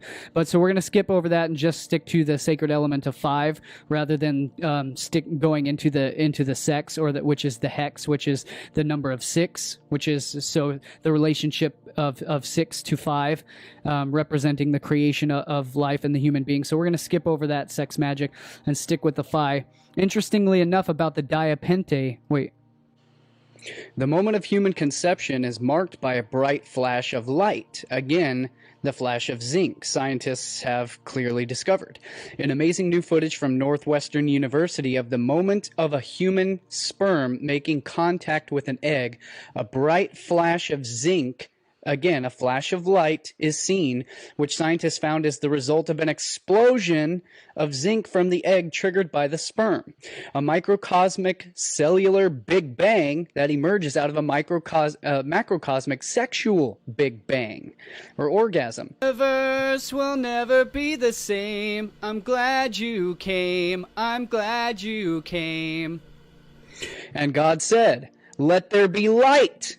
And there was life in the beginning of Genesis, the generation of the gene of Isis, the Genesis. And we've covered this entire segment much more fully in my full video, which is now deleted from my YouTube channel, which my YouTube channel is now deleted. But you can still find all of these full presentations and all of these full videos and archives on my Odyssey channel, odyssey.com /Lifting the Veil. Odyssey, find Lifting the Veil on odyssey.com, spelled ODYSEE, as in C with your eyes, odyssey.com. So you can find my backup channel and most of my backup videos on there. So we covered this entire segment much more in depth, but I will briefly cover this once again. The perfect fifth harmonic, the number 5, represents the number of the human being, the physical body as shown, as well as the full explanation on the sexual creation act of the number Illuminati sacred number 23, as the 3-2 ratio of the sacred perfect fifth harmonic, and the pentavalency of man. And I don't mean that, I don't mean that in a misogynistic way. I mean that in the anthropomorphic way, or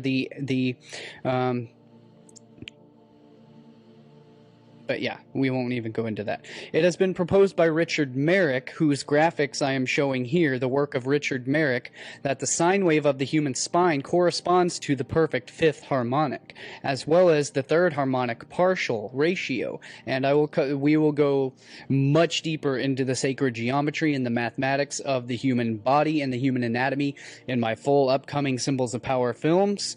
But that's entirely brand new discovered work that nobody has ever seen before, so I'm not going to cover that in this presentation here. We don't have time for that, number 1.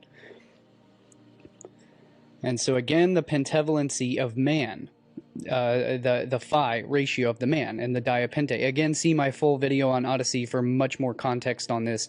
But in musical theory, the perfect fifth is the musical interval corresponding to a pair of pitches with a frequency ratio of 3-2, or very nearly so. It occurs above the root of all major and minor chords, known as triads, and their extensions. Until the late 19th century, it was often referred to by one of its Greek names, the diapente.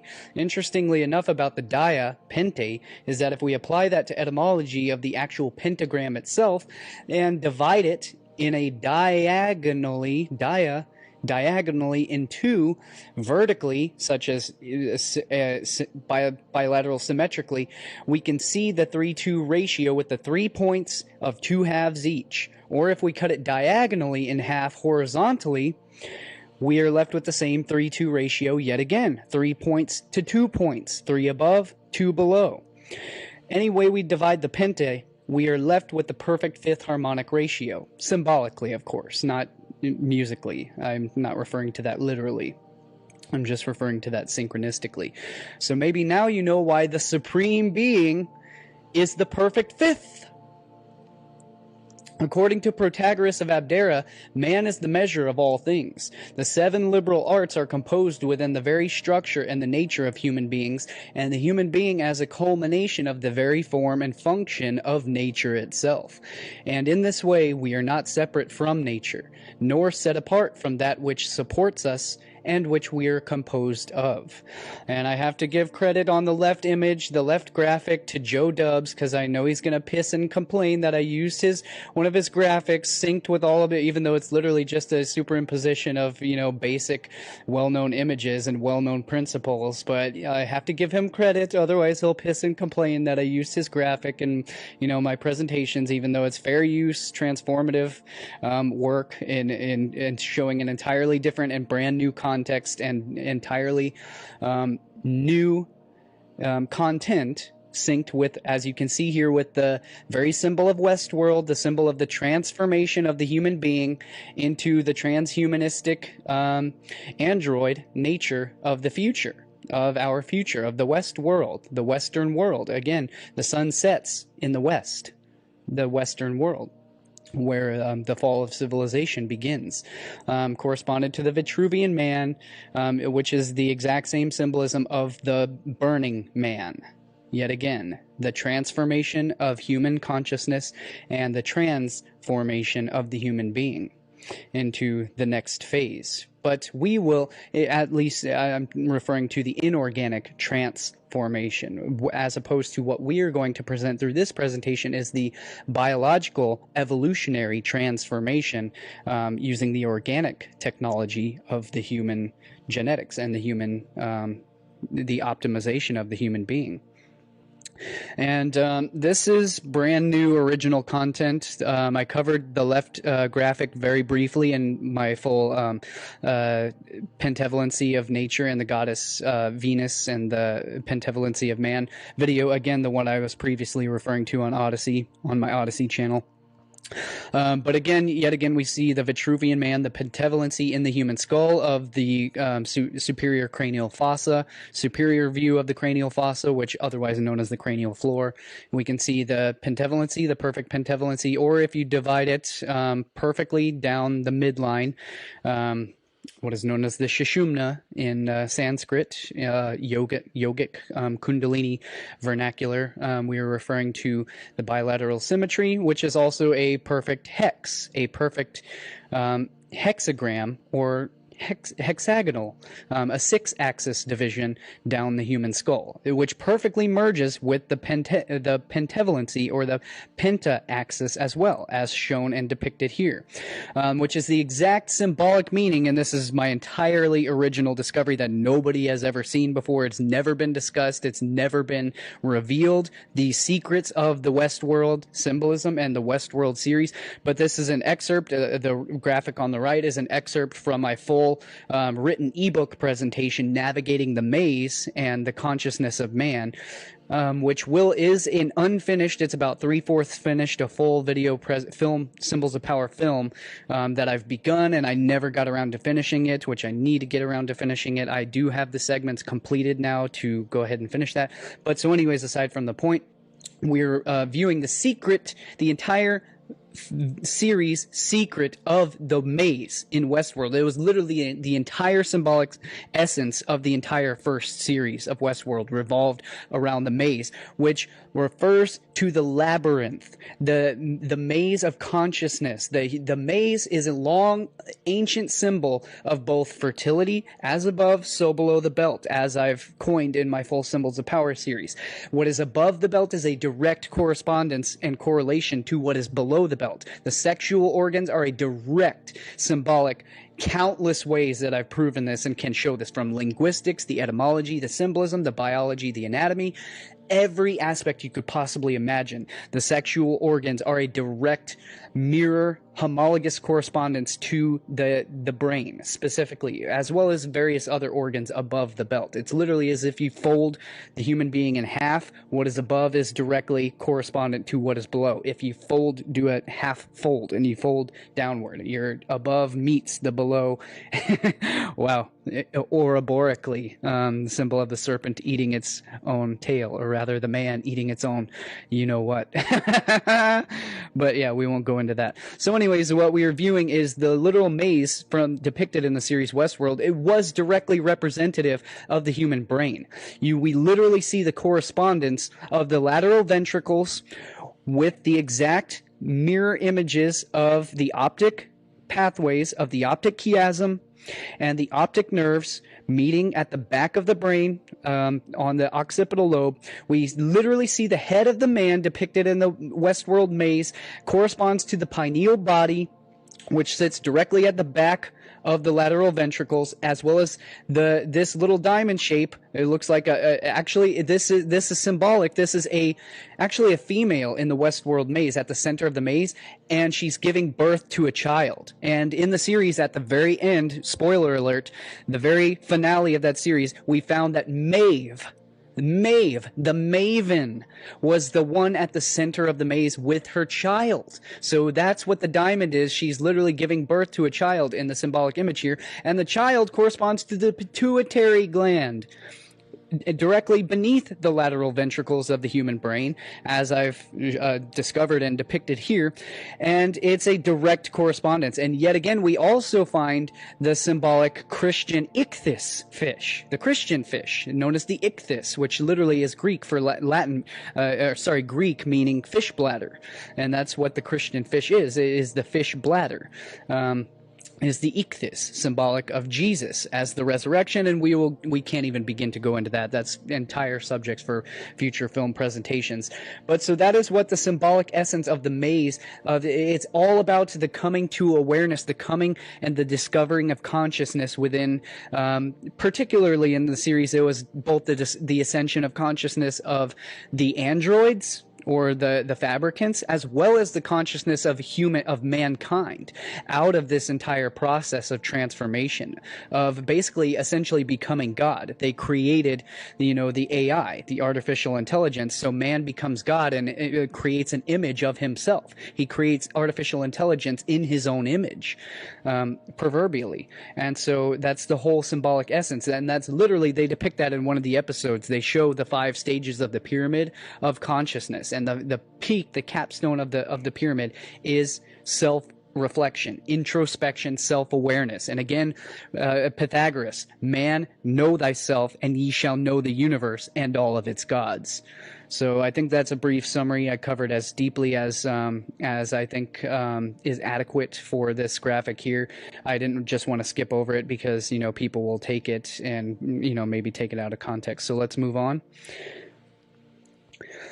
Again, we covered this in my full video, so maybe I will skip over these segments here because I'm taking a little longer than I had expected. But again, basically, iambic pentameter is considered to give poetic rhythm and beauty to the English language, just as the perfect fifth harmonic elucidates beauty and harmony in music, just as the 5 golden mean ratio gives beauty and aesthetic form to everything in our material world, our mater, the world of the feminine world, of the mother, of Gaia, of Geo, of the earth, the feminine mother, the divine mother, Sophia, the goddess of wisdom, and the goddess of mater, or materialism, the goddess of material matter, whereas the pattern is the energetic pattern of the pater, of the father.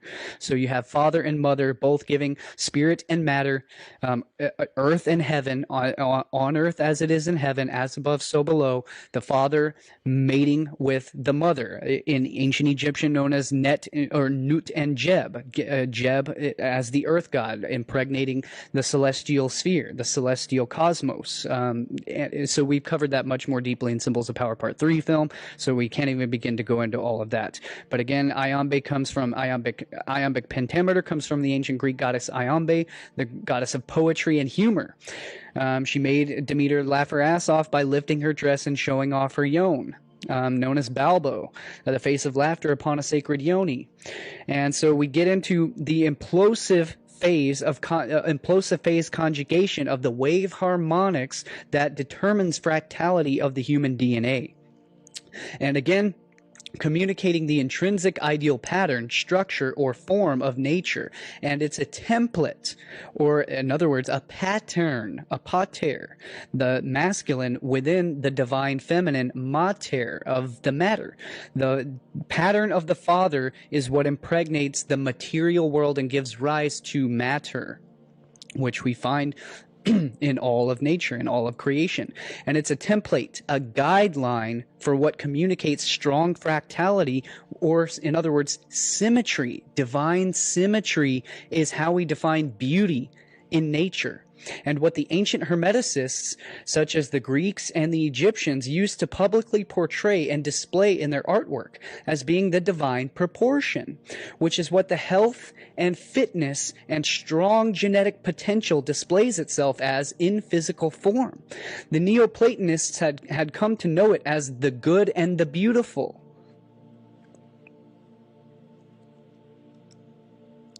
And yet again, let's take this opportunity to destroy racism and critical race theory and all of that, Disney promoted nonsense, and far left, extreme left, racist nonsense, because we find the divine template, the divine pattern of beauty throughout all races, all cultures, all history, the world over. It's the same universal pattern of beauty that applies universally. It is universal wisdom of Sophia, of the divine feminine and the divine masculine father, imbuing that structural divinity within all of nature.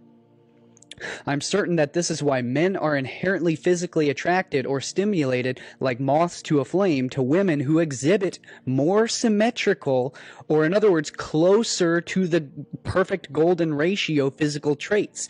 Those perfect golden assets, those notorious curves born from the golden spiral, the breasts, the ass, the cheekbones, lips, hips, etc.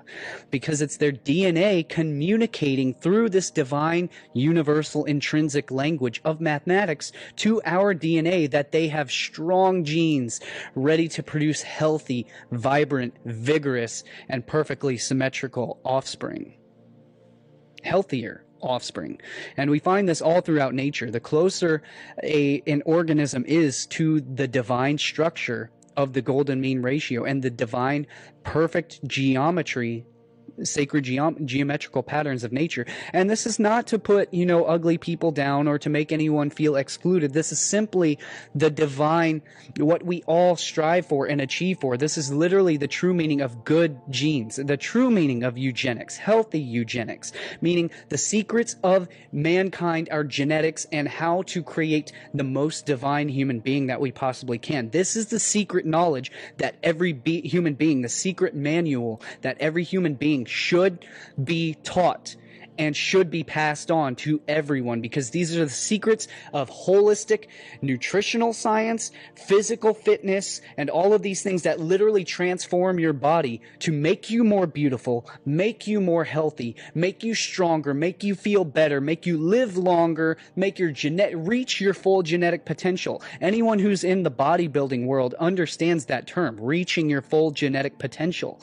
It means you literally get as big and as ripped and as your muscles fill out into a perfect divine sacred geometrical symmetry. The more ripped you get, that your muscles start to reveal much more of the sacred geometrical patterns of nature. And I'm not going to get into that. We can't get into that in this presentation. That's an entirely original secret that I've got planned for some of my full they're actually almost finished, my next Symbols of Power film series, so we will get into that later on.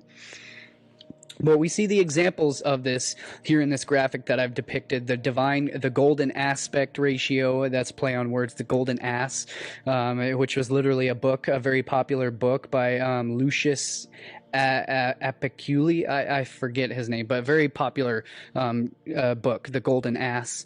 So I play on that. Again, the golden apple, the forbidden fruit, the verboten fruit of the garden of earthly delights, taking a bite of wisdom of the goddess, the divine mother Sophia, and her divine structural pattern of nature, which we find all throughout, especially the human anatomy, probably more so than many other mammals or even other organisms in nature, because the human being is literally one of the highest evolutions of the golden mean principle in nature.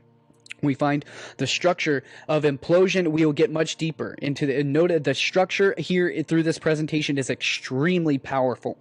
It's the structure of implosion, of vortex-based mathematics, the structure of the torus field, which is the structure of perpetuity and perfect balance, perfect regulation of heat and cold, hot and cold, the duality of nature, the polarity of nature, perfectly expressed through the golden mean ratio, the golden mean spiral, which is the physics of implosion and explosion, which is both masculine and feminine perfectly united.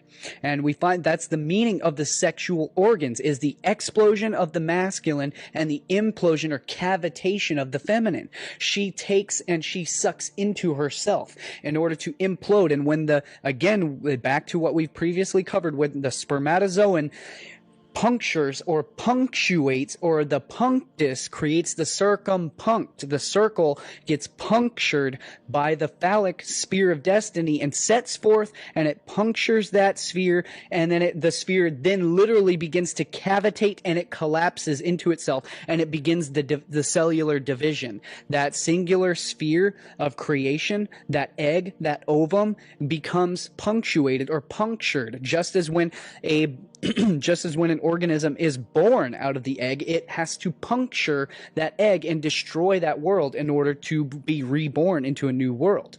And so that is the process that sets forth the cycles of nature and creation.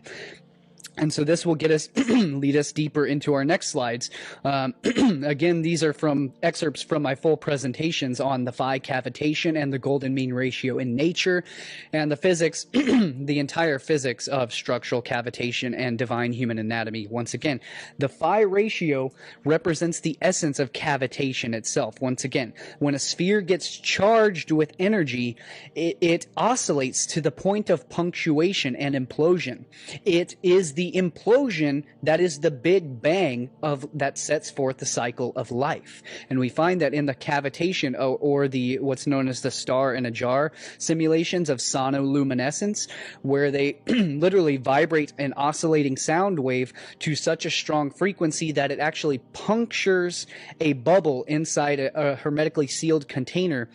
And that cavitation of the bubble produces a spark, a divine light, a divine spark, or a big bang of energy so powerful that it simulates the heat of the sun itself. And it's literally cavitates and emits a glow of light. It's literally how stars are actually created, is they cavitate. They implode within themselves, and that's how stars are created in the cosmos. It is through physics of sex magic and the principles of cavitation. So let's move on to the next slide, or we can see again this entire original compilation of examples of what's known as the cardioid figure that I've compiled here in the graphic on the right hand side, the golden mean ratio, the doctrine of signatures that we find throughout all of nature. Well, at the bottom left we find Victor Genius, the water wizard of the 1900s, on the same level as Nikola Tesla, who was the electrical wizard.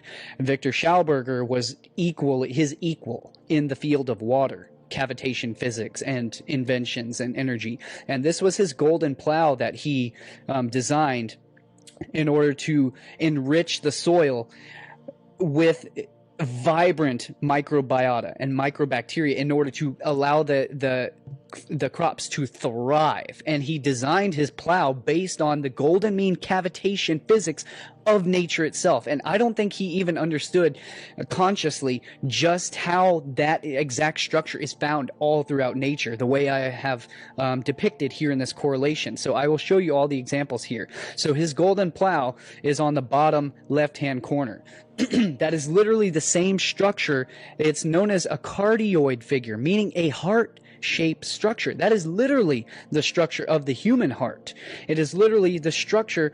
Oh, I've got another example that is absolutely perfect, that isn't included in this graphic, but I discovered another one. It's literally, there's a depiction of a goose, a mother goose, and her wings are uplifted, and it's literally the exact structure of Victor Schauberger's golden plow here. The mother goose's neck is exactly with the handle of this plow, and her wings are uplifted to the side exactly in the she literally curves them in the, and I can't show you that because I don't have it uploaded for this presentation, but it will be in future presentations. So I did a play on words. It's the golden plow. He designed it off the golden ratio, and it's also literally, it's the color of gold. It's color gold, but that's aside from the point. So it's a play on words. The golden plow, to plow that golden ass, because again, it's literally the structure of the sex here. Also, that is the structure of the goose. That is the structure of the cardioid figure through all these depictions here in nature. And I don't mean that to be vulgar. That is just how it is. Literally, here's the phallic pillar. Think of this as literally, it's the goddess, laying on her stomach. This is literally the buttocks, and it is being penetrated by the phallic pillar directly in the center. It is literally, and a play on words, the golden plow, to plow that golden ass. And again, the book, a very popular, very well-known book, The Golden Ass. So it's a play on words, but it's literal in nature. It is literally the golden plow, to plow that golden ass. With the perfect golden aspect ratio. This is the structure of the human brain. We find the cardioid figure of the lateral ventricles, as well as the hippocampus, which follows the same contour along with the lateral ventricles. We find, again, it's literally the golden chalice within the human brain. It's the same structure of the cavitation bubble. It's the same structure as the torus of the apple, also synced here with the same exact structure of the barn owl's face, or the owl, the Vesica Pisces, the geometry of the sacred owl, which represents the sacred goddess of what? Does the sacred owl represent? The goddess Ishtar, the goddess Venus, love, beauty, fertility, the demon goddess of the nighttime, of the underworld, the goddess of sexuality and fertility and reproduction. Ishtar, Venus, the goddess of love, the mother of the queen of heaven, the divine feminine aspect in all her forms. The same structure as the human brain, the same structure again of Victor Schauberger's inventions here, the same structure of the human eyeball, the cardioid torus structure, the same structure of literally the mathematical cardioid itself, which we find all throughout the physics of light, the reflection of light, the physics of, countless examples. I could go on and on and on. The structure of the human lungs and the human rib cage, when viewed superficially from above, is literally the same structure of the cavitation implosion of the cardioid physics, and the structure of the bivalves, or clams, again, which is a symbol of the goddess vulva, the goddess of sexuality. Venus was born from what? She was born from an oyster or a clam, which is, again, Sandro Botticelli's depiction of the birth of Venus, where Venus is depicted being birthed out of a clam, which is the vulva. It's the goddess. This is the same exact structure of a horse's ass or a horse vagina. It's literally, it's everywhere, all throughout nature. We have the geoduck clam, which literally looks like a giant horse penis. I know that's vulgar, but that's the physics of nature. I'm sorry, that's just how it is. Look up the geoduck clam. Literally looks like a horse penis, and then you have the other bivalves, the other clams and oysters, and known as mussels, representing the female love muscle, literally representing the goddess vulva, as I've depicted countless times in my full Easter, occult secrets of Easter, and Ishtar, and the estrogen and estrus, and so many other links to all of that throughout my video series as well. The implosion cavitation of the cavitating bubble, the Greek letter phi, is literally represents the phi ratio is literally the lowercase Greek letter phi and the uppercase Greek letter phi also represents is the exact structure of sex magic. It is the phallic pillar punctuating the feminine ovum, which is the exact structure of the torus field, the physics of nature itself. We find it in the dove breast. We find it in the elephant ear fern with the ankh at the center of it, on and on and on. Countless examples. So we went and spent way too much time on that, but I can't just let it go.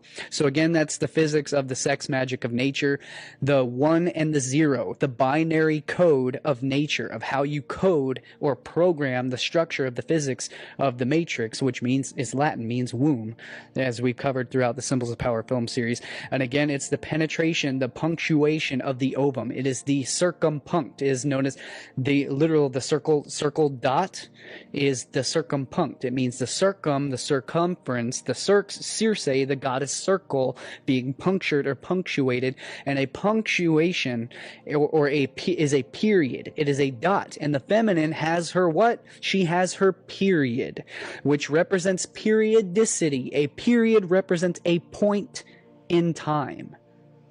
That is what we have, a period. That's why you go to first period, the second period, third period in school. It's a point in time. The period is a punctuation. It is the beginning of time. It is taking the nothingness of the nous of the universe and punctuating it to create the division, which creates time and space itself. The sacred geometry of division, of cellular division, of the division and the structuring and segmentation of space-time to create space and matter and all of physical, everything in creation itself. It is the secrets of the universe, the secrets of life itself. The principal elements of sacred geometry. And again, we notice the cavitating punctuation of the physics of implosion, the cavitating phi ratio physics of implosion and punctuation in nature. The left is an image that I have put together. Again, the cardioid heart cavitation. Again, the heart is literally a cavitating organ. The blood actually cavitates and vortexes, spirals into the heart, which is a twisting, torquing muscle structure. It doesn't just pump. It generates its power from a twisting, torquing, cavitating structure of the human heart. And we find this very same structure within the creation of life, of both the feminine uterus. We find it again where the egg is invaginated, or in other words, it is cavitated. That's what the term invagination means. That's why she has a vagina, which means she has a cavity. It's imploding. It's an opening, which is what a vagina is. Vagina means a sheath. It is an opening. That's what the term invagination means. And this is an image from Dan Winter here. We're depicting the cavitation of the ovum by the sperm, which then again triggers the cellular division. It's literally the heart, the cardioid shape of the uterus of the human heart. Again, as above, so below the belt. As above, in the brain, in the heart, in the chest cavity, in the rib cage, in the human heart itself, and in the uterus as well. As above, so below the belt, as I have coined throughout my film series. The sperm's charge, again, penetrates and punctuates the ovum, sets forth the course of life, the Big Bang. And again, just as I was describing, here's another depiction, the two hearts, one form. The human chest cavity in an MRI scan reveals the lungs and the perfect golden mean ratio, phi spirals, two of them cavitating, where? Directly at the center of the human heart is the cavitation physics, implosion physics of the human rib cage and the human chest cavity and the lungs, which the lungs are what? They are cavitating. The air expands and contracts in our lungs. It is expansion and contraction, the physics of nature. Expansion is masculine. Cavitation or implosion is feminine. The human heart lies directly at the center of this cavitating 0 point physics of nature, just as the exact same mirror image of the uterus, as above, so below the belt.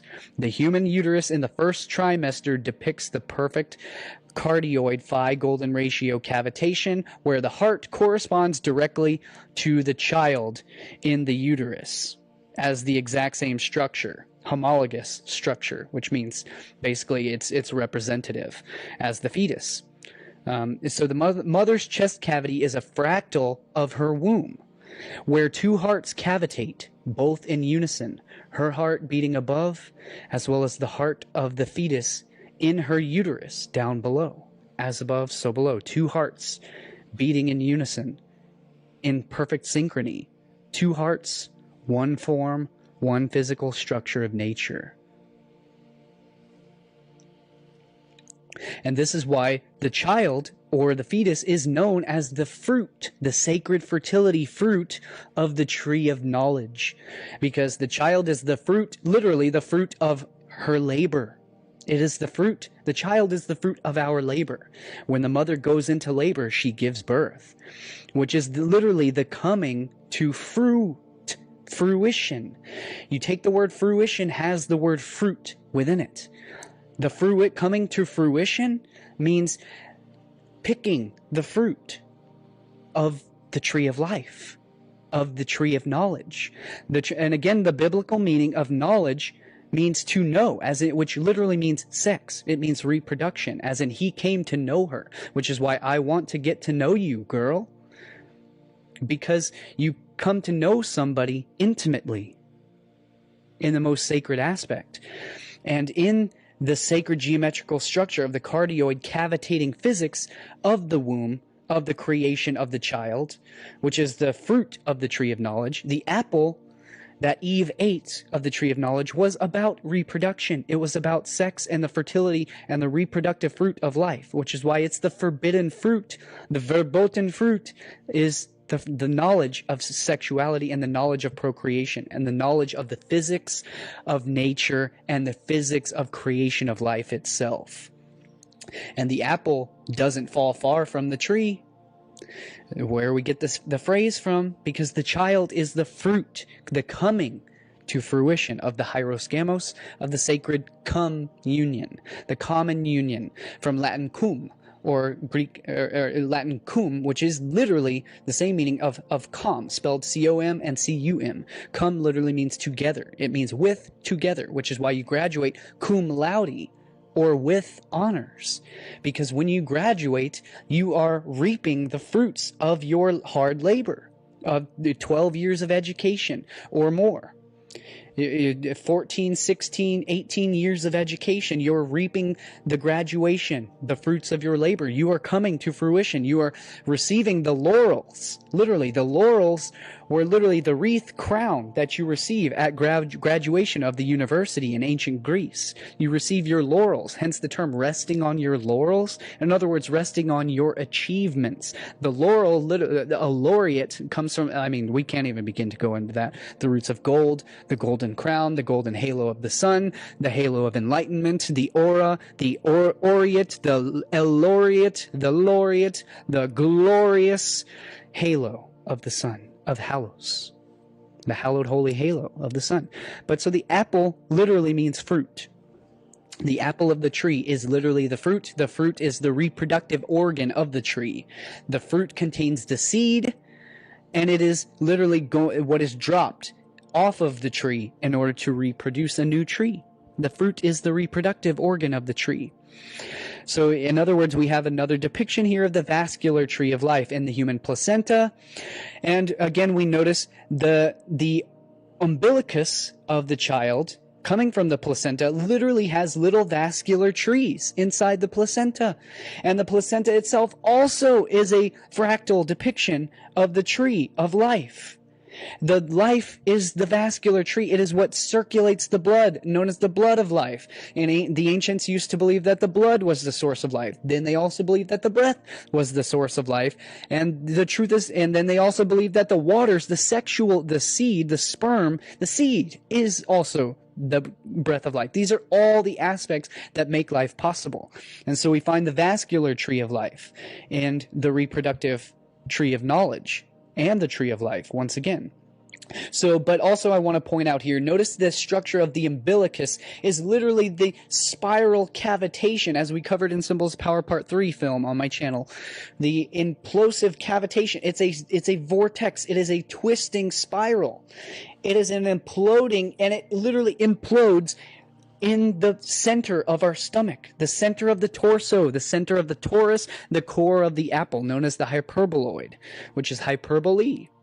And it is literally the implosive structure that implodes into the child to feed the child the nourishment through the blood vessels. Is literally the implosion point, as is literally the umbilicus. And we covered this in Symbols Power Part 3 fully. The umbilicus of the world, the world navel, was known as the axis mundi, is literally known as the world pillar. The world structure is literally the axis mundi is the navel of the world. This is why the axis mundi is literally the core of the apple, is this pillar, is the world axis. In other words, it's the umbilicus. And this was literally why the umbilical cord represents the electrical structure known as a Birkeland current in physics. It is a twisting, intertwining, woven electrical filaments that span the entire electric universe, the cosmos. But I'm going way off track. So let's stick on track. Again, the verboten fruit of nature, yet again, just to rehash. And this again is the same structure of the logarithmic torso, or the toroid of the human torso, the implosion physics of the human body. Literally the structure of the human body and the human form. Yet again, here is the hyperbolic torso, which represents the hyperboloid. The hyperboloid is literally an hourglass. It's better known as the hourglass. I mean, just think an hourglass is a hyperboloid. That is the structure, especially of women, of the torso of a woman. We praise the woman for her hourglass shape figure. That women try to achieve that figure because that figure is the perfect mathematical perfection of the toroidal structure. Again, the golden mean physics of cavitation and implosion in nature.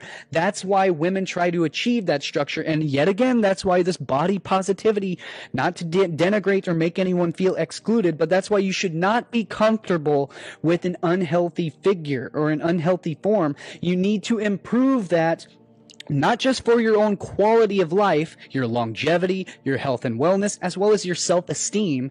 Sure, I encourage you should have self-esteem without that, but you should be doing all of the practices that I'm going to educate you on and inform you throughout all of my presentations here as to how you can actually live the healthiest, most fit, most sexy, most perfect life that you can possibly attain in this lifetime, which is the goal of why we're here. The goal of what we are trying to achieve as a human species is to achieve the perfection of the mathematics and geometry of nature itself.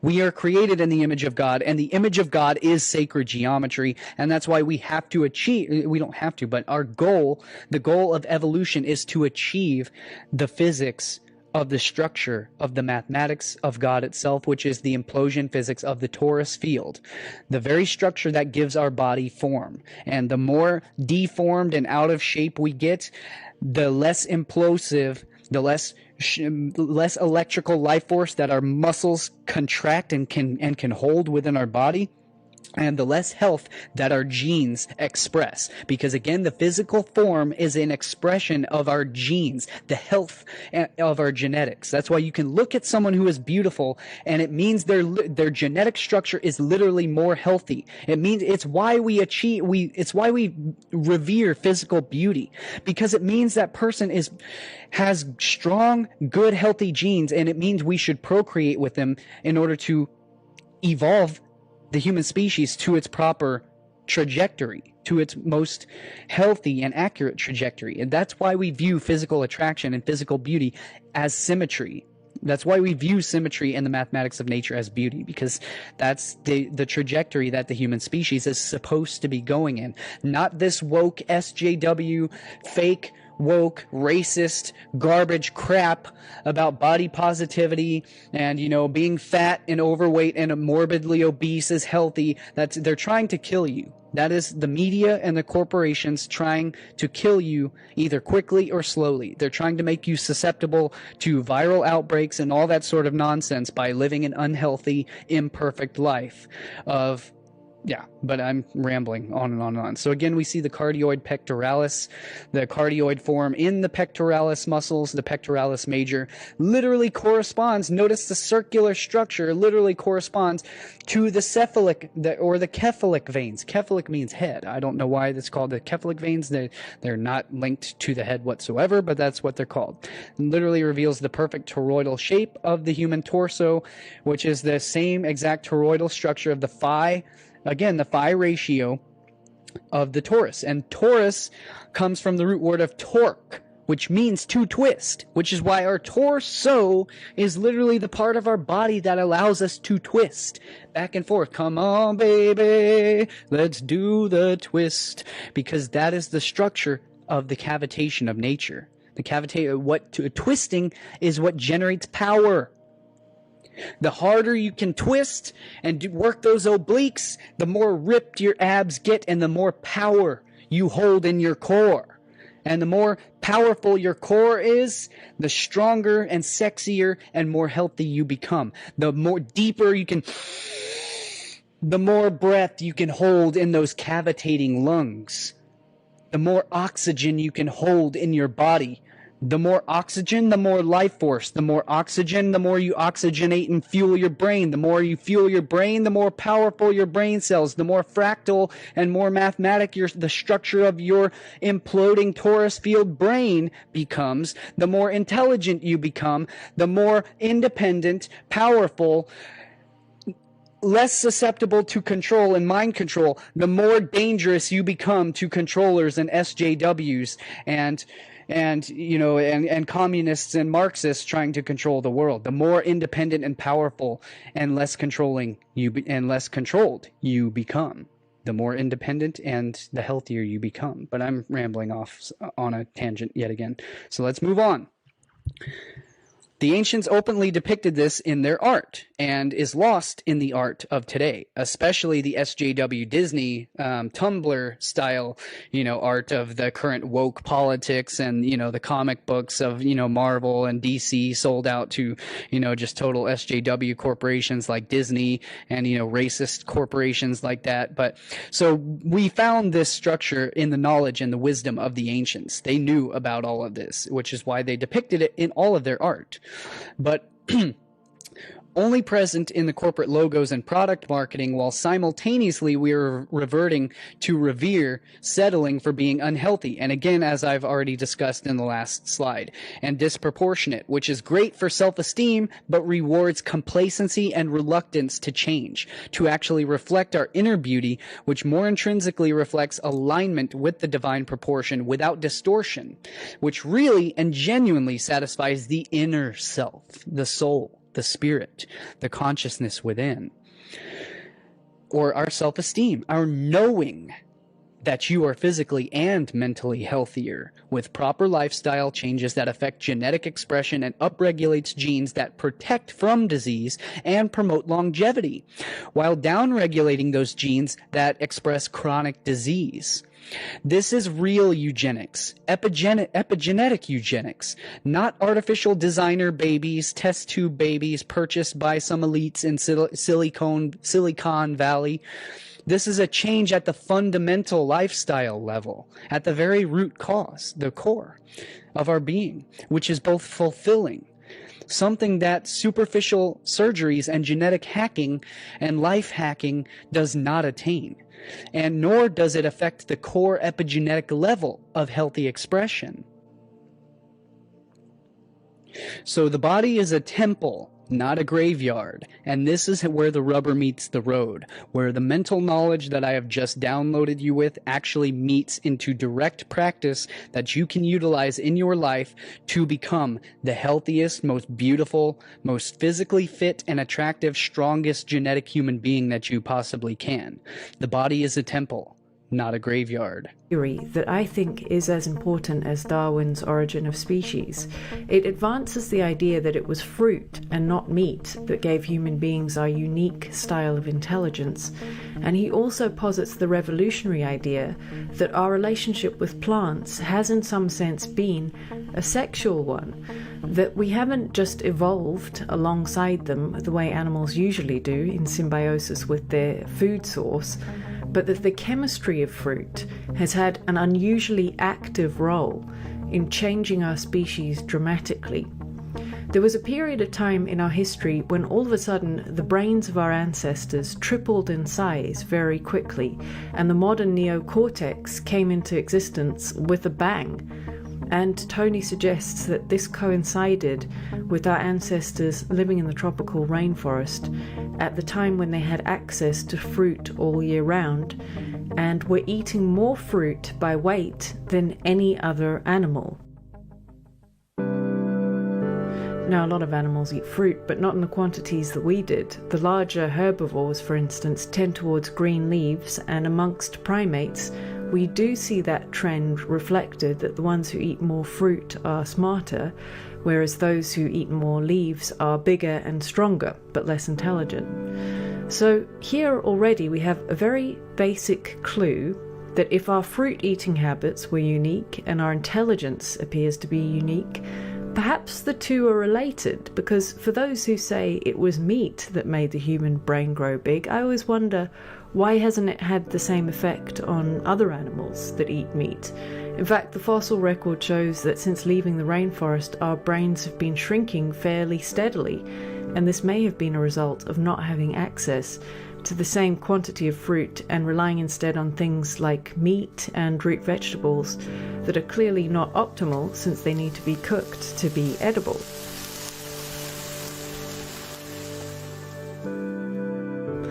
So why is this an almost sexual relationship with fruit then? Well, Tony's theory suggests that one of the key mechanisms by which plants influenced our species dramatically comes from the fact that the fruit of a plant is the equivalent of a mammal's uterus. Fruit is a reproductive organ, and so the hormones it contains are about generating and shaping life. Therefore, if ancient man was eating kilos and kilos of fruit every day, if it was the main thing in his diet, then he would be flooding his bloodstream with chemicals that made it a bit like a reproductive environment flowing through his veins. And some of these hormones were triggering hormonal switches on our DNA and changing the way it was read by the body, therefore causing unusually dramatic shifts in our species over a very short period of time. If you want to read more about what these changes were, the increase in brain size, of course, extended juvenility, and so on, I'll link to Tony's books below this video. But the point of making this is to say... All right. So that was one of my good friends who I highly respect, Carrie McCarthy, and her video on her YouTube channel. I highly recommend subscribing to her. She produces great content. But now I want to tie that segment, yet again, that segment exactly syncs with everything that I am and have shown throughout this presentation and will continue to show in the next segments. But I want to now move on to an epigenetic presentation by the amazing Dr. Dean Ornish, who is literally one of the most, I consider him one of the top gurus, true spiritual and scientific gurus on the planet. Literally the father of epigenetics, essentially. Most of us are, think of Bruce Lipton as, pioneering the epigenetic field, whereas actually Dr. Dean Ornish and his colleague Elizabeth Blackburn are the pioneers of the field of epigenetics. They're the first ones and the ones who actually published the peer-reviewed studies proving epigenetics and the power of epigenetic potential. So let's witness this short presentation by Dr. Ornish explaining how we become the best human that we possibly can be. Shown. Another is to change our lifestyles. And what we're learning is how powerful and dynamic these changes can be, that you don't have to wait very long to see the benefits. When you eat healthier, manage stress, exercise, and love more, your brain actually gets more blood flow and more oxygen. But more than that, your brain gets measurably bigger. Things that were thought impossible just a few years ago can actually be measured now. This was figured out by Robin Williams a few years before the rest of us. Now, there's some things that you can do to make your brain grow new brain cells. Some of my favorite things like chocolate and tea, blueberries, alcohol in moderation, stress management, and cannabinoids found in marijuana. I'm just the messenger. What were we just talking about? And other things that can make it worse. It can cause you to lose brain cells, the usual suspects like saturated fat and sugar, nicotine, opiates, cocaine, too much alcohol, and chronic stress. Your skin gets more blood flow when you change your lifestyle, so you age less quickly. Your skin doesn't wrinkle as much.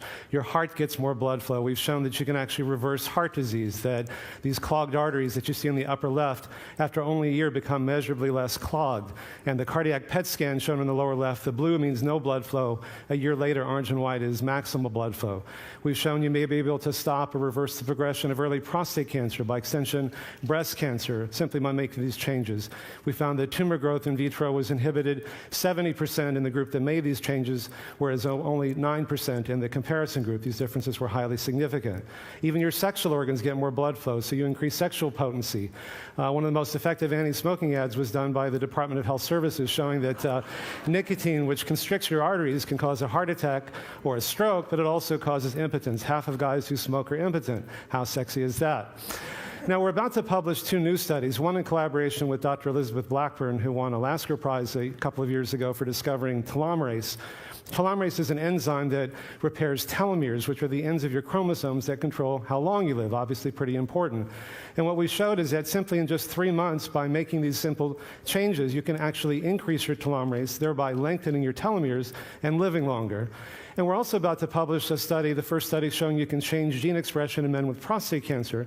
This is what's called a heat map, and the different colors, and along the side on the right are different genes. And we found that over 500 genes were favorably changed. In effect, turning on the good genes, the disease-preventing genes, turning off the disease-promoting genes. And so these findings, I think, are really very powerful. They're giving many people new hope and new choices. And companies like Navigenics and DNA Direct and 23andMe that are giving you your genetic profiles are getting some people a sense of, gosh, well, what can I do about it? Well, our genes are not our fate, and if we make these changes, they're a predisposition, but if we make bigger changes than we might have made otherwise, we can actually change how our genes are expressed. Thank you.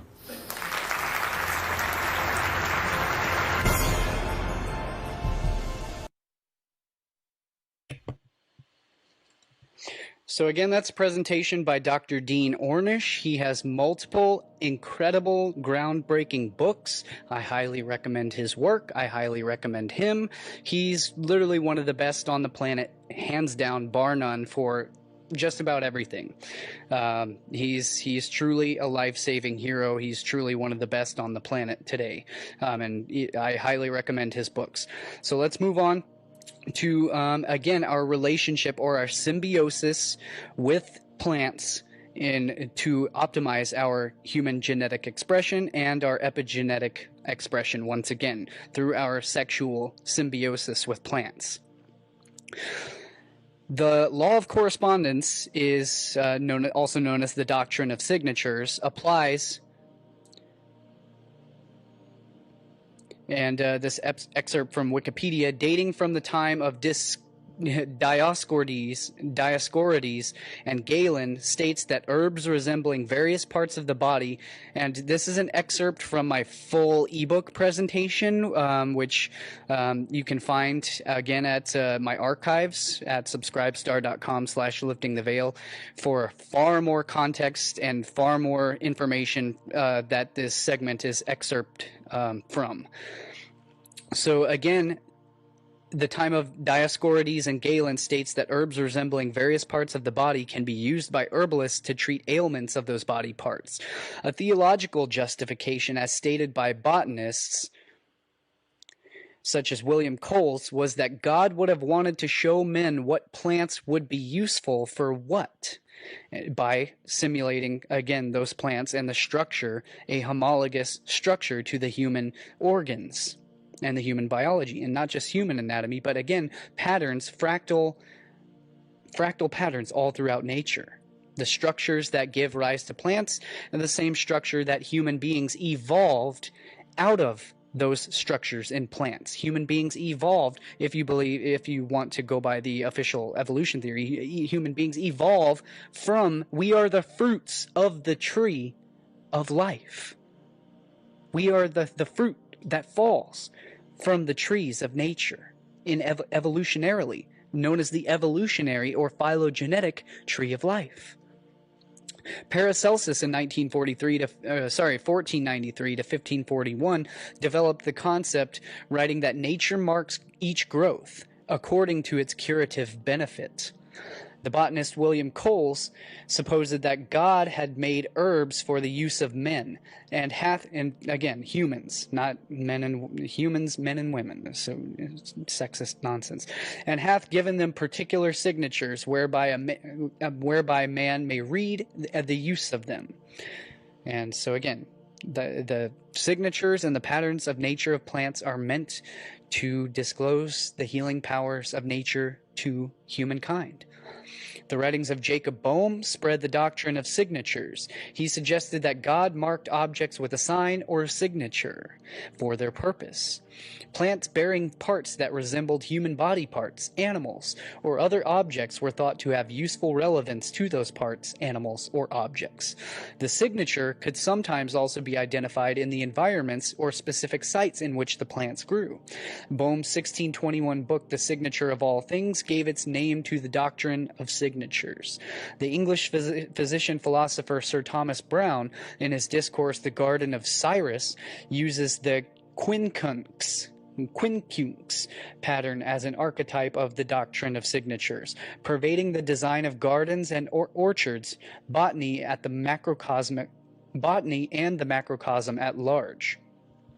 And this graphic that I've depicted here is a law of correspondence between the human brain, the corpus callosum, and the oyster mushroom, directly corresponding and relating to the same geometric structure of the human brain. And I've got multiple different examples of the human brain corresponding to the structure of the mushroom, the sacred mushroom, the wise dome, the wisdom attained from the wise dome of the skull, corresponding to the wise dome of the sacred cap of the mushroom. And cap, of course, means the head.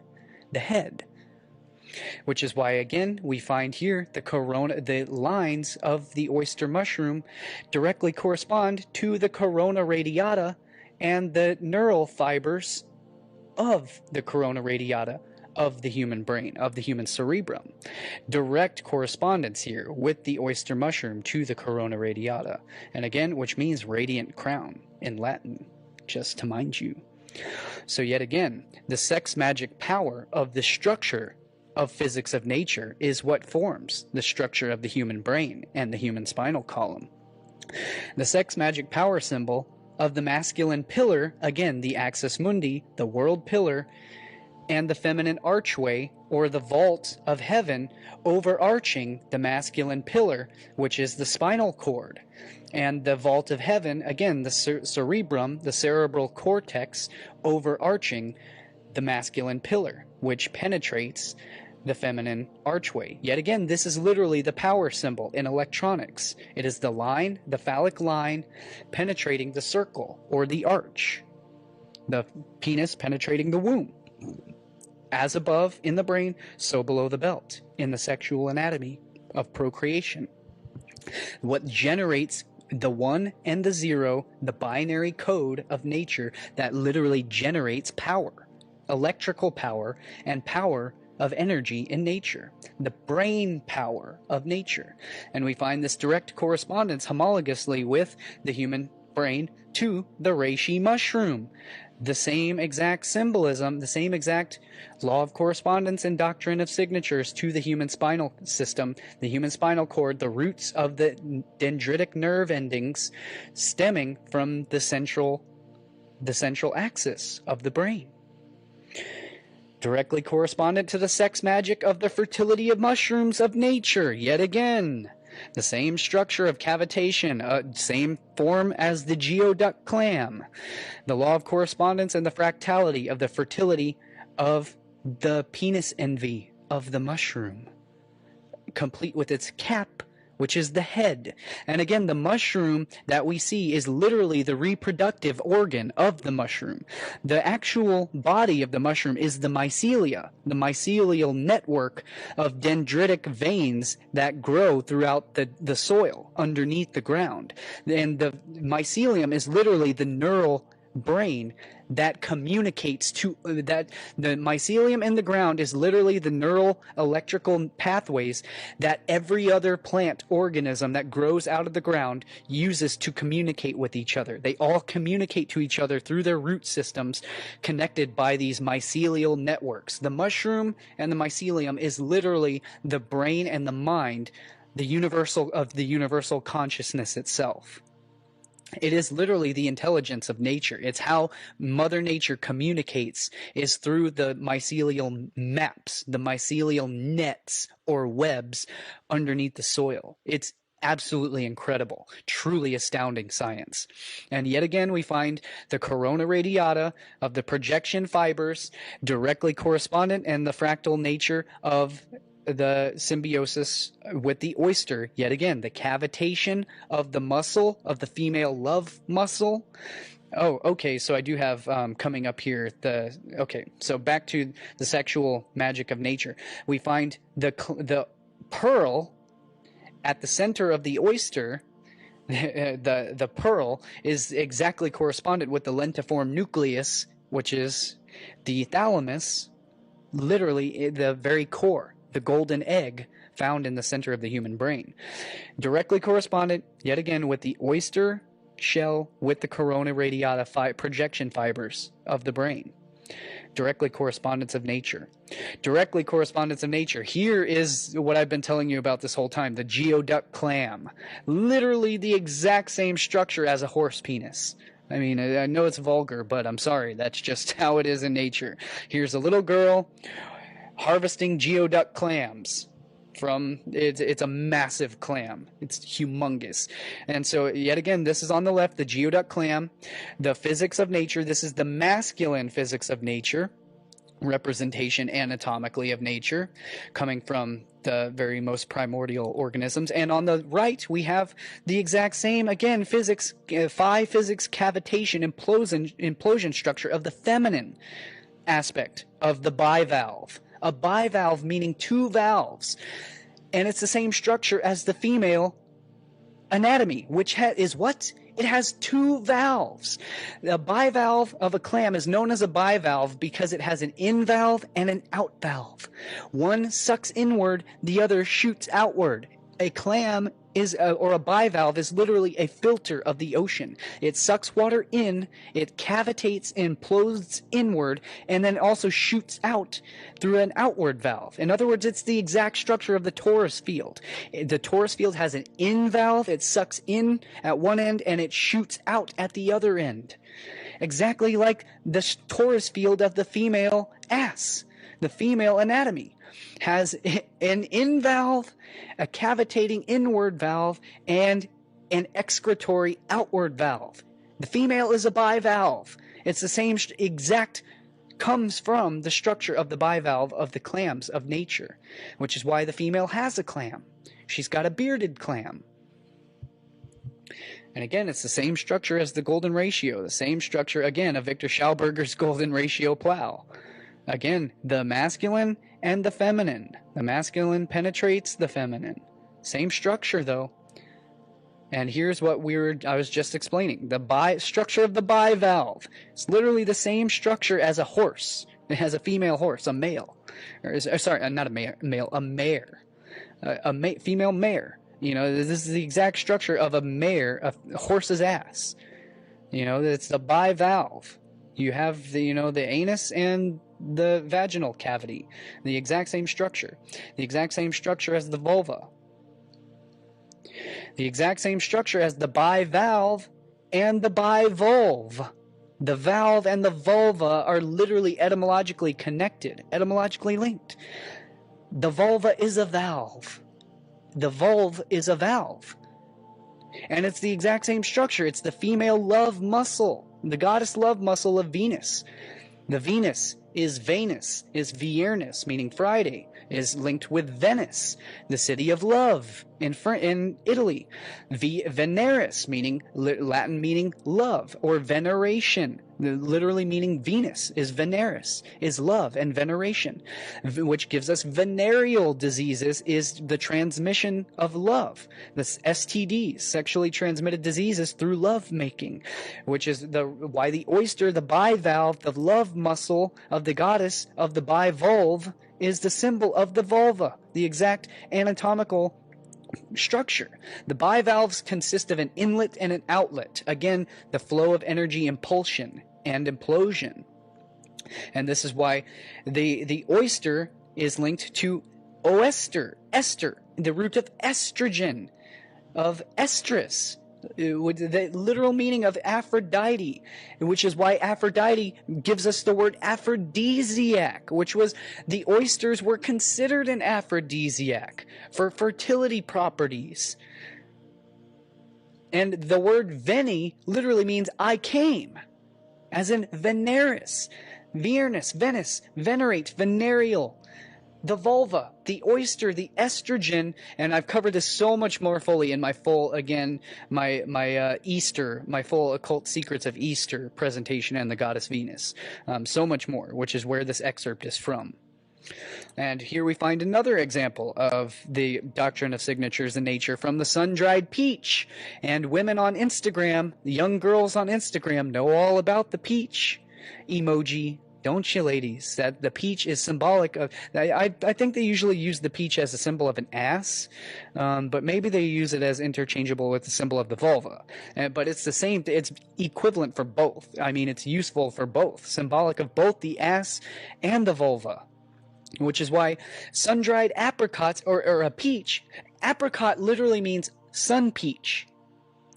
That's what the word apricot means, and it comes from the root word of apricate, meaning to bask in the sun, which is why when you're basking in the sun, you're outside sunning your peach.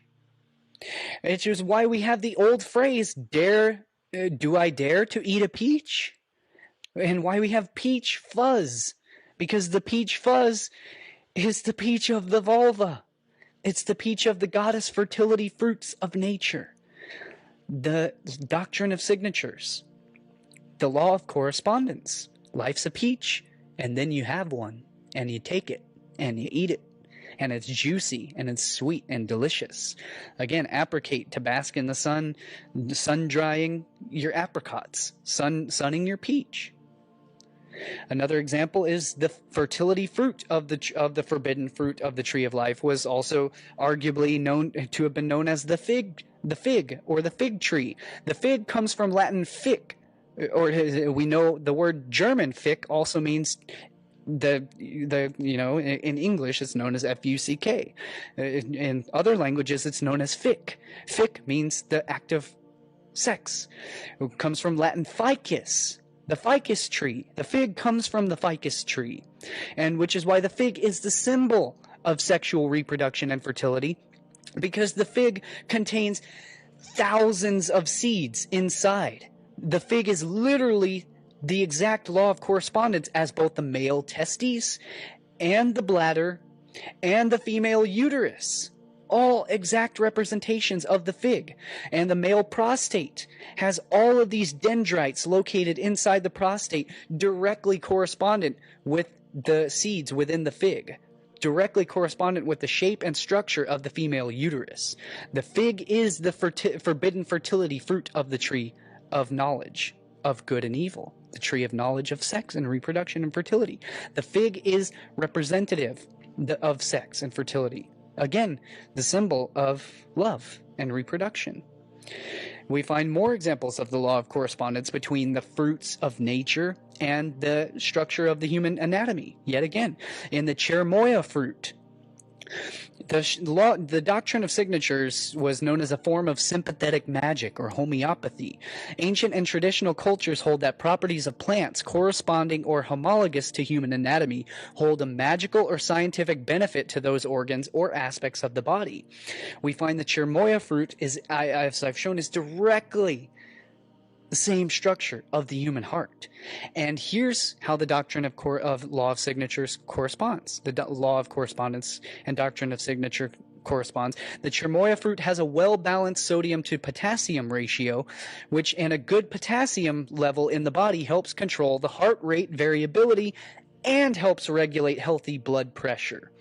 Yet again, how the cherimoya fruit both structurally in form and in function directly corresponds and promotes the health and well-being of the human anatomy and the human heart. The fruits are directly correspondent to the anatomy of human being and are optimal for the human being, just as the lung alveoli is directly homologous to the structure, the dendritic fractal structure of the elderberry tree or elderberry bush. It's identical, and elderberry is absolutely beneficial for the circulatory system and antiviral properties and the circulatory system of the lung alveoli. We find again, the Taurus is the tree of life, is the tree of knowledge. Yet again, the structure, as we've covered in my full Symbols of Power Part 2, Part 3, and the entire film series, on and on and on. We've covered this thoroughly in depth. The structure of the toroidal form is the structure of the tree, is the structure of the universe, of galaxies, is the structure of the human brain itself. The brain is the tree of knowledge, is the central nervous tree, as we've covered all throughout my Symbols of Power series. The tree of knowledge, of good and evil, is the central nervous tree, and the tree of life is the cardiovascular tree, or the phylogenetic tree of life. So these are the two trees referred to in the Garden of Eden. Walter Russell has said that man's body is an extension of the earth. Like all things else, man's body is composed of electric waves of light, the same waves which motivate our radios or illumine our houses. So yet again, the electric dendritic tree-like, dendrite means tree-like, dendritic structure of nature. We find this in the fertility and the fecundity of the tree. Yet again, the fertility of the tree of nature. In ancient Greece was known as the dryad, meaning a wood nymph. It was where we get our word nymphomania, meaning fertility. Nymphomania was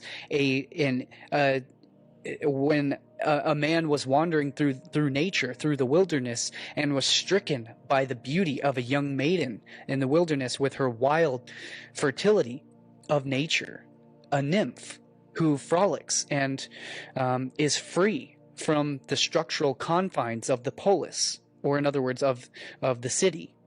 She is a hippie, a wild one, a wild woman sisterhood in tune with the fertility of the tree of nature. A dryad was one so linked to the spirit of the tree of nature, it was said that if the tree was killed, the spirit of the dryad died along with the tree itself. They were so intrinsically linked. And yet, again, we can actually find the human spirit in the similarity of the trees of nature, because again, the human being is the child of the tree. We evolved from the tree. Human beings, as well as all vertebrates and all animals, evolved from the eukaryotic life. Prokaryotic life is basically animals. Eukaryotic life are plants. And animals evolved from plants. That's how the evolutionary tree of life occurred. The fecundity and abundity, that's a pun, of nature is abound. The ancient Greeks believed that the hamadryads were the female spirit of the trees, so inextricably linked to its life force that if she died, the tree died along with her. Very beautiful and very touching. My kudos to all those who can relate to the hamadryads today. And yet again, we find the fertility structure of the fertility fruits of the tree of life and the sexuality of nature. And cultures all over the world, indigenous cultures, practiced an ancient sacred rite of marriage to a tree. It was a religious system or cult organized around beliefs that trees contain hidden or sacred power to cure or to enhance fertility, or that they contain the souls of ancestors or of the unborn. So if you focus on a sacred windswept night, you can catch glimpses of them banging. to be as nice as I can about it, which I would prefer to be more vulgar about it. But you can find the banging and the sexual fertility of the trees all throughout nature, which is why they practiced the ancient sacred rite of tree marriage for fertility and fecundity of nature.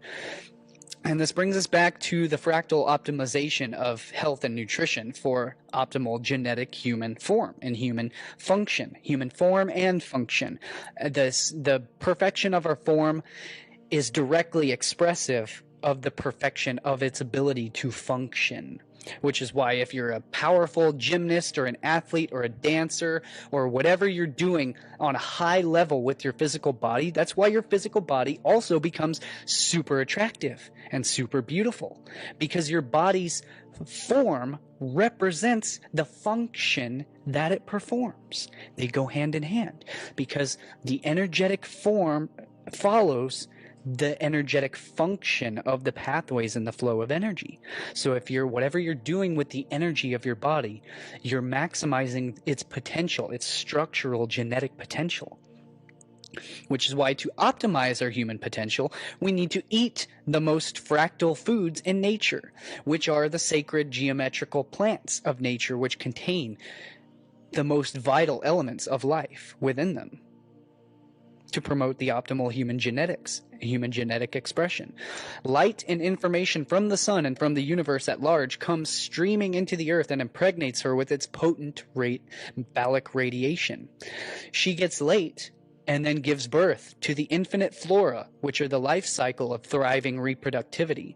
The purpose of fractality is to integrate greater levels of complexity, meaning that infinite amounts of data can be stored within that structure or within that fruit or that being itself.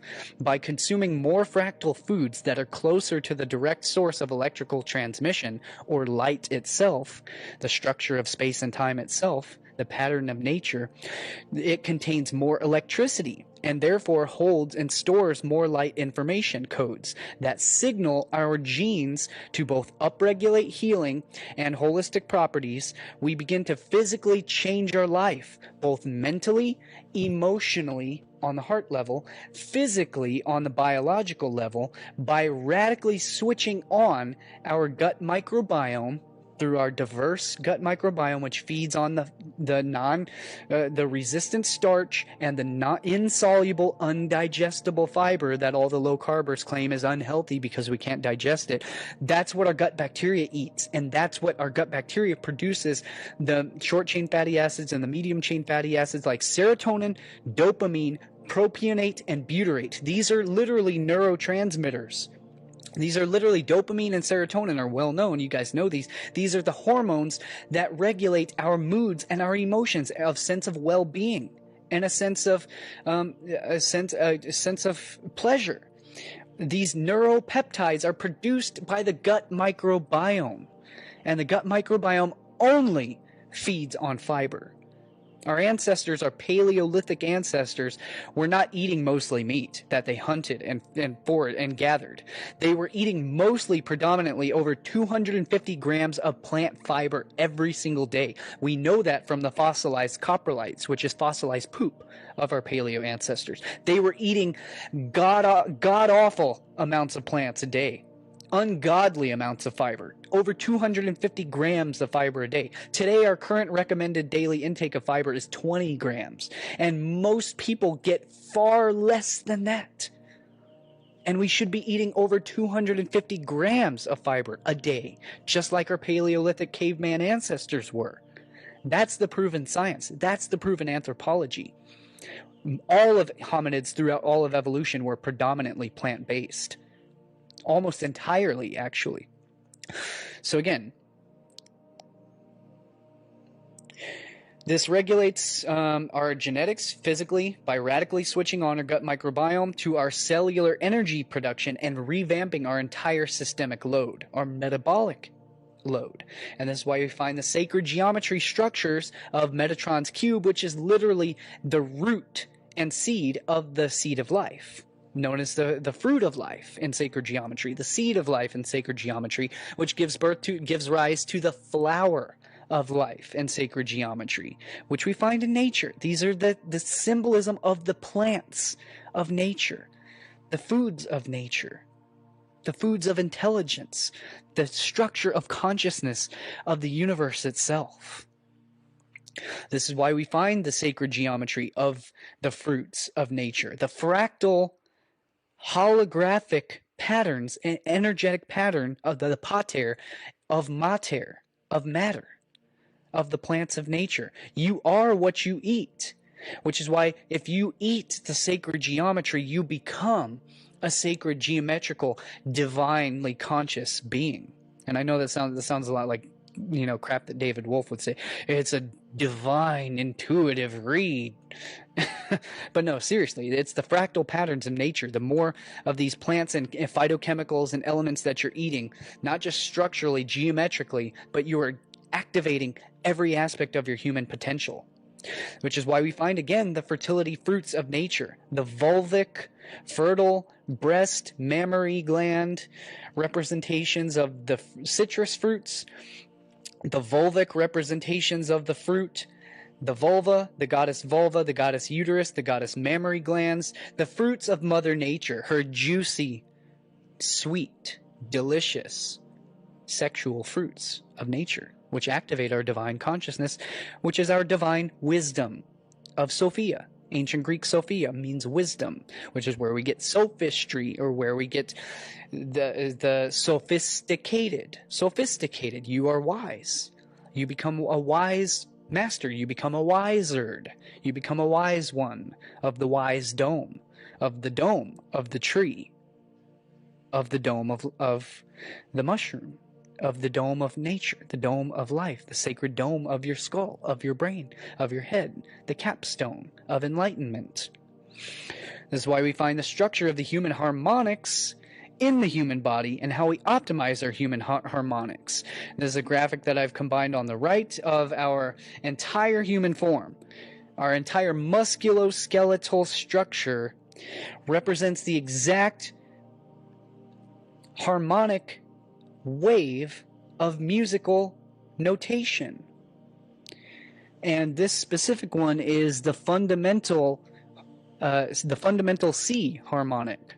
Is literally the same exact structure. Literally, you can even follow this. Follow this big wave here. This big wave here is identical to the big wave here on the human body. They are exactly homologous. It is exactly identical. And so then we find this big wave here corresponds to this big wave here. It is the human body is the exact fundamental C harmonic, half or first partial. And I don't know much. I don't know literally anything about musical harmonic theory. But if someone's a musical, theory major, like, boy, you should team up with me, and we can take this so much further. This is this harmonic structure, the sacred, the mathematical and musical structure that gives the human being its form. We are literally vibratory beings of musical energy. All of, again, the hermetic principles of the quadrivium in nature. And you guys will recognize this slide from my Symbols of Power Part 4 film, where in it I discovered the entire divine proportion of the human brain. Symbols of Power Part 4, where I showed this is literally a phi ratio measurement from both the front of the skull to the back of the skull, harmonic phi ratio from the pituitary gland to the pineal gland, harmonic ratio on every level. I've shown countless examples of how it's a perfect phi golden mean harmonic ratio that creates the structure of the human form and especially the human brain and all of the other human anatomy as well of the optic nerve. And so this is why we can measure the divine proportion from the top of the skull to the pineal gland, and then from the pineal gland directly to towards the posterior of the skull. And we also get the golden divine proportion measuring from the top of the skull to the olfactory bulb, and then from the olfactory bulb to the pineal gland. And of course, we also get it when measuring from the top of the skull to the pituitary gland, and from the pituitary gland to the base of the skull, to the back of the skull. We also get the divine proportion measuring widthwise when we measure from the lateral edges of the skull into the internal curvature of the sphenoid bone, directly where the optic nerves pass through the foramina. So directly at those points of the inferior cranial fossa, or the cranial floor, are these contours where the lower cerebrum hits, and they are directly corresponding to the divine proportion measurements. When you measure each one, as the divine proportion has an invisible little line that can be extended, vector can be extended here, and so those 2 points correspond directly with the structure of the inferior cranial fossa. And then of course it can also be measured from, yet again, the pituitary, which hangs directly off the infundibulum, which hangs down directly above the hypothalamus region. So the pituitary measures from the pituitary to the pineal, from the pineal to the back of the skull.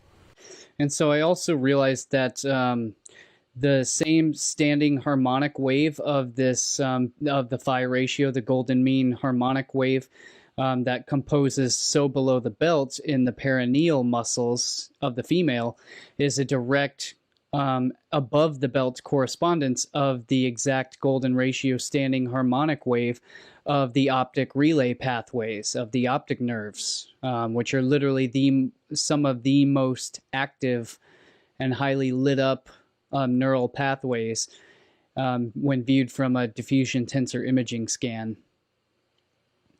And of course, again, the pituitary and the pineal gland are at the exact golden mean proportion, the divine proportion, which the entire human skull and the entire human brain is entirely composed of nothing but the divine proportion at every single structure.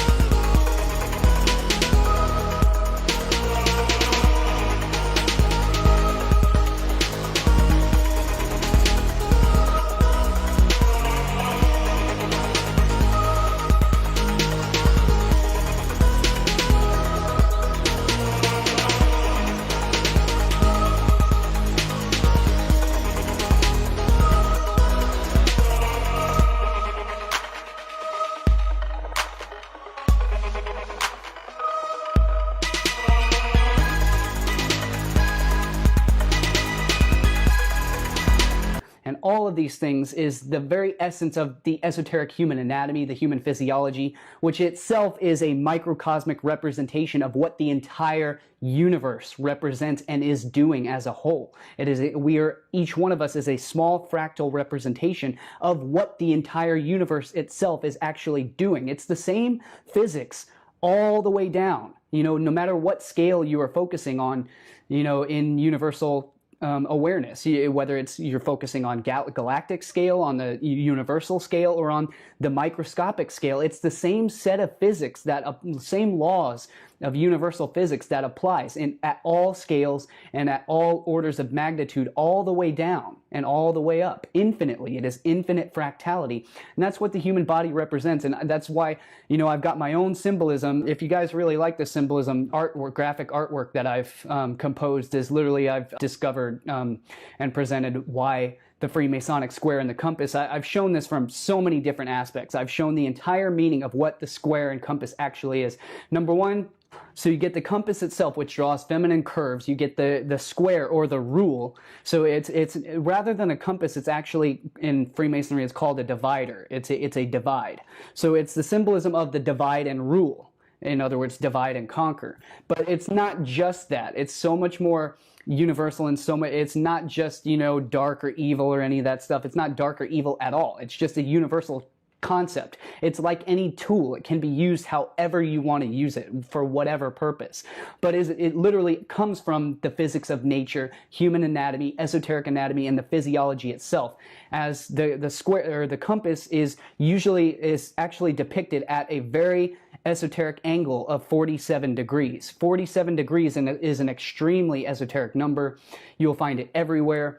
But so it's 47 plus the 90-degree square, or the 90-degree rule, which equates to the sacred number of 137, which is the golden number, the golden angle of phyllotaxis, which is the Fibonacci spiral, the angle at which plants spiral and they grow stalks at a 137-degree angle from each other, which is literally known as the golden angle. And it's the angle of phyllotaxis that all plants grow in, because it's the divine number of complete division, to where each of these branches will equally attain the maximum amount of sunlight, so they can each attain the maximum amount of growth and expansion without interfering with each other. So this number 137, and so that's combined what the actual meaning of the square and compass, just one of the layers of the square and compass, what it actually means. We covered so much more in depth in Symbols of Power Part 2 and Part 3. So there's so much more in-depth meaning of the square and compass, which is literally the urogenital and the anal triangle combined. So in other words, it's literally the human sexual anatomy. It's literally the pelvis. It's literally the perineal region of the human body, which is the sacral region. It is the sacred sacrum. It is the origin of sexual creation. So again, it is the divine masculine and the divine feminine combining. How am I doing this here? Combining. So I can't. How does it go? Like this. Combining together and merging together in the sexual perineal union, which creates the universal sexagram. And I've got whole other original pieces that I haven't published anywhere yet that will also be in the book. Complete original discoveries. This is where the two pelvises, where the two, where both of you, where, your two pelvis regions are joined together. And so therefore each of your urogenital triangles come together, and they, depending on what angle or what position you're having, and it literally creates a sexagram, or also known as a hexagram, but I call it the sexagram because hex is literally sex. Hex is Greek for sex is Latin for, which is Greek hex, which means six, which is why sex literally means six. Six, sex, hex. The sex is the hex, which is the square, which is the cube of creation, the cube of space. And so, I mean, we could go on and on and on with all this stuff, but so that's what, another aspect of what the square and the compass represents. But in this artwork that I've depicted, if you guys like this artwork, it's available. You can check it out in the Lifting the Veil merch store. It's a really cool graphic that I put together, but it's literally the human body sitting in full lotus position. That's what the square and the compass is. It's with the sacred G, which is literally the G. My name is Cullen Smith. This is Lifting the Veil. You can find all of my full books, presentations, videos, films, articles, posts at subscribestar.com/liftingtheveil. Patreon has suspended this work and my account and income stream for this content. So if you are a supporting patron, then please, I ask you to move your support over to subscribestar.com/liftingtheveil. And I have just established a completely free, uncensored, totally free speech social media platform that replaces Facebook, Twitter, YouTube, every other platform all in one on liftingtheveil.locals.com. You can download the Locals app and you can join our group and have totally free speech and totally uncensored, unrestricted content access. And there is also a ton of exclusive content, and I will leave the cited reference links in the description down below. So you can check that out for all of my full content, and I will see you guys in the next video. I rely solely on word of mouth, and the recommended algorithms are not recommending any of my videos or films anymore. My channel has literally been completely restricted, so I rely on your help by sharing my work around if you appreciate it, and leave me your comments. I definitely want to know what you have to share and what you have to think about all of this stuff, and I will see you in the next video.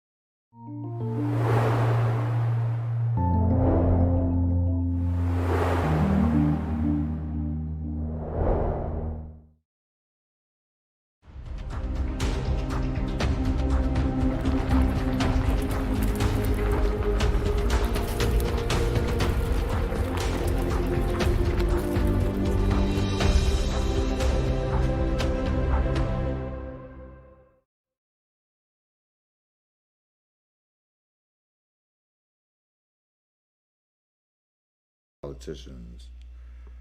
Take 9. Politicians say they speak for us, but again, here we are under the bus. Politicians fight for the people they claim, but the policies remain the same.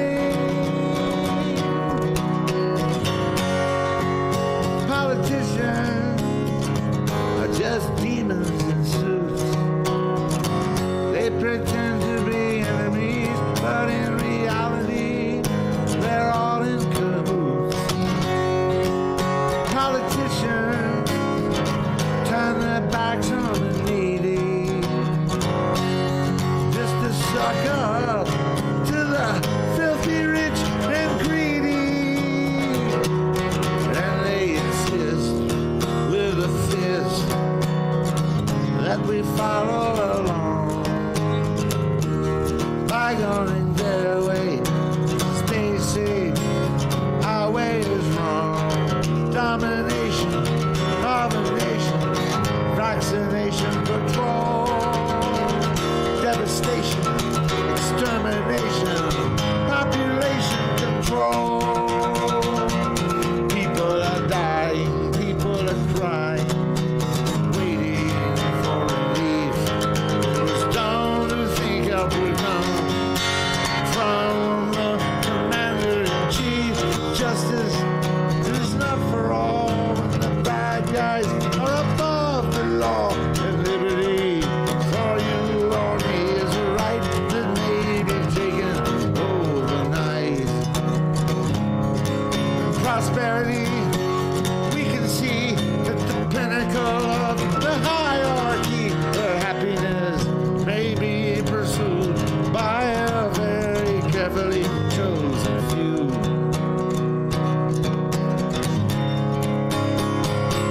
But they insist with a fist that we follow along by going their way, 'cause they say our way is wrong.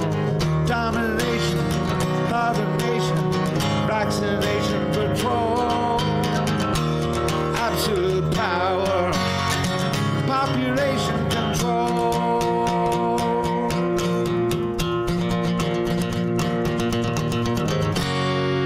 Politicians plastic and phony. Everything they say is just a bunch of baloney.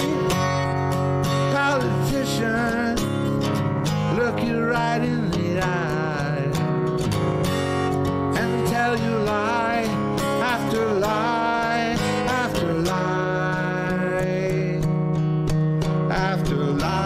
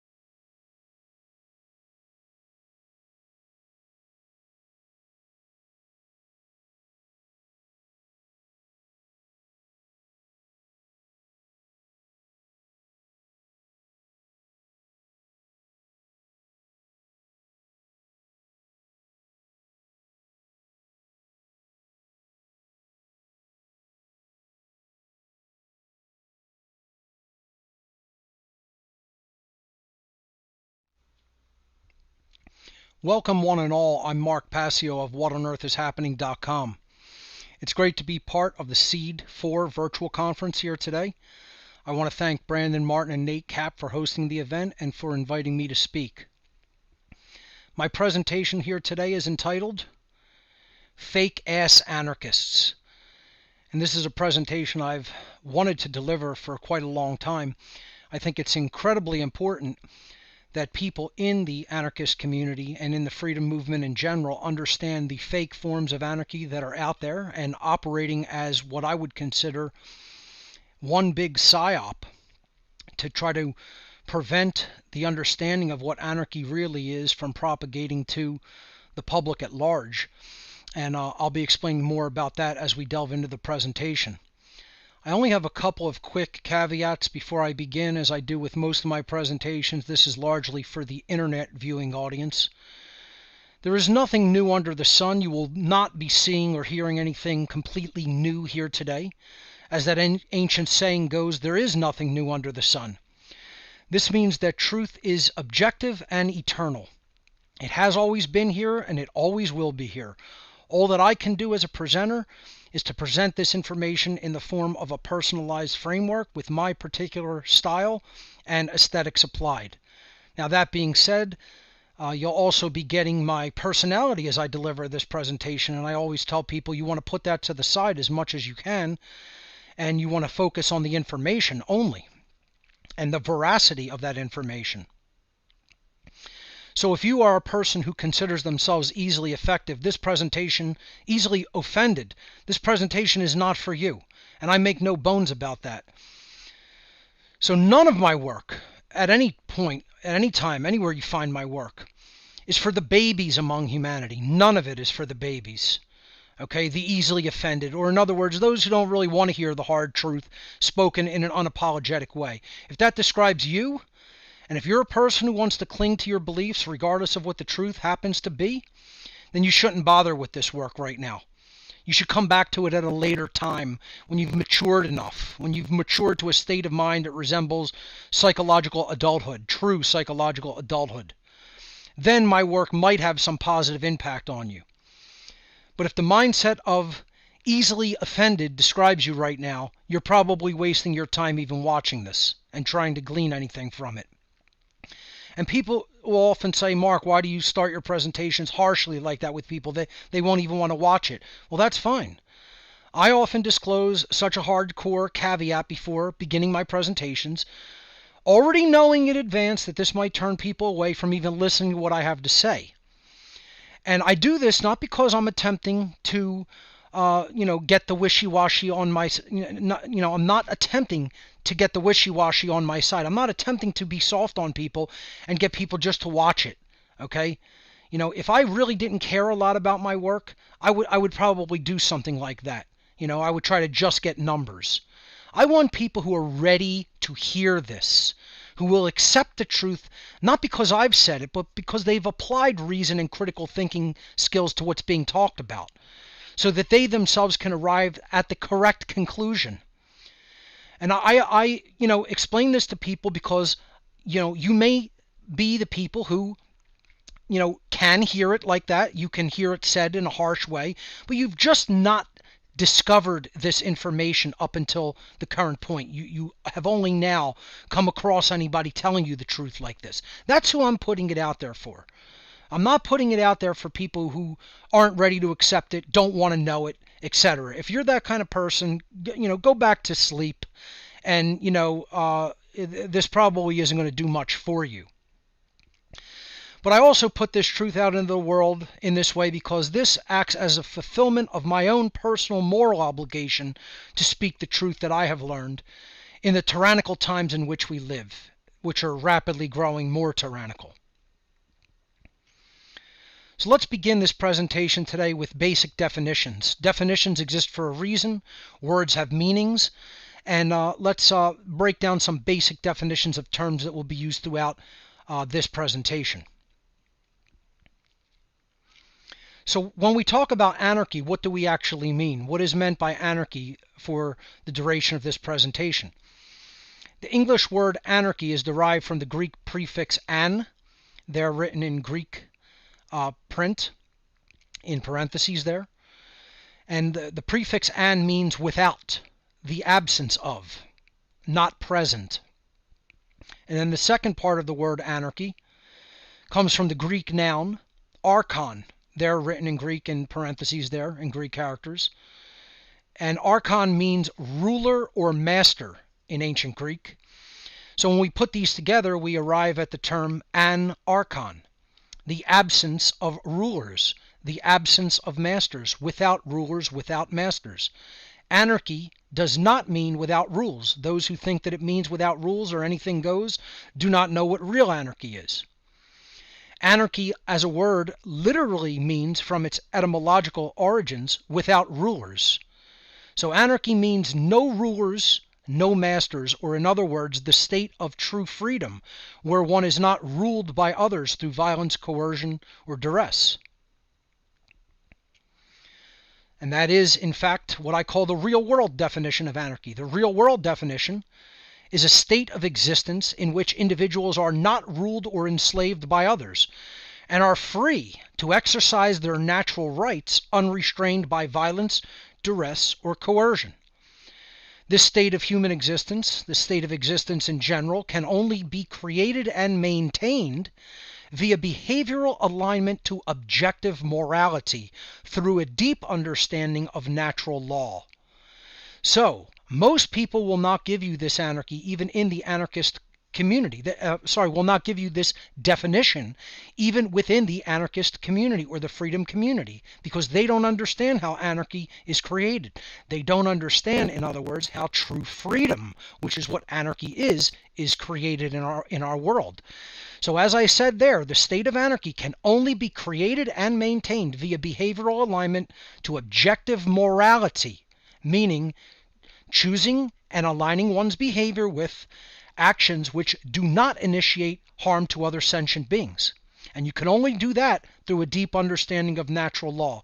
So the real world definition of anarchy is that freedom can only be created when the population behaves in a moral capacity. Morality is the actual dynamic that creates freedom. That is what anarchy really is. If we're being honest with ourselves, and if we are correct, and we have the correct definition, that is the correct definition of what anarchy really is. It's not just the state whereby people are not ruled. It is the state by people are not ruled because they have aligned their behavior to objective morality under natural law, because they themselves understand the dynamic that morality is what creates freedom. That is my definition of anarchy, and that is the correct definition of anarchy. That is what anarchy actually is in the realm of nature. In the real world, matter-of-fact realm of nature, that is what anarchy is and how it operates, whether anyone understands it or agrees with that definition or not. That is the definition of what anarchy actually is. So when we're talking about natural law, what do we mean by that statement? Well, first, it doesn't mean Darwinism. It doesn't mean survival of the fittest. It doesn't mean the natural order as postulated by Darwinism and those who think like that, as a dog-eat-dog world. That is not what natural law is. So what is natural law as we are talking about it here in this presentation? Natural law is a set of universal, inherent, objective, non-man-made, eternal and immutable conditions which govern the consequences of behaviors of beings with the capacity for understanding the difference between harmful and non-harmful behavior. Yes, that's a mouthful.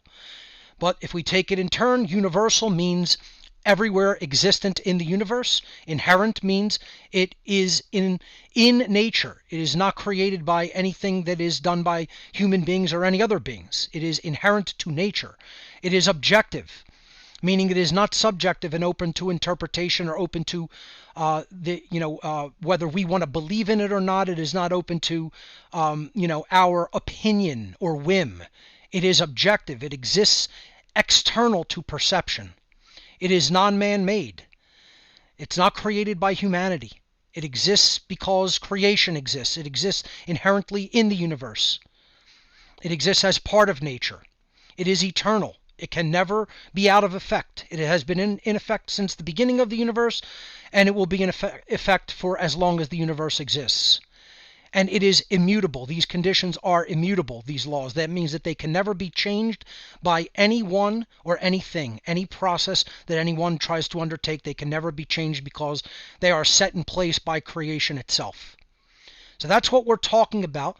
And these conditions govern the consequences of behaviors. They are the laws of behavioral consequence, karmic laws, cosmic universal moral laws, the laws of God, whatever you want to word it as. You can word it any way you want, but that is what they are. They are the laws that govern the behavioral consequences of the behaviors that we as human beings choose. They apply to beings with the capacity for understanding the difference between right and wrong, the difference between harmful and non-harmful behaviors.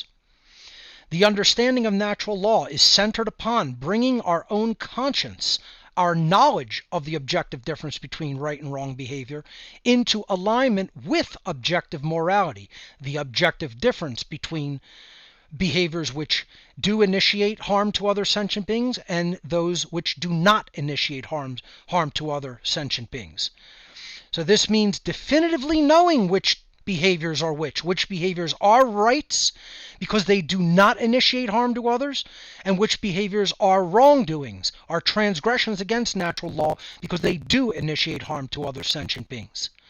This is what we mean by what natural law is and how it operates in the world, and why it is so important that human beings know what natural law is and the difference between harmful and non-harmful behavior. If we don't have that as a framework of knowledge under our belt, we can never create true freedom, because true freedom is hinged upon behaving in harmony with natural law, behaving in harmony with objective morality. That is what creates freedom. So this is the natural law of freedom, as I call it.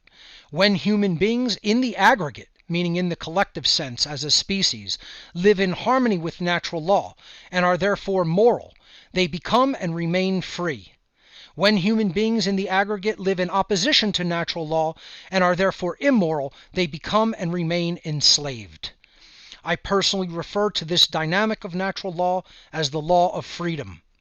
Or in other words, as aggregate morality increases aggregate freedom increases. And as aggregate morality declines, freedom declines. The aggregate freedom of the whole species declines as aggregate morality declines. This is how natural law functions in the real world. This is a real world definition of the law of freedom and how it works in our world. Most anarchists do not understand this. Most human beings do not understand this and refuse to accept it. And that's why we're in the situation that we're in as a species. That's why we're going into total tyranny and abject slavery. Right versus wrong is the entire crux of the matter. So a right, as we defined it in the last slide, is an action that does not initiate harm to another sentient being. True anarchy can only manifest when whole populations align their behavior to natural law, the universal moral laws of creation. Therefore, anarchy can only be created through a correct understanding of objective morality. If you do not understand objective morality, you cannot create the state of anarchy. It is an impossibility. Right behavior is also that which is correct. That is why it is so important to get it right, to be correct about our definitions and our understanding about these dynamics. Right does not just mean moral, it means correct as in based in truth, that it is not incorrect, that it is not wrong, as an answer. Okay? You know, when asked the right question, you want to get the answer correct. This is the exact same thing. This is why we are talking about it is so important to have the correct answer about what generates freedom. So right not only means moral, it means correct. And of course, as we've already talked about, it means moral in the sense that actions which are in harmony with natural law, because they are rights, do not initiate harm to other sentient beings. Whereas if we are wrong, both incorrect, not having the correct answer, not being based in truth, our actions will go awry and become immoral actions, which are in opposition to natural law because they do initiate harm to other sentient beings. For more information on natural law, the law of freedom, the difference between right and wrong, the transgressions against natural law, questions about any given behavior, I highly recommend people check out my natural law seminar. Obviously, we can't repeat the whole seminar here today. I have to give the basics, as working definitions before we move on into further material. But if you want to look further into natural law, I did a close to 9-hour seminar on the topic called Natural Law, the Real Law of Attraction and How to Apply It in Your Life. And if you haven't seen that, you absolutely need to. That is my magnum opus. That is the absolute heart of all of my work. Okay, so let's move on to what it means to be an anarchist in name only. And this is very important. I gave a presentation called Fake Ass Christians back in 2017, which I'll be mentioning, that talked about what is a Christian in name only. It's somebody that is pretending to be something. They're inauthentic. They're a fake. They're saying one thing, but then their behavior betrays what they're saying that they are. So let's look at this dynamic, because I don't think many people really understand when you use the term in name only what you mean. The phrase in name only means not the real thing. Many people may have heard this in political circles, Republicans in name only, Democrats in name only. I used it in the sense of Christians using the term in name only, and here I'm using it to mean anarchists in name only. There are people who are wearing a mask, as seen in the depiction there. Anyone can claim to be something, but in reality, if that person's thoughts and behaviors do not align with what they claim to be, they're most certainly not what they claim to be. They are, in fact, inauthentic beings. They are fakes. They are frauds.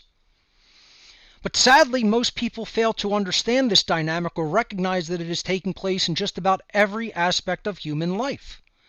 Just because someone says that they are something, and then maybe they want to take the symbols of that, movement or that dynamic or that philosophy and use it as their own, doesn't mean they're that thing.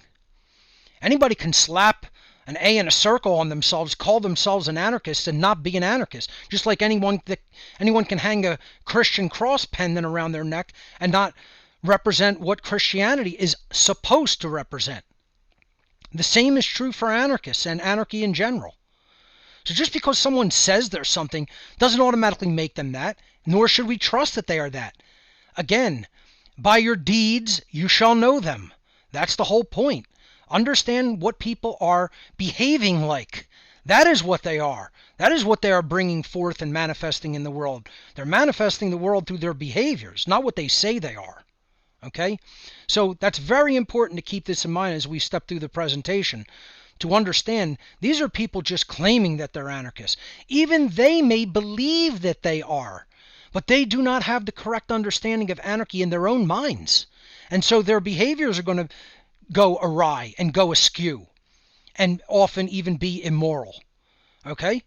And they could advocate for immoral things. And that is because they are claiming to be something, but they don't even in their own minds often have the correct definition. That's why that definition section at the beginning of this presentation is so important to get correct. And those are the correct definitions. Okay? You know, it's not my opinion about the definitions of those things. That's how they really are in the real world of nature, and that's how they really work in the natural domain. So moving forward, we're talking about people who just are using the word anarchy, basically. They're using the word in an incorrect capacity, and then they'll even use the symbol in an incorrect capacity, which is one of the reasons I say we need to take back the word anarchy, and we need to take back the symbol of anarchy, and we need to apply it to what it really means. Not what other idiots out there are claiming that it means, and living a completely inauthentic life, with a mask on, pretending to be something that they are absolutely not, that they don't even understand in most cases.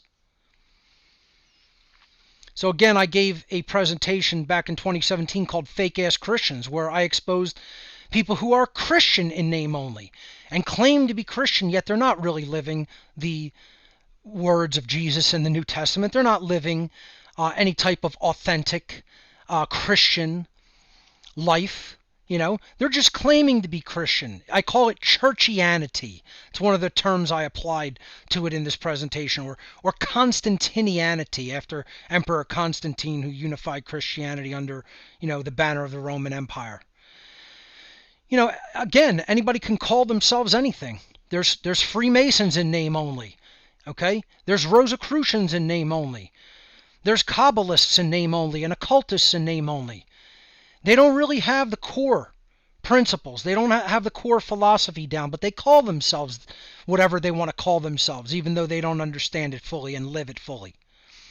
The same is true for anarchists. So let's talk about who the fake-ass anarchists are. Now, I am going to delve into, in this presentation, the types of hyphenated anarchy, but not as much as you might think. Okay? This presentation, one, is going to be a significant amount of review of philosophy, of morality, of natural law, and helping people to understand why this is so important to understand it, get it right, and really apply that to anarchy. That's the core philosophy of real anarchy. But I am going to spend a little bit of time on the fake anarchist factions. It is important enough to at least understand what the factions are, what they call themselves, and what their basic ideologies are. However, I am not going to delve into their, to a great extent, into their 3D worldly philosophies. What I'm really going to get into is what their whole psychological makeup and their ideologies that go even beyond political ideologies really are. Okay? I'm going to go into what has completely led them askew and astray of real anarchy. All the ways that they are under mind control, all the ways that their thought process is actually leading them into a deeper state of bondage and enslavement instead of toward real freedom, which is what they claim they want. So this section is called, in double quotes, anarchist factions, and hyphenated, and in double quotes, anarchism. Okay, because they're not really these things. They just claim that they're these things. So let's look at some different categories of anarchists. I'm not going to take the time to break down totally slide by slide each separate faction. I'm kind of grouping them into what I consider large categories of factions. Okay, so first and foremost, you have the left-wing anarchists. These are the most prominent of the fake anarchists, at least among the community of people who sort of does really understand what anarchism and anarchy really is all about. This is like the most popular aspect of fake anarchy, the left-wing branch of so-called anarchism. It's not anarchy, folks. It's not anarchism. This is anarchism wrapped in double quotes. Please wrap it in a healthy dosage of double quotes, okay? So the examples, and as I've also, even in their names, like anarcho-communism, anarcho-syndicalism, etc., I am wrapping the word anarcho in double quotes to express this is a completely false representation of what anarchy is. So some examples of the left-wing factions of anarchy are anarcho-communism, anarcho-syndicalism, black bloc anarchists, so-called anarchists, and of course the ever-present and popular Antifa, standing for anti-fascism, anti-fascist, which they're nothing of the sort either. So some of the ideologies of these types of left-wing anarchist factions include, but are not limited to, the following ideologies: Marxism, socialism, communism, and going hand in hand with those, the abolition of capitalism, the abolition of private property, the abolition of wage labor, so-called collective ownership. I put ownership in double quotes because if something is collective ownership, it's not owned. Only the person who is deciding what can be done with property is the actual owner. So you can't really have collective ownership. But they want collective ownership of the means of production of goods and services, which really means you're handing it to the state at any given time. Collective ownership would be mob rule mentality. And this is often the mentality of leftists in general, certainly of so-called left-wing anarchism. Overall, all of these different factions or categories of anarchists that I'm going to be talking about here today, they believe that something is the problem that isn't really the problem. They just believe that in their own minds. They have this thing that they attack, that they want destroyed, that they want abolished from the world, and they believe that abolishing it will create true freedom. Well, in the left-wing fake anarchist faction, they believe that capitalism is the real problem and that abolishing capitalism will create true freedom. It's a ridiculous ideology. It's based in things that are actual slavery and totalitarian leading ideologies that lead to total control over a whole society, lead to totalitarianism like Marxism, communism, socialism, etc. And they don't have an understanding of rights. They identify themselves, as Marx tried to identify human beings with, as workers. Imagine this is your life's goal. This is what you want to identify yourself as. And we're going to talk about identification, identity politics, identity personalities, just pure ego identification of identifying with a role or with a group. And they're poster children for that dynamic. And once again, anybody identifying on this side of anarchy, get as offended as you like by what I'm saying here. You can get as offended as you like. It's still not going to make what I'm saying untrue. Conversely, I'm going to go and start to attack the right-wing factions of anarchy next. They could feel as equally free to get as offended as they like. What I'm going to say about that will also be true, and you could get as offended about it as you want, and it will never make it untrue. So, this stems out of left-wing partisan politics, and these people believe that they've transcended that, yet they've adopted some of the same mentalities, ideologies, political thoughts that have basically led to the decimation of whole populations and the genocide of over 200 million people in the last century alone. But they want to believe that they're accurate and they've identified with something that is good and pure and wholesome. They'll never be it'll never be true. They'll never be correct about it. But yet, they have bought into it. They've made it their identity. And part of what I'm going to talk about here today is admission that you're wrong about something. Most people in any of these factions are never going to want to do that. They want to insist that they're correct and they got it and they learned all the information they need to know. And let me tell you something, little boys and girls, you don't have enough information. You got off the train before it even left the station when information is concerned, okay? You think you have the world figured out. You don't have anything figured out. You have a little pissant droplet in the bucket, okay? That's what you got, all right? You're little children in your mentality, thinking that Marx is some kind of a savior when he's leading you into a total cage. That's what's really going on. You're being groomed for bondage and groomed for chattel slavery. Okay? Because you think you have it figured out. You think you studied enough. You think you learned the answers. You didn't learn shit. Okay? You're still little children that haven't even gotten past the preface of the book, let alone read the whole thing. Let's put it that way. And you have a lot to learn and a lot of growing to do to understand how it really works. Because your spiritual children, your spiritual infants in your understanding of how things really work in the real world. Infants. And you can't admit that to yourself. You can't admit that you don't have enough information. It's part of the dynamic I'm going to talk about later. But these people identify with left-wing factions like socialism and communism and actually believe those are good things. They actually believe that concentrating the production of goods and services into the hands of the state or into the hands of the collective, as they claim, is somehow going to lead to freedom. Private property, private means of production, free markets, that to them, that's anathema, and that's what they want to abolish. And they actually believe that'll lead to freedom. Believe it or not, some of those people are so dumb, they actually believe that will lead to true freedom.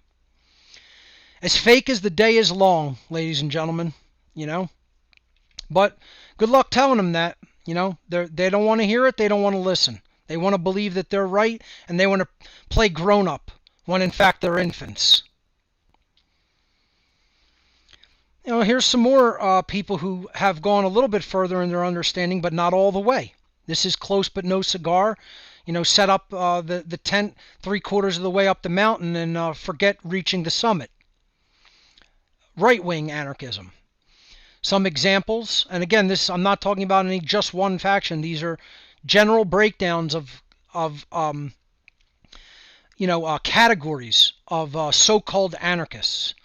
And again, if people thought that I was going to go easy on the ANCAPs, think again, because they don't have the understanding down either. They think that they do, and they have a long way to go in their understanding. So, some of the, anarcho-factions here are anarcho-capitalism, voluntarism, agorism, etc. Their ideologies include free market economics, voluntary interaction, and freedom of association. And not that those things are bad, all right? That's a good start. I basically believe in those things as well. I don't identify with these groups. One could call me a voluntarist, but I'm not talking about the voluntarist in the political sense that a lot of the people who identify with these groups and symbols do, because I understand that natural law is the only way that true freedom can be created. Not just voluntary interaction alone. A deep understanding of natural law as inherent to creation and as really the laws of creation and the laws of God, if you will. So they believe free markets and voluntary interaction alone will create true freedom. I think it involves much more than that. I call this ideology close but no cigar. You got some of the basic things right, like the non-aggression principle, free markets, voluntary interaction. You got that right? But I call this the close but no cigar factions of anarchism, because natural law and spirituality is almost always left out of the discussion. Okay? They leave natural law and spirituality out of the discussion because they don't want to sound like they're a religion. Natural law isn't a religion. Spirituality isn't a religion. You can be spiritual and religionless. You can understand natural law and be religionless. I consider natural law a science of morality, not a religion. So a lot of these groups are also atheistic and materialistic, purely political, purely financial. That's why they don't get it all the way. They're not real anarchists, in my opinion, and in my definition, I would not group these people as real anarchists.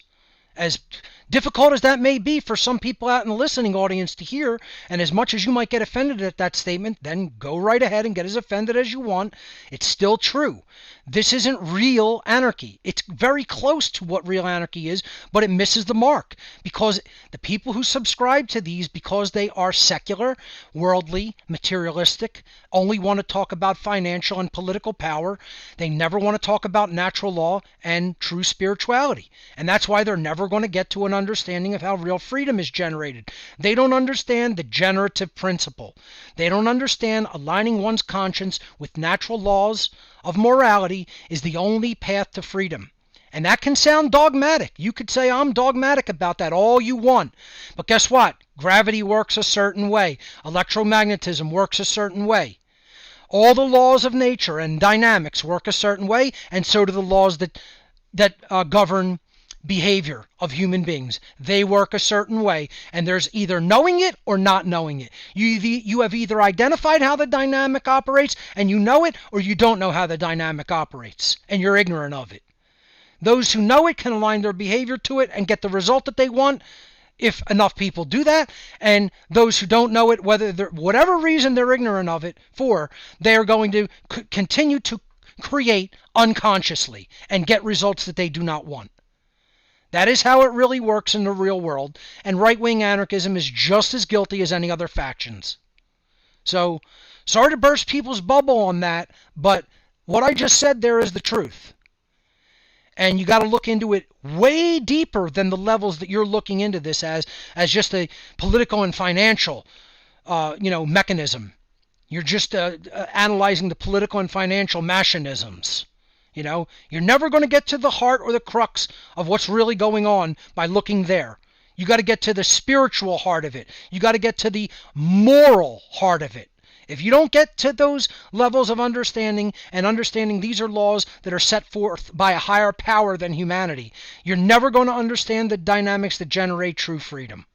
You'll get close. It'll be like a religion. This will be almost like some traditional religious dogma that can get people to an understanding, a basic understanding of morality, or they'll be like the kind of people that are like, I treat people nice and kindly and don't do bad things to people because Jesus said so, right? This is like that to what religion is to real morality, right? To a real understanding of natural law, one needs no religion if one has a deep, real understanding of natural law, okay? And this is like the anarchists that are like the Christians who say, I won't do bad and evil things just because I don't want to go to hell, right? They have a very rudimentary understanding of basic morality, but it's lacking in many ways. And the same is true for a lot of these groups, sadly. Not all of them. Some people within these groups get it, but they're just still identifying with the group dynamic of hyphenated anarchy. Instead of understanding there's only anarchy with no hyphenations that is based on natural law. There is nothing else other than that in nature. All of these things I'm explaining here in this factions section, these are just constructs that exist in the mind. These are groupings and constructs that exist only in the human mind. The form of anarchy that I'm talking about, that I defined in the definition section, that one exists in nature. That's the real state of existence that exists within the natural world that we want to get back to. That really is the only true state of nature that human beings should be living in. Yet we have created the illusion, through the illusion of our belief in authority, we have created slavery for ourselves instead of the freedom that is the natural state called anarchy, of no rulers. Let's move on to the next faction, or category I really should call this. These are categories of fake-ass anarchists. I call this category the left-brained anarchists. This is left-brained anarchism. Some of the examples of the left-brain anarchists are anarcho-egoism, anarcho-transhumanism. Yes, there is such a thing. Their ideologies include, but are not limited to, pure egotism, might makes right mentality, Newtonian materialism, transhumanism, and many other ideologies. Replacing parts of human beings with technology like a cyborg. They are driven by scientism and left brain imbalance. So here, the dynamic that I'm really talking about is these are left brain imbalanced people. They are people who are completely trapped in ego mentality, in physical world identification, in might makes right mentality, in materialism, in secularism, and in pure, total technology used in an out of control way for purposes that it is not intended. So they are driven by that type of left brain imbalance. They often display a lack of morality and almost entirely display a lack of spirituality, a total lack of spirituality. These different left brain factions, regardless of what they are, believe that either selfishness and or technology will create true freedom. See, there's always something that needs to go and then something that needs to be fostered, right? So like in the left wing factions, political left-wing factions, think that capitalism needs to go and shared ownership needs to be implemented of everything, right? This left-brain anarchist faction believe that selfishness is going to get us there. Replacing humanity with technology is going to get us there to true freedom. Human beings basically need to go to the wayside and technology needs to replace them. That's the anarcho-transhumanist mentality. The anarcho-egoism is, it's all just purely egoic and individual identifying, and nothing is above the self. There are no laws higher than the self. Everything is just toward the self, me, me, me. And it's my rights because I say it is this way. It's ridiculous. Anarcho-egoism could be called Satanism. For all intents and purposes, it's basically the same mentality. And that's not going to get you to true freedom. That's going to get you exactly where we're at now, in a cage, in a world of slavery and bondage.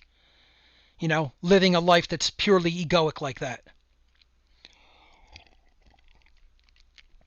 Let's move on. So now we have the right-brained factions of anarchism. Converse to the left-brained factions, these people are highly in right-brain imbalance in their mentality and ideologies. Some examples include, but are not limited to, anarcho-primitivism and anarcho-pacifism. And, I just like left-brained factions of anarchy, I completely am in disagreement with the right-brained factions. They're as equally imbalanced and equally wrong. There's no less shortage of being incorrect about how freedom is generated, what needs to go, what needs to stay. They're all just completely wrong. That's the whole problem. You didn't you didn't follow through the logical steps of the trivium process enough to get it actually right, figure out what does create true freedom, and then align yourself to that truth. You just followed through with what you already thought was going on in your own head, and then you bought into the faction that, pleased your pre-existing thoughts and whims. That's how this often works, okay? So, their ideologies include, but are not limited to total rejection of technology, the abolition of all land ownership, and the rejection of the self-defense principle, as is the case with anarcho-pacifism, which I consider a completely deplorable ideology. Self-defense is one of the two pillars of natural law understanding. It's one of the two pillars of true spirituality.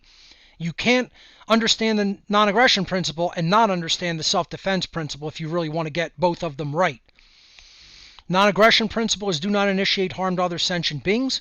The self-defense principle is when harm is initiated against yourself or others, you have the right to defend yourself with physical force up to and including deadly force to stop that aggression. Very simple, absolutely true principles that cannot be left at the door and you can't not understand them in their fullness if you're going to be a true anarchist. They have to be deeply understood in their completeness and fullness, the two pillars of enlightenment, which are the two pillars of anarchy, the non-aggression principle and the self-defense principle. Those are the pillars of natural law. And again, these people in these factions of right-brained anarchism, so-called, believe that technology and or self-defense must be abolished to create true freedom. So to them, living in nature without any technology is the answer. and technology is the enemy, that's the devil, and that's what must be abolished. And in the case of the anarcho-pacifists, any physical use of force is the enemy and must be abolished, including defensive force. They would never lift a finger to defend themselves, even if a conscienceless, ruthless enemy were at the gates. And that's a completely deplorable self-loathing ideology. That both of these things stem from being too in the right brain. Not enough balance in left and right brain hemispheres. These people are completely in the right brain, don't want any technology and or won't stand up for themselves. So you could see how different forms of imbalance lead people into different factions. The right brain go into factions like this, the left brain go into transhumanist and egoist, and then the left and right wing political factions, they break down the same way based on brain imbalance. It's all imbalance within the self. Speaking of which, let's look at the next one, which is what I call no-brained anarchism. Well, we had left brain and right brain. This is what I call no-brain anarchism because these people are total fucking idiots. Okay? These are people who think that anarchy means chaos. They're people who bought into the notion that the PSYOP mainstream media told them anarchy means chaos. And then they believe that's a good thing. Okay, because they don't want to be ruled by other people, and they actually believe we should just have chaos. They're nihilists. They're little spiritual infantile children is what they really are. So the example are nihilist anarchists, people who believe in nothing and are proud of that. Oh, I represent nothing. I believe in nothing. It's just all, everything's here everything is purposeless. The universe is purposeless. There is no point in even believing in anything. I mean, what a fool's mentality. What a child. It's a child. It's not a man's mentality. It's not a woman's mentality. It's a little bratty child with their arms crossed like that's what this really is. That's what almost really all of these anarchist factions are. It's really the hallmarks of people who never grew up into actual psychological human adulthood. Human psychological adulthood. They never got there. That's what it really is. Okay? And people will be like, "Oh, you're calling people names, Mark." Yeah, I'm calling them names because that's what they deserve. Anybody this stupid to believe that anarchy is chaos at this point in the year 2021 and still identifying with that and thinking it's a good thing and thinking you're going to get real freedom like that is a fucking idiot. It's not just me being mean or condescending. It's those things too, but if they really are idiots, they really are mentally challenged human beings. I'm not here to be nice to people, part of psychological adulthood is understanding the truth and speaking it. It isn't necessarily being super nice to everybody when they're an idiot and they're affecting other people's lives for the negative. That's the whole problem, is that too many people don't want to tell people, you're just an idiot, you got to rethink it, you haven't thought it through well enough to come to the correct answer. And that's what it really is. And often it's because these people have no parenting. They had shit for parents, absolute shit for parenting, or they had no parents. And they never had a mentor. They never studied enough to really develop a mentor, like an author as a mentor or a presenter as a mentor. And they just had no good way showing, absolutely nobody really took them under their wing ideologically, philosophically, and showed them the way, showed them the correct way, the correct path. That's why people think like this. So some examples are nihilists and what's called anarcho-immoralists. Anarcho-immorality. Yes, there's such a thing. Look it up. Their ideologies include rejection of the non-aggression principle. Yeah, that'll get you to true freedom. That's great. No, that's exactly what's going on now. That's what we have now in the world. That's why we're enslaved now. Because of the rejection of the non-aggression principle. The ideology of the ends justifies the means. The total rejection of morality, nihilism, and in the embrace of chaos. I mean, imagine how completely mentally challenged people would have to be to believe this. And to believe this is anarchy and then call it anarcho, hyphenated, whatever. They're spiritually stunted children. And this state is really pretty much what we have now. We have the total rejection of the non-aggression principle, ends justifies the means, rejection of morality, chaos. That's what we have now, really. This is the mentality of the rulers of the world. And then these idiots burning down property actually believe they're going to get freed up from the occultists who run the world. Yeah, you're going to be free of them with their mentality at a lower scale. They're ultra high-level geniuses operating with this mentality, and you're total fucking idiots operating down here with this level of mentality, but you're going to be free from them. Sure. Sure you are. But this imbecilism pretty much sums up the current human condition. This is what idiots out there believe. They're just as big of idiots as people who are hardcore, rabid, religious statists. It's just the opposite end of the spectrum. That's all it is. And finally, we have what I call those who have sold their soul anarchism. And they're not anarchists at all. They're actually who I just mentioned. People who have totally given their heart and mind over to the state, but then wear a costume and then an anarchist badge, an A in a circle badge, and say, I'm an anarchist, and then they go out and destroy property as an agent provocateur. So these are agent provocateurs, or in other words, what I call them, low-life cops with trash for parents. Low-life cops with a scumbag, rotten, low-life set of parents. You know, who never taught them morality, who never taught them the difference between right and wrong, who sat them down in front of the television and let the TV raise them, and they became a crooked cop. You know, a scumbag with no morality. Their ideology is government and money are my gods, so I'll do anything, no matter how low or immoral, to serve them. I'll go out in the middle of the anarchist group, you know, so-called anarchist faction that's protesting, you know, and I'll throw some bricks or a chair or a bench through a window of a corporate business to try to make the anarchists in the street look bad and look like they're people who just destroy property randomly. That's all agent provocateuring it is. You pick your political opponent, you say, who does the chief want us to go and give a bad name to today? That's all they give a damn about, you know? And then they'll go out on the street and cause chaos. And it's called agent provocateuring. It's a French term that basically means you're pretending to be your political enemy, and then you're doing behaviors that make them look horrible so that they can be, politically attacked. And you could make them look bad. You're destroying their reputation. You're demonizing them. These kind of people are who I call pure evil in human flesh, the lowest form of consciousness in the known universe, according to me. There's nothing lower than a cop to begin with, let alone you put a cop in a uniform pretending to be an anarchist, following his orders from his higher ups to destroy other people's property, just to get that tag placed on anarchy so that the public through the mainstream media believes that this is what anarchists do. When this isn't what anarchists do. Making presentations like this is what anarchists do, to expose this and present the truth. That's what a real anarchist does.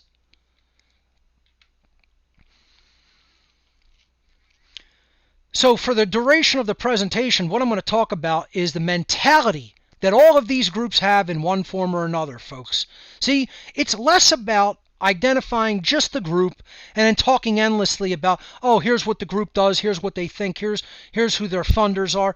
I'm not interested in those 3D worldly things.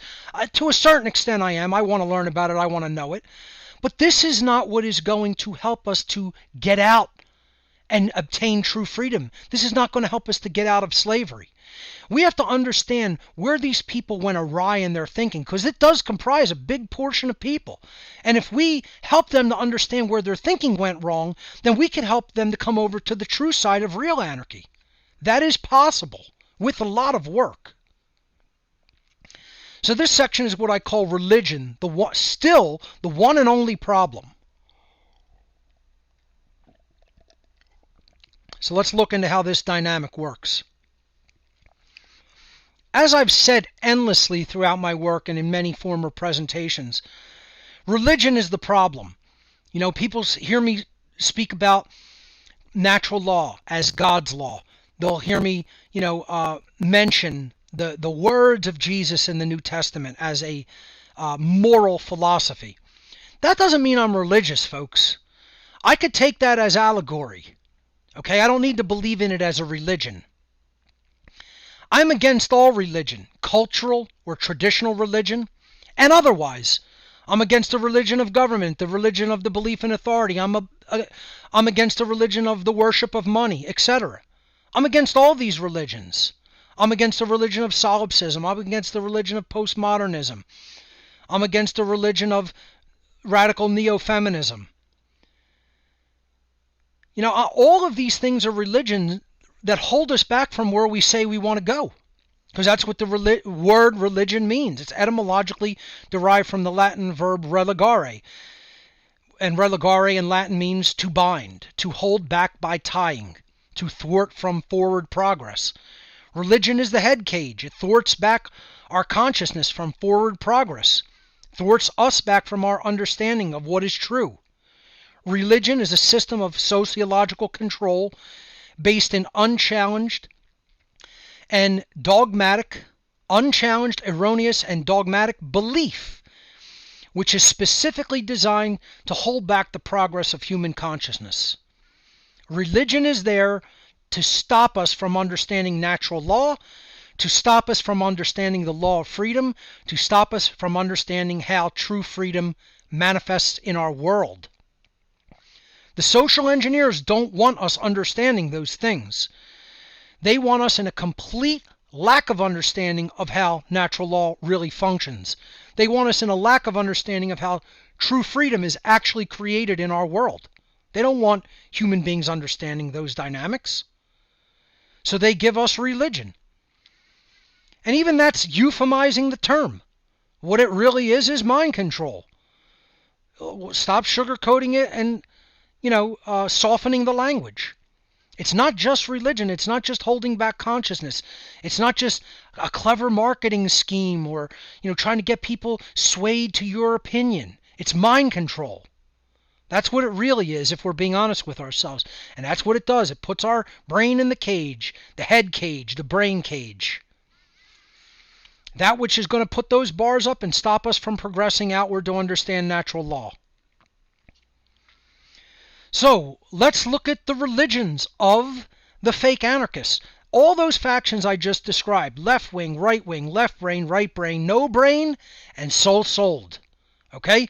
All of those 6 factions or categories of anarchists, of fake-ass anarchists, right? All of those people who identify with being members of those groups or isms, right? All of them had their mind controlled in a certain way. All of them had their thoughts swayed in a certain direction. All of them lost the thread somewhere along the line. They lost the plot. Okay? And these are the religions. What I'm going to be talking about for the rest of the presentation is their religious dogma that is going on in their minds. Religion is their only problem. But what are their religions? This is what we really have to clearly identify, folks. What are the religions of the fake-ass anarchists? And the first and foremost religion that is common to all of them, that is common all the way across the board with all 6 of those categories of anarchists, is ego identification. Now, this is a term that I brought forward. Again, some of this is going to be review. There will be a couple of things that I haven't presented before as we move forward, but this is review to a large extent. Because I presented about ego identification back when I first created What on Earth is Happening back in 2007 and 8. I gave lectures on ego identification as part of my first What on Earth is Happening series. And it's very important to understand what this is. It's a very critical dynamic. So this is a slide that I gave in What on Earth is Happening presentation number 1, first ever presentation. I actually gave this presentation in my own home, and it was recorded by friends, and then I gave it again at German Bookstore here in Philly, which is no longer there. That was over a decade ago. And this was my slide on ego identification. You have the business suit guy who identifies with being, a member of the company man. You have the Americans who identify with a state, a nationality, a political ideology, perhaps. You have the guy in uniform. He identifies with being a soldier, or conversely, it could be a cop identifying with that. Being a police officer, you have the family members identified with their role in the family, husband, wife, child, etc. And these are all just suits and roles and masks that people identify with and wear for a time while they're alive. That guy gets fired from that job. Is he still that corporate, suit and tie guy?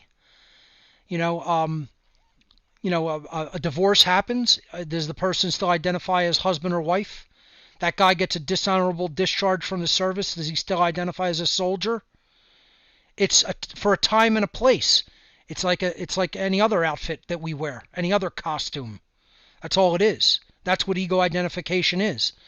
But when people become crystallized to that identity and I completely identify it as that's who I am, that's not a role that I'm participating in, then it becomes dangerous, because that person is only going to think along those lines, and anything that contrasts with the little box that they've put themselves in is anathema and is not to be even considered. That's what holds these people back from truth in many ways. They identify with, oh, I'm a cop, I'm a soldier. Anything that conflicts with that, I don't even want to hear or listen to. That's what makes it hard for them to absorb the truth. When it is spoken to them, they hear it as the enemy because, oh, that goes against my belief structure in my institution or organization. That's what ego identification is. So seeing the world clearly and perceiving the truth about any given matter relies to a great extent on being able to stop identifying with any particular institution, group, role, job, or even personal identity. We have to see ourselves as not even just an individual, but we need to go beyond the skin suit layer of physical being and understand that we are an abstract of pure consciousness operating as a physical being in this reality. We are a spiritual being having a human experience in the 3D domain. That's true spirituality and an understanding of the higher self, the true identity as consciousness. And most people have never gotten there. They've never done the inner work to get there. They don't want to sit quietly in a room with their own thoughts and their mind and meditate or just sit quietly with themselves and look in a mirror. God forbid, that's the last thing that they would want to do. Is be alone and quiet with themselves. Probably the person they hate the most in life. And yet say that they love themselves. They're trapped inside of themselves. They're trapped in the roles that they have accepted. Often to appease someone else or for money or for a myriad of other reasons. But they're trapped in that barrier that is never going to let them become self-realized unless they break out of that cage that they've allowed themselves to be put into. They've allowed their infinite expansive consciousness to be held prisoner in a tiny little box. That's what ego identification is. And this is where the fake-ass anarchists are at. They identify with a tiny little aspect, a small institution, an ism, that feels comfortable to them. But they're not reaching higher self. They're not doing any internal work. They're all going along secular lines and secular roles, as we're going to talk about secularism being one of their religions. And they're totally locked into a 3D worldly ego identification role. And until they step outside of that and expand their consciousness hugely, they're never really going to understand true anarchy. They're going to stay identified with a nonsense definition of what somebody else told them anarchy was. But they're not going to understand the real thing. Their consciousness isn't expansive enough to even grasp it because of how much you would have to understand about the occult. You have to widen your worldview about the occult. Occultism and anarchy, the understanding of occultism and anarchy go hand in hand, folks. That's why I gave, really 3 presentations on the topic at Anarchapulco. Anarchy and the Occult Part 1 and 2, and then most recently the deadly pandemic that's killing anarchy. So let's move on. When one leaves the mind-controlled state of ego identification, that individual ceases to align themselves with relativistic roles in the program of human life and begins to align themselves with consciousness and truth itself. That's why I have no allegiance to any groups. I have no allegiance to any individuals. Not if they're standing in the way of natural law. If they're standing in the way of the understanding of natural law, I have no allegiance to them. I help and will align myself with people who do understand natural law, who do understand freedom and are trying to create it. But first and foremost, I have aligned myself with truth itself. That's what I have an allegiance to. That's what I have a moral obligation to align myself with. Truth itself. So let's look at the next religion that these fake-ass anarchists have taken into themselves. And this is a twofold one. I call this section postmodernism and solipsism. Now, solipsism was something that I explained at the very beginning of What on Earth is Happening in the podcast series. And we're going to revisit it here today a little bit, but we're also going to incorporate the understanding of postmodernism into this. So, postmodernism. I'm giving the Wikipedia definition. I describe postmodernism as decimating enlightenment everywhere. That's really what postmodernism is doing. The prevalence and propagation of postmodernism is just destroying people's ability to become enlightened beings, destroying their ability to spiritually awaken. That's why they're putting postmodernism into the modern outcome-based education system ideology and hammering children over the head with it all day, every day in institutions of so-called higher learning at the university level, colleges, high schools. It's everywhere. According to Wikipedia, the definition of postmodernism is this. Postmodernism is generally defined by an attitude of skepticism, irony, or rejection toward what it describes as the grand narratives and ideologies associated with modernism, often criticizing Enlightenment rationality and focusing on the role of ideology in maintaining political or economic power. In other words, don't bring forth rationality, rational arguments, logic, true philosophy. We're going to make people take on ideology. Well, what does ideology begin with? ID, right? Identification. Identification with a political power or economic power. So that this is where identity politics comes from. It's really ego identification through postmodern thinking. That it doesn't matter about being right. Being right, oh, that's such an old notion. Don't worry about facts. Don't worry about being right. What do you feel about it? It's all feelings that determine what truth is to these people. And this is huge in the anarchist movement, believe it or not. Huge. All you got to do is do some social experiments and ask them. And a lot of them are postmodernists. Postmodern thinkers frequently describe knowledge claims and value systems as contingent or socially engineered, framing them as products of political, historical, or cultural discourses and hierarchies, meaning there is no real truth.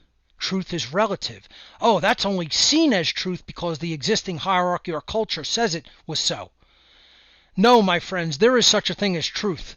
Truth is not just relative or based on, somebody's comfort level or feelings or whims or likes or dislikes or their perceptions of a thing.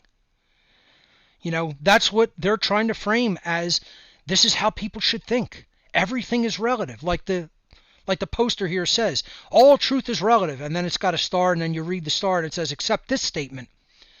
That should show you how full of shit the ideology is.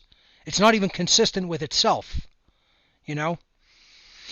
They'll say, oh, this is true, and then you're like, oh, well, is it? Is there such thing as true, or is that just what you feel? Well, don't claim that something is true if it's all based on feelings and it could all be relative, because then nothing is true. This is how inconsistent postmodernism is, just like solipsism. And this is what they want everybody thinking like, because if you think like this, there's no such thing as truth, then of course by definition there's no such thing as morality, and then you go into the big destroyer of anarchy, which is what we're going to talk about soon. Because if people don't accept morality, they could never be free. They can't align their behavior with objective morality, and therefore align their behavior with natural law.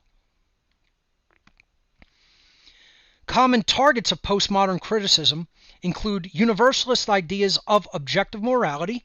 Again, they don't believe in objective morality. Universalist ideas of morality, truth, human nature, reason, science, language, and social progress. Basically, what they're saying there is they reject these notions. They reject that there is objective morality. They objective reality. They object that there is objective morality. They object that there is objective truth.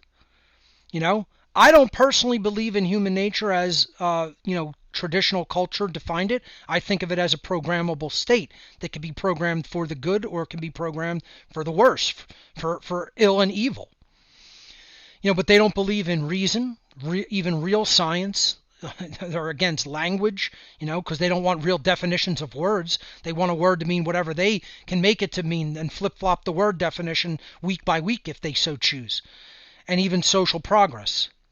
Accordingly, postmodern thought is broadly characterized, listen to this, by tendencies to self-consciousness, and what they really mean there is solipsism, the belief that only the self can exist, self-referentiality, epistemological and moral relativism, meaning that reality is relative and can be anything anybody wants it to be based on their feelings, and moral relativism. Morality can be anything anybody wants it to be based on their feelings. That's what epistemological relativism and moral relativism is. Pluralism and irreverence. This is postmodern thought. That's what it's called. Postmodern ideology.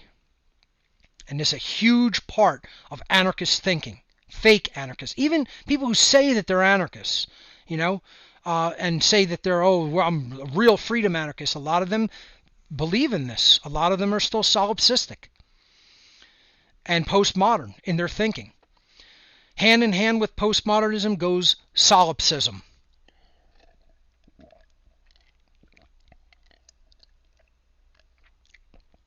Solipsism, as a word, is derived from the Latin adjective solus, meaning alone, and the Latin pronoun ipse, meaning self. Solipsism is the ideology that only one's own mind is sure to exist. Solipsists contend that knowledge of anything outside of one's own mind is unsure. Hence, there is no such thing as objective truth. And nothing about the external world and its workings can actually be known or communicated to others. Imagine this. They believe reality is contingent upon whether they believe something is true or not, or are comfortable with its existence. Imagine being that egotistic. There can't be any more pure of a form of egotism than that. That reality works only because I say it works like that and I'm comfortable with it because it's based on my perception and there is no independent objective reality. Imagine believing that. Imagine having that high level of egotism. That is what solipsism is. The world revolves around my beliefs. It doesn't just revolve around me physically. It revolves around what I think. Because I may be the only one in existence and everything else may be an illusion. Imagine. This is what people are being taught, even in so-called anarchist communities. Fake-ass anarchists are often solipsistic, especially the left-wing faction. And often the right-brain faction, which are often very similar to each other. Solipsism is both a false religion and a defining hallmark of spiritual infancy. Departing from this diseased ideology is a surefire sign of the beginnings of human maturity and spiritual development. Those who are truly awake fully understand that objective reality does exist and that truth can be known. Of course, objective reality exists. Truth is that which is, because it has undergone the formality of actually occurring in the physical domain. And we can know that truth exists. There are truth discovery methodologies that I'm going to talk about. Of course we can know whether something is true or not. Of course we can determine the real from the false, the real thing from the illusion. Of course we can. Sometimes it may not be easy. It could be difficult work, but it can be done. Another religion of the fake-ass anarchists is atheism and scientism, two more religions. And these all stem from materialism, which we're going to talk about as a cause of some of these other religions. What the atheist so-called anarchists are doing is they're buying into polarization dialectics, okay? And let me tell you something, folks. Let me just state it here unequivocally. There is no such thing as an atheist anarchist. Sorry. Once again, get as offended as you like. Atheism is a religion. A true anarchist will have come out of and abandoned all actual religions. And atheism is just another religion, just like solipsism, just like scientism, just like materialism, just like secularism, just like postmodernism, just like communism, just like socialism. It does not matter. It's all religion. Atheism is just another religion that is there to prevent people from understanding natural law. Natural law is not a religion. It is the way things really work in nature. There is a science to its understanding because it is knowledge. Knowledge of it is possible. Atheism is a belief system that there is no higher power in the universe than humanity. And all atheists are doing, they're left-brain dominant individuals who are religionists in their own way, buying into the polarization dialectic of atheism versus creationism, or atheism versus religionism. I'm neither an atheist nor a religionist. So that upsets people everywhere. You know, well, what else is there? There's somebody who understands the truth about human spirituality and the truth about how natural law functions in the world to create human freedom or human enslavement. That is what I am. I'm an occultist who studies that level of knowledge, who studies that objective reality and obtains the knowledge of how it works. And then I de-occult that information by teaching it to people. So if I want to identify with anything at all, I would say I am a de-occultist because I am obtaining the knowledge of how natural law works and teaching it to others. But let's look at the atheist prevailing worldview.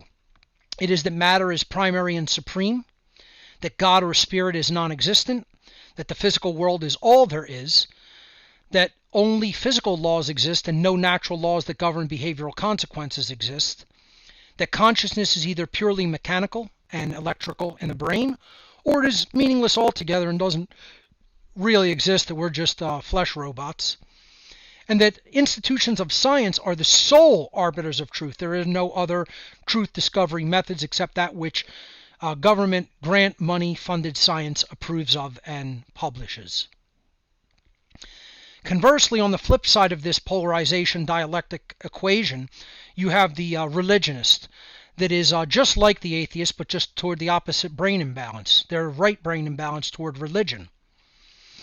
Their prevailing worldview is that spirit is primary and God is all-powerful, that the physical world is evil or should be ascetically shunned, that God demands strict human obedience to his arbitrary and often conflicting set of rules, that goals in the physical world should not be focused upon, but rather we should focus on the promised afterlife with God.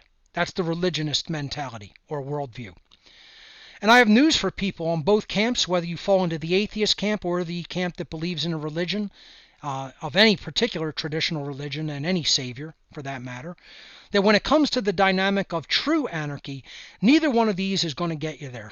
They're going to hold you back because they're both religious forms of thought, and they are just going to hold you back from an understanding of what creates real anarchy, which is bringing collective or aggregate behavior into alignment with natural law, objective morality. Morality creates freedom. That's the law of freedom. As morality increases, freedom increases. Neither one of these things is going to tell you that, folks. Religion's going to tell you, do what Jesus says to do, or do what Abraham says to do, or do what Moses says to do, or do what Allah says to do, or do what, Muhammad tells you to do. That's all it's going to tell you.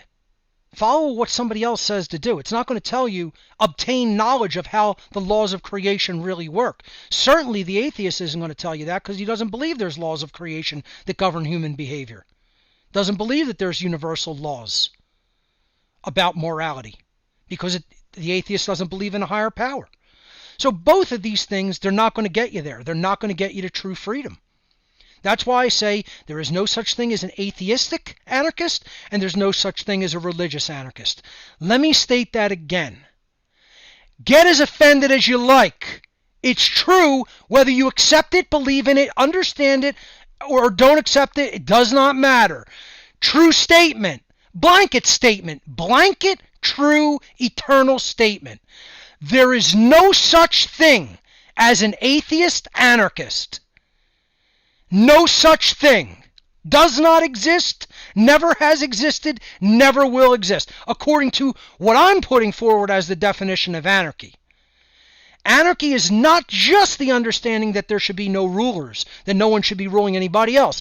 It's how the state of freedom is created in the physical, manifested 3D reality.